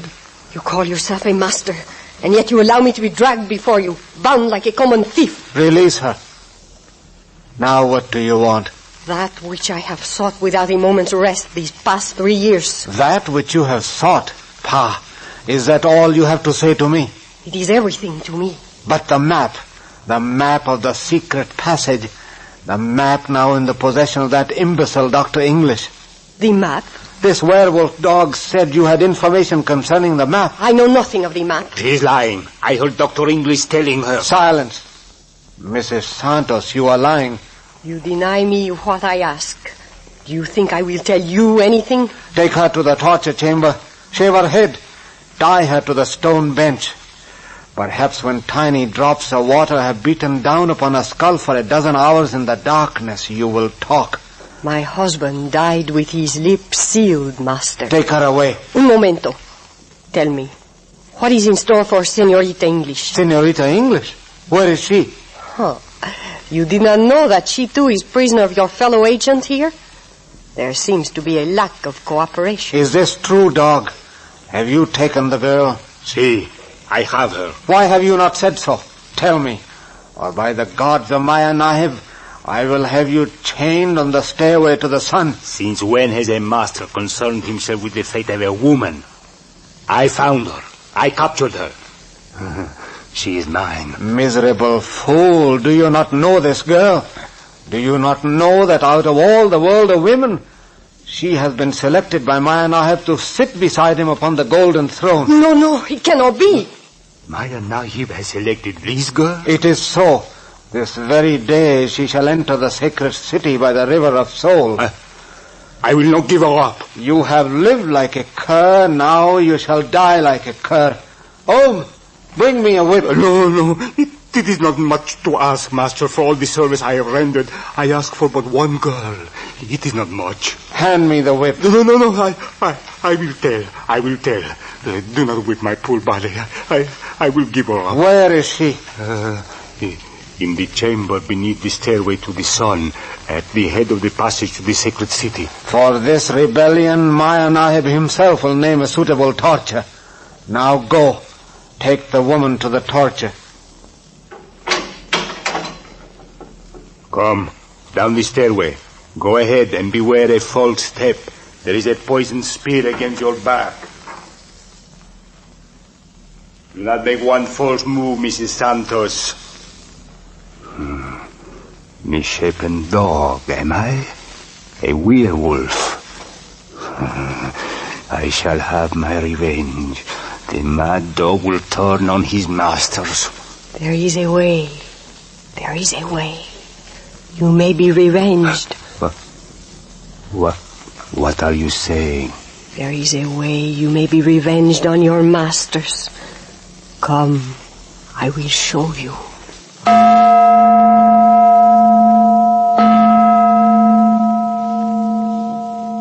But who are you? Who are you, and what do you want with me? I am one of the masters from the sacred city of the living dead. I am your friend. But you've kidnapped me. Wait until the monks in the monastery discover that. Oh, the monks have been wiped out, Senorita English. The monastery is in the hands of the Brotherhood of the Living Dead. My father and his friends will hunt you down. Your father and his 2 friends were taken prisoner, the same as you. You saw them. They'll find a way. They won't let anything happen to me. Do not be foolish, child. And Mrs. Santos. Mrs. Santos will help me. Mrs. Santos is this moment in the torture chamber. She's in the hands of the werewolf. The werewolf? Oh, no. But, Senorita English, you should not be unhappy. I have news for you. Splendid news. News? What news? What do you mean? Agents from all over the world have been seeking out for the high priest Maya Nahib a suitable empress. A woman worthy to sit upon the golden throne in the sacred city beside him. You have been chosen. What are you saying? It is true. Maya Nahib has looked upon you and finds you pleasing. You are to be empress of the world. No, but there must be some mistake. I never seen Maya Nahib, but never. But the high priest has seen you. There is no mistake. You're mad. Insane. You're a murderer. A murderer? All the brothers of the living dead are murderers. You kill. You know nothing else. In 3 days you plan to murder the civilization of the world. You're all mad. Mad? Who knows? And who can be certain that after all madness may not be superior intelligence? Please let me go. What are you going to do with me? You must be calm, Senorita. Hysteria is not for an empress. What are you doing? Don't look at me like that. Don't. Come now, Senorita English. One would think I had come to do you a harm. Instead, I bring you the greatest honor that may befall a woman. I don't want to be an empress. I just want to be a girl. You make it very difficult. However, I cannot leave you until you understand certain matters in connection with your marriage with Maya Nahib. No. Your preparation for becoming bride of the sun is going to be very tedious business, I fear. What preparations? Mentally, you are not prepared to enter the sacred city. All this will have to be corrected, changed. I won't change. I don't want to go to your sacred city. I'll kill myself before I marry Maya Nahib. All this has been anticipated. Maya Nahib himself foresaw the impossibility of your ever becoming reconciled to his way of life until certain changes have been made in your person. What do you mean? However desirable the physical, Maya Nahib knows that until your mind and soul become the mind and soul of a Chicota girl, you cannot afford him the happiness which is his august right. My mind? Are you going to make me mad, too? Is that what you're going to do to me? Now, you will be no more mad than you are at this moment. You will just be taught the Chicota way. Oh, go away. Don't come near me. You must overcome this hysteria, Senorita. You are making my work very difficult. It can be made so simple. What are you going to do? What is it you want of me? I am going to remove your soul, your mind, if you prefer, from your body for a time. You mean my brain? You're going to take my brain away from me?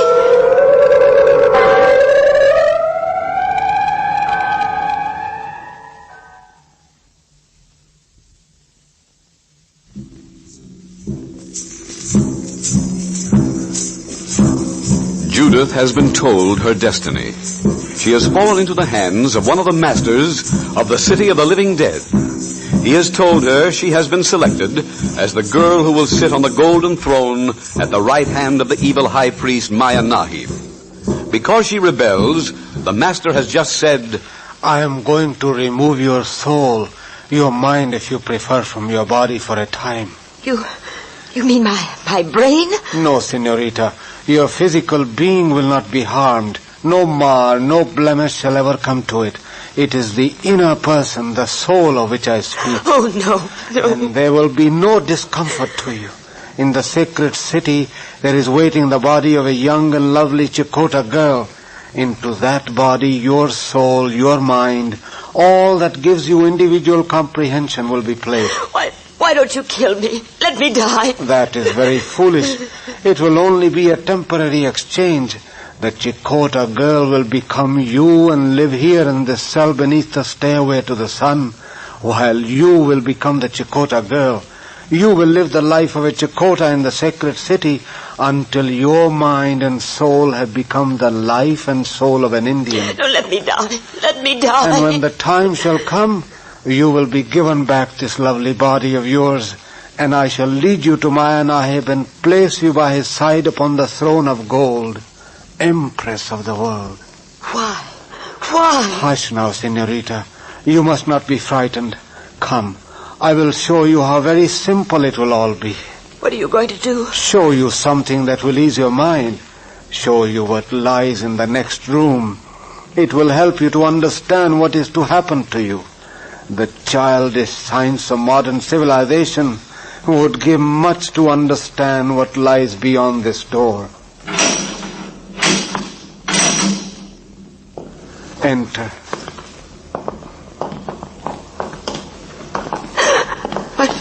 What is it? Where are we? Is it a tomb? No, it is just a room where men rest from this world for a time.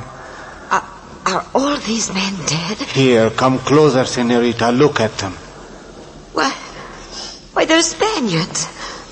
And they're dressed. Dressed as the conquerors of South America, dressed in the year 1521. See the armor, the swords, the gay dress. They are the conquerors of Chile. But they're all dead. They are as men who have laid themselves down for a rest. They are not dead, senorita. Not dead? What are you telling me? Men 400 years old, not dead. They are not dead. Their souls, their minds are in the sacred city of the living dead. Is that what's going to happen to me? We keep their bodies here. You mean their minds are in the bodies of the Chakota Indians? That is it exactly. Oh, no. You are the first outsider ever to see this wonderful phenomena. A science which has descended to us from the beginning of time, passed from hand to hand by the Chakota masters. Please take me back to my father. Do not ask the impossible, Senorita English. Come, it is time our task was begun. You will sit here on this stone bench. No. What are you going to do? Sit down, please. It will do no good to fight against it. My mind is many times stronger than yours. No. I won't look at you. I won't look at you. No. You are going to do what I tell you. You are going to do what I ask of you. You are now going to lift up your head. Lift up your head. You are going to look into my eyes. Into my eyes. You are going to sit beside Maya Nahib on the throne of gold in the city of the sun, Empress of the world. You are going to be Empress of the world.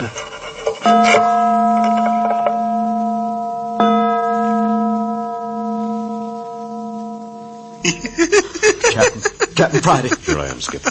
Where's Dr. English? Right here with Skip. What was that noise, Captain? There's someone in here with us. Sounds like he's over yonder. It's so blamed dark you can't see nothing. Moves around as though he had wings. First he's here, then over there. And not a sound. Not a footstep. Stand still. Listen. Captain, there's a cell here to our right. Let's shut ourselves in. I don't like this fellow, whatever he is. Yeah, he can't get at us through these iron bars.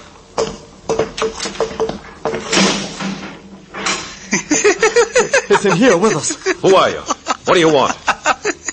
Answer me. Who are you? I am nameless. It spoke, Captain. It spoke. No name. What do you mean by that? Nameless. Nameless. What are you doing here? It is my punishment. The brothers to the living dead decreed it. So long as life remains in me, I am to roam these black caverns. So you have eyesight. Can you see in this dark? As well as you see in the sunshine. What do you want with us? I have driven you into this cell to talk with you. To make you suffer as I have suffered. The man's mad. Perhaps you too will be mad before you leave this place. Oh, what can you do to us? There's 3 of us against you. I can tell you of the fate that awaits one near and dear to you. You mean Judith? You can tell us about Judith? Easy, Skip. I can tell you where to find her. Thank heavens. Where is she? Where? But first, hear what they are doing to her. What is happening to her this very minute. Oh, tell us. Are they torturing her? Do you know what they are doing? They are taking her mind, her soul from her body. They are giving her soul to a Chakotay Indian girl. What have I done? The Indian girl will wear this white soul, the soul of your daughter, until it is warped and deformed to fit the Chakotay code of life. Oh, I don't believe it. It's a lie. The masters can do strange things with the soul. Take it from a man and send it where they please. I've got my revolver trained on you. Open this door or I'll shoot. You have no weapon. I can see. Your hands are empty. It's no use, Captain. He has eyes like a cat. Thousands and thousands of men have been brought to these dungeons for their souls, plucked of their souls. They use souls in the city of the living dead. Oh, stop. I don't want to hear any more.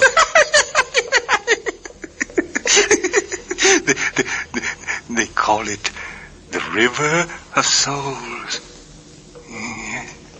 The River of Souls. Doctor, did you hear that? The River of Souls. Mrs. Santos mentioned that. Yes. She thought it was the passage to the sacred city. A passage for souls. A passage no one has ever seen. A passage for souls. Poor, pitiful souls. Sometimes there are so many that the light of the sun cannot shine through. Surely this is the maddest thing I have ever heard. Yes, but how much of it's madness and how much the truth? He knows about Judith. And now, Dr. English, I'm going to reveal to you the hiding place of your daughter. You're going to let us out of here? When I have finished. But listen, you will find her in the room beneath the stairway to the sun. The room at the head of the underpassage to the sacred city. The underpassage.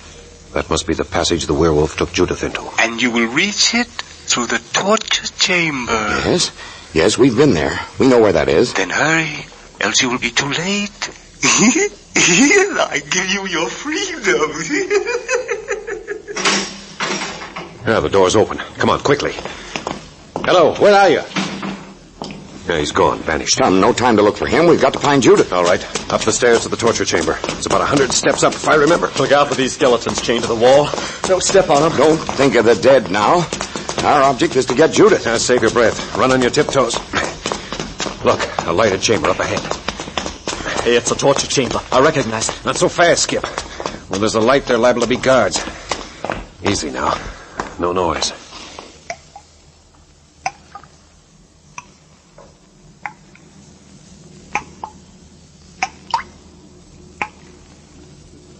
See anything, Captain?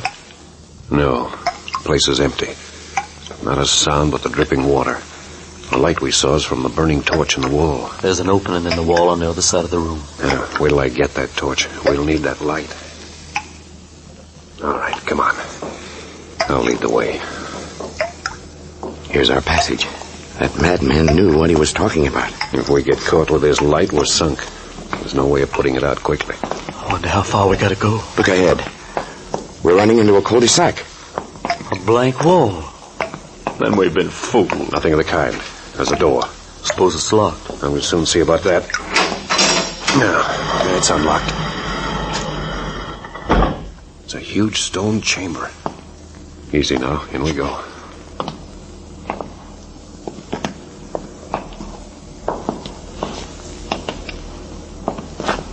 Judith? Judith? Why, she isn't here. Oh, we've been tricked. Nothing here. Wait a minute. What's that behind the stone bench? Why, it's a body. What? Captain, they've killed her. They've killed Judith. Shut up, you fool. It's the body of a man. You sure? Look for yourself. Snap out of it now, Skip. Captain, hold your torch over here. Yeah. Look. It's one of the masters. Masters? One of Maya Nahib's right-hand men. You can tell by his dress. Yeah, stabbed through the heart. And... well, look. It's my sacrificial knife. Your knife, Doctor? Yes. You'll remember, Captain. The one I had in San Francisco. Are you certain, Doctor? How did it get here? Well, I know it's mine. Look, there are my initials on the handle.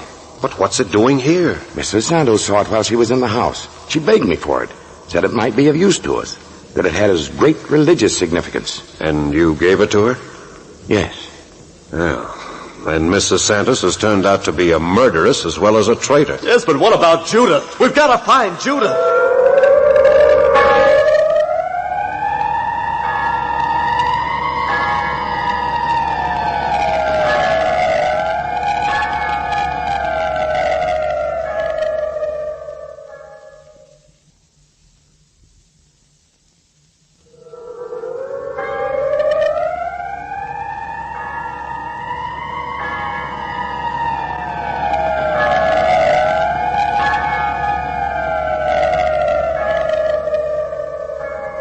The knife carried by Mrs. Santos has slain one of the masters. But where is she now? Where is the werewolf? And above all, where is Judith? Next week at this same hour, you will hear episode 8 of The Land of the Living Dead. You are listening to Adventures by Morse.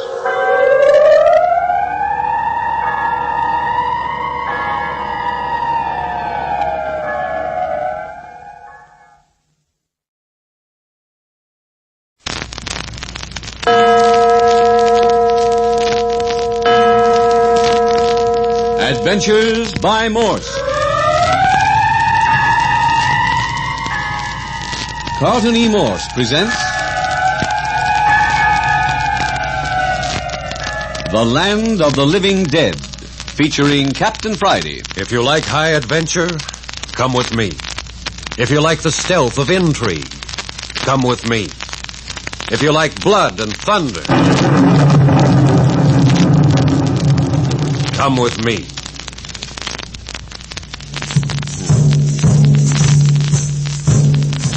When last we were with Judith English, she was in the hands of one of the masters of the Brotherhood of the Living Dead. This priest had taken her to a room beneath the magnificent stairway to the sun and was in the act of stealing her mind, as he explained it, to give to a Chakota Indian girl in the sacred city, the stronghold of Maya Nahib. Then we followed Captain Friday, Skip Turner, and Dr. English to the same room, only to find that Judith was gone, and the body of the master on the floor, an Indian sacrificial knife in his back. Dr. English recognized the knife as one given to Mrs. Santos by him before the party had left San Francisco. The master dead. Another pawn removed from Maya Nahib's side of the board. That Santos woman is a terror. She's double-crossed us at every turn. Now she's begun to murder her Chakota friend. Yeah, but what about Judith? We gotta find Judith. Well, it's a cinch if we can get our hands on Mrs. Santos. Judith won't be far off. I hope you're right, Captain Friday. Anything's better than the brothers to the living dead. I'm not so sure, Dr. English. That Santos woman is my idea of a perfect double-cross. Well, there's no use in standing here. Let's go back through the torture chamber and up to the stairway to the sun. Yeah, they must have taken Judith toward the sacred city. Come on. Just a moment. Hold that torch down here, Captain. Dr. English, you ain't gonna rob a dead body. Skip. If there's a flashlight on the body, I don't know why we shouldn't have it. Oh. I'm sorry, Doctor. I shouldn't have said it. Nerves, I guess. Well, think before you say anything like that again. Find anything, Doctor? Yes. Yes, there's a flashlight. A gun, too. Great. Which do you want, Captain? Perhaps I'd better take the gun. Good, I'll carry the flash. Skip wouldn't care for anything off a dead body anyway, I don't suppose. Hey, I said I was sorry. It's all right, Skip. Good lesson. Skip, put that reed torch back on the wall. We won't need it now. Yeah, sure. You'll have to lead the way, Doctor, if you're going to carry the light. I'll be right at your elbow. Very well. Keep close behind me, Skip. Right with you.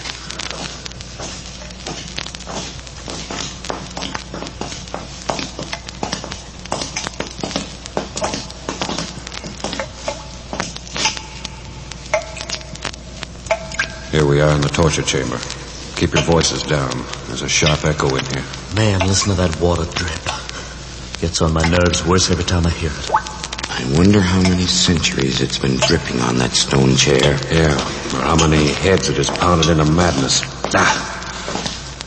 Well, we're past that. With us, Skip? Sure. All right, now. Up the stairs we go. Don't stumble over any of those skeletons chained to the wall. I've been trying to figure out our position, Captain. Yeah? If this stairway in the heart of this mountain goes clear to the cone at this same slant, we've got 2 miles of steps to climb. Yeah, I'm beginning to feel like a mole. Seems like years since I've seen daylight. Think of the millions and millions of tons of dirt over our heads. Turn the light on the ceiling, will you, Doctor? Yeah. Ceiling's about 15 feet above our heads. Yeah, there's about a mile of dirt between us and fresh air and sunshine. Oh, Skip. Skip! Doctor, we've lost Skip. He's not behind me. Not behind you? No, he was here just a second. I've got you. Ow!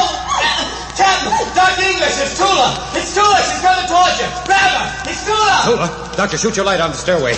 There she is. Hold your flash on her. I'll get her. Look out, Captain. She'll be armed. Keep your flashlight in her eyes so she can't see to shoot. Yeah. I'm going for her. There. Yeah, I got her. Made a flying leap. Give me a hand, Skip. She's fighting like a wild. Look out, she's got a knife. Stab me, would you? There, now. Now you stay put. Hate to sit on a lady. Skip, where the blazes are you? Here I am, boss. Well, take your belt. Tie her feet. Doctor, hold your flash on her face. Yeah, it's Tula, all right. What a beautiful girl. Her feet are tied. Look out now, don't let loose of her hands. She's savage all the way through. Me let loose of these pretty hands? I guess not. I've been wanting to hold them ever since I first saw her. Here, sit up and act like a lady. What a strange pair of eyes. Looks as though she were in a trance. Yeah, looks savage to me. Tula, stand up. Unless you enjoy lying on those bones. What a wrestling match we had among those skeletons. Did you hear the chains rattling? Won't talk, huh? Look here, Skip. How'd you happen to find Tula? Well, I heard a step behind us, and I slipped into a cell and let you fellas go on ahead. Yeah? But as soon as girl slipped by, she didn't see me. When she was between us, I grabbed her. She slipped out of your hands, huh? Slipped out? Look at my face. Good heavens, Skip. You've been sliced with a knife. No, it's just scratches. She's got nails like a cat. Certainly spoiled your complexion for the time being. Wait until Judith sees you. Oh, I wish I knew where to look for Judith. Yeah, there's only one place to search, and that's the sacred city. Here, take this gun. It's the one the doctor gave me. Yeah, but you... I've got a neat little weapon Tula was carrying, and a knife besides. But what are we going to do with her now that we have her? Take her along with us. You're not hurt, are you, Tula? No, she's not hurt. I can tell by the way she glares.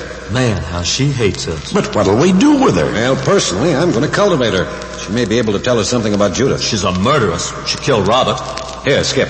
Take my belt off. I can't let loose of her hands. Yeah. There. Now, strap her arms behind her. Yeah. Good and tight. Yeah. Not too tight. You're hurting her. Well, why shouldn't you? Don't have to be a savage just because she is. Yeah, never mind. I'll take charge of her. Doctor, hang on to her for a moment while I undo the strap around her ankles. Right. She's got to walk. Yeah. There. Here's your belt back, Skip. Are we going on up the steps? Yes, of course. You go ahead, Doctor. I'll stay in the middle with Tula. Skip, you bring up the rear.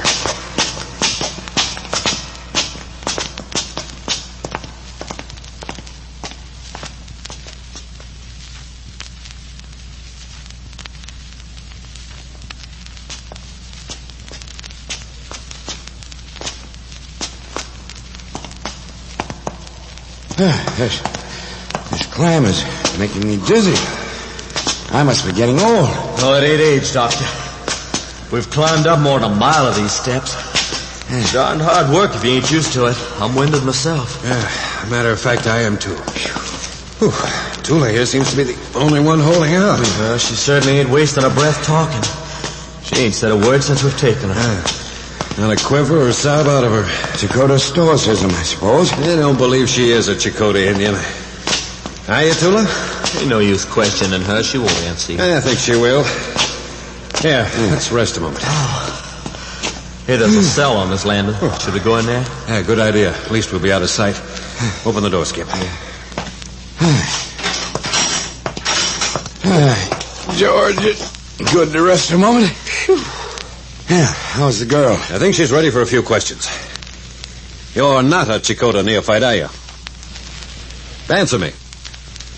Where's your tongue? Who are you? Where do you live? Who's Maya Nahib? What are you doing here? Why did you shoot Robert English? Keep it up, Captain. You're beginning to get under his skin. Are you married? Let me see your hand. No ring. Are you an Indian? Now you got us started. Are you really a murderess, Tula? Answer me. Are you a killer? Why do you kill? They hang killers. Don't you know that? Do you want to hang? Rope around your pretty neck? Drop through a trap? You want to die that way? Then why did you kill Robert English? Did he ever hurt you? No, of course not. That's Robert's father there. Look at him. Look at him. There. Think of the sorrow you've brought him. Killed his son, broke his heart, ruined his life, endangered the life of his daughter. Why don't you talk? Why don't you speak? What have you done with Judith? You should die. You deserve to die. I came down here to kill you. I swore an oath I'd kill you the night you killed Robert English back in San Francisco. Oh, stop it, Captain. I can't stand anymore. Leave her alone. Very well, Doctor. If you're rested, let's move along. Do you mind, Captain? I need a few minutes more. Say, Doctor, I was just thinking about what you said down in that chamber under the stairs yonder. About another pawn being taken from Maya Nahib's side of the chessboard. What do you mean, Skip? Well, I was just thinking of all that's happened since the night Robert was killed. Think of the trail of death we've left in our wake. I don't like to think. First there was Robert, then the priest aboard ship who jumped into the ocean, then Mendoza, our guide in La Jolla, and that priest, Ixtlan, and the guide thrown to the flesh-eating tree. Then all the monks in the monastery. And now, the master. Yeah, it looks like Maya Nahib's had the best of it so far, don't it? Yes, I'm afraid he has. That's not all. The worst is still to come. Remember, only 2 more days now until he's to strike his blow at civilization. Oh, yeah, I'd almost forgotten. Only 2 more days. 2 days more. Do you suppose we're going to be able to do anything? Anything to stop him? We've made a sad mess of everything so far. I was depending on the map of the secret passage to give us quick entrance to the sacred city. I thought we'd strike a quick blow, capture or kill Maya Nahib, and stop this terrible destruction. But I failed. Failed miserably. Yeah, but we've still got a chance. Why, what do you mean, Skip? Oh, don't you see? If we can make Tula talk, she's an important priestess. If we can make her talk, maybe she'll give us a clue to the entrance to the sacred city. That's right. I say, Captain Friday. There'll be no forcing Tula to talk. But, Cappy, it may mean saving Judith's life. Our lives. The lives of hundreds of millions of people. You heard me. We're not going to stoop to their methods of torture. Oh. You ain't falling for this babe, are you, Cappy? That's enough of that, Skip. Come, boys. I'm ready to go on. Let's be on our way. Get the cell door, Skip. And keep your voices down when we get on the stairway. Get up, Tula. Come on. Hey, look, Cappy, you gotta realize that hundreds of millions of lives are worth more than this murderess. Be quiet, Skip. Well, let me tell you two something. Judith's more important to me Will than you this pipe down and give me a chance to think? Kip, come up here with me. Yes, you go ahead with the doctor. I'll bring up the rear. The closer we get to the top, the more chance of running into agents of the Brotherhood. I can't argue with you and watch the girl, too. Well, just be careful you don't lose her. I'll take care of that. Come. There's no need of quarreling. Come along, Skip. All right.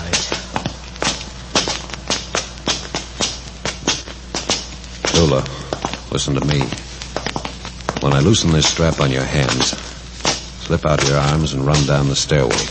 Do you hear me? You coming, Captain? Yes, of course. Never mind why I'm doing this. I ought to kill you.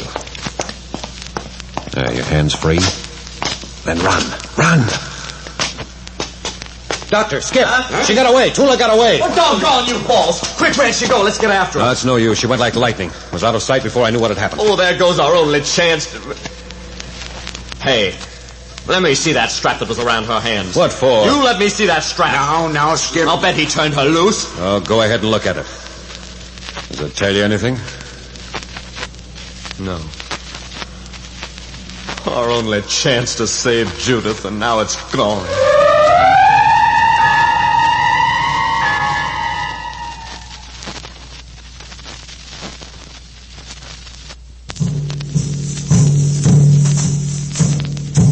Captain Friday has committed one of the most surprising acts of his whole career. Just now, he with Skip and Dr. English caught the green-eyed murderess Tula as they were climbing the stairway to the sun in the heart of the Hollow Mountain. Then, when Skip and Dr. English's backs were turned, he let her escape. Let Tula escape. The girl who might have led them into the sacred city of the enemy. The girl who might have told them where to find Judith. And now the three men are climbing higher and higher inside the cone of the mountain on the broad golden stairway. Here, Doctor, Skip. Notice anything? Oh, nothing except how my legs ache. Oh, man, I never want to see another stairway as long as I live. Well, I can't go much further. We're not near the top now. That's what I mean. I think we are near the end of our climb. Smell the air. Hey, that's fresh air. Exactly. That musty smell's gone. There must be an opening into the sacred city very near. Well, come on, then. Let's go. Oh, I ain't seen daylight for 2 days. Take it easy, Skip. We don't want to run into a nest of Maya Nahib's agents. The fact that they haven't had the stairway to the sun guarded can mean only one thing. What's that? That the entrance into the sacred city is well protected. Surely by this time they must know that we're out of the dungeon and wandering somewhere in the underground passage. Oh, of course. They know we can't get out. They've got the monastery in their hands, so we can't go back. All they have to do is wait and grab us when we near the top of the stairway. Exactly. So undoubtedly there'll be a big guard at the end of the passage. And we'll go carefully from now on. Don't talk above a whisper. Keep your gun handy, Skip. Mm-hmm. Here, Doctor, you take this knife I took from Tula. Use it in an emergency. Come on. Hey, what's that? Quiet. Sounds like an airplane. Yeah, that's it. Airplane's still gathering at the sacred city. That shows just how close we are to the entrance. And no noise now. Voices. On your toes now. Don't make a sound. See anything? No. Turn off your flashlight. Come on. Follow me closely. Hello? What is it, Captain? The stairway turns a corner here. And ends. Ends? Yeah. I looked around the corner. There's a passage of about 20 feet. Here, let me look. Hey, Cappy, I can see daylight. Yeah, I saw that too. But did you see those guards? Guards? How many, Captain? Oh, half a dozen, I should judge. At the end of the passage, there seems to be a big open-air room, sort of a stone balcony. Do you check with that, Skip? Yeah, it looks like it, all right. Anyway, the passage is clear. Are we gonna try it? What do you say, Doctor? Of course. We can't stay here. All right. I'll go ahead. If you like. Then come on. Be ready for a fight. And make it a good one. Here, Doctor, you take the revolver and give me the knife. I'm in just the mood to stick it in one of them fellas. But Skip... Go ahead, Doctor. Young fella like me can swing a knife better than you. Right. And you know how to make a gun talk. Quiet back there. Not another sound. Keep next to the wall. We'll get as near the doorway as we can. Then wait for a signal from me. If it's clear, we'll rush him. Quiet now. They haven't heard us. Keep back into the shadow until I get the lay of the land. Yeah. There are 8 of them.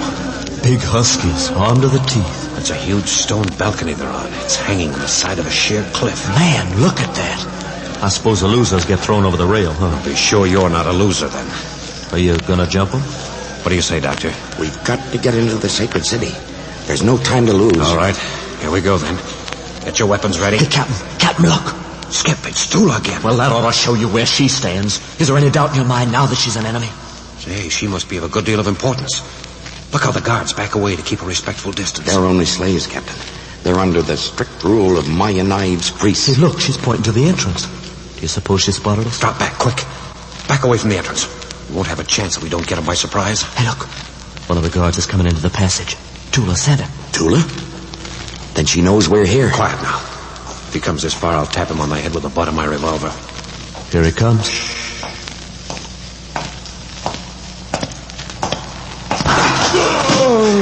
You got him. Shall we tie him up? No bother. He'll be good for a couple of hours. Look, Tula sent another guard in here. What do you suppose it means? I don't know, except that he's got to go the way of his brother. Get ready to grab him in case I should miss. Whatever you do, don't let him holler. Ah, here he comes.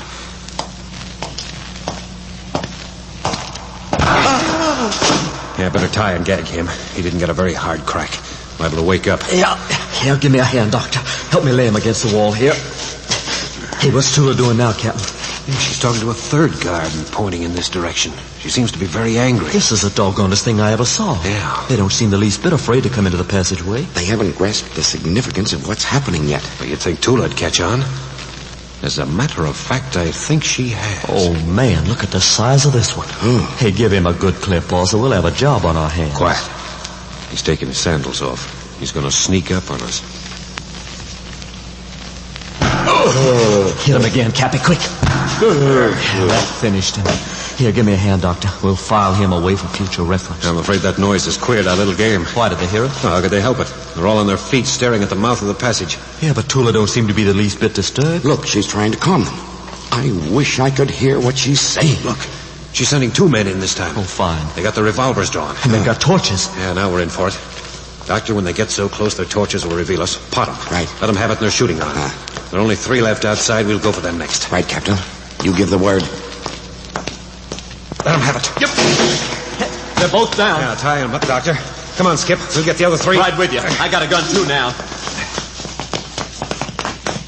Hey, look at them. Look, what are they doing? Stop them. Stop them. Oh, they're going to jump. They're going over the railing. But where's Tula? Where's Tula? Disappeared. But, Captain, did you ever see such tremendous heights? Look, we're on a balcony a good half-mile above the floor of the valley, on the side of a sheer cliff. Did you see Tula disappear, Skip? Answer me, did you? Did you see her jump? No, of course not, boss. Tula didn't jump. I tell you, she vanished when the trouble started. Hey, look, there's a door over yonder. She must have got away through that. Yeah, so there is. I didn't see that. Yeah, it's locked on the inside. Oh, got away again, huh? Well, she did us a good turn that time. Captain, Skip, one of the guards escaped. Well, what's wrong, Doctor? What's the matter? One of them escaped. One of the wounded men. He leaped to his feet and ran for the stairway. Got away, huh? That's bad. Yeah, but he fell on the stairs, and the last I heard, he was still rolling. I don't think he'll bother us anymore. Well, the 3 out on the balcony leaped over the moment they saw us. They must have fallen a good half-mile to the floor of the valley. I believe they'd all jump off the balcony if we'd give them a chance. I've tied up the ones in the passageway. I don't think we'll have any trouble from that quarter. What about Tula? Yeah, Tula may be carrying the news of our arrival to Maya Nahib. Oh, that would be fatal. We've got to keep our presence a secret if we hope to have any success. Look here, Doctor. I've got an idea that Tula isn't going to give us away. Why, what do you mean, Captain? By Jove, boys. What a wonderful bit of architecture. Look at this balcony, hooked on the side of this cliff like an eagle's nest. Look. Look, the fog's rising out of the valley. Hey, the sacred city. Look, Doctor, isn't that a temple coming up out of the mist? Beautiful. Beautiful. The sacred city of the Brotherhood of the Living Dead. A golden temple on the edge of a blue lake. Look, on the other side of the lake, there's another temple. It's white as milk in the sun. Yes. That's the temple of the moon goddess. Look, a truly feminine building. Just as the rugged virile lines and spires of the golden temple designate it as masculine. Oh, it's marvelous. The one is dedicated to the sun god, the other to the moon goddess. What? Well, there's a big city below us. Look, now that the fog's cleared away. Yes. See? The temples divided by the tiny blue lake are in the exact center of the city. Thousands and thousands of Chakotas live in that city. Yeah, but what do they do out here away from civilization? They're sufficient unto themselves. They've but one purpose in life, to protect the secrets of the ancient Chakotas. They're trained from infancy to become small stones in the barrier reared by the Chakotay priests against the advancement of civilization. We can't stand here like this. We're wasting time. It looks as though we'd have a difficult time getting down. I don't see any path. Oh, there's a path, all right. It begins behind that silly-looking idol over at the other end of the balcony. It'll take a mountain goat to follow it, though. In heaven's name, Captain. Hey, look here, Cappy. You don't mean we've got to travel that path. Why, it's not more than a foot wide and cut right into the face of the cliff. I know it, but that's the path. You reckon Tula escaped that way? Yeah, I think she did. Then we'll probably be met by a young Chakotay army as we descend. She's had time enough to warn the whole country. I don't think Tula's going to give us away. I started to tell you before. I've got a confession to make. Confession? I did turn Tula free back there on the stairway, just as you and Skip suspected I did. I see. You deliberately turned her loose. That's right. But look here, Captain. Why? I can't tell you right now. Let's say it was an impulse. Never mind, Captain. I think I understand. Yeah, well, I don't. He turned that girl loose when we might have made her tell us where Judith is.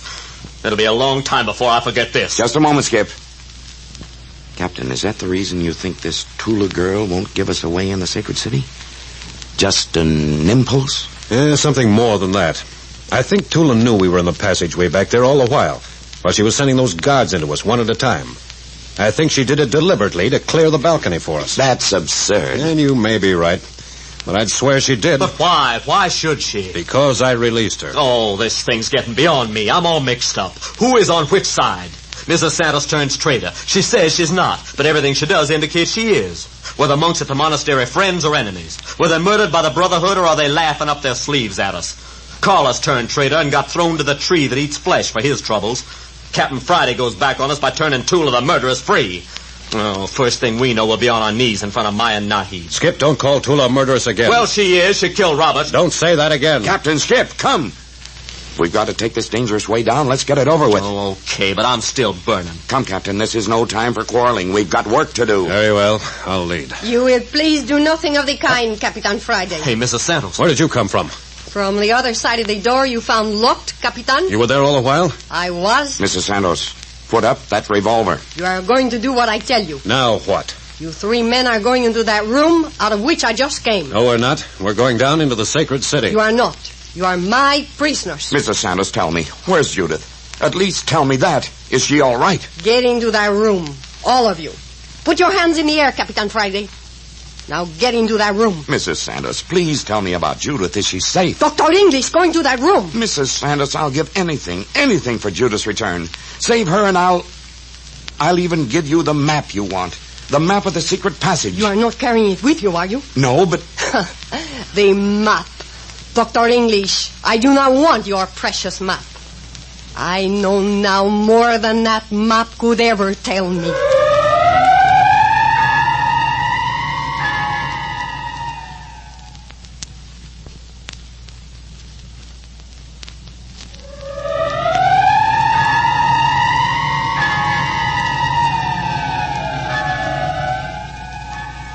So Mrs. Santos knows more than even the precious map revealed. What does that promise for Captain Friday, Skip, and Dr. English? And is Judith lost to the outside world forever, swallowed up in the maze of the sacred city? Listen next week at the same hour for Chapter 8 of The Land of the Living Dead. You are listening to Adventures by Morse.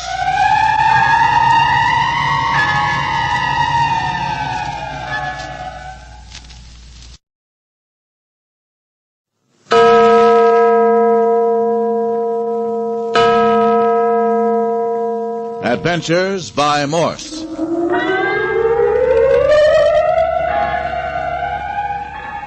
Carlton E. Morse presents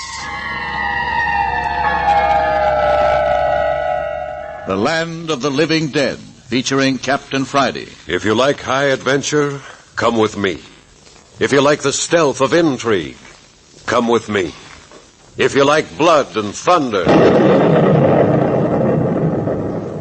come with me.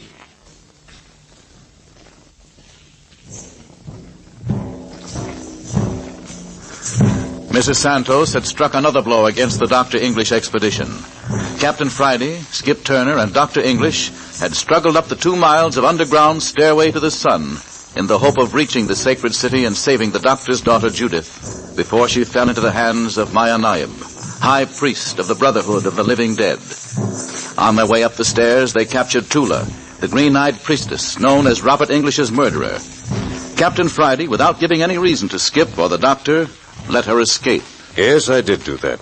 But almost immediately after, however, she helped the three of us overcome the Chakotay Indian guards at the head of the stairway, giving us free access to the sacred city. As we were on the point of descending from the high cliff into the city, Mrs. Santos appeared on the scene. Armed with a revolver, she ordered us into a big stone chamber at the head of the stairway. Dr. English broke down and offered Mrs. Santos his precious map, which led to the secret passage in the legendary room full of Chakotay gold, if she would return his daughter Judith safely from the sacred city. And then came an unexpected blow. Mrs. Santos announced that she didn't want the map, that she now knew more than the map could possibly tell her. Dr. English, go into that chamber, quickly. Just a minute, Mrs. Santos. Not another word, Capitan Friday, or I shoot. Do as I say. There. That is right. There. I have you where I want you now. Yeah, but what's the big idea of locking yourself in here with us? Mrs. Santos, what's to prevent us from taking that gun from you? You will not do that, Capitan Friday. You are going to listen to me. But Judith, Mrs. Santos, what of my daughter? Where is she? Has she fallen into the hands of Maya Naib? Senorita English will come later. Just now there are more important matters. Nothing's more important than Judith. All the rest of us, Senor Turner? The girl is more important than the whole of the civilized world? Is that what you mean? I didn't say that. But she's mighty... Senores, it is time we had a showdown. I've been thinking that for a long time, Mrs. Santos. So far I have received nothing but discourtesy, suspicion, and inconsideration from you. Are you still pretending to be a friend? If I am not still your friend, it is you who have cast me out. Believe me, Capitan, I have been working toward the end which I told you of back in San Francisco on the night that Dr. English's son was killed. You're working against Maya Naib? I have been doing so with my heart and soul. Then why are you holding us prisoners in this stone chamber? After tonight, there'll be but 2 days left before Maya Naib strikes to wipe out all civilization. Yeah, why don't you let us go down into the secret city and at least try to kill the monster that calls himself a high priest? Because such a move would be more than useless. You would all be captured or killed before you even approach the Temple of the Sun, where Maya Naib resides. But even that would be better than dying in this raffle. And that is exactly what is going to happen to all of you unless you listen to me. Well, go ahead. In the first place, I want your confidence. I want you to trust in me. You can't win confidence at the point of a pistol. No, I do not expect that. That's very good of you. Dr. English, do you remember when we all stood together in that dark cell under the monastery and saw the werewolf and his men with Judith a captive in their midst? Yes, Mrs. Santos, I remember. Dr. English, do you remember what you said to me then? Yes. Repeat it. I said that if you'd saved Judith from those Chakotay priests, I'd never doubt you again. That my faith in you'd be complete. Good. And Capitan Friday, what was it you said? I said the same, but you didn't say... Just a moment, Capitan.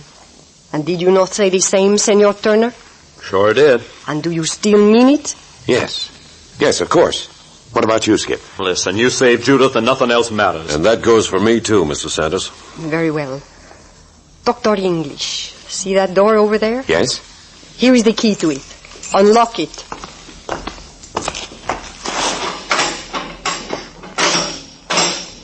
Judith! Judith! Oh, my dear, it's really you. It's really you. Judith! Hey, look, it's really Judith! How are you, Mrs. Santos, did you save Judith from Maya Naib? Si, Capitan Friday. Well, and it looks like I owe you an apology. Why have you been so rabid against me? Why have you doubted me as you have? Well, it began back in La Jolla, when you bent over that dying Chakotay priest, Ixcon, after he'd stabbed himself. Si? I heard him whisper to you, you must strike at once if you would save Tula. Well? After that, everything you did had a mysterious side to it. First, you disappeared with Judith. Then you saved us from the werewolf by some secret signal. You were in the sacrificial chamber when they had Dr. English stretched on the stone. We caught you coming out of a conference with a werewolf and a master of the sacred city. Si, I understand that. On the other hand, Capitan Friday, did you stop to figure how many times I have saved your lives since we met? How many of my mysterious acts, as you call them, were performed to save you? Yeah, that's true, Mrs. Santos. I suppose my whole theory of suspicion was based on the words whispered to you by that Chakotay priest. Strike at once if you would save Tula. Ah, see. Yeah, I was pretty bitter over Robert English's death, and I had my doubts about anyone connected with Tula, the girl who killed him. Capitan Friday, I am going to tell you something that no one in the world except Maya Nahib, the masters of the sacred city, and I know. No? Something that will sound like an Arabian Nights tale. Something about Tula. About Tula? See, about Tula. It explains the meaning of the priest's words. Oh, Judith, but it's good to see you alive and safe and happy. But Judith, tell us what happened to you. Well, the werewolf made 2 huge Chakotay Indians carry me down through a long passageway. This was right after I was captured in the monastery. And the passage seemed to lead around under the stairway to the sun. Yes, we saw you go. It was when they entered that passageway we sent Mrs. Santos out to save you. Yes, I saw her. They captured her, too.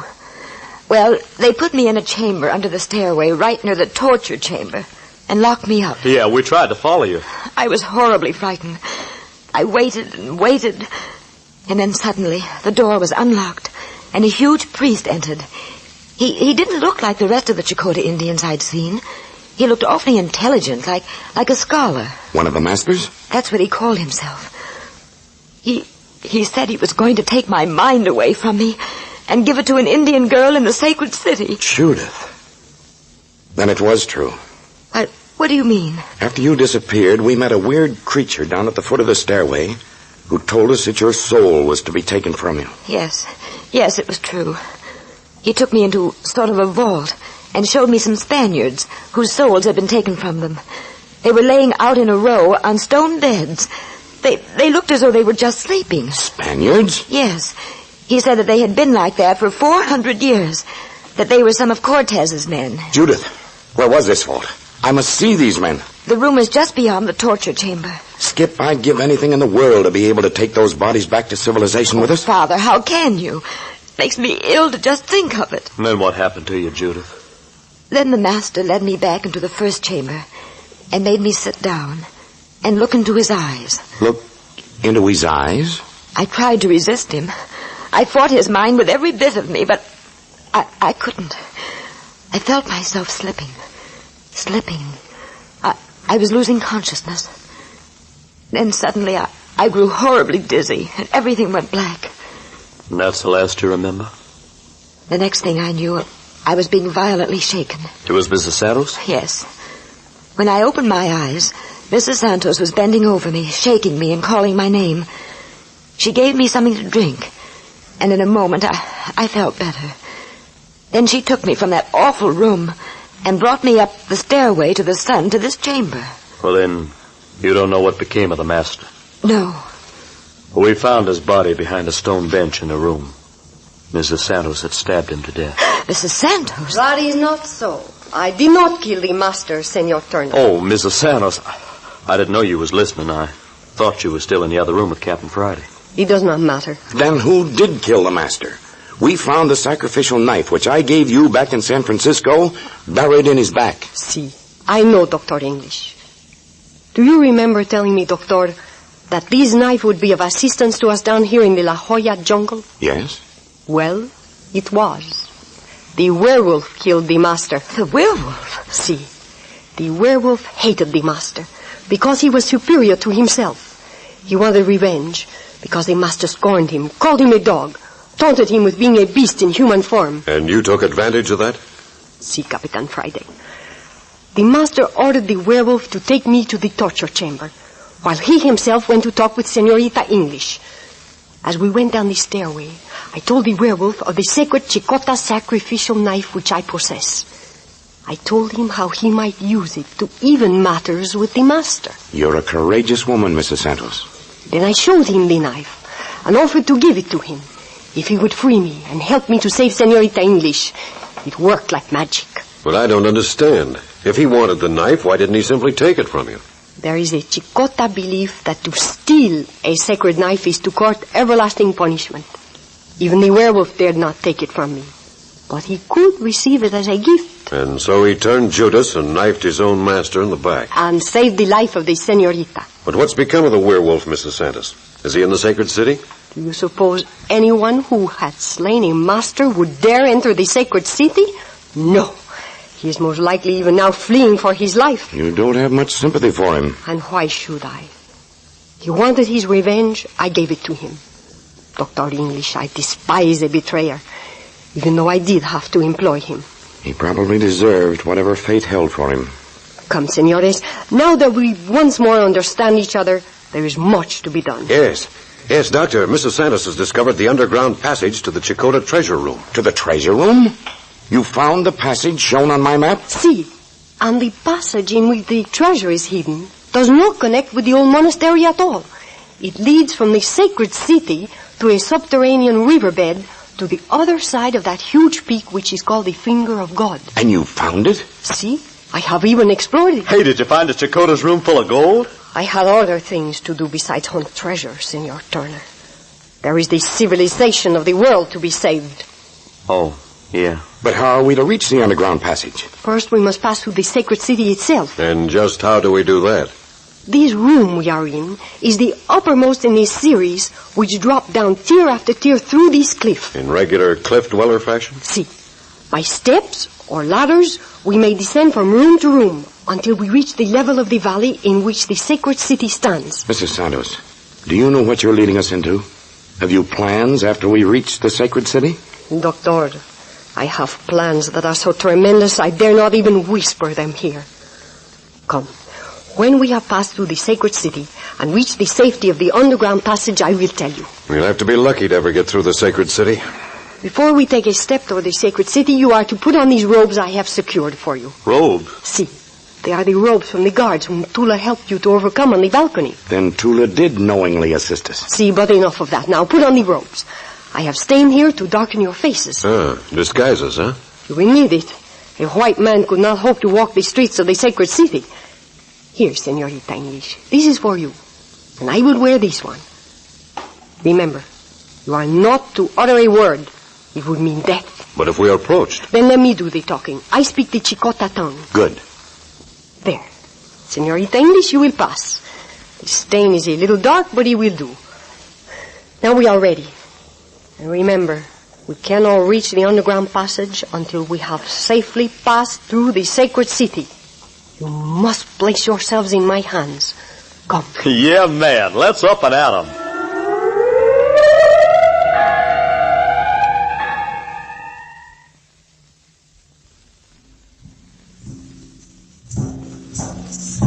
Led by Mrs. Santos, the Dr. English party is on its secret and dangerous passage down through the tiers of rooms leading to the sacred city of the living dead. Their faces are stained, and they are wearing the garb of the Chakotay Indians.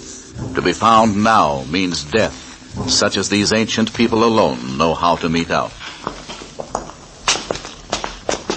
Are we almost there? One more set of steps, and one more room to pass through, and we will be on the floor of the valley at the entrance to the city.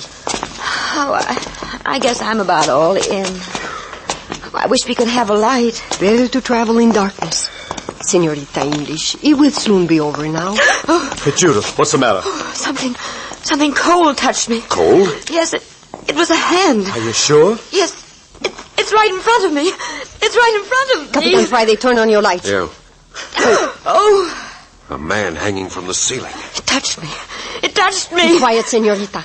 Turn off that light, Capitan. Right. Oh. Come, we must get out of this room at once. Let's see here, Mrs. Be Sam. quiet. Follow close to me. There. Now we are safe. Turn on that light again, please. But who was it? Did none of you recognize him? Yes, I saw. It was the werewolf. Werewolf? Are you sure? See, it was the werewolf. And the fellow's already paid for killing the master. See, he has paid, but not at the hands of Maya Nahib. Then who? Could you not see? Everything pointed to it. What the heck you talking about, Miss Santos? Senor Turner, the werewolf hanged himself. Hanged it? But why? Why should he? Why did Judas hang himself? Why does any traitor hang himself? Remorse, fear, self-hate. That is why. Oh, I feel sick. Get hold of yourself, senorita. Look, do you know what is on the other side of that door? What is it, Mrs. Santos? The sacred city. We are about to enter the sacred city. Hey, here we go. The sacred city. Not another word. Remember, do not speak a word. Heed my one last warning, or we will never reach the underground passage. Keep your eyes open. See everything. Say nothing. We are going to cross the sacred city, and there will be much to see. You three men especially. Watch for the lake of molten lava. Lake of lava? Examine it with care, but do not pause. Much depends on what you see. Watch the lake of boiling lava.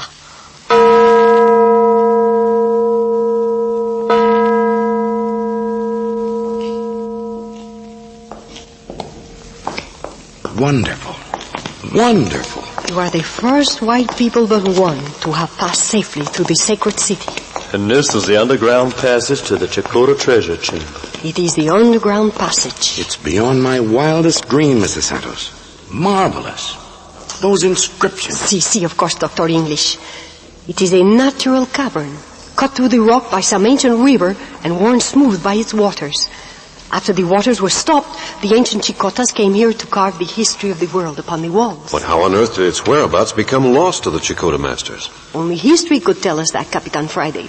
Such things do happen sometimes. And the treasure of the Chakotas is hidden somewhere in here? See, somewhere in here. But tell me, did you all examine the lake of lava in the sacred city as we passed? I certainly did. What a nasty place. It must be 200 feet from the surface of the ground down to that boiling lava. How far is the crater across? A quarter of a mile. The whole valley in which the sacred city is situated was many centuries ago a seething mass of white-hot liquid rock like that. What an amazing phenomenon. See, and my friends, it is even more amazing, the thing I propose to do. Well, please explain, Mr. Santos. Senores, Maya Nahib was speaking the truth when he said that he intended destroying the civilization of the world. He means it. And what is more, he has the power with which to do it. You know he has the power? Si, Capitan, I know. And we have only 2 more days in which to stop him. Yeah, but you said you had a plan. Si, a most terrible plan. A plan that will cost thousands of people their lives. That bad, huh? It means sacrificing thousands to save millions. To save the whole world from destruction. And horrible as it may seem, certainly it's justified. I would gladly sacrifice my life to prevent the crime which Maya Nahib is about to commit. Well, Mrs. Santos, what is your plan? When we entered the underground passage, did you notice that the entrance is on the hillside, pointing directly down on the lava lake? That's right. And the other entrance to the passage is high on the side of that highest of all peaks I once pointed out to you, known as the Finger of God. Yeah, I remember. You said it was so tall that it caused storms in its vicinity every day. See. And it was from that conversation that I got my clue to the underground passage. When I spoke of the storms and lightning, if you remember, Senorita English looked startled, and Dr. English was highly annoyed. I suspected something. And so I went up on the slopes of the Finger of God and stumbled on some ancient ruins. And in those ruins, I found the outer entrance to the underground passage. It was the same symbol which brought you to the secret passage in the monastery. That's good work, Mr. Santos. Remarkable. I'd never have thought of it. And these ruins are on the edge of a tremendous lake. A lake on the side of the mountain? See, a lake at least a mile across, and it looks to be exceedingly deep. But I don't see what this has to do with... Just a moment, Dr. English. What do you suppose would happen were that great lake suddenly to descend into that pit of boiling lava? In heaven's name, Mrs. Santos. Exactly. There would suddenly be a gaseous condition formed in the bowels of the earth that would blow the sacred city into eternity. The sacred city? Why, it'd rock the whole state of La Jolla. It'd have an effect on the surface of both continents. It would wipe out Maya Nahib, Dr. English. It would wipe us all out. That is my plan. I am willing to sacrifice my life. Are the rest of you willing? Yeah, but I don't get it. How are you going to get the water of the lake into the lava bed? It is too easy. Even now there is but 30 feet of sandstone between the lake and the entrance to the underground passage. A little well-placed dynamite would send the whole lake rushing down to this underground passage and into the boiling lava. Holy Moses. Yeah, it's too big for me. I can't grasp it. I've got to think it over. But Does it mean that we'll all be blown up? It may mean that, senorita. That is the chance we will have to take. But, Mrs. Santos, there is another way. Not demand too much on that, Capitan Friday. It may be a way. But you told me that. I have little faith in anything where Maya Nahib is concerned, Capitan Friday. I see. No. If you go into this, you must do so with your eyes open, knowing that it may be your last act upon Earth. If I only had myself to consider. That's exactly how I feel about it, Doctor. You... Oh, I know. You're both holding back because of me. No. I won't have it. Now, look, Judith. I won't. If the rest of you are willing to take a chance, so am I. But, Judith, I won't honey. listen. I vote for Mrs. Santos' plan. Good for you, Judith. Dr. English, your daughter has chosen. Judith, are you sure? Father, I won't have you afraid for me. Very well. Mrs. Santos, Judith and I agree on your plan. And you, Senor Turner? Yeah, of course. Well, it's settled. Now then, when does the celebration come off? The whole city will be asleep by 10 o'clock. The best time will be tomorrow night at 10 o'clock. And this is the night before Maya Nahib's big show. Hey, look here. I just thought of something. Well? Where are we going to get the dynamite? Senor Turner, the dynamite is at this moment hidden in the passage. I have seen to that. I have a friend in the sacred city. Mrs. Santos, you mean... Capitan Friday, of that we do not speak. Well, then there's nothing to do but wait. Nothing to do tonight, and all day tomorrow, but wait. Oh, if we could only do it now and get it over with. I feel like a condemned person. If you like, Senorita English, I can put your mind at ease, put you to sleep, so that you will not even dream bad dreams. Oh, no. When you say that, all I can think of is that horrible master who tried to take my mind. There.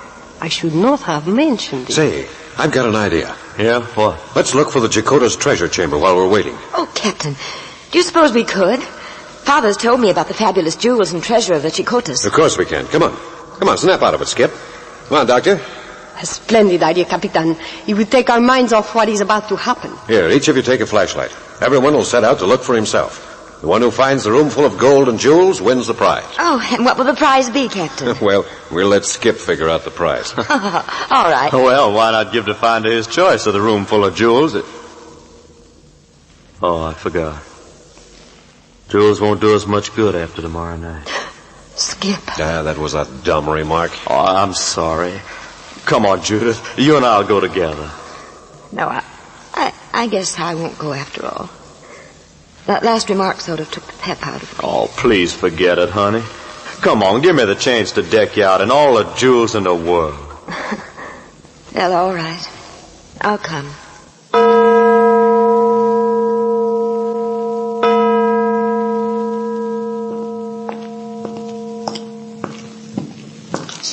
Who's that?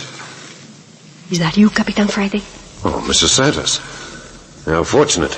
The rest are scattered off someplace. I've been wanting to talk to you. I thought we had come to an understanding. But if you only knew how much I admire... Capitan Friday, I ask you not to say any more. Oh, I suppose you're right. I told you how I felt about the matter. What more can I do? I know. Put the matter out of your mind. You are only making yourself miserable by thinking about it. You can hold out no hope, then? It seems strange, does it not, Capitan? That only a few hours ago you were condemning me bitterly as a faithless friend. Now you talk to me about affection? I ask you again. Can you give me no hope? No more than I have given you. If this terrible project comes off as we have planned, and if we escape... Oh, what is the use of talking anymore about it until this horrible strain is past? Mrs. Santos, you're a brave woman. I admire you with my whole heart. And if somehow we are saved, there, I won't mention the matter again. Shall we join in the search for the treasure? If you like. It does not seem to matter much to... Judith, down the road! Skip, don't act like a madman. Are you certain? Yeah, come on, I'll show you. I left her there. Come on. Where's Dr. English? Doctor! Hi, Doctor! Yes, Captain, here I am. Come here, Doctor. Judith found the treasure. It wasn't hidden at all. Just a little door off the passageway. Oh, there you are, Doctor. Why, what's happened? Judith found the Chicota's room full of treasure. Where? Right ahead, yonder. See, there's Judith's flashlight waving to us. Come on. Wait. There's something the matter. Look how that flashlight waves. Come on, Judith's in trouble. Help, Father, Skip! Help!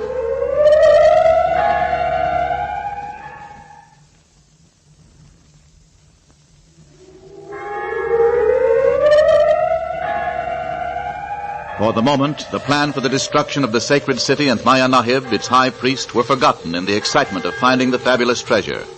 But with the cry of desperation from Judith, all the horror and fear of these last hours have returned to the party. Next week at this same hour, you will hear the 10th and final episode of The Land of the Living Dead. You are listening to Adventures by Morse.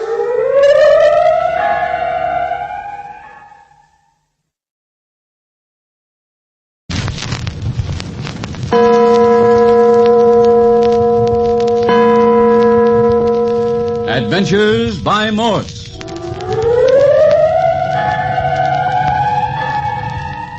Carlton E. Morse presents The Land of the Living Dead, featuring Captain Friday. If you like high adventure, come with me. If you like the stealth of intrigue, come with me. If you like blood and thunder, come with me.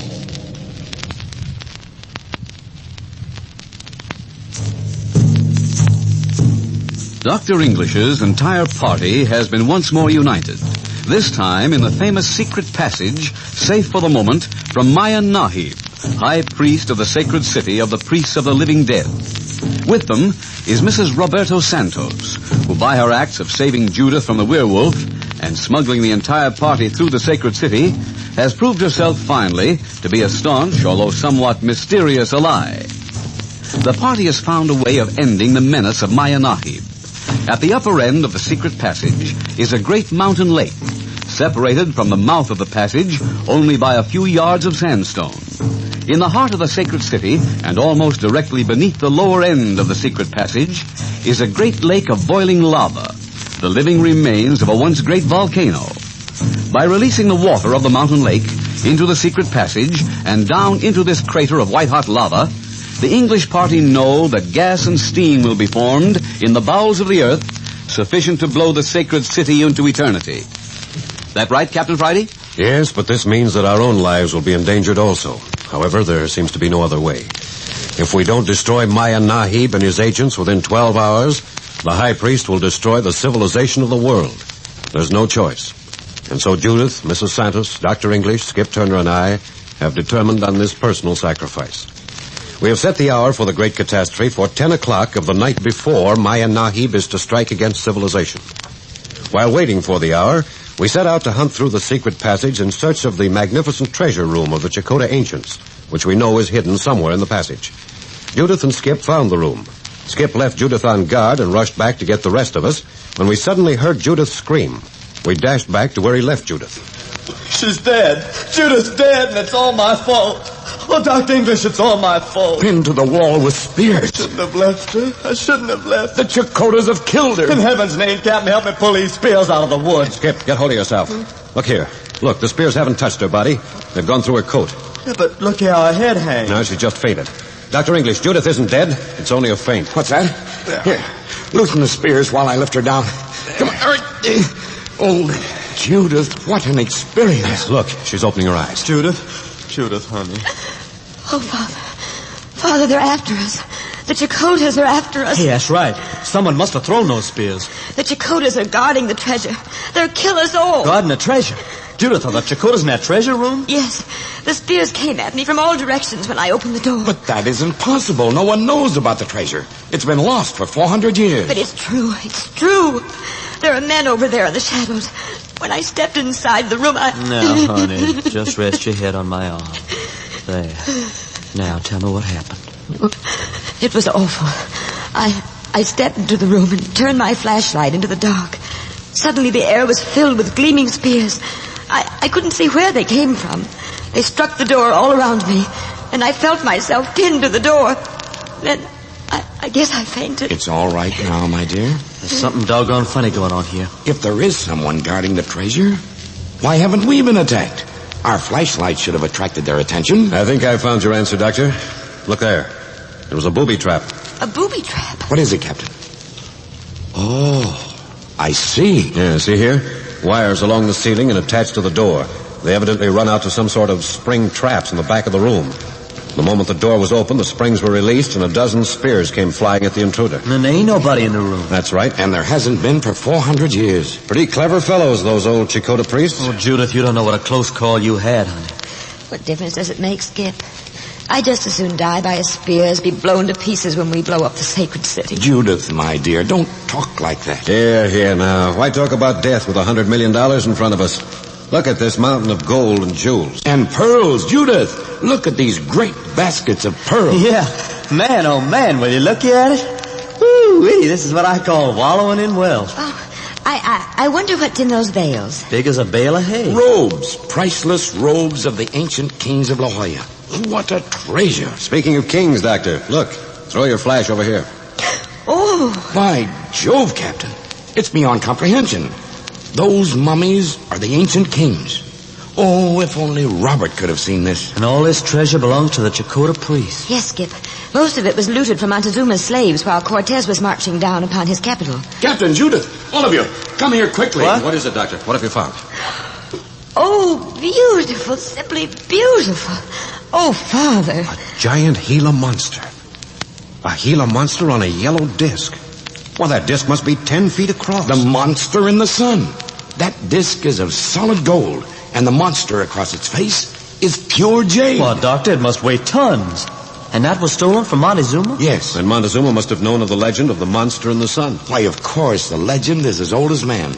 The coming of Cortez was prophesied in just such a manifestation. Come over here, Captain. I want you to see this. Judith. Yes, Skip. Oh, Skip, isn't that beautiful? Why, it's the loveliest ring I ever saw. Where did you get it? Out of this little gold box. Just look at the pearls, big as pigeon eggs. The ring was laying right on top of the pearls. Oh, but it's beautiful. Judith, honey. Yes, Skip.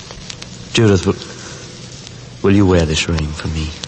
But, Skip, do you think we should take it? Why, of course. All this stuff belongs to us. We found it, didn't we? Miss English, that is your engagement ring. Oh, Skip, you're a dear. I love it. I just adore it. I can read a few of the hieroglyphics, Captain. Doctor, there's such a stupendous wealth of treasure, I can't realize it. Hello. Somebody's wearing a ring. Uh-huh. Isn't it lovely? Any significance? Of course it has. Hasn't it, Skip? You're doggone tootin' it has. Oh, Dr. English, I've asked Judith to marry me. That's as it should be, my son. And, my boy, as a wedding gift, I grant you 1/5 of the treasure of the Chakotahs. 1/5? Make it 1/4, Capitan Friday. I will not claim my share. Hey, Miss Santos, where you been? Mrs. Santos, you look ill. What's the matter? The city sleeps, Dr. English. We have 1 hour more in which to complete our task. Oh, now, Mrs. Santos, is it time? Must we die now? Senorita English. Look here, Mrs. Santos, I'm going to tell them about it. Capitan Friday, you have nothing to tell. But I thought... You have nothing to tell. Come now, the hour is near.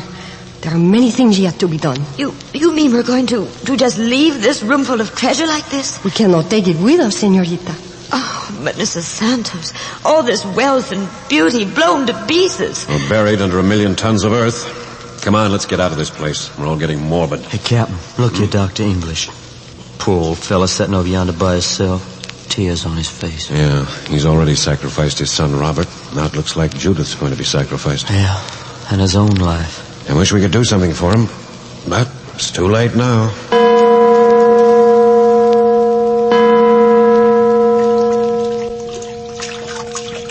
Well, we're getting it, boss. A little more and we'll have the dynamite place. Hand me those fuses.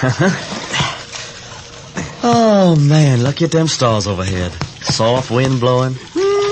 What a night for the right gal and the right fella. Oh, keep your eyes open. We don't want someone sneaking up on us out here on the edge of the lake. Yeah, I'm watching. I ain't seen a soul. Get down, get down. Somebody's coming. How many? Couldn't tell. I just saw a shadow moving this way. Listen. Capitan Friday. It's you, Mrs. Santos. It is I. How is the work coming? We have the holes drilled for the dynamite. Get back at it, Skip. Yeah. There. You have just half an hour more, Capitan Friday. I know. We're putting the powder in the holes now. It's a delicate job tamping the earth down around those caps. The fuses aren't any too long. We will have to make the best of it. Did you inspect the fuses and caps closely? There must not be any slip. I have done my best, Mrs. Santos. The entire lake will pour down through the secret passage and into the crater of boiling lava within a few minutes after the explosion. Good. And a half hour after that should come the most stupendous explosion in the history of man. Yeah, there. The last hole is filled and tamped down. I've braided all the fuses together. One match will light the whole works. Still 20 minutes to go. Skip, will you go down to the mouth of the passageway and bring Judith and Dr. English up? Yeah, sure. It'll only take a minute. Mrs. Santos, what's happened? Are we going to be let down? Capitan Friday, you know as much as I do. It is in the hands of the gods now. I have done everything I can. But shouldn't it be here by now? You're certain you made the place it was to come clear? My instructions were definite. No, Capitan. If anything goes wrong now, it will be because Maya Nahib's strength was greater than ours. But why not tell the whole story to the others? It would at least give them some last-minute hope. No. Why raise hopes that may never come to pass? When it does come, will be time enough. But if it doesn't come? If it doesn't come, Mrs. Santos? Then we go to our death with Maya Nahib and his agents. I made it clear that the lake would be blown into eternity at 10 o'clock whether it came or not. Are you going to send Dr. English and Judith and Skip to their deaths without any explanation? They've put their lives in your hands. Oh, here they come now. If you insist, there is still 15 minutes. Please, they'd want it. Very well, then. I will tell them all that they could wish to know. Good. They deserve that much. Well, here they are, Captain. Oh, there you are, Mrs. Santos. How's it going, Captain? Dynamite's all in. Nothing to do but wait now. How much time have we, Mrs. Santos? Still 15 minutes, Senorita English.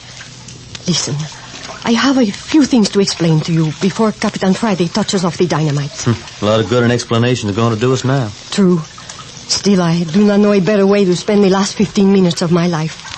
Confession is good for the soul, they say. Get on with it, please, Mr. Santos. In the first place, I want to tell you about Maya Nahib. Dr. English, Maya Nahib is not a Chicota Indian. He's not a Chicota? No. Maya Nahib is an Englishman. Mrs. Santos, what are you saying?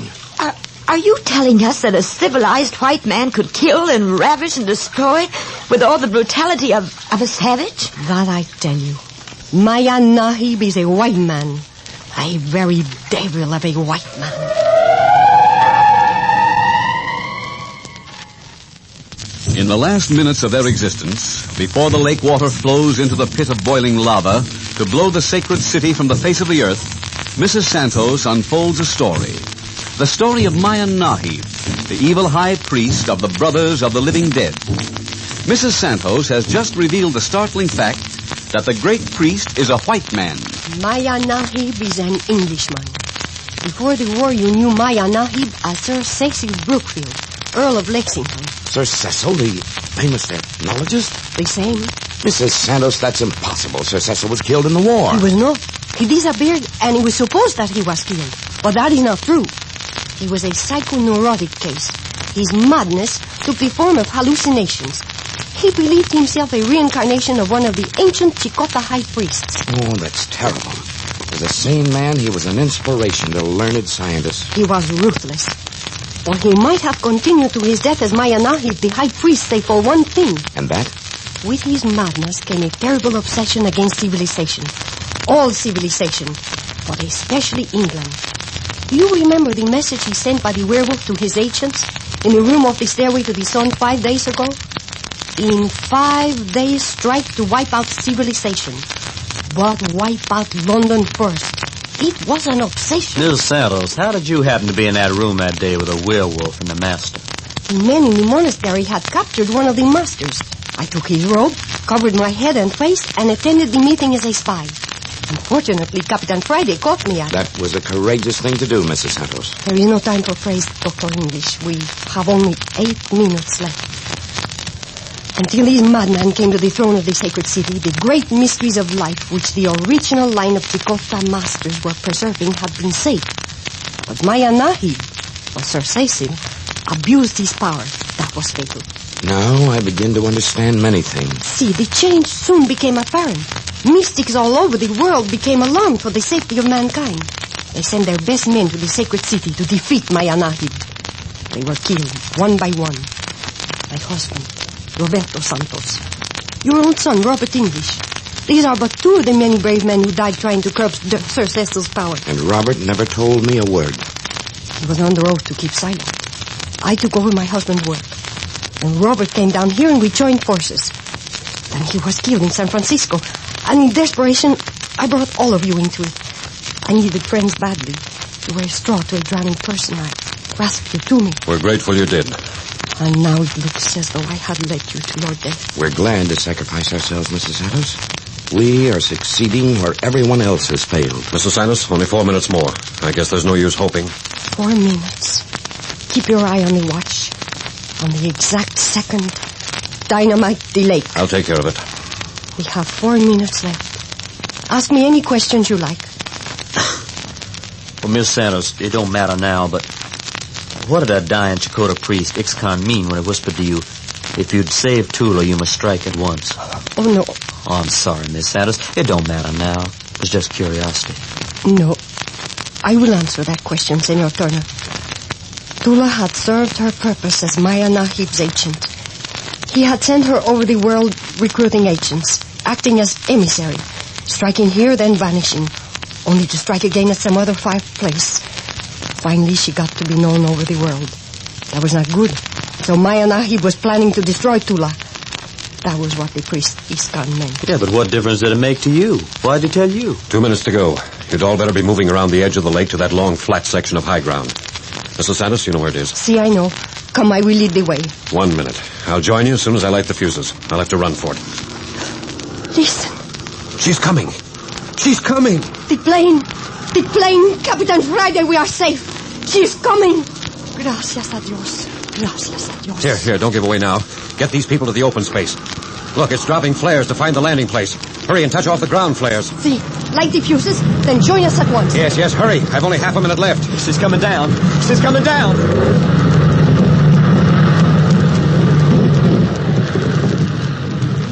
She's safely down. There she is. There she is. Tula has come. Tula has come.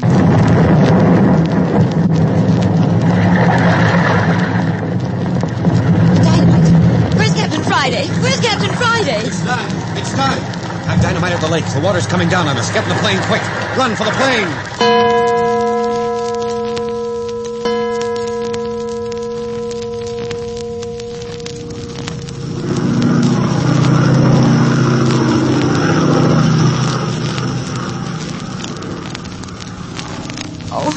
Everything is so mixed up. I don't understand what's happened.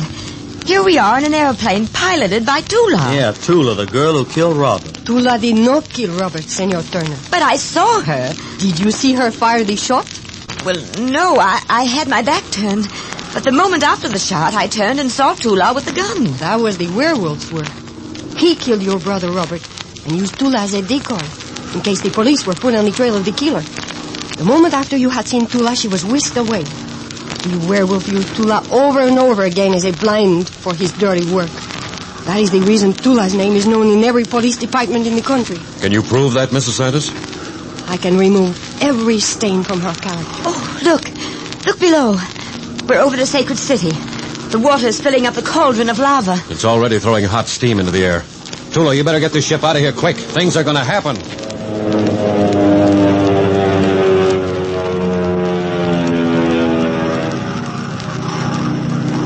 People must be going crazy down there. The poor things. It is the only way. We sacrifice these few to save the many. There, hear that? That's the first explosion. We are not out of danger yet. When the big blow-up comes...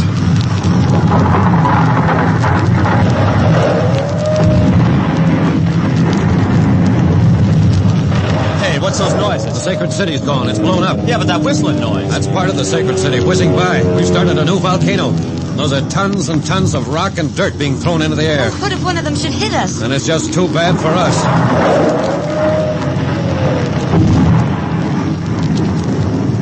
Man, that Tula babe sure can pilot a plane, can't she? Look how steady her hand is. Well, she's got plenty of nerve. Maya Nahib saw that she had splendid training. She will get us through. Listen to that. We're leaving the fireworks behind. Oh, man, I'm glad of that. Diving and zooming among those hunks of the sacred city got on my nerves. At last it is over. The sacred city and its diabolical ruler Maya Nahib are no more. We are safe. And now, Mrs. Santos, may I tell him about Tula? Something more about Tula? You haven't heard anything yet. Si, Capitan. You may tell him. Folks, Tula is the daughter of Mrs. Santos. What? But Mrs. Santos, why didn't you tell us before? Just a moment, and I'll explain everything. So that's a mysterious link you've had with the Brothers of the Living Dead, Mrs. Santos. Si, Dr. English. But Capitan Friday will explain. At the time of the death of Dr. Roberto Santos, Mrs. Santos' husband, Maya Nahib also kidnapped their daughter, Tula, then only 17. Maya Nahib hated Dr. Santos for his great Chakotay discoveries, and he took revenge on the doctor's wife and daughter. He knew that he could make Mrs. Santos suffer most by making the girl one of his agents. But she didn't have to be an agent, did she? Well, with his ancient knowledge, Maya Nahib was able to rule Tula's mind just as the master attempted to rule yours, Judith. Oh, how awful. Yes. Maya Nahib kept his hold over her and sent her to all parts of the world to do his bidding. Always with the werewolf at her side to see that she didn't get away. And I have been fighting all these years to win my daughter, Tula, back from that horrible creature. It was a battle of minds. Mrs. Santos' mind against that of Maya Nahib.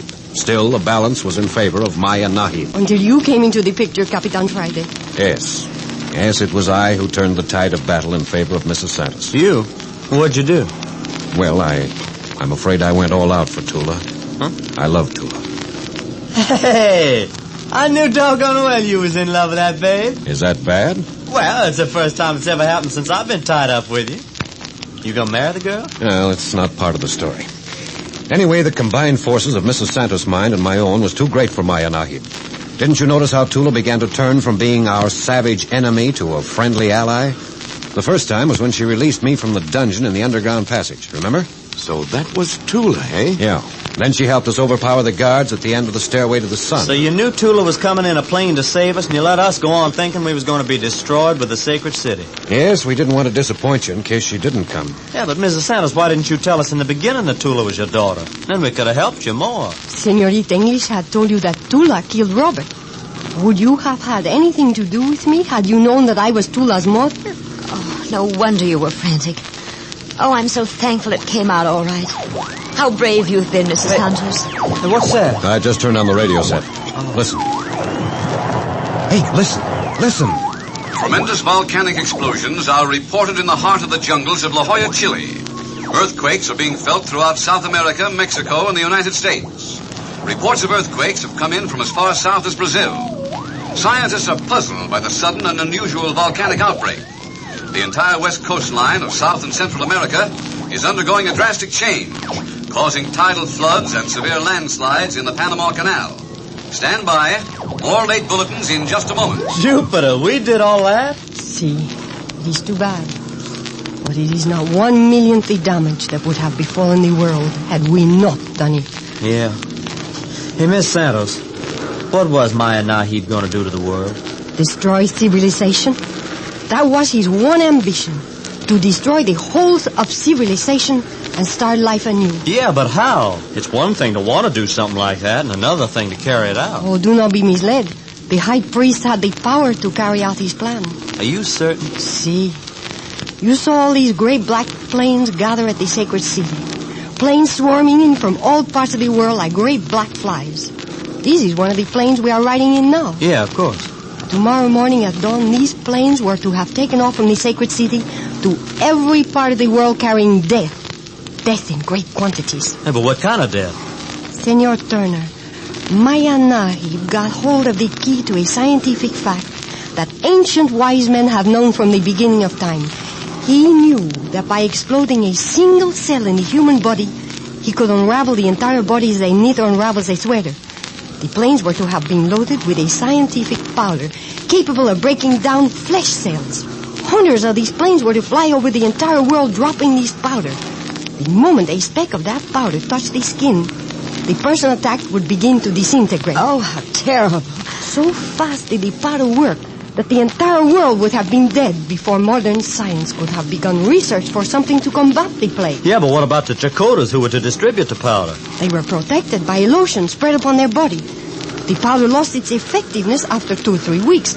All the Chicota had to do was stay out of the infected areas during that period, or else keep bathed in the protecting lotion. Oh, that's almost beyond human belief, Mrs. Santos. I know, and yet it was true.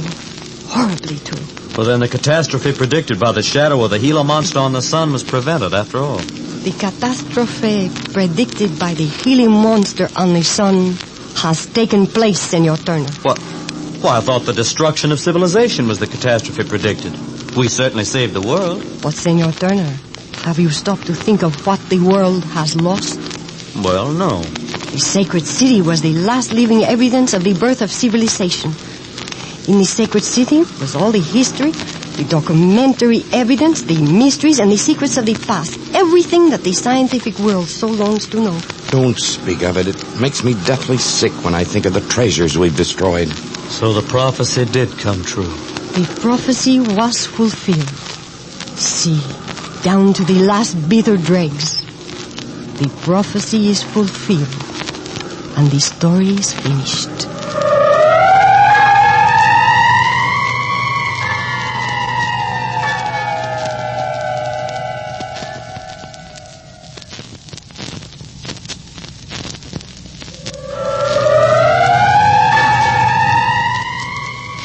Next week, you'll meet Captain Friday and Skip Turner deep in the strange, death-dealing, dismal swamp of South Carolina.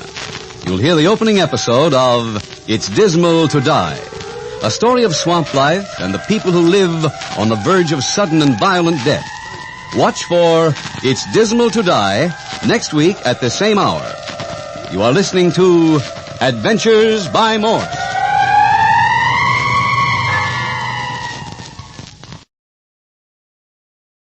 Hello there. This is Gane Whitman. I'd like to tell you a little something about what I think is a great radio program, Adventures by Morse. At least I think it's great, and I do know something about it, for I was there. You'll probably recognize me as the narrator or announcer in one of two of the scenes you'll hear later on. First of all, I want to say that these adventures are mystery stories, and I scarcely need remind you that radio mysteries, detective, and high adventure stories have done and are doing a great job in building audiences, holding them, and selling merchandise by the carload. Take, for example, the outstanding success of such programs as Suspense, The Whistler, Gangbusters, and This Is Your FBI, to mention only a few. In Adventures by Morse, you have all three: mystery, detective thrills, and high adventure. Now, in this type of program particularly, it's the writing that counts. It's the thing. And that's where I want to boast a little bit. You'll undoubtedly recognize the name of the writer, Morse, Carlton E. Morse, author and creator of radio's famous One Man's Family. But I'll let you in on a secret. My friend Carlton has a split personality. For 18 years, he's been warming the hearts of America with his real-life family series. But his true love is mystery, murder, and mayhem. His I Love a Mystery serial, sponsored for years on what was then a minor Pacific Coast network, zoomed Hooper ratings of unpopular time slots from a 3.0 to over 12. He's an acknowledged master of suspense, excitement, and faultless plotting, believe me. And now here's a surprise for you. In addition to all I've told you about adventures, Carlton has added a special gimmick, a hook, to bring back your listeners week after week. Adventures by Morse is in serial form and consists of 8 complete mystery stories spread out over 52 weeks, but carefully designed to fit into the 13-week cycles which has become standard in radio. Why do you suppose the Saturday Evening Post, for example, always carries at least 2 fiction serials at the same time? Of course, you know why. To keep readers buying the magazine week after week, year in and year out. Well, that's precisely why these adventures are serialized, to bring back your listeners from one week to the next. However, a brief synopsis precedes each episode so that a new listener at any time can tune in and enjoy the entire story. Well, I guess I've talked about long enough. I've chatted with you about the advantages of radio mystery drama, the importance of the writing, who the writer is, the serialized hook to hold listeners, and the production. No, I haven't mentioned production. I'll make this short. Adventures was produced by Carlton Morse himself in Hollywood, the radio talent center of the world, and I can honestly assure you that nothing was spared in cost or effort to make this the outstanding mystery drama in radio. Let's take a listen now to a few excerpts from one of the episodes in the first story in the series, called City of the Dead. Here's its chilling opening.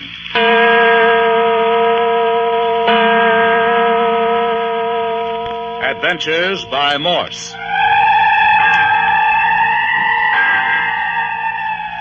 Carlton E. Morse presents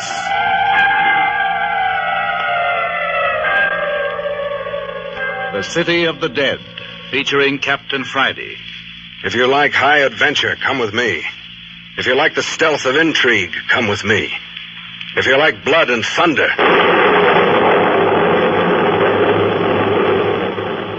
come with me. That was Captain Friday you heard, the hero of the series, inviting you to come along with him in adventure, mystery, and excitement. Captain Friday, reckless man of courage, head of his own detective agency, and arch foe of the criminal. It's Captain Friday who leads us through the intriguing maze of conspiracy, plot, and counterplot of these adventures. It's Captain Friday who eventually solves the mysteries, traps the criminals, and sees to it that justice is done. Now, in this type of show, you don't have time to hear an entire story. But we'd like for you to hear just how good and exciting it can be. So we're going to give you the opening summary of Episode 5 of City of the Dead and a bit of the dialogue.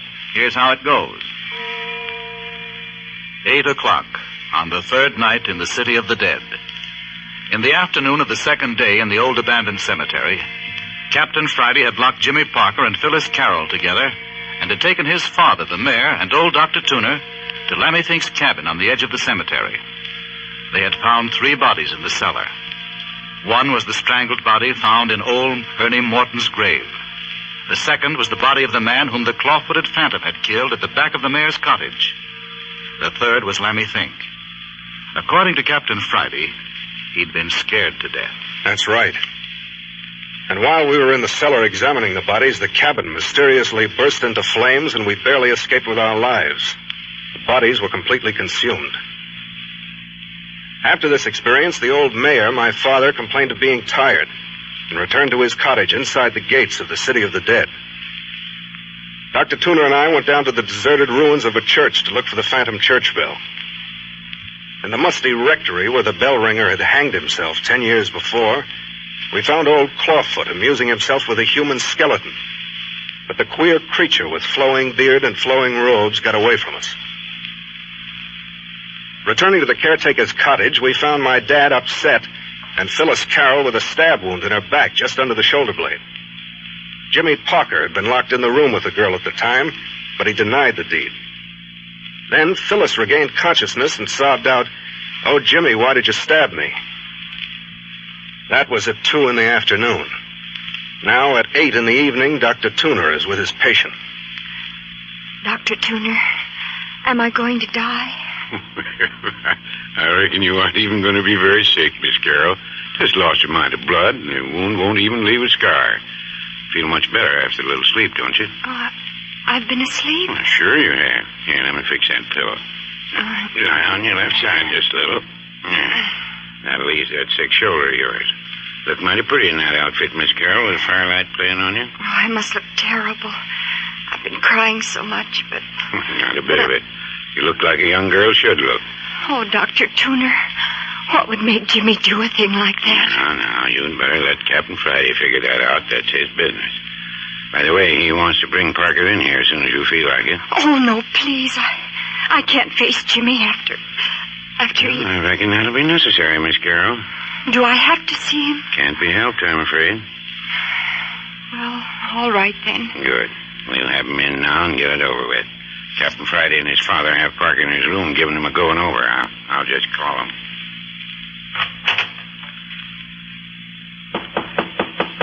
Hi there, Captain. That you, Doctor? Miss Carroll's ready to see you next door. Good.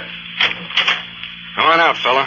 Come on, Mayor. I'd rather not see Phyllis tonight. You know, what you want hasn't got anything to do with it. Go on in there and sit down. Okay. Have it your way, then. No. I want you facing the girl. Sit in that straight chair. Yeah, if I'd have known he's going to be all this rumpus, I'd have said take him to the city and lock him up from the first. Never mind, Mayor. We'll get things straightened out for you in the City of the Dead. I know the reason why. Aren't you ashamed of yourself, Parker? No, I'm not. I suppose you only regret that you didn't kill Miss Carroll outright, huh? Oh, Jimmy. You look here. I didn't stab Phyllis. How many times do I have to tell you? From then on, the mystery grows by leaps and bounds as the girl, Phyllis Carroll, accuses her fiancé, Jim Parker, of stabbing her in the back. A reconciliation follows when Captain Friday determines that the knife was hurled at her through an open window by an unidentified person. He is also pretty sure there is a mysterious evil force at work in this city of the dead, and thinks that it may be a phantom-like monster they have nicknamed Clawfoot, some inhuman sort of a thing which wails like a banshee and has claws on its feet. In this episode also, Phyllis reveals the reason for her and Jim's visit to the cemetery. Her grandfather, believed dead, had instructed his agents to present to her on her 20th birthday, which was just a few days ago, a $500,000 fortune in black pearls. The only catch was they were buried in one of the graves. It becomes quite obvious that some other folks have stumbled onto this secret, too, and they aren't at all shy about murder and other little gems of crime. Let's pick up the end of this tingling episode where Captain Friday and his friend Doc Tuner and Phyllis are alone in the caretaker's house, and the two men hear a cry that stiffens them with horror. Miss Carroll, what is it? What's the matter? Oh, look! Look there by the door! Well, I'll be a son of a gun. Look, Doc, a visitor. A skeleton. Captain, what's that thing doing here? Where did it come from, Miss Carroll? Take it away! Take it away! Now, Miss Carroll, I don't reckon a skeleton can hurt you much. Supposing you tell us how it got there so we can do something about it. Well, the door just suddenly opened and the skeleton walked in and collapsed on the floor. And then the door was full closed. Dang liable skeleton to do that, if you ask me. Hey, Doc, come here. Look at this. Now, what in the name of Sam Hill are you doing to it, Captain? Now, look. The bones are joined together with pieces of wire. Now, what sort of monkey business is this? Here, look. A message tied about its neck. Message? What does it say? It says, I have come to you out of the grave marked Theodore Beverly, but I do not belong in his grave. I am not his skeleton. Theodore Beverly? Why, that's Miss Carroll's grandfather. My grandfather. Grab her, Doc. She's fainted.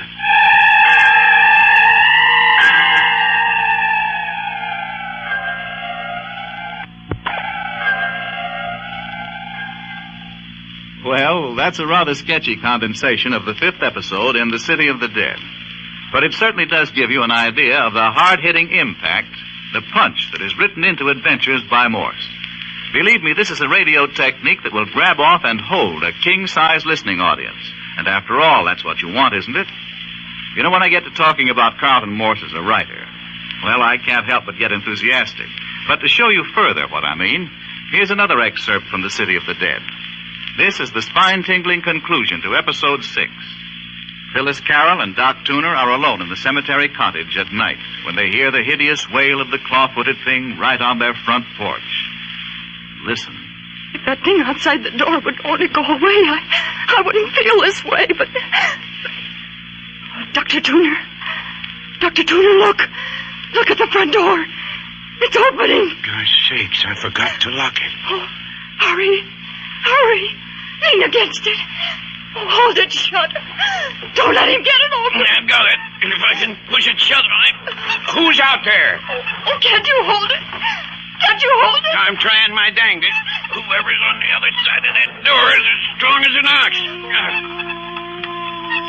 Oh, it's the claw-footed phantom. You mustn't let him get in. You mustn't. I can't get any hold with my feet. He's gaining on me. I'm slipping. Dr. Tuner, the fireplace poker's on the rack. Can you reach it? Good. It'll give me something to fight with. Oh, can you reach it? Yeah, I got it. I'm going to let go of the door and crack him over the head with the poker when he comes in. Oh, be careful. Oh, you missed him. Look out, Dr. Tuner. Look out. He's got a knife. Well, if he comes within range of this poker, Oh, no. You killed Dr. Tuner.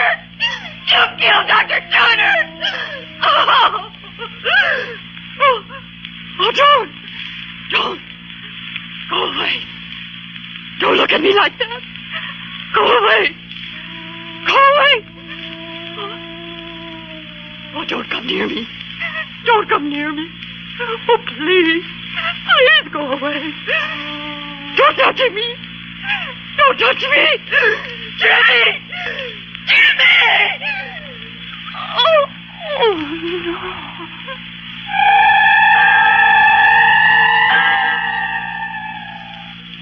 Well, we've had sponsors tell us they bought the show after hearing the first episode, just to find out for themselves how the darn thing turned out. However, I don't think they were serious. But we are serious when we tell you that in Adventures by Morse, we are offering you 4 priceless ingredients in radio. A mystery show of the type proved over and over again to be highly successful. Writing by Carlton E. Morse, the finest cast and production, and, above all, a hook to keep your listeners coming back week after week to get a thrill out of the show and to hear your sales messages. Thank you very much. And we hope we'll have the opportunity of proving to you what we have to many others. Adventures by Morse is a great radio show. Hello again. Now that you've expressed a wish, or are at least kindly willing to hear more of Adventures by Morse, let's take a whirl at the last half or so of the second continued story in the series. This one is called Coffin for the Lady. The self-reliant, daring Captain Friday and one of his men, Skip Ellis, find themselves on the beach of a small, uninhabited island off the Pacific coast of Canada on a special assignment from U.S. military intelligence. They were waiting in hiding for the return of the Army representative when all at once a soldier comes staggering down the trail carrying a bound, blindfolded, and gagged girl in his arms. And just before the poor fellow dies from a knife wound in his back, he gasps out, "Can't talk much. Get girl to Fort Lancer. Major Lawrence is dead." There isn't much time to decide what to do, for they hear rifle fire not far away and realize with a start that it's intended for them. With considerable haste, as you may well imagine, they load themselves and the girl into their boat, start the motor. When they are out of rifle range, the captain and Skip untie the girl's bonds, take off her blindfold, release the gag, and find to their pleased astonishment that she's a beautiful girl. The heroines are always beautiful in a Carlton Morse story. He likes them that way. Well, the girl, Judith Wright by name, thanks her rescuers and wants to know what they're going to do with her. They tell her of the soldiers' instructions to take her to Fort Lancer. So Captain Friday and Skip cruise to the mainland, where they have tied up their 3 horses. One was Major Lawrence's, and proceed through several pages of script to Fort Lancer, planning to put up their horses at the livery stable, take rooms at the Comstock Hotel, and then try to find out why Judith is wanted at Fort Lancer and who wants her there. As we pick up this mystery drama, the 3 have just arrived at the livery barn and are dickering with the stableman who says, "Oh, by the way, mister." Now, what's the matter?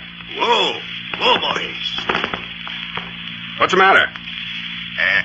One of you better come along. I'll be needing a small deposit on the feed bill. Well, that's silly. You can hold the horses if we don't pay. It's a rule we got. Avoid arguments later on. Well, that's the silliest. Never mind. I'll go along with him. You and Miss Wright wait here. Sorry, mister, but a rule's a rule. Yeah, sure. Hey, come on, boys. Whoa, boys. Whoa. You folks staying across the street at the Comstock Hotel? I expect so. Do you mind just leaving the bay horse in the box stall there? All right, but hurry it up. We've had a long ride and we're tired. Come on, Baldy. Whoa, Baldy, whoa, boy. Just time. Hey! That takes care of one of you. And easy enough it was, too. Now to get the other one in here. Taking Captain Friday long enough to make a deposit. Some of these natives along the coast are funny people. Suspicious of everything. Awfully hard to do business with. Yeah, I suppose. Hey, look, here comes the stableman. Where's the captain? Maybe he decided to sleep with the horses. Hey, what's the matter, fella? Will you come into the stable a minute, mister? Me? Looks like one of your horses is going lame. Oh? Which one? The big bay. Your friend was wishing you'd step inside a minute. Oh, will you excuse me a minute, Judith? Yes. Is there anything... No, miss. They'll be out in a minute. Hey, come along with you. It's my mighty funny. I was riding a bay and there wasn't a limp out of her all day. Right inside here. If you'll step right in the box stall. Hey! Oh. Hey, Captain, why'd you do that? Look at this bump on my head. Hey, you're bleeding. Oh, not bad. Oh, I'm all right. This crazy old codger lured me into this box stall and then clubbed me over the head. I saw the blow coming and rolled with it, but I still was stunned for a minute. You mean he brought me in here for the same reason? That's right. Why, you dirty old skinflint. Well, he didn't roll with the blow you give him. He'll be out for an hour. Never mind him. Where'd you leave Judith Wright? Out in front. She was going to wait. Oh, come on, let's find out what this game is. Hey, wait. Don't go barging outside when we see the lay of the land. Just a minute. I don't get it. Did you say Miss Wright was waiting outside for it? Oh, she said. What she said and what she's doing are two different things. Take a look for yourself. Hey, she's hightailing it off down the street. Yeah. Avoiding the Comstock Hotel like it was poison. Well, we better get on her tail. Wait till she gets further ahead. Well, there's one thing. She's not heading for the harbor. Yeah, but why does she want to give us a slip after us saving her? Hey, do you think she's in cahoots with this old stable geezer who tried to lay us out? Come on. She's far enough ahead. Right on your coattail. Oh, how you're going to shadow anybody in this one-horse village? Yeah, just do the best we can. And have you thought that if there's one man who wants to have us put away in Port Lancer, there's probably at least a couple of more? Oh, anyway, I'm glad it's getting dusk. That's more of a break. Hey, look, she's turning off the main street. Okay. Then we can close up a little on her.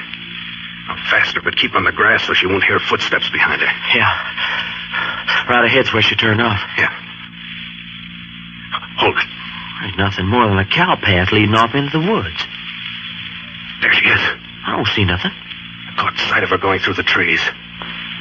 Come on.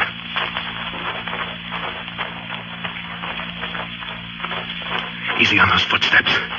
Walk along the edge of the grass. Yeah. It's getting darker under the trees so we can close in some more. What the heck's going on, Cappy? We rescued Judith Wright at the cost of the lives of 2 Army intelligence men. We get her safely to the mainland, only to have one of her friends try to crack our skulls. We don't know he was her friend. Well, then why didn't she stick around?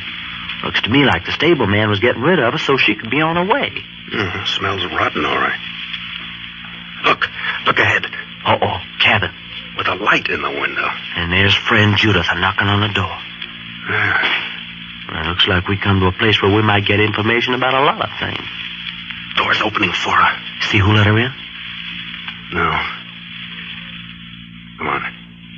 Let's creep up outside the window. See what goes on inside. Think they might have a guard outside? Why didn't he challenge Miss Wright then? Sounds logical. Come on. Not too fast. Let's look the situation over as we go. Let's try for that group of trees near the cabin first. Okay, go ahead. I'm right behind you. Come on. Hey there. See anything? Gotta move out of nobody. Okay. Our next dash will be at the shadow of the house. Yeah. Oh, night comes down on you like a blackout out here in these woods. All right. Here we go. Make it quiet. Yeah. Made it. And still no sign of man or beast. Now then, we'll ease along the house up to the window. Uh-huh. Oh, Captain, did you see that? They pulled a curtain over the window. Yeah. It's too bad. So what do we do now? Let's have a look anyway. Oh, don't brush against the logs. They can hear you inside. I'm watching. Hold it. Hey, there's a crack. You can see under the curtain. Keep quiet, you idiot. Yeah. See anything? Uh-oh. Put your eye up to the crack. Can you see? Captain Friday, the girl's laying on the floor. I can see her as well as you can. They've killed Judith. I don't see any blood. Hey, what's that big oblong box that they got sitting on those kitchen chairs? Where? Across the room there. They're lifting up the girl's body. But they're putting it in a box. It's a coffin, Skip. They're putting Judith Wright in a coffin. Did you see her face? She's not dead yet. They're burying the girl and she's not dead yet. Skip. Huh? What's the matter? If I'm not mistaken, somebody's standing right behind us. Either you two gentlemen so much as twitch an eyebrow, I'll blast you to kingdom come.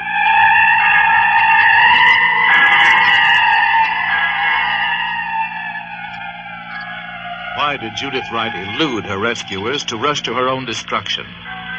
Why was the coffin in the cabin? Were these men just waiting for her to deliver her body in the satin-lined burial box? But Skip Turner said she wasn't dead yet. No one wants to be buried alive. And what of Captain Friday and Skip Turner, each with a gun in his back? Chapter 2 of A Coffin for the Lady is entitled The Conversation in the Casket, and will bring you further developments in this newest Carlton E. Morse production. Be with us next week at this same hour.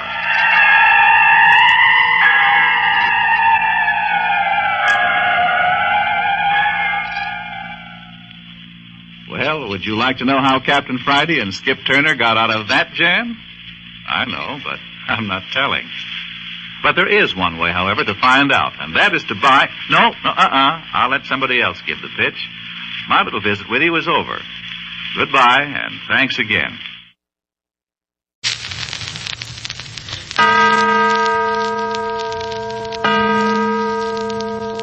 Adventures by Morse.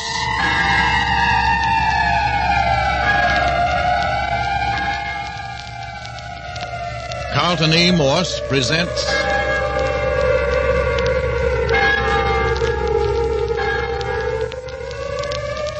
A Coffin for the Lady, featuring Captain Friday. If you like high adventure, come with me. If you like the stealth of intrigue, come with me.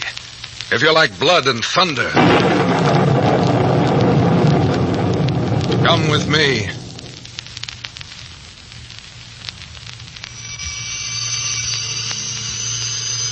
"4 o'clock in the gray, wet dusk of a late winter afternoon on Marmaduke Island, uninhabited and somewhere off the Pacific coast of Canada. Meet Captain Bart Friday and Skip Turner, soaked to the skin, lying in the dank leaf mold screened by a bank of fern. Watching, listening, waiting. No sound in all the empty forest, except the dripping of rain-soaked trees and the lapping of water on the bank of the inland bay a score of yards away. Skip stirred. Honest to my grandma, Captain. Keep your voice down. Why? I bet there ain't even a Pacific cat within 20 miles of where we're laying. As the crow flies? Yeah, as the crow flies. Here we've been laying for 3 full hours. It ain't that I mind playing Indian if the United States of America wants us to play Indian. It ain't that. It's just that if we gotta do it, why'd we have to pick a middle of winter? And I mean a rainy winter. Take it easy, old boy. Suckers, that's what we are. We don't know when we're well off, that's the matter with us. We're sitting pretty in our office back in San Francisco. Friday making money for us. We got the cutest secretary in captivity. We got everything. And what do? We come up here on a 2x4 uninhabited island and lay on our stomachs in wet leaf mold. Sucker. Not so loud, sucker. And what for, I asked you? Little job for military intelligence. And do we know what kind of a job? No. Doggone right we don't. We don't even know who we're working for. Yes, we do. Military intelligence. And that's what this guy brought us up here says. Major James Lawrence is everything he says he is. Maybe. Now you're just talking through your hat because you're cold and hungry. You're dadgum right I'm cold and hungry. And wet and cramped. And I got a cold coming on in my head, and that ain't all either. No? No. Do you realize we ain't so much as even set eyes on an honest-to-goodness pretty female woman for more than a week now? Mm-hmm. What do you mean, You act like women didn't amount to no more than a hill of beans. I was just thinking. Thinking what? This job must be pretty hot stuff. How you figure? We've been brought up here without a word of information. Major Lawrence hasn't said a word to us about the mission, except that our work should be cut out for us on the return trip. And for us to keep our eyes cocked and our ammunition dry. He said that? Yeah. Now he's spotted us here while he's gone back into the woods to keep some kind of a rendezvous. Yeah, 3 hours. When he rendezvous, he rendezvous. You suppose we're ever going to know what this is all about? I don't know. Military intelligence. Listen. I don't hear nothing. Somebody's coming through the brush. Yeah, I get it. Keep down, you crazy idiot. Well, if it's Major Lawrence... Let him come to us. Hey, it's not the Major. Somebody in Army uniform, though. What's that he's toting in his arms? He's carrying some... Skip, he's hurt. Yeah. Guy's stumbling around like a... Hey, he's down. Come on, quick. Yeah.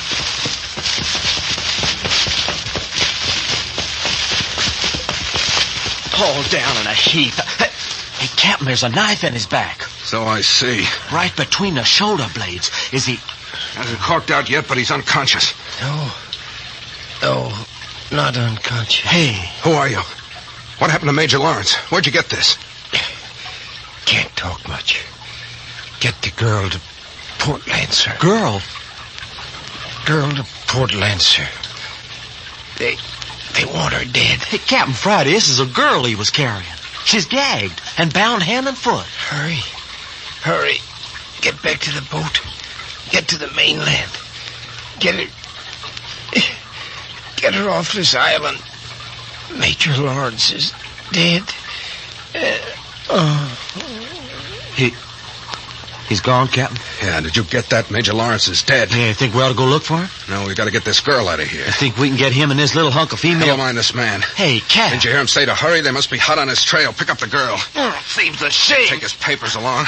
Come on, can you run with her? Yeah. She don't weigh no more than a minute. I sure hate to desert the Major and that soldier, though. We'll notify the authorities first chance we get. What's the girl look like? Can't tell much. She's gagged and blindfolded. Spring chicken, though, I can tell that. Hey! Quick! Around the bend in the path. They're shooting at us. You're doggone right they're shooting at us. I felt that hunk of lead go by just as plain. We're coming to the boat. Want a hand with the girl? No. Only you shove the launch off while I'm getting in with her. Okay. You're gonna have to wade out with her? Yeah, up to our hips.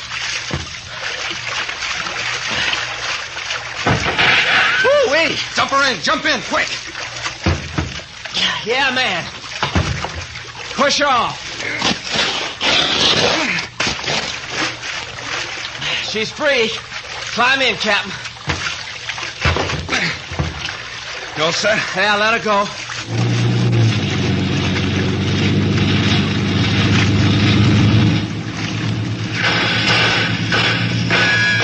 Doggone, will you listen to that?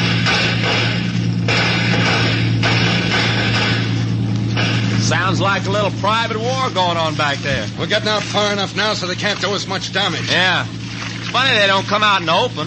We've heard all them shots, but ain't seen hide in the hair of nobody. Shooting stopped, too. Notice that? Yeah. Saw it was no use and gave up the chase, looks like. Hey, how about me opening this little package and see what we got? Package? Yeah, the babe, the dog. She tied up like a Christmas candy box. Okay, untie her. But first get that gag out of her mouth. Yeah. Oh, lady, they got enough dried good stuff in your pretty face to dress a bride. There we are. Oh, thank you. Hey, Captain, look at what we got. Hey, she's pretty. Even in men's clothes, she's pretty. Hello there. I don't know who you two men are, but I want to thank you for saving my life. I think you're wonderful. I love both of you. Well, now, that's just about the nicest speech I ever heard. Well, don't stand there like an idiot, Skip. Cut the ropes on her hands and feet. Oh, sure. What am I thinking about? Shut up, honey, so I can get at those wrists. They tied my hands behind me. Oh, say they did. There, that cut them loose. Oh, all the circulation's gone. Yeah, we'll rub them together hard. That'll bring the blood back. They feel like they were dead. Where are we going? I don't know. Oh, Captain. What's the matter? Little lady wants to know where we're taking her. We'll be arriving on the mainland in another 5 or 10 minutes.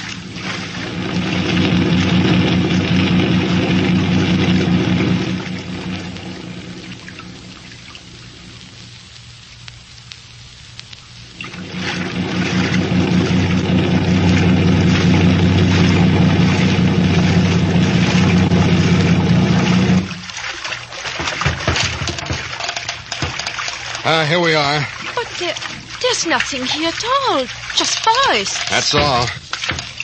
Run the boat up alongside that old piling and tie her up, Skip. Aye, aye, Captain Friday. But I don't understand.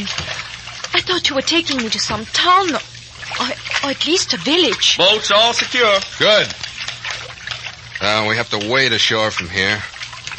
I'll get over the side and carry you.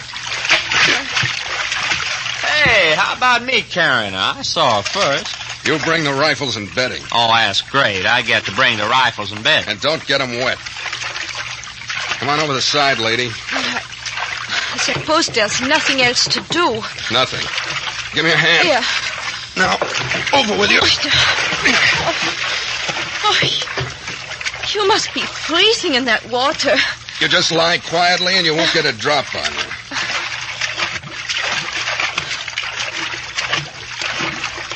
By the way, what's your name? Judith. That all? Judith Wright. Now you know more about me than I know about you. Here we go up the bank.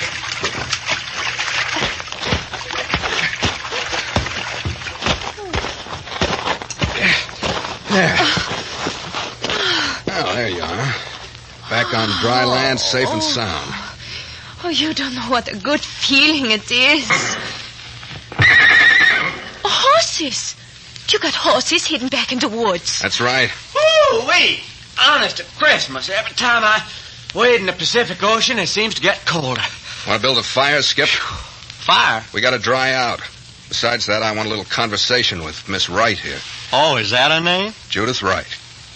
Miss Wright, this is one of my sidekicks, Skip Turner. Hello, Skip. Same to you, Miss Wright. Oh, Skip to Miss Wright. Anybody who saved a girl's life ought to be allowed to use her first name. Well, that suits me right down to the skin. And who are you, Captain? I'm Captain Bart Friday. Captain of what? No, it's just a title. Don't let him kid you, sis. Skip? Yeah? I thought you were going to build a fire. Oh, but look, you Cap, I thought we was running away from a bunch of bad boys. Them babies who was shooting at us must have a boat same as we got. And if they're so anxious to get Judith back... They got the whole Canadian coastline to look for us. It'll take them a month to find this hiding place. Yeah, but fire makes smoke, and smoke Make can a fire without smoke. Now, whoever heard of a Indians do. Huh? Make a fire without smoke? Sure. Get me some dry twigs and leaves. I'll show you. Well, what do you know? The good-looking redhead's a Girl Scout. You seem awfully cheerful, Miss Wright. Why shouldn't I be? I've just been rescued. Oh. You're thinking of Major Lawrence and that poor soldier. Yeah. They both died getting you out of whatever mess you're in. You could be a little more concerned. I'm sorry. They were friends of yours? I've done a little work with the Major. I never saw the soldier in my life. Well, at least it isn't a personal loss. That was a very dramatic thing. Army GI running down a rough forest trail with a girl in his arms and a 10-inch dagger blade between his shoulders. Yes. The girl gagged and bound. I know. How'd you get into a mess like that? It's something that just happens to people in this crazy world. How old are you? 20. You working for military intelligence? I don't think that's a question you have any right to ask, Captain Friday. What do you know about Port Lancer?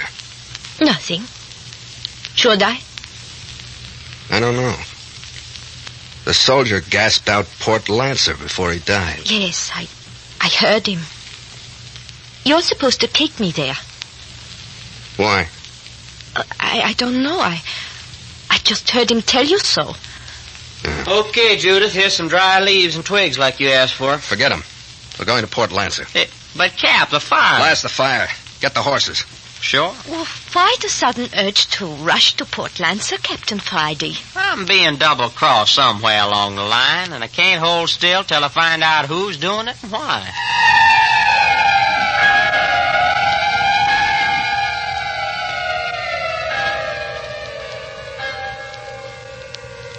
Judith Wright, the girl of mystery. Port Lancer, the port of mystery. Why have 2 army men been murdered over Judith? Why was she bound and gagged? But most important, what is there at Port Lancer to make Captain Friday think that... But wait.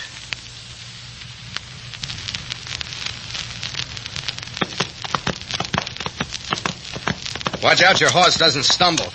We gotta wade this creek. I don't hear no creek. You will as soon as we turn the corner. It's just up ahead.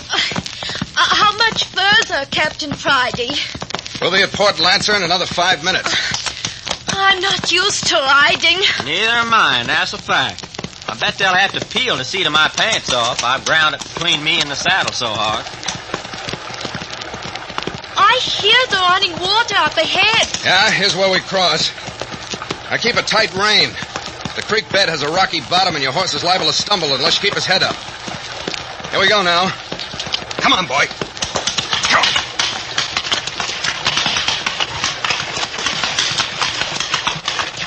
Now then, up the bank with you. There. Good boy. Come on, Miss Wright. Just hang on. Keep right behind her, Skip. Okay, here we come. Come on, boy. Come on. Hang on, Judith. Up the bank. Come on, boy. Come on. Right behind you. Up, boy. Up. Come on. Oh, Collie. I didn't care for that. Oh, Cowboy Skip, they call me. I only pulled 2 handfuls of hair out of my horse's mane, hanging on, that's all. Come on, boy. Come on. We're right on the edge of Port Lancer. You can see smoke from the village. It's about time. You realize we've been in the saddle from 11 o'clock this morning till 4:30 this afternoon? You don't have to tell me. I've realized every second of it. Yeah, there she is. You can see the buildings through the trees. Hey, you any idea what we're going to do when we get there, Captain? Put our horses up at the local livery stable. Take a couple of rooms at the little hotel. And then what? Then just sit. Do what? Just sit till the news of our arrival spreads over Port Lancer. It won't take long with all 300 of the inhabitants thirsting for the latest news. And after the news is around, what? And I expect we'll be receiving visitors. What makes you think that? Somebody in Port Lancer wants to get in touch with you very much. That was the soldiers' dying words. Hey, our forest path just sort of widens out into the main street of the village. And there's the livery stable on the left-hand side of the street, up ahead. Yeah. And there's the Comstock Hotel just opposite. Well, if you ask me, the livery stable looks more inviting than the hotel. You just ain't kidding there, sister. And the horses will get better food, too. Hello. Must be a boat in the harbor. Huh? Do they have passenger boat service up here? Listen.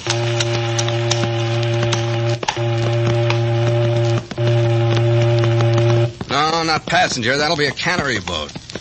One of the boats that service the fishing canneries. They carry passengers when and if there are any. You're pretty well acquainted with the country up here, Captain Friday.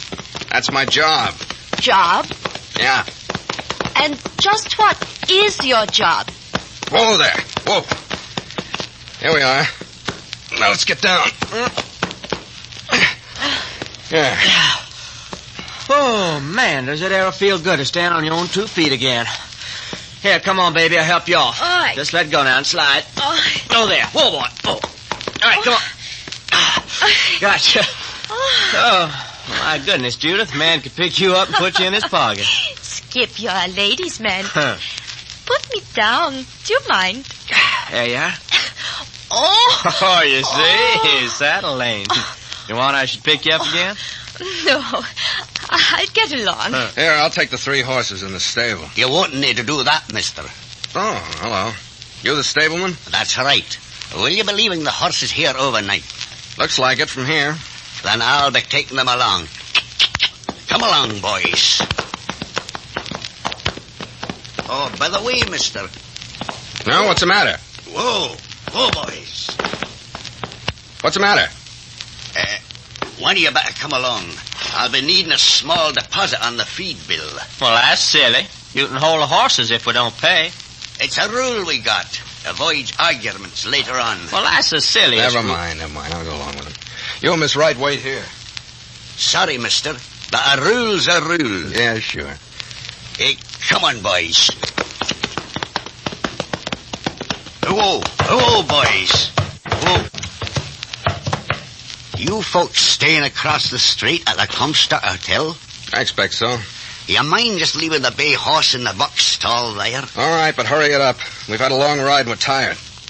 Come on, Baldy. Whoa, Baldy, whoa, boy. Just time... Hey! That takes care of one of you. And easy enough it was, too. Now to get the other one in here. Taking Captain Friday long enough to make a deposit. Some of these natives along the coast are funny people. Suspicious of everything. Awfully hard to do business with. Yeah, I suppose. Hey, look. Here comes a stableman. But where's the captain? Maybe he decided to sleep with the horses. Hey, what's the matter, fella? Will you come into the stable a minute, mister? Me? Looks like one of your horses is going lame. Oh, which one? The big bay. Your friend was wishing you'd step inside a minute. Oh, well, will you excuse me a minute, Judith? Oh, yes. Is there anything... No, miss. They'll be out in a minute. Come along with you. It's mighty funny. I was riding a bay and there wasn't a limp out of her all day. Right inside here. If you'll step right in the box stall. Hey! Oh! Hey, Captain, why'd you do that? Look at this bump on my head. Hey, you're bleeding. Oh, not bad. Oh, I'm all right. This crazy old codger lured me into this box stall and then clubbed me over the head. I saw the blow coming and rolled with it, but I still was stunned for a minute. You mean he brought me in here for the same reason? That's right. Why, you dirty old skinflint. Well, he didn't roll with the blow you give him. He'll be out for an hour. Never mind him. Where'd you leave Judith Wright? Out in front. She was going to wait. Oh, come on, let's find out what this game is. Here, wait. Don't go barging outside when we see the lay of the land. Just a minute. I don't get it. Did you say Miss Wright was waiting outside for us? Oh, she said. What she said and what she's doing are two different things. Take a look for yourself. Hey, she's hightailing it off down the street. Yeah. Avoiding the Comstock Hotel like it was poison. Well, we better get on her tail. Wait till she gets further ahead. Well, there's one thing. She's not heading for the harbor. Yeah, but why does she want to give us a slip after us saving her? Hey, do you think she's in cahoots with this old stable geezer who tried to lay us out? Come on. She's far enough ahead. Right on your coattail. Oh, how you're going to shadow anybody in this one-horse village? Yeah, just do the best we can. And have you thought that if there's one man who wants to have us put away in Port Lancer, there's probably at least a couple of more? Oh, anyway, I'm glad it's getting dusk. That's more of a break. Hey, look, she's turning off the main street. Okay, then we can close up a little on her. Now, faster, but keep on the grass so she won't hear footsteps behind her. Yeah. Right ahead's where she turned off. Yeah. Hold it. There's nothing more than a cow path leading off into the woods. There she is. I don't see nothing. I caught sight of her going through the trees. Come on.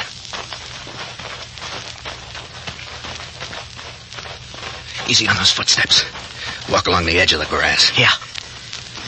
It's getting darker under the trees so we can close in some more. What the heck's going on, Cappy? We rescued Judith Wright at the cost of the lives of 2 Army intelligence men. We get her safely to the mainland, only to have one of her friends try to crack our skulls. We don't know he was her friend. Well, then why didn't she stick around? Looks to me like the stableman was getting rid of her so she could be on her way. Smells rotten, all right. Look ahead. Uh-oh, cabin. With a light in the window. And there's friend Judith knocking on the door. Yeah. Well, looks like we come to a place where we might get information about a lot of things. Door's opening for her. See who let her in? No. Come on. Let's creep up outside the window.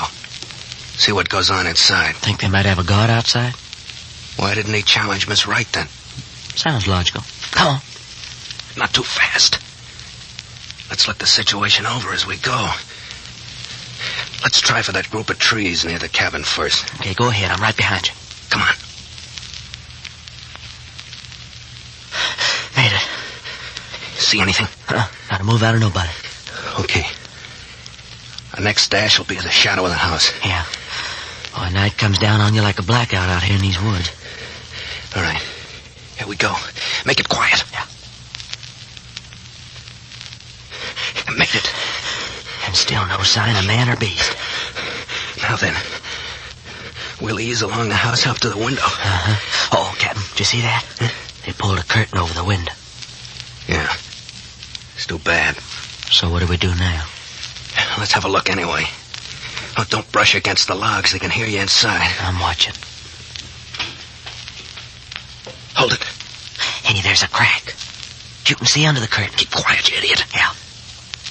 See anything? Uh-oh. Put your eye up to the crack. Can you see? Captain Friday, the girl's laying on the floor. I can see her as well as you can. They've killed Judith. I don't see any blood. Hey, what's that big oblong box they got sitting on those kitchen chairs? Where? Across the room there. They're lifting up the girl's body. But they're putting it in a box. It's a coffin, Skip. They're putting Judith Wright in a coffin. Did you see her face? She's not dead yet. They're burying the girl and she's not dead yet. Skip. Huh? What's the matter? If I'm not mistaken, somebody's standing right behind us. Either you two gentlemen so much as twitch an eyebrow, I'll blast you to kingdom come.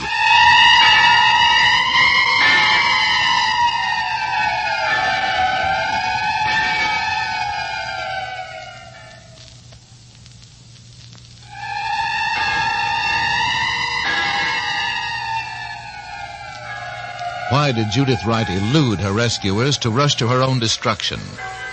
Why was the coffin in the cabin? Were these men just waiting for her to deliver her body in the satin-lined burial box? But Skip Turner said she wasn't dead yet. No one wants to be buried alive. And what of Captain Friday and Skip Turner, each with a gun in his back? Chapter 2 of A Coffin for the Lady is entitled The Conversation in the Casket, and will bring you further developments in this newest Carlton E. Morse production.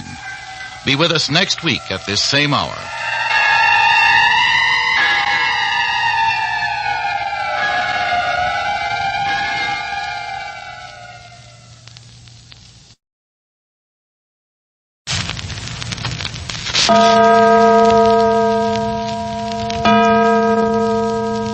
Adventures by Morse.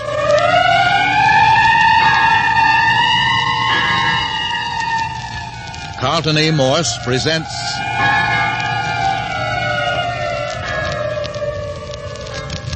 A Coffin for the Lady, featuring Captain Friday. If you like high adventure, come with me. If you like the stealth of intrigue, come with me. If you like blood and thunder, come with me.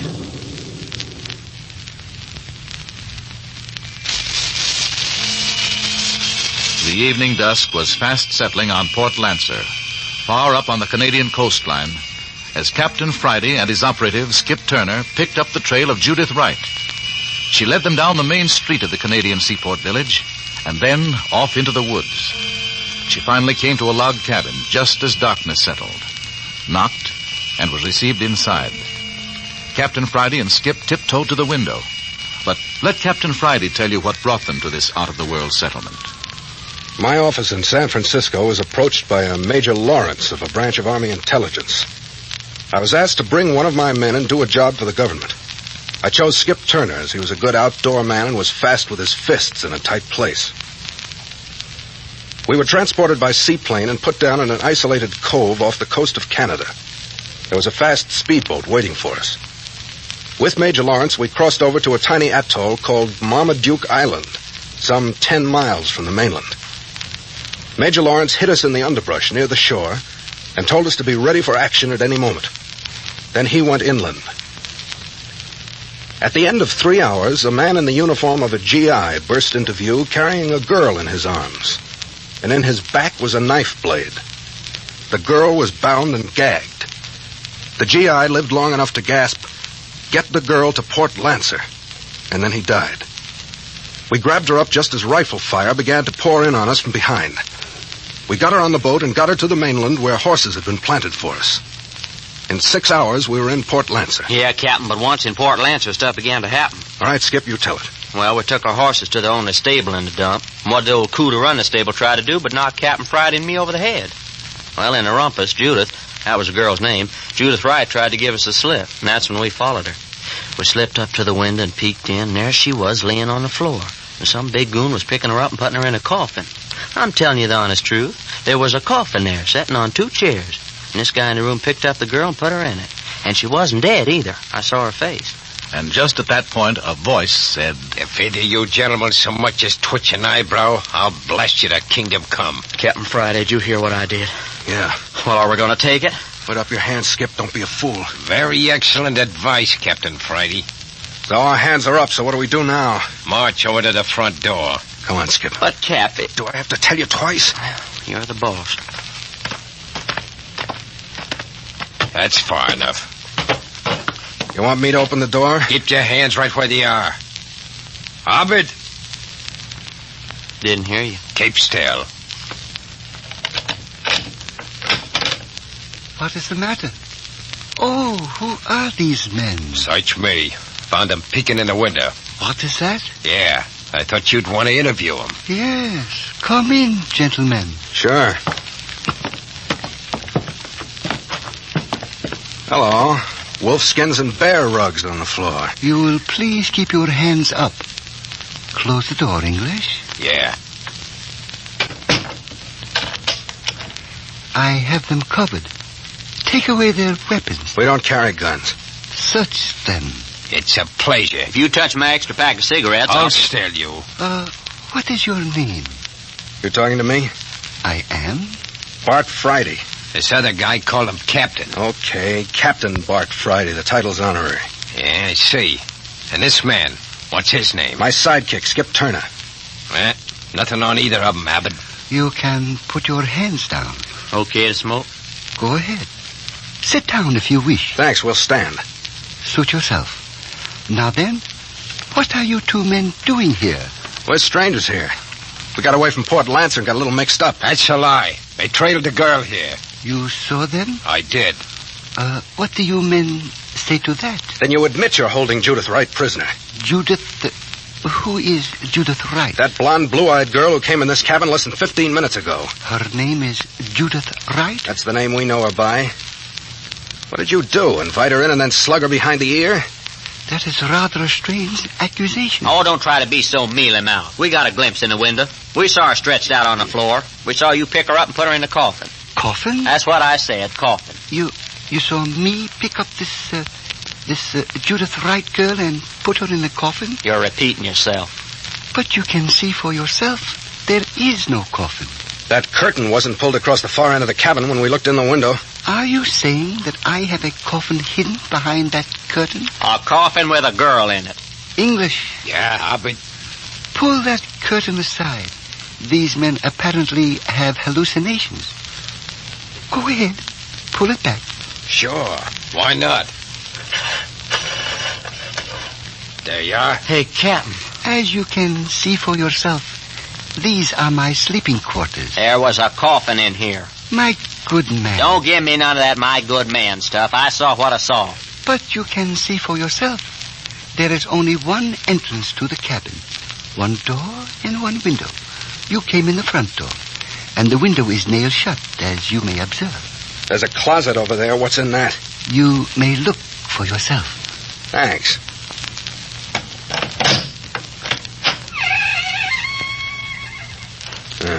What's in there, Captain Friday? Canned goods. Looks like you're planning to hole up for the winter. Does that satisfy you? You must have done it with mirrors, or else we were mistaken. We saw what we saw. English. Yeah, I'll be... Tie them up. With pleasure. Here, put your hands behind you. Captain, are we... Put your hands behind you. Better do it, Skip. Oh, the way we get pushed around. Look, how would you like to be a limp body on the floor? Put your hands behind you or I'll give you a headache with the butt of my gun. Yeah, that's better. But I don't have to, Hey, you don't have to cut my wrists in, too. Yeah, well, when I tie a man's hands behind him, they stay tight. Yeah, those buckskin thongs don't hold you till you rot up. All right, now, you. Go ahead.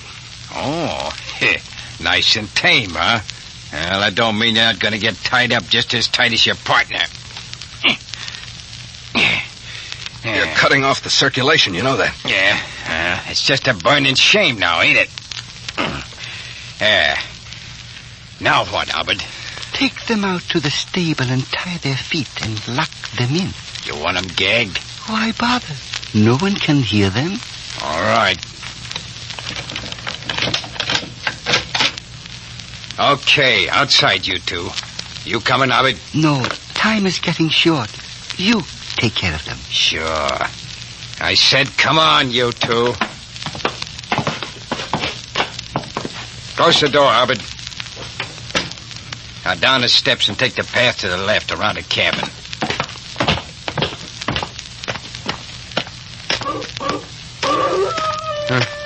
What's that? Sounds like a wolf. That ain't what the wolves sound like down in California. You're thinking of the Hollywood kind. This is the real McCoy. When you hear a dog howl like that, to say he's sitting on somebody's grave. Never mind the conversation. Take the path to the right.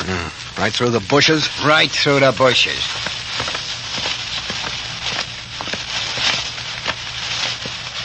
All right, hold it. Hey, there is a building back here. Hidden back here in the brush.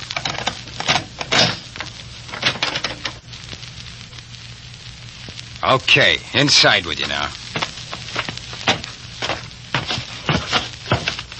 Well, it's a barn, all right, but no horses. Hay on the floor, though. Okay, both of you lie down on the floor. Now, just a minute. Why, you lousy. Hitting a man with his hands tied. When I tell you to do something, I don't want any back talk. Now lie down on the floor. Come on, Skip. Yeah. Okay. All right, turn around your faces and stretch out. Great stuff. I just love being somebody's prisoner. Yeah. Put your feet together. Yeah. I'll lace your ankles together with this buckskin thong. Want you boys to be here when we get back. Why don't you just saw my feet off and be done with it? Yeah. Now you. Feet together. You know, a person could freeze to death in a place like this overnight, this kind of weather. It's a thought. Yeah. Now, you two boys just make yourselves at home. I gotta be going.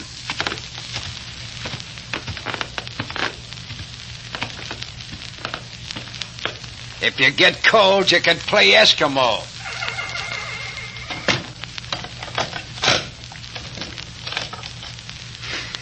Now, ain't this great? Listen, Skip. They didn't examine my shoes. I've still got that razor blade tucked in the sole of my shoe. Hey, I forgot about that. Squirm around in the hay. If you can get your fingers on it. Yeah.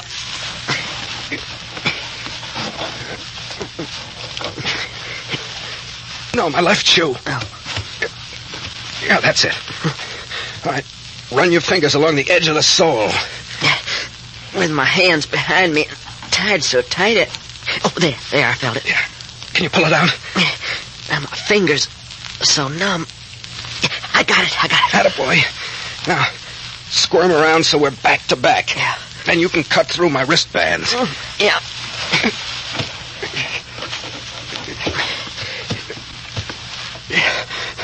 Okay, how's that? I'm having a heck of a time hanging on to the razor blade. It's so thin and my hands are so numb. Hey, hang on to it. If you ever drop it in this hay, we'll never find it. I think I'm getting it. I'm sawing or something. It's the buckskin thongs. Keep at it. Hey, you got it. My hands are free. Good boy, Skip. Now, let me take the blade. I'll have you free. Attaboy. My hands feel like I was wearing boxing gloves myself. Yeah, there you are. Oh, it's swell. Now I'll cut our ankles free. Yeah, that's mine. Hold still a minute. Yeah, there you are. Now let's get out of this place and settle up with a couple of ugly customers. Why don't I slip this blade back in the sole of my shoe? Let's don't go off half-cocked. About what? I mean, let's don't go rushing around until we get this thing figured out. Well, we know that Judith Wright went into the cabin. We saw her. And we saw a coffin through the window. But neither Judith nor the coffin were in the cabin when we went in. They had to be. You got any ideas? No. You? How about a trap door in the floor? Hey, of course. I think so, too. And I didn't like the way that Albert Bird said they didn't have much time. Much time for what? Search me. Well, I think it concerned Judith Wright in the coffin. Well, then, brother, we better get out of here and fast. Okay. We'll work on the principle that there was a trap door and the girl was hidden below in the basement. How are we going to get out of here? Break down the door? Can't make too much noise. Well, what else? There's no windows, and it'd take a coon's age to cut through these logs. Let's look around a minute.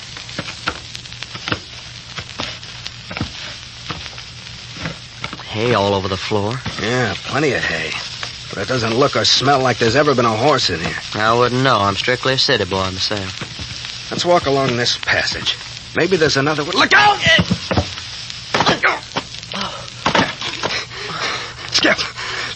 Skip, you all right? I guess so. What happened? We fell through a hole in the floor. It was covered with hay. And where are we now? I don't know.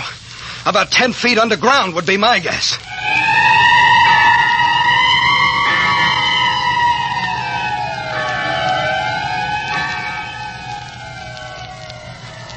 What has become of the girl in the coffin?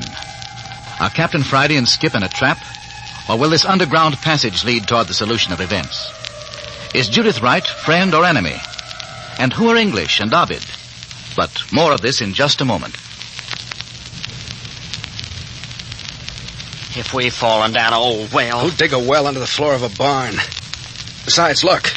There's a passage leading off to the left. What do you mean, look? So black in this hole in the ground? I know it, but we can feel our way along. Yeah, and probably fall in some underground river and we never will be heard of again. A very sad state of affairs. Nevertheless, take hold of my coattail and keep close to me. You wouldn't have a flashlight on you. Never mind, I got a box of matches. Well, don't you think we ought to make a little fire and see what kind of a hole we got here? I already know. You keep your voice down. What's the matter? You afraid? Keep still. There's a light up ahead. Daylight? It was after dark when we fell into this hole, you dope. Oh, yeah. Well, what you guess it is? I think this passage is leading us back to the basement under the cabin. Hey, if that's the way it is... Come on. Make it easy on the footsteps. Yeah.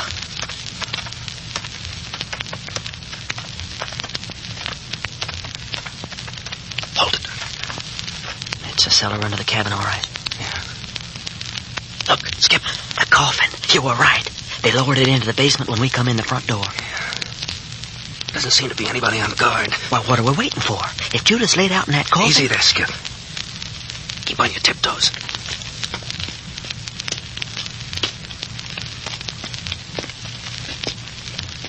Nice cement basement they got here. Never mind. Captain Friday, they got the lid screwed down on the casket. You sure? Yeah, look. Just freshly screwed down. Uh-huh. Here's the screwdriver they used. Handle's still warm. You think the girl's inside? We saw them put her in. But she was alive. Hey, wait a minute. Hey, what are you doing? I just thought if she was alive in there. Hey, you hear that? Listen. Try it again. Now listen.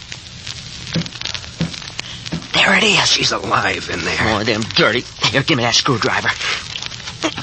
Can you imagine anybody cruel enough to bury a beautiful girl alive? Yeah, especially a beautiful girl. Yeah, especially it. Okay. What are you doing? I'm fouling with a screwdriver. Quicker, we get that lid off. Yeah. I got two of them out. Come on, easy. Just freshly screwed in. Trouble is, I don't get the idea. Judith Wright gave us the slip to come here of her own free will. Why'd she want to get herself buried alive? She don't. Nobody does. Somebody's double-crossing her. There.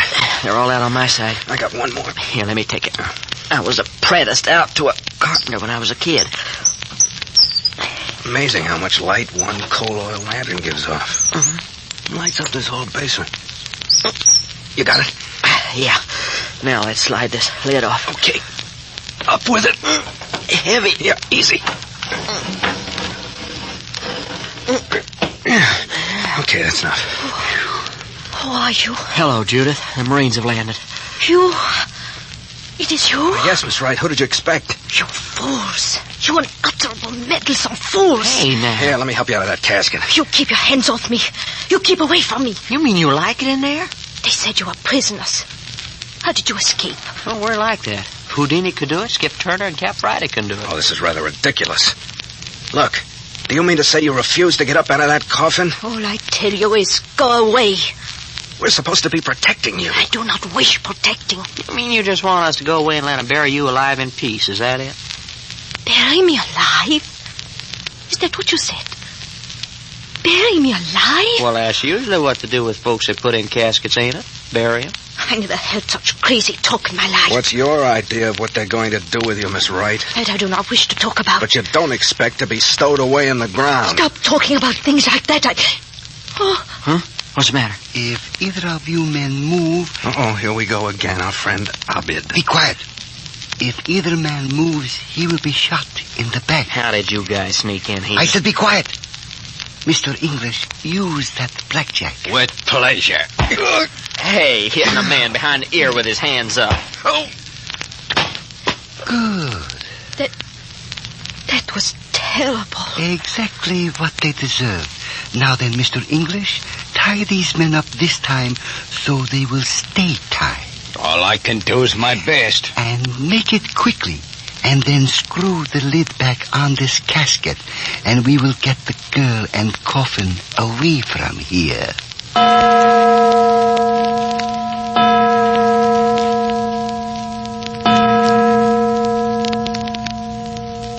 Oh, my head. Skip,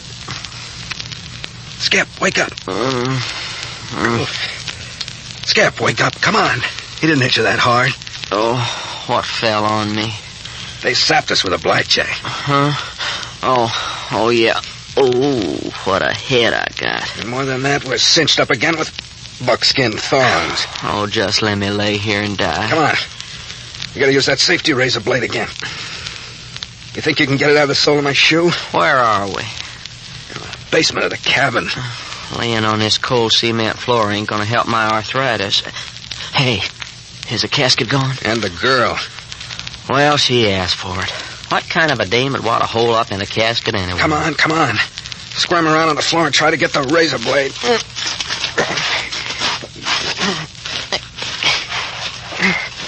How's that? I don't think... Oh, yeah, I got it. Yeah, good boy. We ain't repeating ourselves by any chance. Never mind that. It's a good gag as long as it works. Now, slide around here so we're back to back and saw my bonds loose again.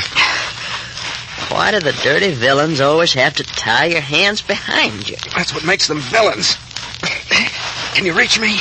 I'm cutting on something. Oh, that's my wrist, you dumb halfwit. Well, my fingers are so numb. Well, that's it. Now you got the bonds.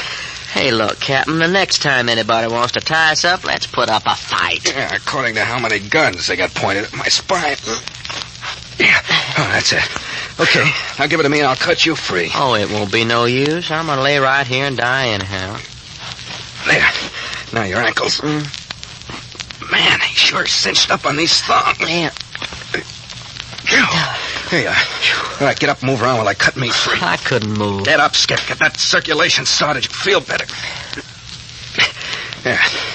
Okay, just tuck the blade back in the sole of my shoe. There. Now, come on. Up on your feet. I feel like I'm walking around on the stumps of my ankles. Oh, same here. Oh, it'll be all right. Come on, move around. Oh, doggone torture chamber. Hey, look there. Steps going up to the trap door on the floor above. Is that where they come from when they nailed us? Yeah. Let's try it. The trap door's probably locked. Well, all we can do is try.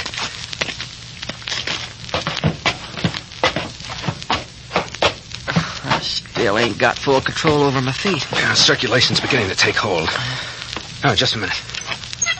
Hey, the trap door's unfastened. Yeah, it seems to be. Up we go. Yeah, there it is. Okay, come on up.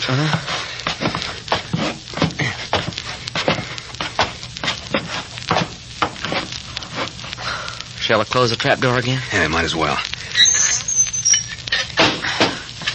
Now what? Well, now that we're up here, what? I'm looking for something that'll give us a clue. About the coffin? Where they're taking a coffin with a live girl inside it. Well, it's got to be someplace a girl wants to go, on account of she's cooperating with the kidnappers like nobody's business. Yeah. He's putting a lot of trust in friend Abid. I wouldn't trust that East Indian with a plume-tailed polecat. Huh? What you got there? Never mind. Come on. You mean outside? Coming down to the waterfront. Come on. What's down at the waterfront? That's where they've taken the girl. You mean they're taking her down and dumping her in the harbor? Don't be so dumb. There's a steamship in the harbor. We heard the whistles earlier tonight. Stowaway. That's what this is all about. She's going aboard in a coffin as a stowaway. Well, one idea has penetrated that thick skull anyway. Well, Come on, if we cut through this underbrush, we'll save a little time.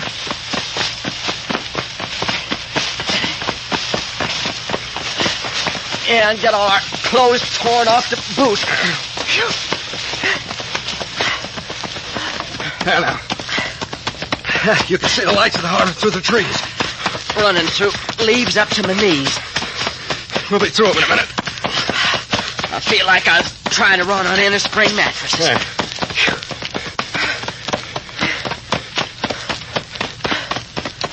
Here we are. Here's where we hit the main street. Now just another block and a half to the waterfront. Wonder we ain't broke our necks in the dark. Hey, listen. That ship's more than a block and a half away. She's pulled out into the harbor. Come on. You mean the boat's gone with our babe in the coffin? Well, what did it sound like to you? Well, maybe she missed the boat, too. Oh, you're a great help. Hey, there's a group of people down on the wharf. They got the floodlights on. I'm more interested in that searchlight out in the bay. That's our ship pulling out. Hey, let's ask somebody if the casket went aboard, huh? Hey, you, did they take... Well, if it ain't Mr. English. How did you two men... Never mind about that. Did that casket go aboard? Now, look, Joe. Answer Captain Friday when it talks to you. Yeah? Well, supposing it did. Was the girl in it? Careful, Skip. The crowd's drifting over this way. Well, we got what we want out of this bird. Now for a little revenge. Skip, I wanted him conscious. Well, you should have talked faster then. Here, what's going on?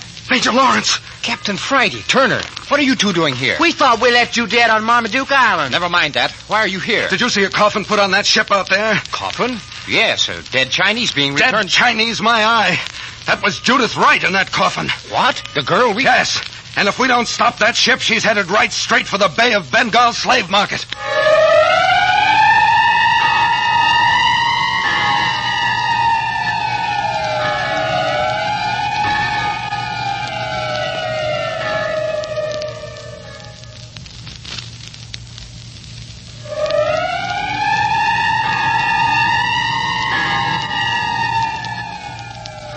Headed for the Bay of Bengal slave market. What does that mean?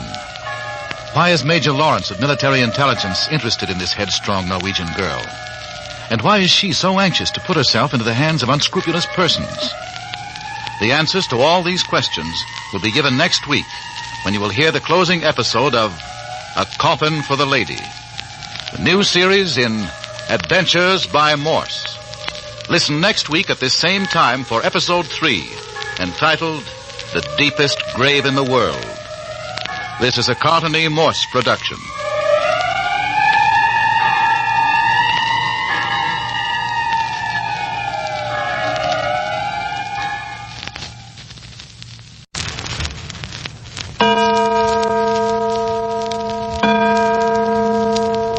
Adventures by Morse.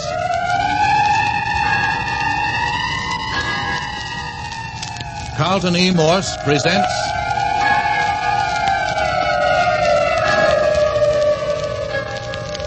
A Coffin for the Lady, featuring Captain Friday.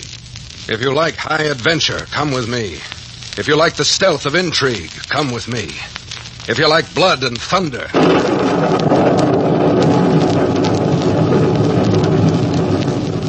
come with me.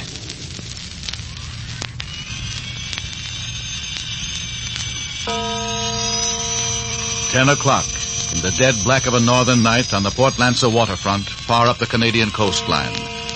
On the steamship, whose stern lights can still be seen growing dimmer by the second, there is a casket. In the casket is Judith Wright, alive, conscious, and for some strange reason cooperating with her kidnappers, who are whisking her away under the very noses of her would-be rescuers. On the rickety makeshift wharf of Port Lancer are Captain Bart Friday, his fellow operative, Skip Turner, and Major Lawrence. Yes, the same Major Lawrence of Army Intelligence who got Captain Friday into this and was supposed to have been killed back on Marmaduke Island, where Friday and Skip first picked up the girl. How is it the Major's alive? But never mind that now. Captain Friday wants action, and he wants it in a hurry. Major Lawrence, if you've got any influence, use it now. What do you want? Can you get a speed launch, something that can run circles around that steamship that's getting away from us? It's important? Important. Man, don't you realize that Judith Wright is on that ship? You must be wrong. I was standing over there by the gangplank checking every person. Do we have to argue the girl went aboard in a coffin? Coffin? Well, come along, both of you. Hey, Captain, you realize we're leaving that bird English where he lay after you socked him? Where were your eyes, Skip? What you mean? Didn't you see those two men sniffing around the body? Well, yeah, but I thought they was a couple of natives. Oh, Major Lawrence's men. They'll look after English. Come on down these steps. Look lively in the dark. They're rickety. Ah, what do we got down here? Government patrol launch. Watch your step.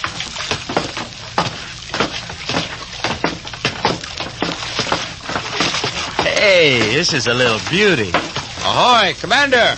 Aye, Major Lawrence. We're coming aboard the launch. I want to stop that steamer before she gets out into open water. Come aboard, sir. We can round her up before she gets out of the harbor with this little job, sir. All right, aboard with you. Yep. There. Come on, Skip. Yeah, coming up. Oh, a nice solid deck, too. I'll give you a hand, Major? Oh, don't need it. Oh, thanks just the same.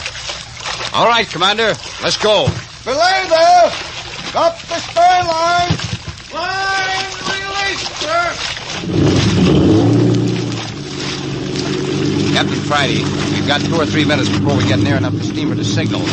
I want to know what this is all about. I think I can put the whole thing together if you'll tell us how you got away from Marmaduke Island alive. Well, as you remember, we landed on the island, and I left you and Skip Turner here hidden near the shoreline. Yeah, for 3 hours. Yes, well, things went wrong. I was supposed to go inland to a trapper's cabin and pick up the girl. Judith Wright? Yes. Instead, I was taken prisoner. I had an Army GI watching the cabin to be sure the girl was kept there until I could arrive. Was she a prisoner in the cabin? Yes, being held by a couple of pretty rough characters. We'd located the cabin, and my soldier was watching the place. Yeah, but if you wanted the girl, why didn't you take Captain Friday and me in with you? We could have stormed the place. I couldn't do that. That'd have given my whole show away. I'm up here to break up a smuggling and kidnap ring. So that's what we're up against, huh? Well, isn't it pretty obvious? They got away with Judith Wright, didn't they? But if you were going to kidnap her by yourself... Well, you see, I'm known in these parts. You and Skip Turner aren't. I knew that the next depot in the smuggling chain was here in Port Lancer. I wanted to get the girl in your hands and have you deliver her here. I thought you, as strangers, might spot the hideout here quicker than I could. The gang on this end might even come out in the open, thinking you were the men who were supposed to deliver Miss Wright here. Oh, but the plan didn't come off, huh? No. I was made a prisoner. The soldier on guard saw it happen. He dashed in and grabbed up the girl and got out of the cabin. He thought you was dead. Well, they yelled to him that they'd kill me unless he brought the girl back. But I ordered him to keep running. Well, he arrived where we were with a knife blade between his shoulder blades. Yeah, one of the kidnappers was a French-Canadian knife thrower. When he ran out of the cabin with a knife in his hand, I was afraid of what was going to happen. But the boy made it, and we got the girl to the mainland where we left the horses. We rode into Port Lancer, stopped at the livery stable. By the way, that Scotch livery stableman is one of the gang. Good. We'll pick him up. How do you know? He slugged me. I didn't hit hard enough. When he lured Skip here into the stable, I'd come around and I clipped him instead. That wasn't very clever of him. Oh, but it did distract our attention long enough to give the girl a break. She made the most of it.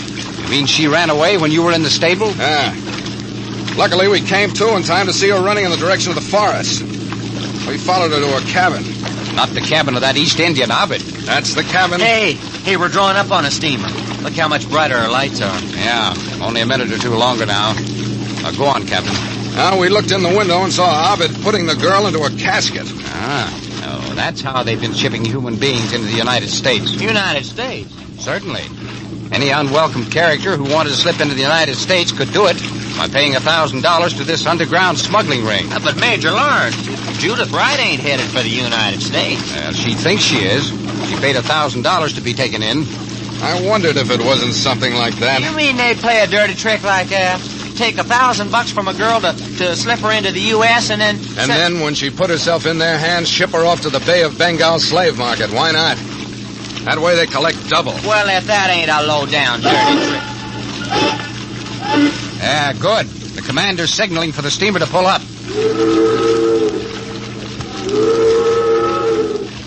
Well, the steamship seems to want to argue.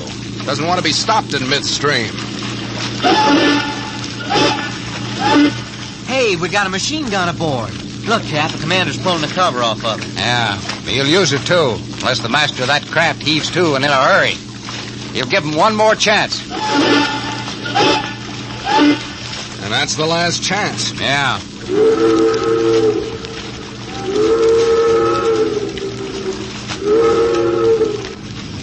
Well, the captain of the steamer's given in.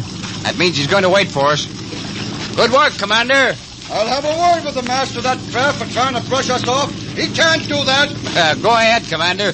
Take him apart. We'll run up alongside now.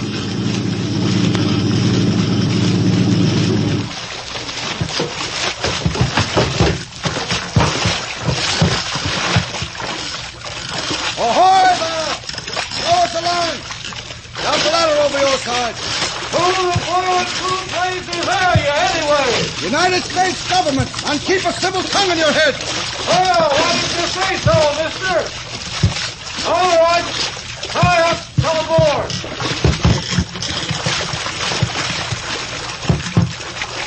All right, Major. Up the ladder with you. Thanks, Commander. Follow right behind me, Captain Friday. You too, Skip. Yeah, right with you, Major. All right, up we go.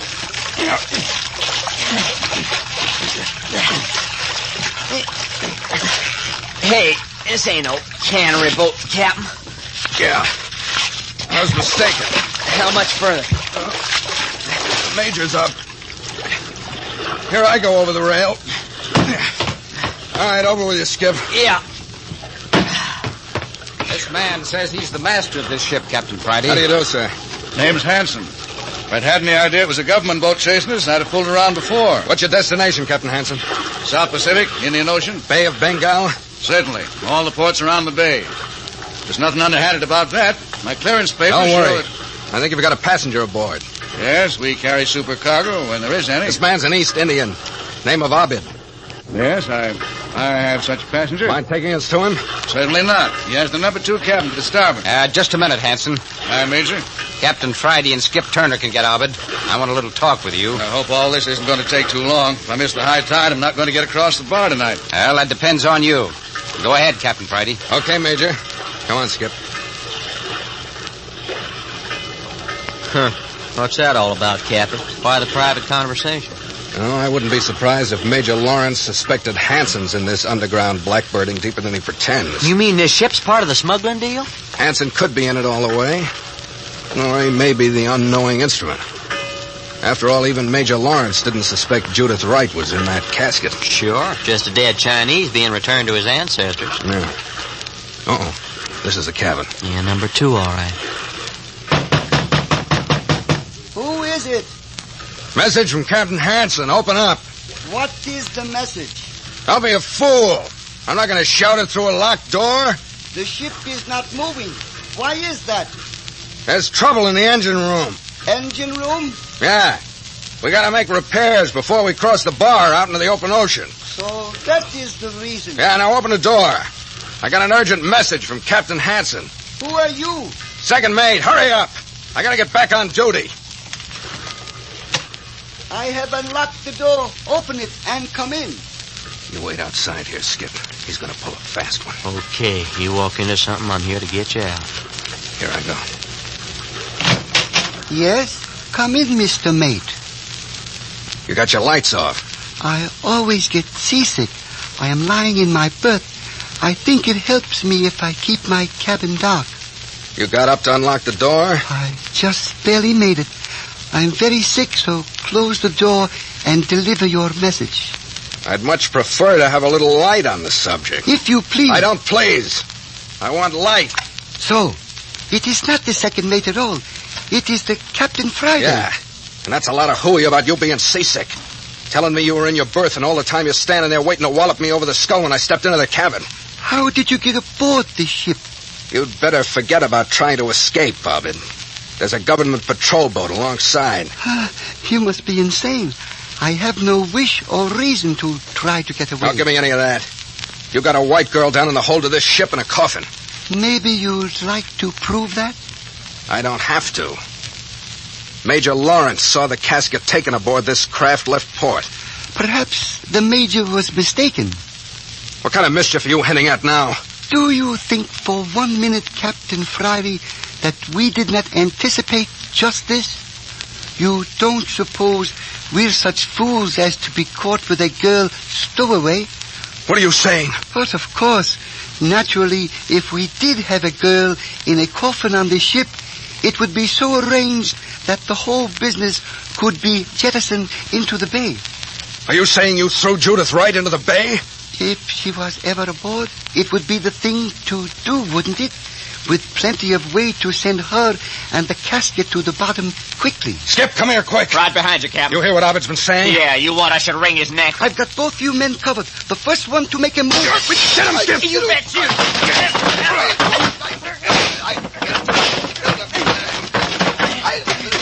Get that gun, Skip! I got Abbott. Get the gun! Got it! That takes care of friend Abbott. Yeah, you got him right on the point of the jaw. And that's not all he's going to get if they threw Judith right overboard, nailed in that coffin.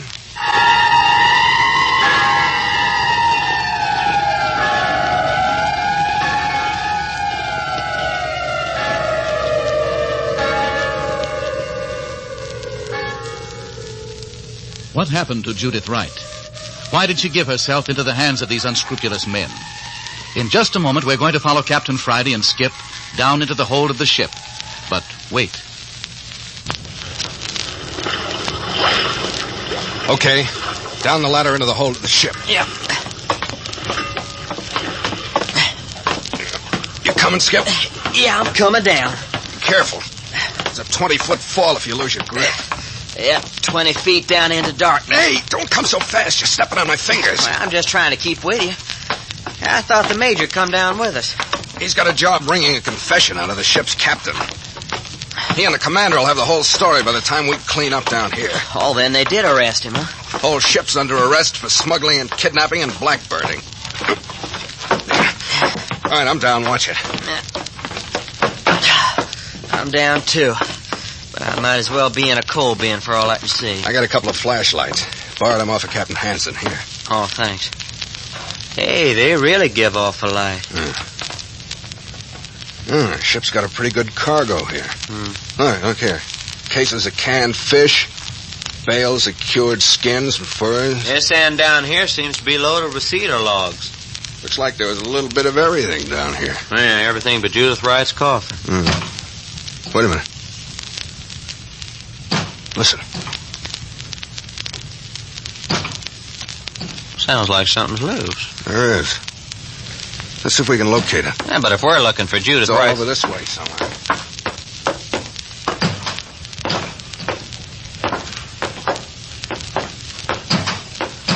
Hey, here it is, over this way. Hey, Captain Friday, come here. What is it, Skip? Hey, there's a hatch open. No kidding, and right outside's the ocean. Then Abed meant what he said. They did dump the coffin and girl into the bay. Oh, the dirty skunks. They drowned Judith like a rat just to hide evidence against themselves. Didn't even take time to close the hatch again. They must have been rushed. Probably threw her overboard when they heard the launch whistle to heave to. Oh, honest to Christmas, Cappy, I've never felt so rotten about anything. Poor kid in that casket with the lid screwed down. Please, do not feel so bad. Hey. If I've given you any anguish... Judith's right. What are you doing down here in the hold of this ship? You're angry with me? But you're supposed to be in that coffin at the bottom of the harbor. Yes. It's not my fault I'm not. I have a friend. On this ship? Yes, down here in the hole. He's a stowaway. Where is he? Oh, Houlihan! Please, it's all right to come out. Oh, Houlihan, huh? They don't mind if you're a stowaway. Ah, there you are. Yeah, but sure now you shouldn't have given me away. You have nothing to fear from Captain Friday and Skip Turner. This is O'Houlihan, Captain Friday. Hello, Houlihan. And the same to you, mister. Now, then, what's been going on here? Well, as the little lady here says, I'm a stowaway. You sure picked yourself a sweet ship to hide out on. Well, you can't be pickish. Ain't many ships come up this way anymore. Take what you can get. Okay. So you stowed aboard this craft. What then? Well, I overheard Captain Hansen and that East India feller, Abed. I heard him talking. Yeah? Yeah, he was down here. They put their coffin right up next to that hatch there. And Abed told the captain that if there was any sign of trouble, the hatch was to be opened and the coffin dumped overboard. Yeah?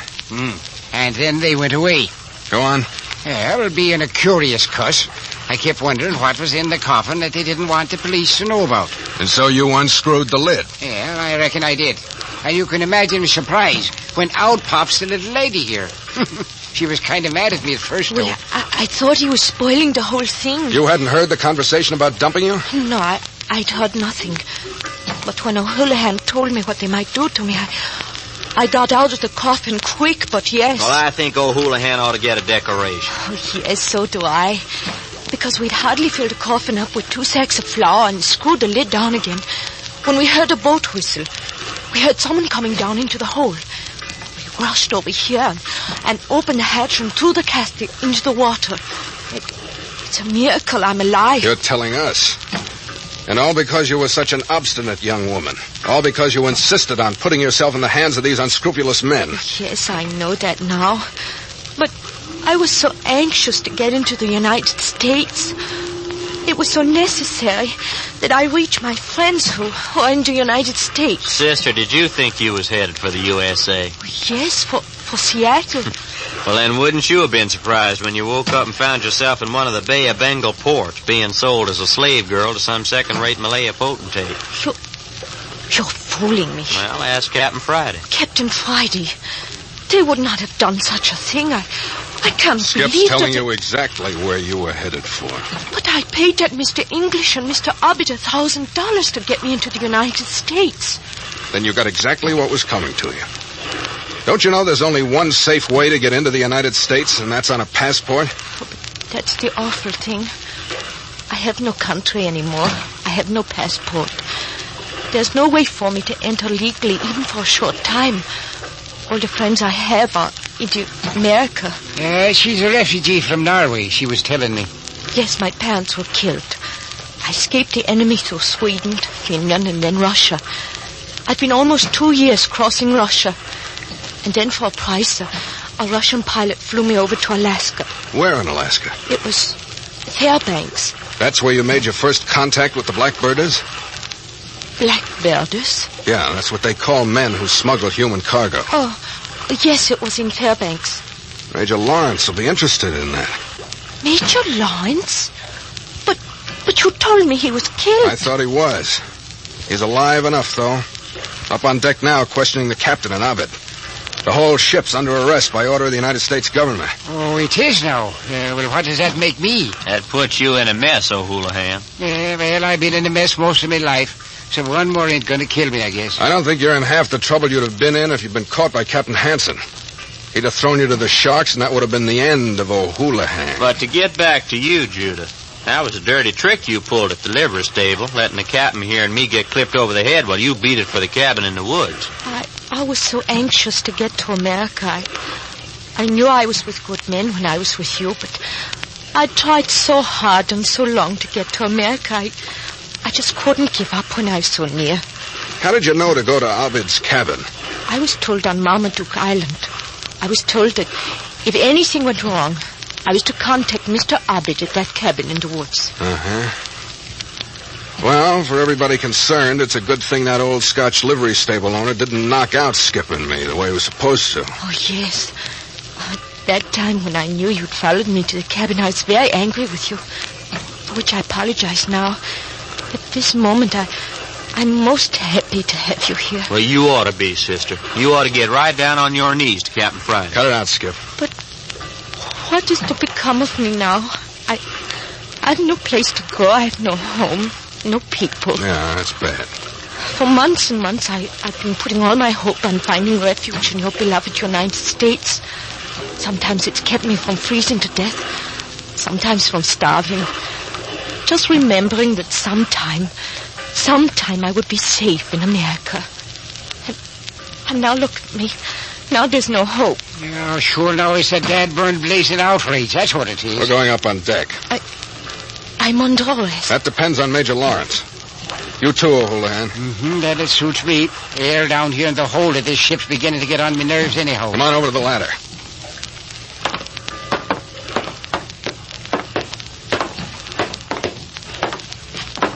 Okay, I'll go up first. Miss Wright, you follow me. Yes. Is it far? About a 20-foot climb. Just hang on tight. You'll be all right. I'm glad it's dark. O'Houlihan, You follow up the ladder right after Miss Wright. I will, Dad. Skip, you bring up the rear. Okay, here I go. All right. Come on, Miss Wright. Oh, yes. If only the boat didn't sway and bounce so. You next, O'Houlihan. Yep. I'm right on the little lady's heels. Yeah, and I'm right after you. Okay, we're all on the ladder, Captain. Okay, Skip. It's almost over, Miss Wright. You all right? Yes. It's not too bad. I'm going up through the hatch now. Wait till I get on deck and I'll give you a hand. There. All right, now give me a hand. Reach up. Oh, it's so dark. That's it. Now, up with you. Oh, don't let go of me. There you are. Safe on deck. And here I come now. Oh, man. Don't that fresh air smell good? Phew. There, everybody's out. Oh, who's there? That you, Commander? Oh, it's you, Captain Friday. What do you got with you? Here now, turn that blame flashlight out of my eyes. Well, if it isn't O'Houlihan. What are you doing on this craft, Irish? Oh, now, is that you, Commander? You don't know who it is, all right. He was a stowaway. I think we owe him a vote of gratitude. Yeah? Yeah. Turn your flash over on the girl. Girl? Why, this is the girl who's supposed to be at the bottom of a bay in a casket. Yes. It's because of O'Houlihan here that I'm alive. O'Houlihan overheard the plot to dump her if the authorities showed up. He opened the casket, filled it with sacks of flour. O'Houlihan, you're all right. Commander, do you feel sick? I've been patrolling these coasts for 10 years. O'Houlihan and I have had a lot of trouble in that time. He's a thief and a poacher and a no-good bum. But saving this girl's life makes up for the lot of it. I'm that important? You bet. Miss Wright, you can give the United States government a line in this whole underground blackbirding setup. You can point out the various depots where they hid you out. Yes, I can do that. You do, and I don't think there's anything Major Lawrence won't do for you. Anything? Yeah, he spent 2 years and lost a lot of good men trying to round up these smugglers. You help him break up the ring, and he'll go all the way with you. Oh, would he? Do you suppose What Miss Wright's trying to say, Commander, her country's in the hands of the enemy. Her relatives have been killed. She spent 2 years trying to get into the United States. Oh, yes. Do you suppose Major Lawrence will let me in? Will he help me to do what's necessary? I bet he will. Where's the Major now? In the captain's cabin. Still trying to break down the captain of the ship in that East Indian. I won't talk? Yeah, we've got enough to hang a lot of them now, but we need definite evidence for the courts. I should think if we sprung Miss Wright on him. Hey, sure. They think she's at the bottom of the bay. Come along.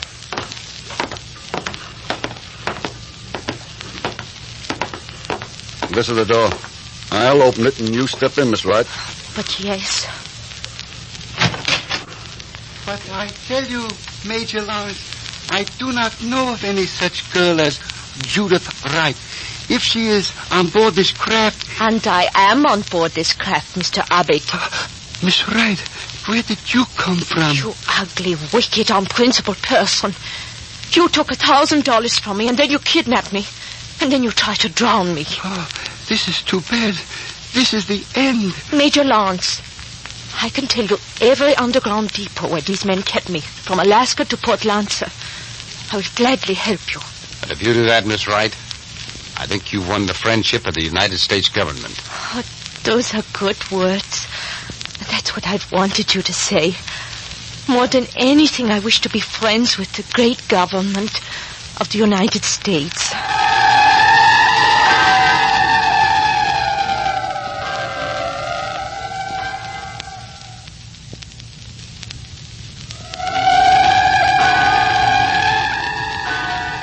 And so Judith Wright ended her misguided flight from Norway to Port Lancer, finally made her peace with this government, and was given shelter from the desperation and violence of her homeland. And now she is a citizen. A Coffin for the Lady is a Carlton E. Morse production, and another in the series of Adventures by Morse.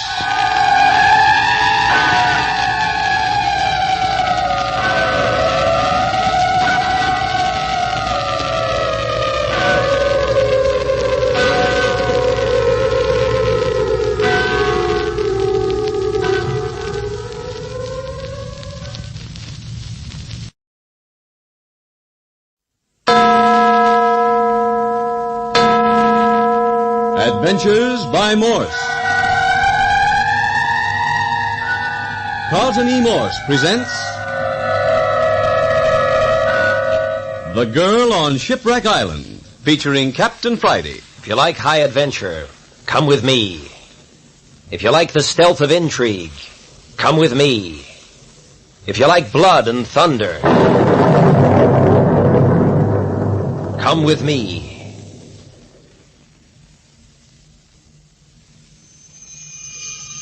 When Captain Bart Friday and his sidekick Skip Turner returned to Saigon, capital of French Indochina, following their experiences in the Cambodian jungles, they were taken immediately to Government House. They had accomplished such a satisfactory piece of work for the French territorial government, they were immediately asked to take on another mission, en route back across the Pacific to San Francisco and home. This mission had to do with flying a special French-type army plane from Saigon to Australia, where it was to be torn down and shipped by boat to France. Had you ever flown this type plane before, Captain Friday? Well, something pretty similar. It wasn't entirely familiar, but with Skip acting as mechanic and co-pilot, I was pretty confident. Isn't that right, Skip? Why, sure. Wasn't a plane that bothered me. I hated like the deuce to separate from the rest of the Carter party. Business before pleasure. Oh, sure, I know, but I got pretty fond of Professor LeBrun and Perry Mills. Now, how about Celia? You're doggone right.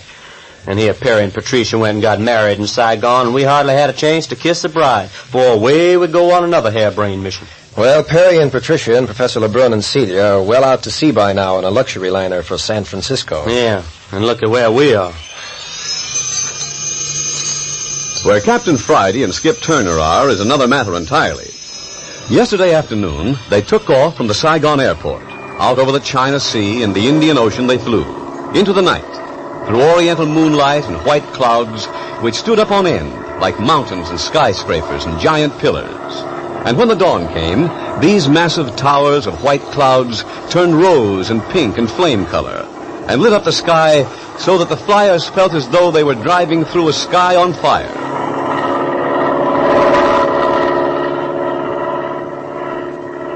And then, as full day came, the vastness of the ocean expanse spread out below them. From horizon to horizon, nothing but the dirty blue of the ocean below and the haze blue of the heat-tinted atmosphere around them. And then it happened. Engine trouble.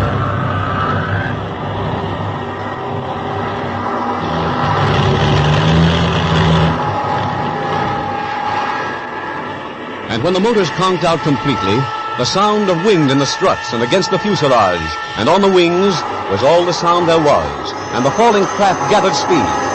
And it was then that Skip Turner caught sight of a tiny island, hardly bigger than a pocket handkerchief, looming ahead of them right into the wind. With every ounce of skill, Captain Friday kept the plane under control, heading it for the small place of refuge.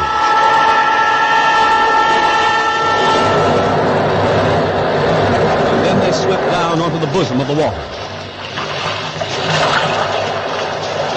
And to add further to the good fortune of landing safely, there was a sandy beach, and the first waves took the plane and ran it up on the sand like a toy in a bathtub. Ooh-wee! Man, oh man, did you see what happened to us? Yeah, you can be glad you're not feeding the fishes at this very moment. Amen, brother, amen. You didn't get hurt in that bouncing around? Not a scratch. You? Nope. Well, Chief, let's get out and see the country. Get this strap unfastened. I don't think the plane's been hurt any. Doggone them engines. What you suppose happened? There.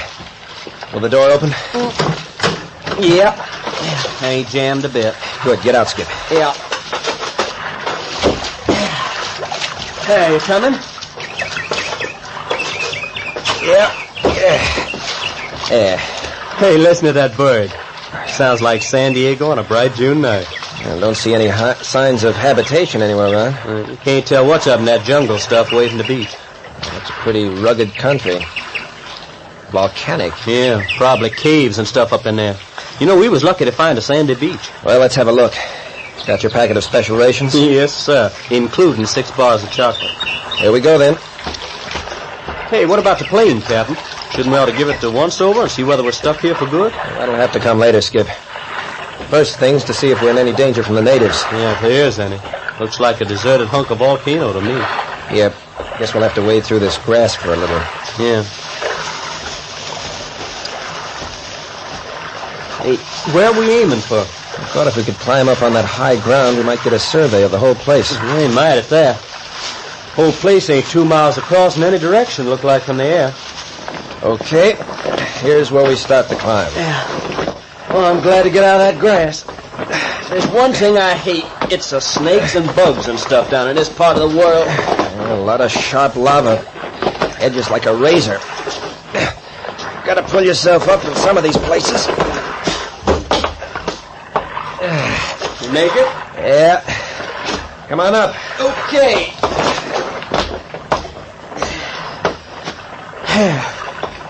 Phew, is that sun boiling? I think we can skirt the edge of that next pinnacle. Seems to be easier going to the left here. It looks like the minute we get up on the next level, we're going to be in a tangle of jungle. We'll worry about that when we get up there. Notice how the island seems to be built up in tiers. First the beach level, and this level we're on. Then up above the jungle level. Yeah. I ain't seen nothing that looks like human life yet. For any natives, they're going to be pretty shy of 2 white men. Especially coming down out of the sky as we just did. Mm-hmm. Uh-oh. What do we do now? Run into a blank wall, all right. Boy, it's 10 foot if it's an inch, and straight up. And no place to go except turn back. Skip, do you think you could boost me up? Maybe if I could get my fingers over the edge, I could scramble up. Sure, but how do I get up? Well, let's figure that when I make it up. Okay, climb up on my shoulders. Hey, but for God's sakes, keep them hobnails out of my ribs. Here I go. Hey, you're taking my skin off. Hold still there. Hold still, he says. You making it? Yeah. I got my fingers over the edge. Now you can reach up and push my feet up when I heave. Well, I can try. You go. You make it? Yeah. Yeah, I'm okay. Okay, now what about me? Just a minute. Be with you in just a minute. Hey, what's up there, anyway? Haven't had much of a chance to look around. Yeah. There. Hey, you got your pants off. That's right. I'll brace myself up here and throw the legs of my pants over the edge. Grab a hold and scramble up. And what if I tear a leg off? For your own good, you better not. Okay, let's go. Yeah, here I come. Looks like I'm making. Up with you. There. Yeah. Hooey. Excuse me while I put my trousers back on. Well, will you look around us? Hey, this ain't the kind of a jungle I thought we'd find up here. There. It looks interesting, though. Hey, that's beautiful. Kind of rolling meadow with green grass and vines and a lot of palm trees. Okay, let's go and investigate. Yeah. That's more like a park. And we'll keep heading for high ground, huh? Yeah. I'd like to get a picture of the whole island if I can. Hey, looky. As soon as we get back from the rock ledge, the ground's as black and fertile as a California meadow. Uh-oh. Look there. Yeah, they're rabbits. Looks like a cross between a rabbit and a kangaroo. It's just the size of a rabbit. Hey, there's some more of them. Hey, this place is alive with them. Well, we won't starve here, that's one thing. Here, let's cut across to that high spot. Yeah. Hey, this is kind of interesting, you know? I didn't know there was any South Sea islands like this. You want to stay here and homestead it? The heck with that. Too far to the nearest drugstore. Okay, here we are. Yep. And there's your whole island laying out before you. Well, the island seems to be divided into 2 parts. Look at that ravine down below us. Yeah. Seems to have 2 humps like the back of a camel. Yeah. We're standing on one hump, and across the ravine is the other. Hello. That water down there in that ravine? Hey, it looks like a creek, all right. Well, if there's a freshwater stream on the island, we're more than in luck. Hey, you talk as if you didn't think we was going to be able to get that airship off the beach. That remains to be seen. Hey, Captain, look down yonder in the water. Where? By that palm tree down by the creek. It's a girl. Skip, I think you're right. Why, of course I'm right. A white girl using the old swimming hole as sure as I'm a foot high. She's a white girl, all right. How far away do you imagine she is? A couple of 100 yards in a straight line, I reckon. Probably half a mile away we'd have to travel to get down to where she is. Well, what are we waiting for? Yeah, man. Now, what in the blazes is the white girl doing alone on this desert island? She might be a Polynesian. Oh, but their skins ain't pure white. They're kind of brownish. You could see for yourself, this girl's skin was white as milk. It actually gleamed in the sunshine. Hey, look, you can still see her. You're not going poetic on me, are you, Skip? Well, I know, but something like this don't happen to a man every day. Yeah, we're going to have to skirt around the brow of the hill for a ways. Oh, but we'll lose sight of her. So we lose sight of her. Can't keep out of our way for very long on an island no bigger than a pocket handkerchief. Just a minute, Chief. Well? Looky, maybe you should stay here and kind of keep her in view while I go down and... Hey, what kind of double talk's that? Well, I was just thinking. Yeah, I know what you're thinking. Come on, we go down together. Well, it was our idea. I'll say it was. We get around the brow of this hill and... Hey, look there, Skip. Huh? Well, I'll be a son of a gun. Shipwreck. You see, it is a white girl. Shipwrecked and marooned on this island, probably for months and months. Yeah. That craft's been piled up on the beach there for 6 months anyway, looks like. Yeah, but where's the rest? The captain and crew and the rest. Probably weren't over 5 or 6 in the crew. Yeah? Uh-huh. Looks like a small luxury schooner. Millionaire's yacht, huh? Could be. Well, anyway, that explains the girl. Come on, let's get down to her. We don't want to rush in on her. Probably scare her to death. Don't be silly. She'll be so glad to see white folks again, she'll probably throw her arms around our necks and hug us to death. Skip the romanticist. Well, why shouldn't she? After all, if I hadn't seen a white girl for 6 months, I know how I'd feel. You think she's going to feel any different? Well, as to that, Skip. Hey, that was the rifle. Get the dirt, Skip. Hey, they were shooting at us. I could hear the bullet just as plain. Why, that little white-skinned female shooting at her rescuers. That wasn't the girl, Skip. The shots came from behind us.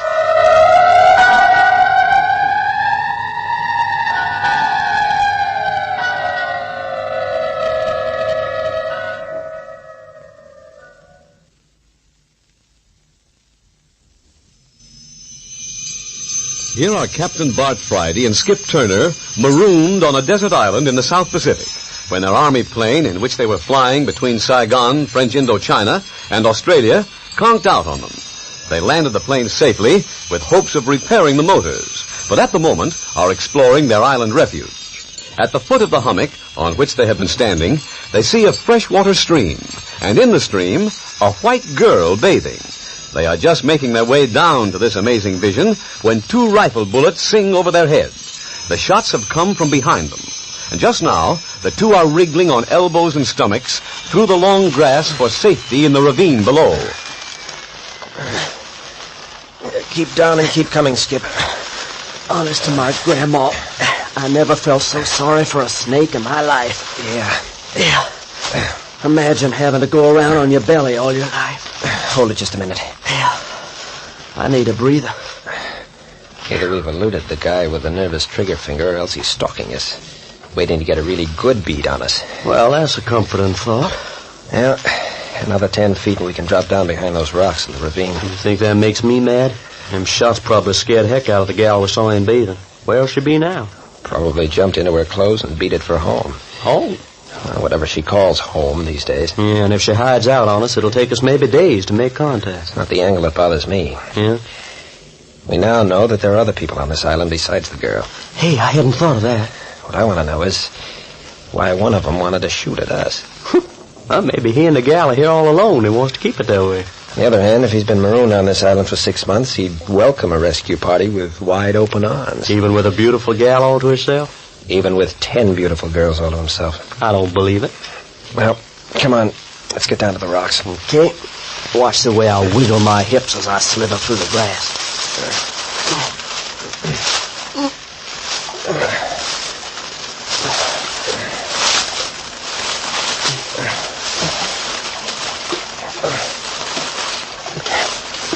Okay, hold it.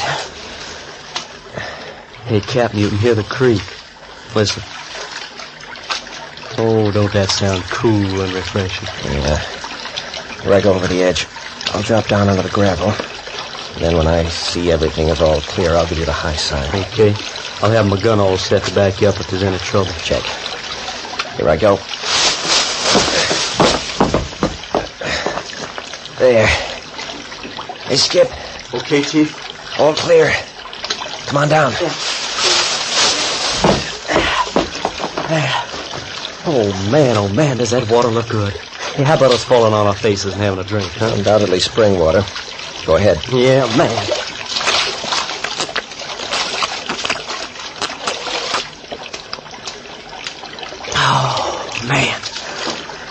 I never tasted anything so good. Yeah. All right, isn't it? Now then, what? We'll follow down this creek to where we saw the girl in bathing. Yeah, maybe we can pick up a trail again, even if she has disappeared. Come on, then.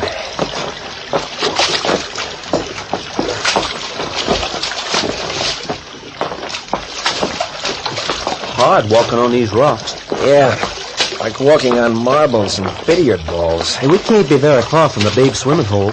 I've got it spotted right. It should be around the next turn in the ravine. Mm-hmm. Water's getting a little deeper along here. Hold it, Skip. What's the matter? Crouch down along the edge of the bank. Get down low. Hey, what's going on? Somebody's standing on the bank right above us. Oh, quiet. Listen. I say, is that you, Gracie? Gracie, huh? Shh, quiet. It's all right, Gracie. I'm all alone. You don't need to be afraid of me, you know. You know that, Gracie. You know that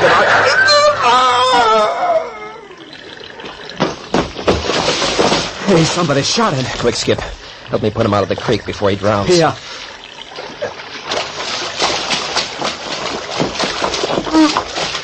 Up with him. Easy. Oh, wait. Wait, Skip. I got him. Never mind. Drop him back in the water. Hey. Drop him back. He's dead. Look at the back of his head. Oh, yeah. Now listen. Somebody's coming along the bank. The killer? Come on. Get back under the bank. Keep low.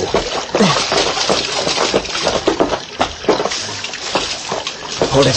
Hold it. We just made it. Yeah. He's looking down at the body. My fine young Cockney, you have come to a very bad end. A very bad end. Just like I told you would. Hey, how about throwing a gun on that guy? Quiet, Skip. It is too hard to dig for you a grave this afternoon. But tonight you shall have one. See? The senorita must not see like this, no. But tonight you shall have a grave. But now, I shall have my siesta. Buenos dias, Senor Cockney. Adios. Hasta la vista. Well, how do you like them apples? Oh, a very cheerful killer. A doggone pirate. Pirate? Certainly a pirate. Didn't you see that bandana tied around his head when he peered over the bank? I suppose he was a member of that yacht's crew before it went aground. Why, sure. 20th century pirate if I ever saw one. Hey, what do you suppose he killed his sidekick for? I could give a good guess. Gracie? Oh, looks like it to me. Cockney sneaked off to hold rendezvous with Gracie, and our pirate friend followed after him. When he made sure Cockney was trying to get the inside track on the girlfriend, he up and blew the back of his head off. Well, that's one way of getting rid of rivals. What does that make Gracie? I don't know. Shall we go and find out? Yeah, let's. Okay. Keeping close to the bank, then, in case there are any more jealous Romeos in this place.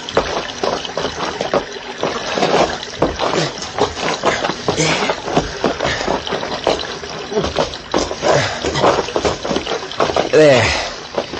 Yeah, now we've got some sand to walk on. Yeah, and it's wet, so it won't make a sound. There's the pool where Gracie was bathing. Hey, pretty, huh? Nice a pool as you could want. You know, we should ought to pull Cockney out of the creek. Seems too bad to let him contaminate a pool like this. I didn't dare. Cockney's body disappears, the pirate's going to know something's wrong. Well, I just think Gracie buried it or somebody else. Besides, what hurt if it does get uneasy? Skip, there are a couple of things that keep gnawing at my mind. Such as?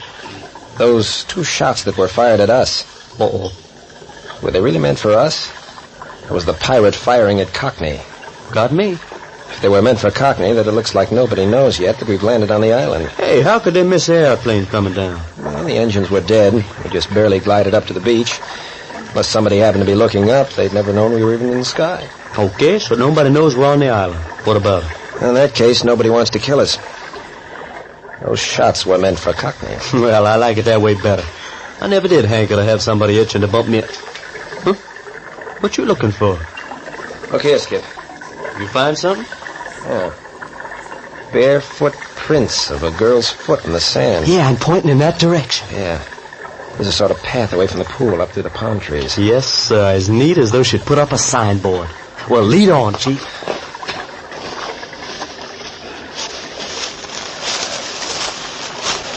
Keep low.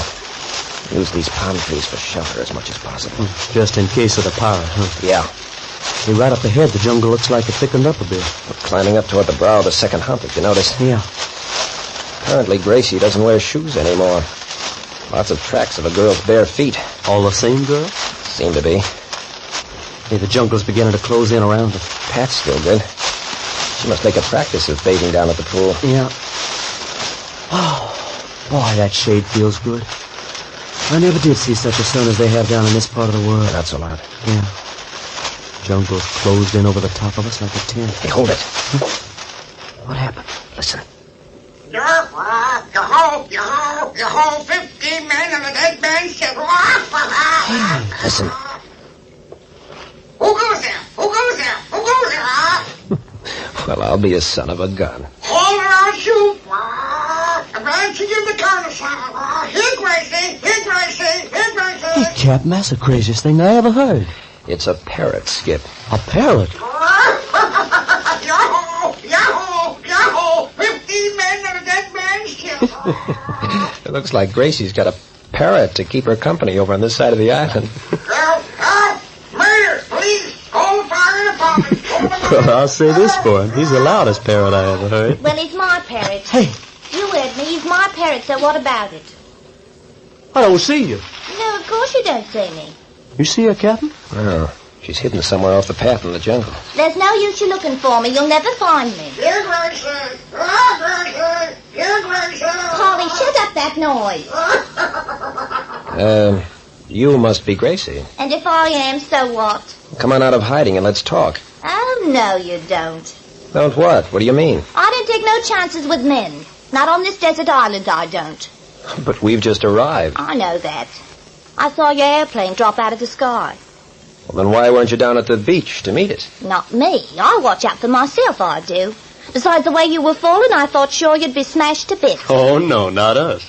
Well, it makes no matter. The same rule applies to you two gents, which applies to them that's on the other side of the island. And, what rules are those? This half of the island belongs to me. Oh? Yes. When you came to the ravine and waded across the creek, you came on my side of the island. Hey, you mean that hill over yonder belongs to the men, and this hill belongs just to you? That's just what I said, isn't it? I don't get it. I'm a good girl, I am, and I'm a fighter. And when that sailing yacht over yonder went on the rocks, I was the only girl left alive. I took things in my own hands. Yeah, and you sound like you were just the gal could do it, too. And so I am. How many were on the yacht before it was wrecked?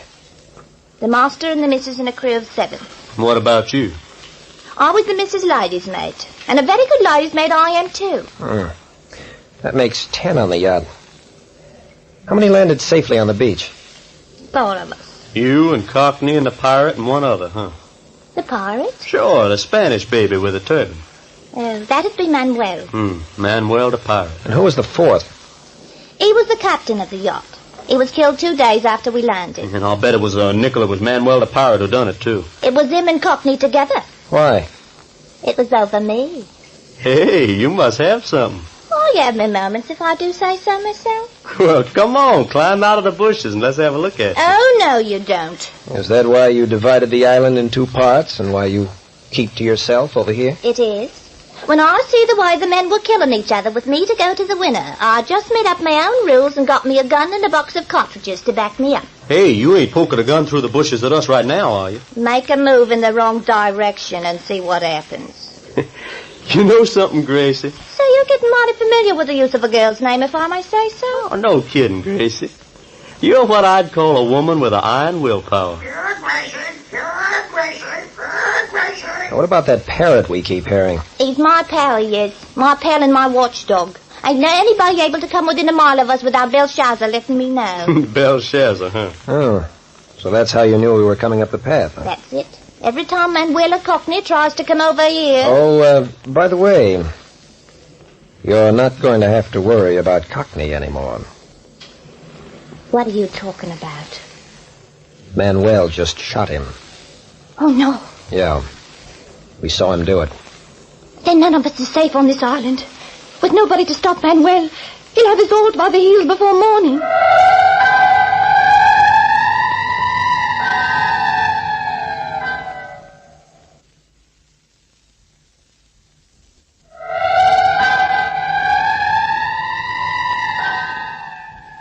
Marooned on a desert island with a Cockney girl and Manuel the pirate, Captain Friday and Skip Turner face one of the most amazing adventures of their lives in the second episode of The Girl on Shipwreck Island, which is entitled The Pirate is a Fighting Man.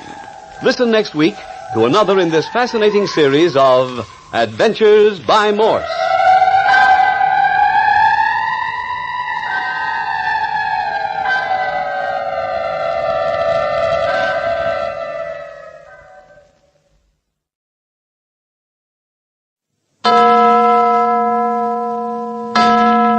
Adventures by Morse.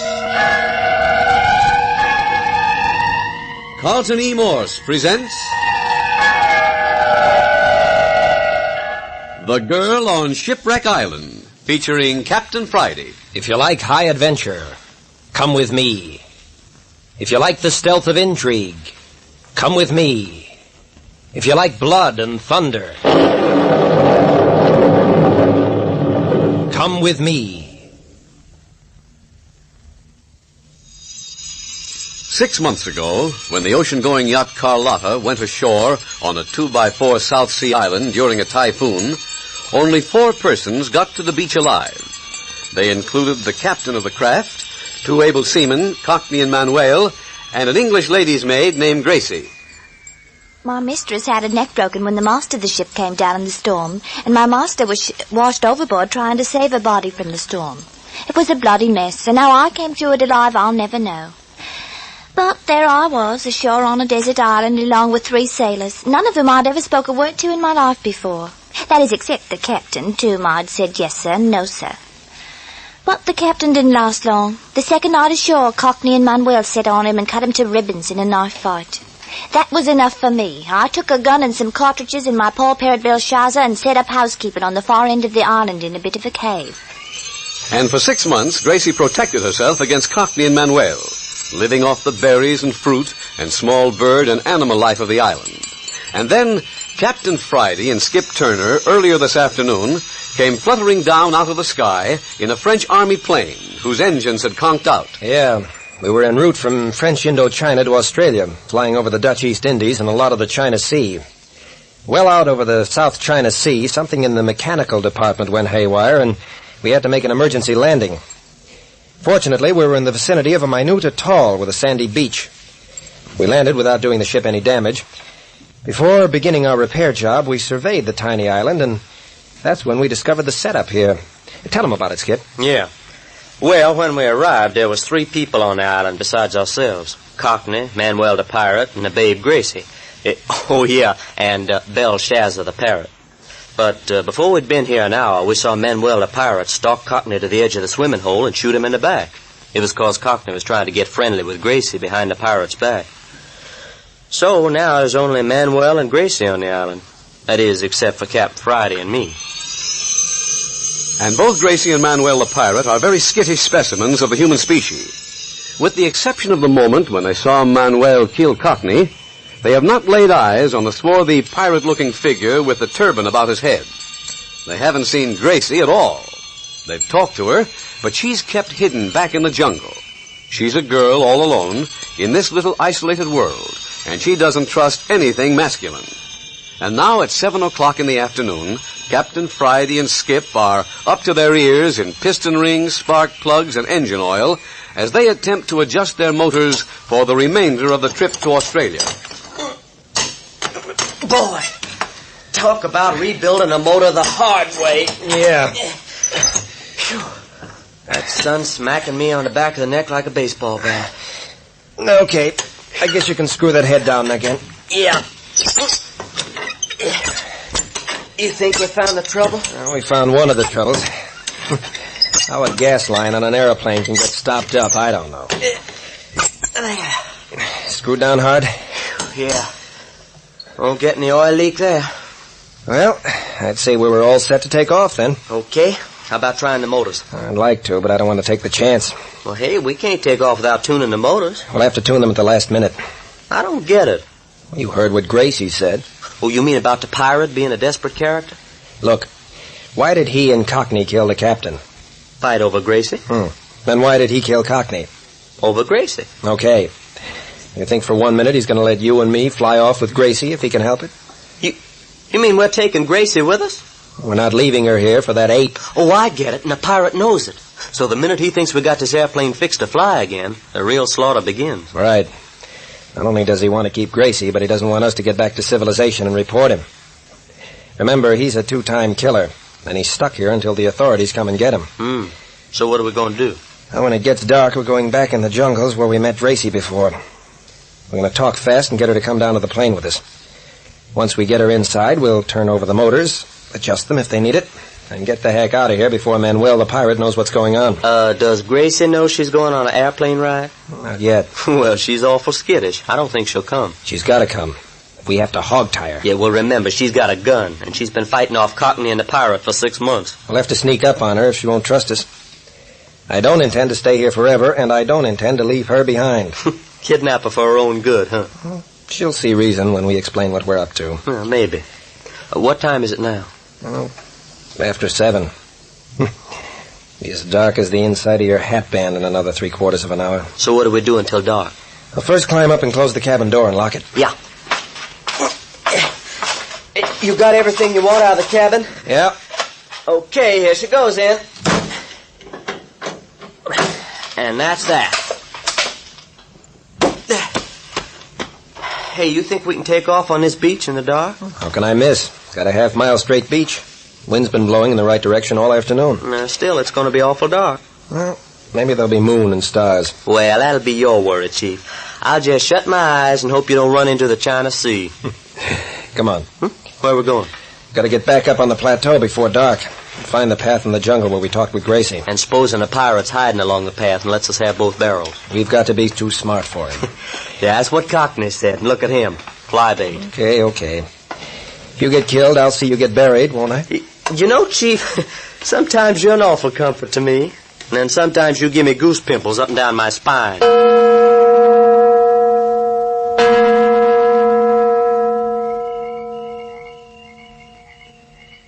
Well, it's dark enough to suit anybody's taste now. Yeah, the sun skidded out of the sky like it had stepped on a banana peel. This seems to be the path. Come on. Hey, you think we'll ever be able to find our way back to the plane? Well, you know it's downhill in that direction. Yeah, and plenty of places to break your neck in between. Quit worrying. Hey, you know something that's funny to me? What's that? Why we haven't had trouble with the pirates so far. He's probably laying low, watching to see what we intend to do. After all, we're 2 to his 1, you know. Yeah, but he could have stood up here on the plateau and popped us off while we was working on a plane down on the beach this afternoon. Couldn't have been sure of hitting us at the distance. All he'd done was put us on the warpath. Out! Hey! Skip, where are you? Hey, Captain Friday. I'm in the bottom of the well. Are you hurt?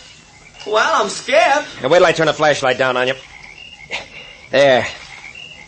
Hello. Hey, what kind of a doggone setup is this, anyway? You've fallen into a trap. I'll say I have. A man trap. And I got a couple of skin shins that somebody's going to pay for, too. Apparently, this hole was covered up with grass and leaves and used to trap animals in. Maybe for food. And you mean animals are fool enough to fall down in a hole and break their silly necks? Well, you fell in, didn't you? Okay. You going to stand there talking, or you going to reach down a hand and haul me out of here? Sure. I'll get down on my knees and reach down. Now then, reach up as far as you can. Yeah. Just reach your hand. Yeah. Okay. Up you come. There. Now, who do you suppose set that trap? And why didn't you fall into it? You was ahead of me. Look, trap's right on the edge of the path. I was walking right down the middle. Apparently, you got too close to the edge. Some of the pirates' work, what do you bet? Maybe. Well, come on. Next time, keep in the path. Yeah. Pardon me if I limp. Sure, go ahead. Limp. But keep close behind. We get ourselves in the doggonedest messes. Hey, listen. Belshazzar. Doggone talking parrot. Gracie said the parrot always warned her when anyone came near. So we must be getting close. Here, Gracie. Here, Gracie. Here, Gracie. Makes Gracie sound like a lost puppy dog. Hey, listen. Your hole. 15 men in the dead man's chest. Fly flew east and fly flew west. Your hole. I never heard that version before. Skip for the lug of Mike. Shut up. Huh? What's the matter? Somebody's in the jungle alongside the path. Just ahead of us. You sure? Either a person or an animal. I'll just easy my gun around where it's handy. Don't do any shooting without knowing what you're shooting at. Yeah. Look at my fish. Walk this old bird. Hold around, shoot. Here, Gracie. I don't hear anything up ahead. Something's there, lying in waiting. Well, why don't you say something to it? I have the pirate open up at this range with his rifle. Oh, yeah, I see what you mean. Here, Gracie. Listen, Skip. Yeah. Get down and lie flat, but keep your gun handy. You gonna try something? Yeah. Okay, I'm down. I'm on my stomach right beside you. I'm going to try to open a conversation. If anyone fires now, it'll probably be over our head. Okay, shoot. Hello up there. I know you're up there, so there's no use pretending you're not. Then it's you, Captain Friday. Huh. Oh, Gracie. I thought it was the pirate. Who? Manuel, the pirate. And I thought you were Manuel. You seen anything of him? Yes, he's on the prowl. I've had a bad time keeping out of his way all afternoon. You know where he is now? No. Now that night has set in, I've lost him. Is the other one with you, too? Hey, you talking about me? Keep your voice down, Skip. Oh, yeah. Sure, Gracie, I'm here. I had a talk with Manuel once this afternoon. What kind of talk? He don't like you people being on the island. I don't suppose he does. No. He says he went to the trouble of killing the captain of the yacht, and then this afternoon he killed Cockney. Hey, he come right out and admitted it? He did. He said just when he thought he had me all to himself, up pops you two. Yeah. And so, now he has to kill you two. Well, why didn't he try it this afternoon while we were working on the plane? Because I didn't let him. Well, how did you stop him? I kept close to him. I kept making him think he just about had me cornered. I kept his mind away from you two. Hey, you must be a pretty tricky babe in the jungle to play hide and seek like that. I can take care of myself. Hey, look, Gracie. How would you like to get out of this? Meaning what? We got the plane, so it'll run again. We can take off any time we like. So what? We want you to come with us. Oh, no, you don't. But look, Gracie. No, sir. Gracie don't put herself in the hands of a couple of strangers like that. Not Gracie. But all we want to do is to get you off this island and away from Manuel. Fly you to Australia so you can get back home. How do I know that? You'll have to take us on faith. Ha! When I ever take a man on faith again, there'll be 2 moons in the sky. And I mean blue moons made of cheese. Hey, keep talking to her, Captain. Skip, come back here. What did you say? I said you're acting like a little fool. We want to help you. Skip, you crazy fool, come back. You want to get off this island, don't you? When a ship comes along and gets me, yes. Well, this is off the beaten lanes of ocean traffic, you know. It might be years. Oh, no! I got her, boss. I got her. But she's fighting like a tiger.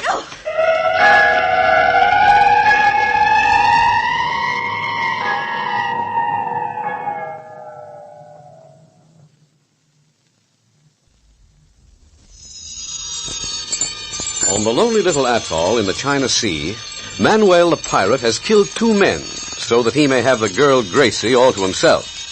And then Captain Friday and Skip drop down in their disabled plane to complicate matters. Now the plane is mended, and Captain Friday wants to take Gracie off the island with them. But not if Manuel can prevent it. Also, not if Gracie can prevent it, because she doesn't trust any man. In the darkness on the jungle trail, Captain Friday kept Gracie's attention while Skip slipped into the jungle and grabbed the girl from behind. If she won't leave with them of her own free will, then they intend taking her by force. Captain Friday, if you don't give me a hand... Here I am. Gracie, stop it. Stop it, do you hear? You're the worst of the lot. We're not going to hurt you. Throwing a girl down in the dark and sitting on her. Hey, what are you doing? Tying your hands behind you. You can't do that. Hang on to her, Skip. She's as strong as a box full of tiger cats. There. Shall I let her up? No. Keep sitting on her until I tie her feet. I've never been treated like this in all my born days. Well, it's what you get for being so skittish. If you'd trusted us and come out in the open, we wouldn't have had to do this. I suppose you wouldn't show a young lady no mercy. Okay. Hey, feet are tied. Expect the worst, do you, Gracie? I ain't had no reason to expect anything better. Hey, Chief, turn your flash on and let's see what we got, huh? Don't want too much light around here. Liable to attack the pirate. I hope he does come to and butchers the both of you. What, with you tied up and helpless the way you are? Shame on you, Gracie. Now, what's the matter? Why don't you turn on a flash? I dropped it. Oh, here it is. Okay, click it on. There. Hey! Well, how do you do?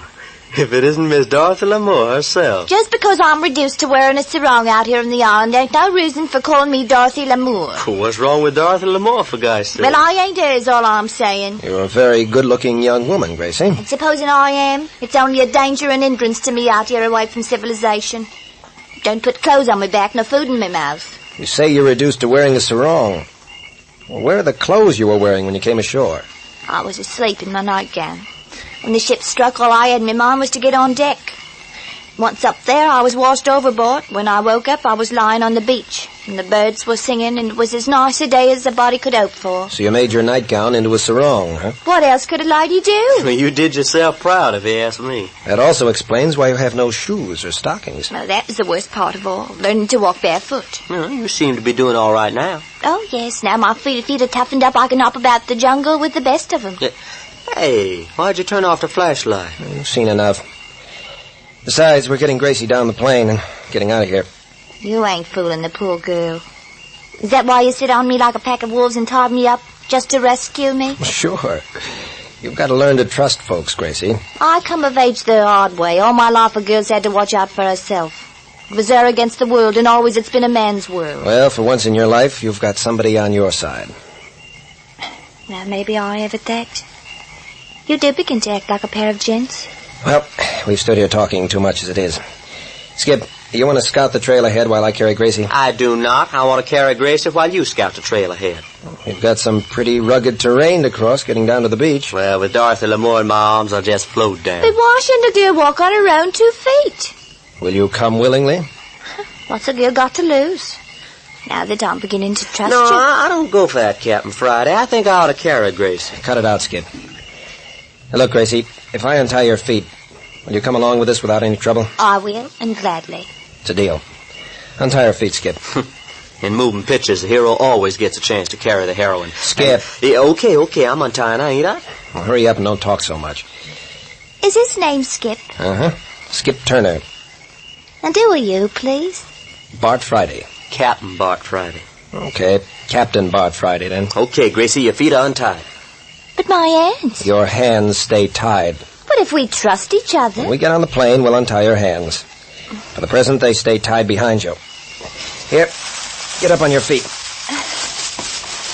Oh, there. Hey, Captain, even with just the moonlight, she looks like something out of a South Sea moon picture. Hair down her back, just the right amount of sarong. All right, Romeo, let's go. You bring up the rear. Gracie, you walk between us. I'll keep an eye open ahead. Now that the moon has come up, be careful. Huh? Careful of what? Have you forgotten Manuel is stalking this island? Hey, that's right. The pirate does want our scalps at that. All right, here we go. Don't fall behind, Skip. I'm right on Grace's heels. Honest to goodness, don't the sharp stones and briars and stuff hurt your bare feet? Oh, not at all. I don't know whether I'm ever going to be able to put shoes on again. Yeah, and I bet you're going to miss the old swimming hole down in the ravine, too. Oh, you saw me down there? Yeah, that was our first peek at you. Of course, we were so far off, about all we could tell was that you was a white girl. Yes, I will miss the swimming. As a matter of fact, I've got to like my island quite a bit. Except for Manuel, the pirate. Well, after all, it was nice knowing there was a man on the island. I thought you'd been fighting him off for 6 months. And so I have. And I would have shot him down like a dog if he'd bothered me.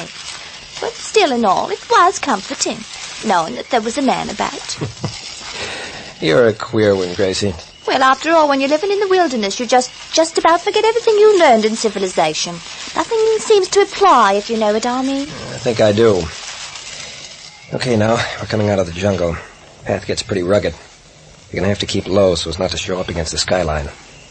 Skip, you're going to have to help Gracie with her hands tied behind her. Skip, are you paying attention? Skip! That's queer. Didn't you know he wasn't right behind you? But I thought he was. Well, he's not. But that's queer. It's not queer at all. He was bringing up the rear, and like as not, the pirate slipped up behind him and knocked him over the head. Si. That is right, Capitan. What's that? It's Manuel. Si. I did slip up behind the unwary Skip Turner and tap him on the skull. It was so simple. If you've killed Skip Turner... Oh, no. That I have not done. Yet. What do you mean, yet? But just what he sound like. this friend of yours is not dead because I need him as a hostage. Hostage? See, you have in your possession something which belongs to me. I therefore have in my possession something which belongs to you. I don't get it. Perhaps the senor do not wish to get it. What have I that belongs to you? This so beautiful senorita. Gracie? See, but of course. For 6 months I have been on this shipwreck island with Gracie. During this time I have killed 2 men because of her. If that does not give a man false rights to a woman, then please tell me, what does? I'm a free girl and I belong to no man. But naturally, that is what a senorita is supposed to say. I know you killed the ship's captain and I know you killed Cockney, but if you think that entitles you to any special favors... But, senorita, how many men would you have me kill before I may win your favor? What's killing got to do with love? Well, it is always that way in nature. The strongest male kills the weaker males, and then he becomes the one whom the female loves. Well, nature can take that sort of business and go jump in the lake with it. You see, Manuel? See what, Capitan? Gracie doesn't agree that she belongs to you. Therefore, I don't have anything of yours. So? Yes, so. She'd better turn over Skip to me and be glad we don't nail your skin to a tree before we leave this island. Oh, so you expect to leave this island? Any minute now. Well, I will tell you this, senor. Unless you turn over to me the senorita whom you have in your possession, your friend Skip Turner will never leave here alive. And I think that goes for you also, Captain Friday. Look, Manuel, I'll make a deal with you. Deal? Yeah. Why didn't I think of it before? You want to get off this lonely, out-of-the-way island, don't you? Oh, see, naturally I hope not to spend all my life here. Okay. Come on and join us. No. How do you mean join with you? We were going to take Gracie out. We've got room for you, too. You are speaking of the airship on the beach? That's it. We had engine trouble, but we've got that fixed up. So bring along Skip, and we'll all 4 be away from here in a half hour. Senor, but that is the most handsome offer I have had the pleasure of receiving in my whole life. Can you accept? No. But Manuel... No. Doesn't make sense. Why not? Why not? I am 2-time killer. Confess with my own lips. Besides, this Gracie saw me kill the captain. And Gracie told me that you and this Skip person who is my prisoner saw me kill Cockney. Well, what of it? Well, the minute you arrive in Australia, you tell the stories to the authorities, and what become of poor Manuel? Oh, nonsense. Why should we hang talk? by the neck until he is dead? That is what happened to poor Manuel. Gracie, talk to him. Tell him you'll keep your mouth shut. But I will not. See, the senorita is the truthful one. You mean you wouldn't give Manuel a break, even to save your own honor? Perhaps your own life? If you take Manuel back to Australia with us, I'll point him out as a murderer to the very first policeman. You haven't got any more sense. So you see, Captain Friday, the best thing for you to do is to give the senorita to me. When you have done this, I will return Skip Turner to you. How does that appeal to you, Gracie? You wouldn't do that to a poor girl. Turn her over to a dirty, killing sea pirate. That's just what I ought to do. Now you are talking sense. Give Gracie and you two fly away about your own business. And what about after they fly away, Manuel? And what about it, senorita? That's something else you haven't thought about. Once they're away, what's to prevent them from reporting to the bobbers that you're a killer and you're on this island? See, that could happen. And they can come back and get you at their leisure, because how can you possibly get off? See. They must not be allowed to leave. Say, what is this anyway? Whose side are you on, Gracie? They must not be allowed to leave. They must be killed, see? And their airplane burned. It's the parrot. 1, 2, 3, hop. 1, 2, 3, hop. Here, Gracie. There's somebody prowling up near my cave. What's that? Impossible, senorita. Yes, there is. That's the signal the parrot always gives when somebody comes near. It's my warning. But we 3 and Skip are the only ones on the island. Have you really got Skip there with you, Manuel? See, I have him tied to a tree. Besides, he's unconscious. Then there's somebody else on this island. Manuel, maybe you didn't kill Cockney after all. Can a man walk about with the back of his head blown away? Perhaps it's his ghost walking. Senorita, do not say such a thing. Demands to be recognized. 1, 2, 3, halt. 1, 2, 3, halt. It's somebody. Somebody prowling around the mouth of my cave in the jungle.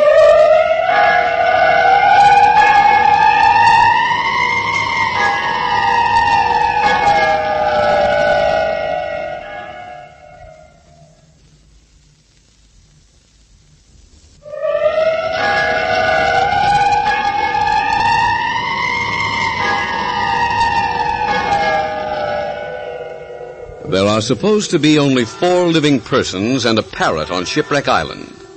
Then who is the 5th shadow prowling near Gracie's cave? The 3rd episode of The Girl on Shipwreck Island is entitled, There is More About Gracie Than Meets the Eye, and will come to you next week at the same hour.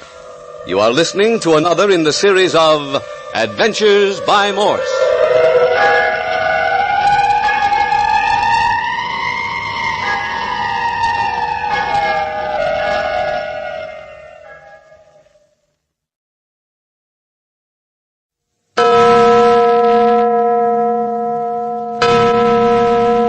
Adventures by Morse. Carlton E. Morse presents The Girl on Shipwreck Island, featuring Captain Friday. If you like high adventure, come with me. If you like the stealth of intrigue, come with me. If you like blood and thunder, come with me.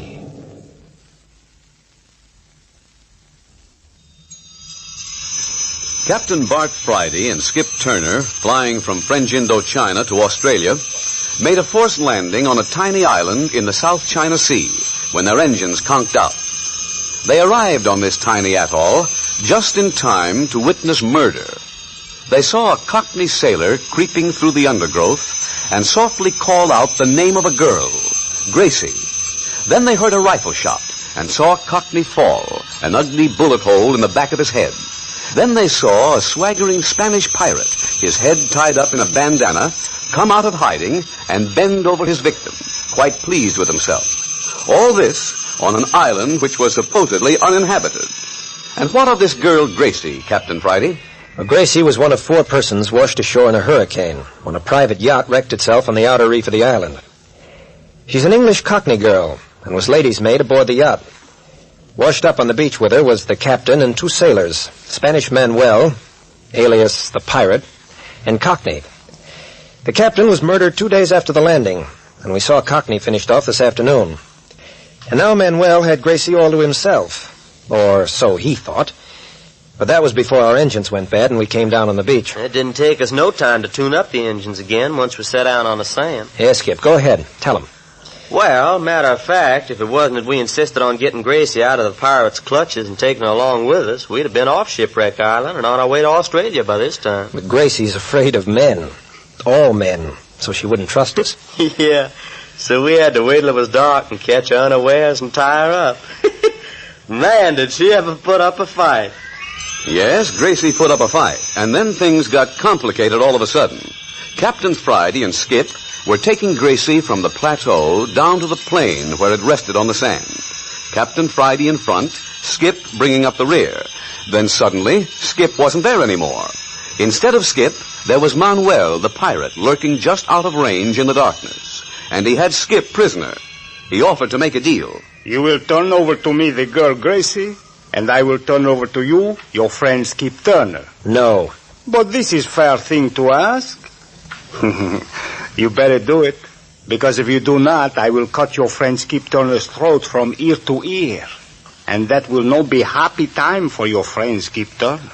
And it was while Captain Friday stood in the midst of this quandary, trying to make up his mind whether to sacrifice the girl Gracie or his sidekick Skip, or whether maybe there wasn't another way out, that Belshazzar, the parrot, began to squawk in the distance.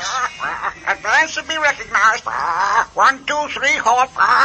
Here, Gracie. Here, Gracie. You hear that? You hear that? Belshazzar warning me. What do you mean, warning you? Someone's prowling in the dark about my cave up there in the jungle. Here, Gracie. Here, Gracie. Here, Gracie. You hear that? Somebody's up there. Manuel. Si, I am here.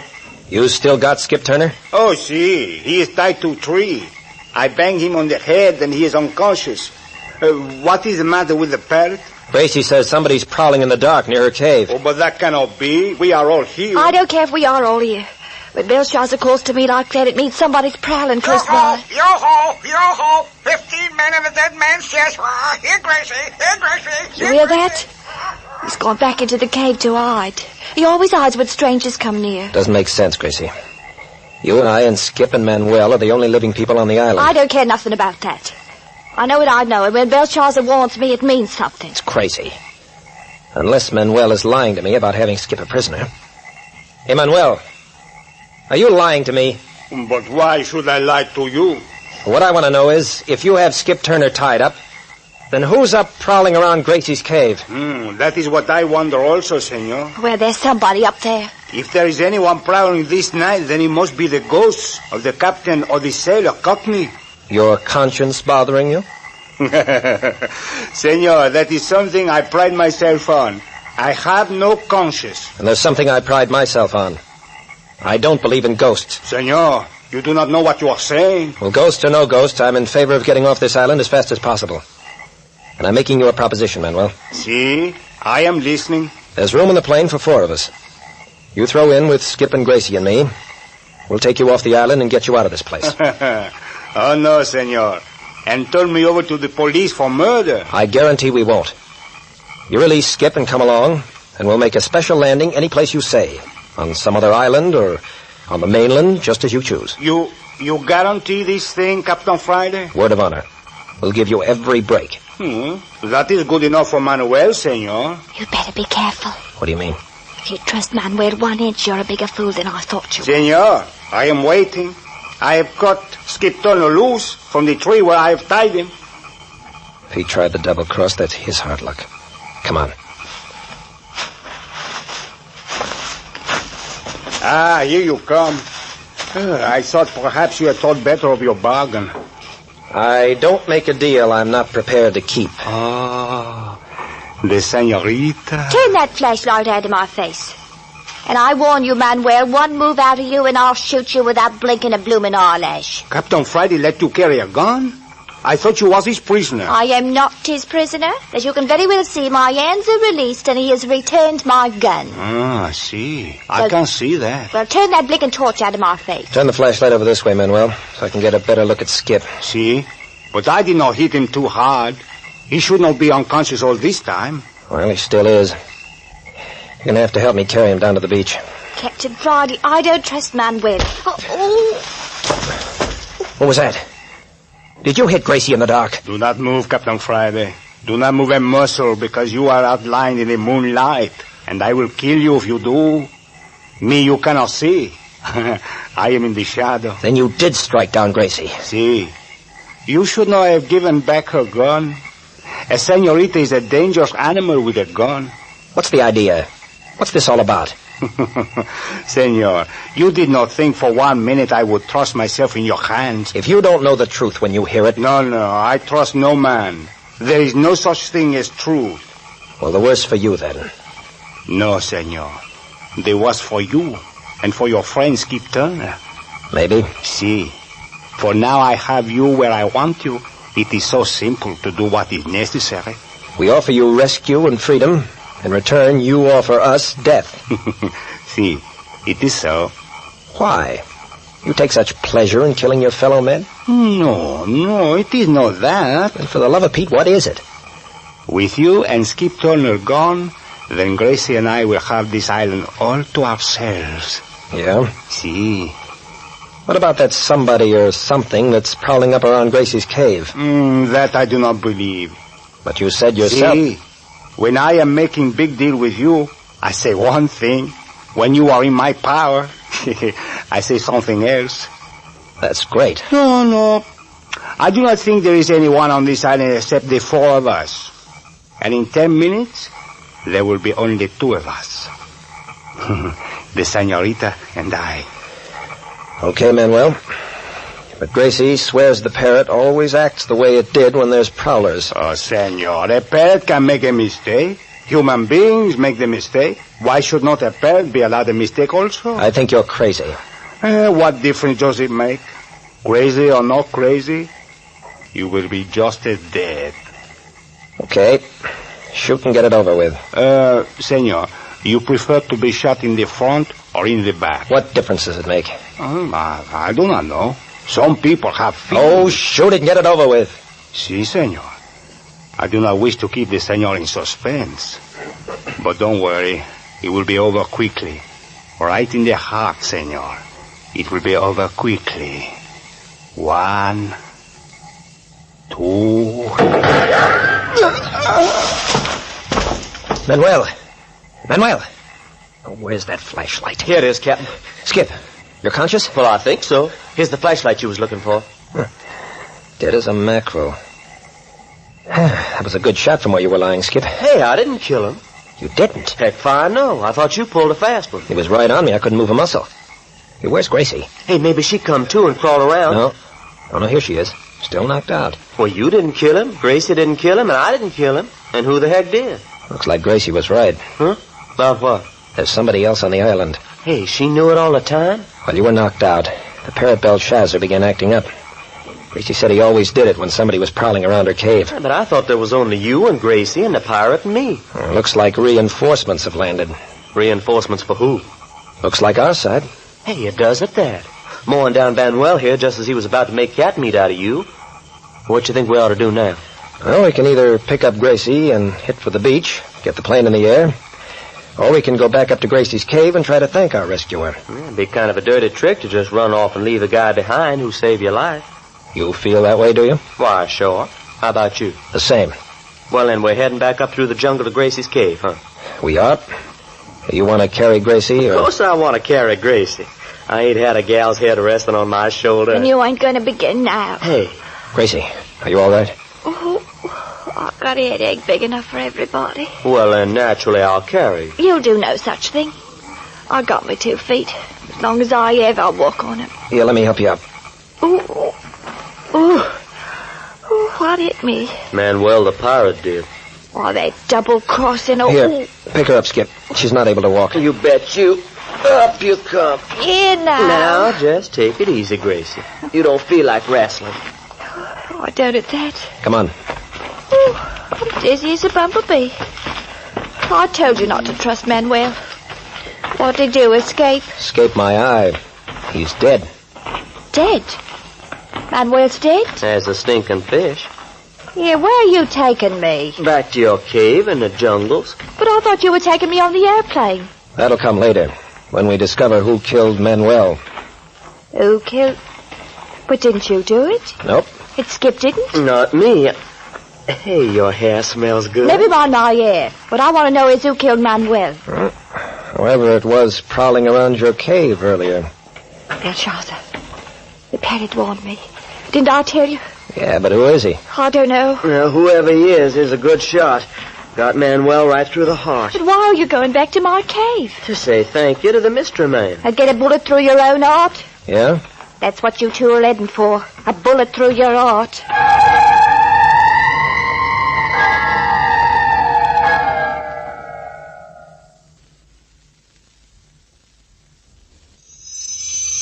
This tiny, isolated atoll in the midst of the South China Sea should be called Dead Men's Island instead of Shipwreck Island. The captain of the yacht is dead, Cockney is dead, and now Manuel the pirate is dead. And somewhere abroad on this 2x4 coral strand is a phantom figure, moving in stealth and in darkness. Who is it? That's why Captain Friday and Skip insist on returning to Gracie's cave. They want to know, and they're returning against Gracie's vehement protests. You're doing yourself an harm coming back like this. You're doing yourself an harm and you'll get no thanks for it. Don't you get it, Gracie? Somebody done us a good deed. Shot the pirate and saved our lives. But you can't just up and fly away from a deserted island and leave a friend behind. He ain't no friend of yours. What did you say, Gracie? I said he ain't no friend of yours, and you'll save yourself a heap of trouble if you go away from this island. Just a minute. Now, let's get to the bottom of this. Bottom of what? Who isn't a friend of ours? Whoever shot Manuel. He'll do the same by you. You say that as though you know what you're talking about. Of course I know what I'm talking about. Of course I know. And this phantom person isn't a phantom at all. I mean, as far as you're concerned. I never said that. You the same as said it. I never did. Why, sure you Hold did. it, Skip. Excuse me. Now, look, Gracie. There is somebody on this island you know about, isn't there? There's been somebody on the island all the time. Somebody from the wrecked yacht. That's a lie. Is it? You heard me say so. But I don't believe you. I was washed ashore in the storm. The captain was washed ashore, and so was Cockney and Manuel. And that's all? And that's all. Well, except for Belshazzar, my friend the parrot. Okay, come on. Yeah. Now, just a minute. Take her arm, Skip. Yeah, come on, Gracie. Don't take hold of me. Don't rough me up. Hey, what you scared about?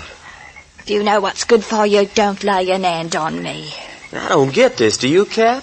No, but I'm beginning to get ideas. Look, I'm telling you for your own good. You treated me like a pair of gents, and I don't want to see you get hurt. What's that mean? The cave where I've been living for the last 6 months is just up ahead.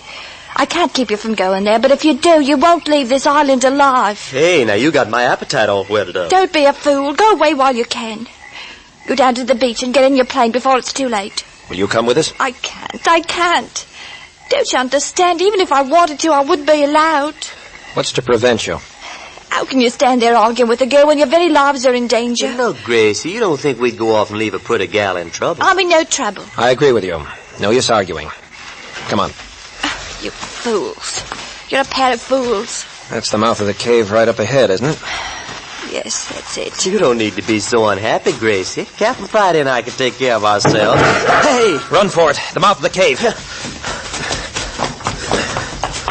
Oh. Inside. That's it. Made it. I made it all right. Hey, that rifle bullet went by my ear like a bumblebee in a fruit jar. Well, now, maybe you'll believe me. About what? That you're dead men. Hey, I don't feel dead. There you are. Dead men. Both of you. Gracie. Well, Where's Belshazzar? what, the parrot? Yes, the parrot. Where is he? Well, how should I know? About somewhere, I suppose. You said he always squawked when strangers came near the cave. We're strangers. Why didn't he squawk? He's a temperamental parrot. And you also said he hid himself at the back of the cave here when strangers got too near. And so he does. Well, let's get him. I'd like to look at him. Well, maybe he ain't there. Maybe he's out in the jungle. Why would he be out there? Well, Belshazzar's been making eyes at a cock or two out in the jungle lately. He's probably out there sitting with her in the moonlight. In other words, Gracie, there is no parrot. Hey, Chief. You heard him with your own ears, didn't you? I heard something you say was a parrot. Sounded like a parrot to me, Captain. Maybe. Maybe it sounded like a human being trying to sound like a parrot. That's a lie. Okay.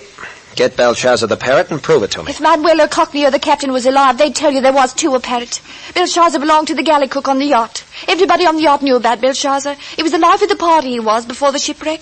How did you happen to get him after the wreck? I found him washed ashore. His feather was wet and he was shivering like a leaf.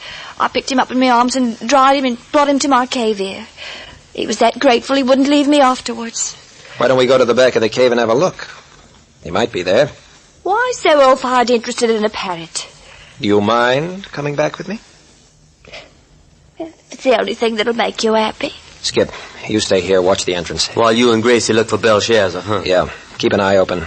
I don't want anyone sneaking in behind us while we're back there. Check. Shall we go, Gracie? I've given you all the warning I'm going to. From now on, you'll just have to do the best that you can. Just listen at her. As though me and Captain Friday could... Hey. Hey, out there, outside the cave. No use giving me that silent treatment. I seen your shadow when you moved behind that tree yonder. Then you have seen the shadow of your own doom, which is close upon you. Hey, a doggone Oriental. Oriental is a general term which covers many races and creeds and facial and mental characteristics. You sound like a dad-born professor. I am a student by avocation. My profession is a culinary art practiced aboard sea-going vessels. In other words, you're a sea cook by trade. If you wish. Hey, then you must be the cook aboard the yacht that Gracie was telling us about. The girl tell you about me? Yeah, that you was the owner of the parrot, Belshazzar, on the yacht. Oh, what else did she say? Well, that's all. Hey, look, what you hiding out on us for? We owe you a lot for shooting the parrot at a kind of a critical time in our lives. Come on out and shake hands with a man that wants to thank you. Do not be a fool. Huh? What's that mean? I did not kill Manuel to save you. I killed him because he struck the girl. Oh, yeah, I see what you mean. Oh, so that's what Gracie meant when she warned us not to grab a hold of her or rough her up. You was watching us, huh? I was watching. Well, what the heck you want to kill us for? If you've been watching, you know doggone well we don't mean Gracie no harm. You are trying to take her from this island. Well, sure, but we'll take you, too. We'll be glad to take you. No. What you mean, no? You don't want to stay here forever, do you? With the girl? Yes. Hey, look, you mean you'd be willing to spend the rest of your life out here, isolated from the rest of the world, if we'll just go away and leave you and Gracie alone? It would be a pleasure. It would be something beyond words to express. I'm afraid I'd get kind of tired of even Salome and the Queen of Sheba rolled into one after 6 months of the year. That is the Western mind.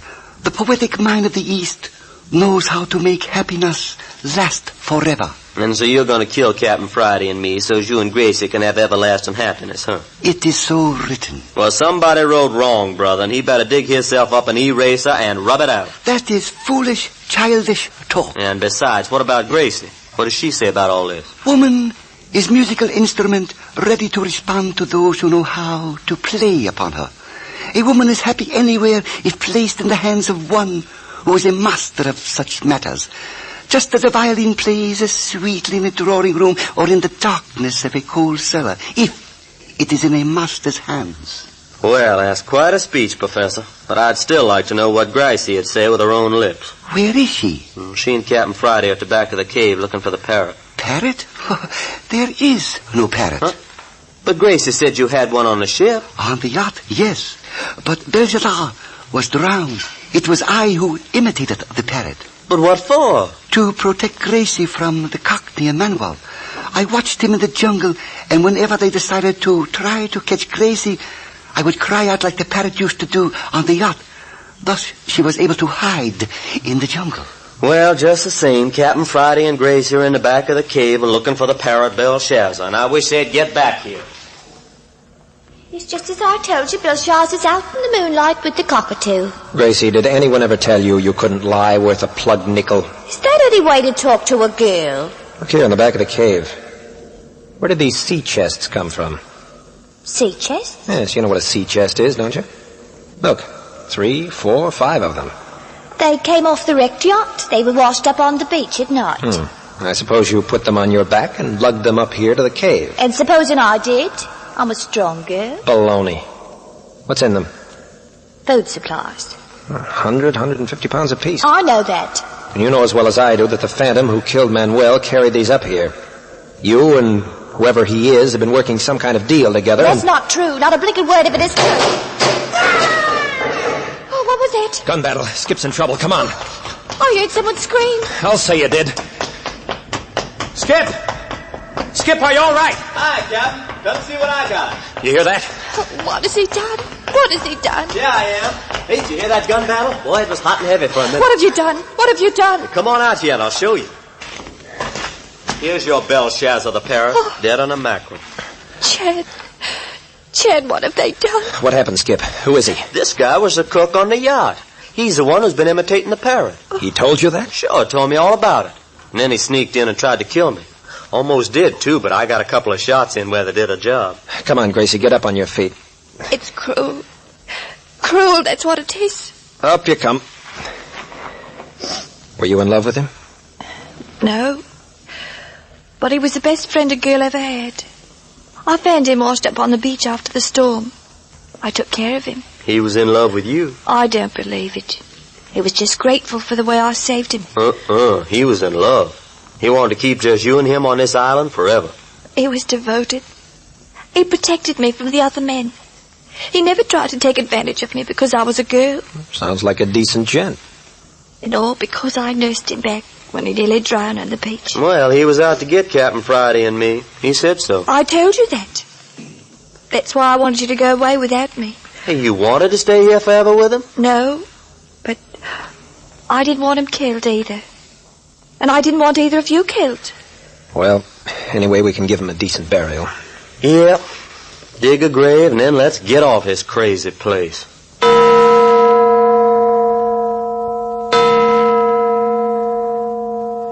You got your belt fastened, Gracie? It's fastened. Shut the door and lock it, Skip. Door's secure. Turn him over, Captain. Okay, here goes.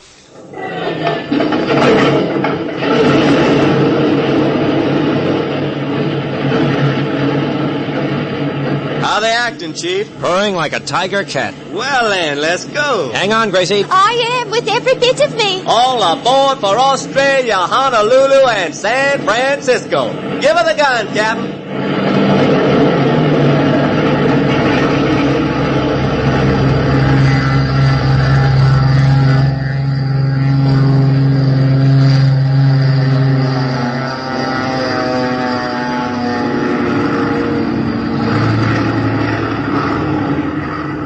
There we are. Are we up in the air? Relax, Gracie. You can open your eyes now.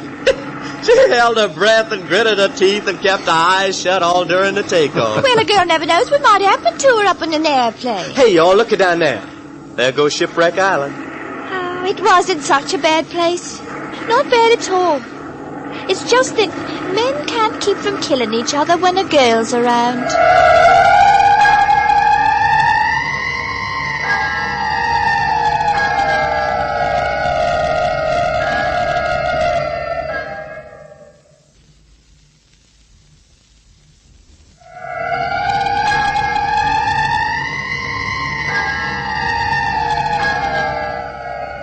And that is what happened to the girl on Shipwreck Island. From Australia, Captain Friday and Skip returned to San Francisco. And when you next hear from them, they will undoubtedly be up to their necks in high adventure, intrigue, and more blood and thunder. You have been listening to Adventures by Morse.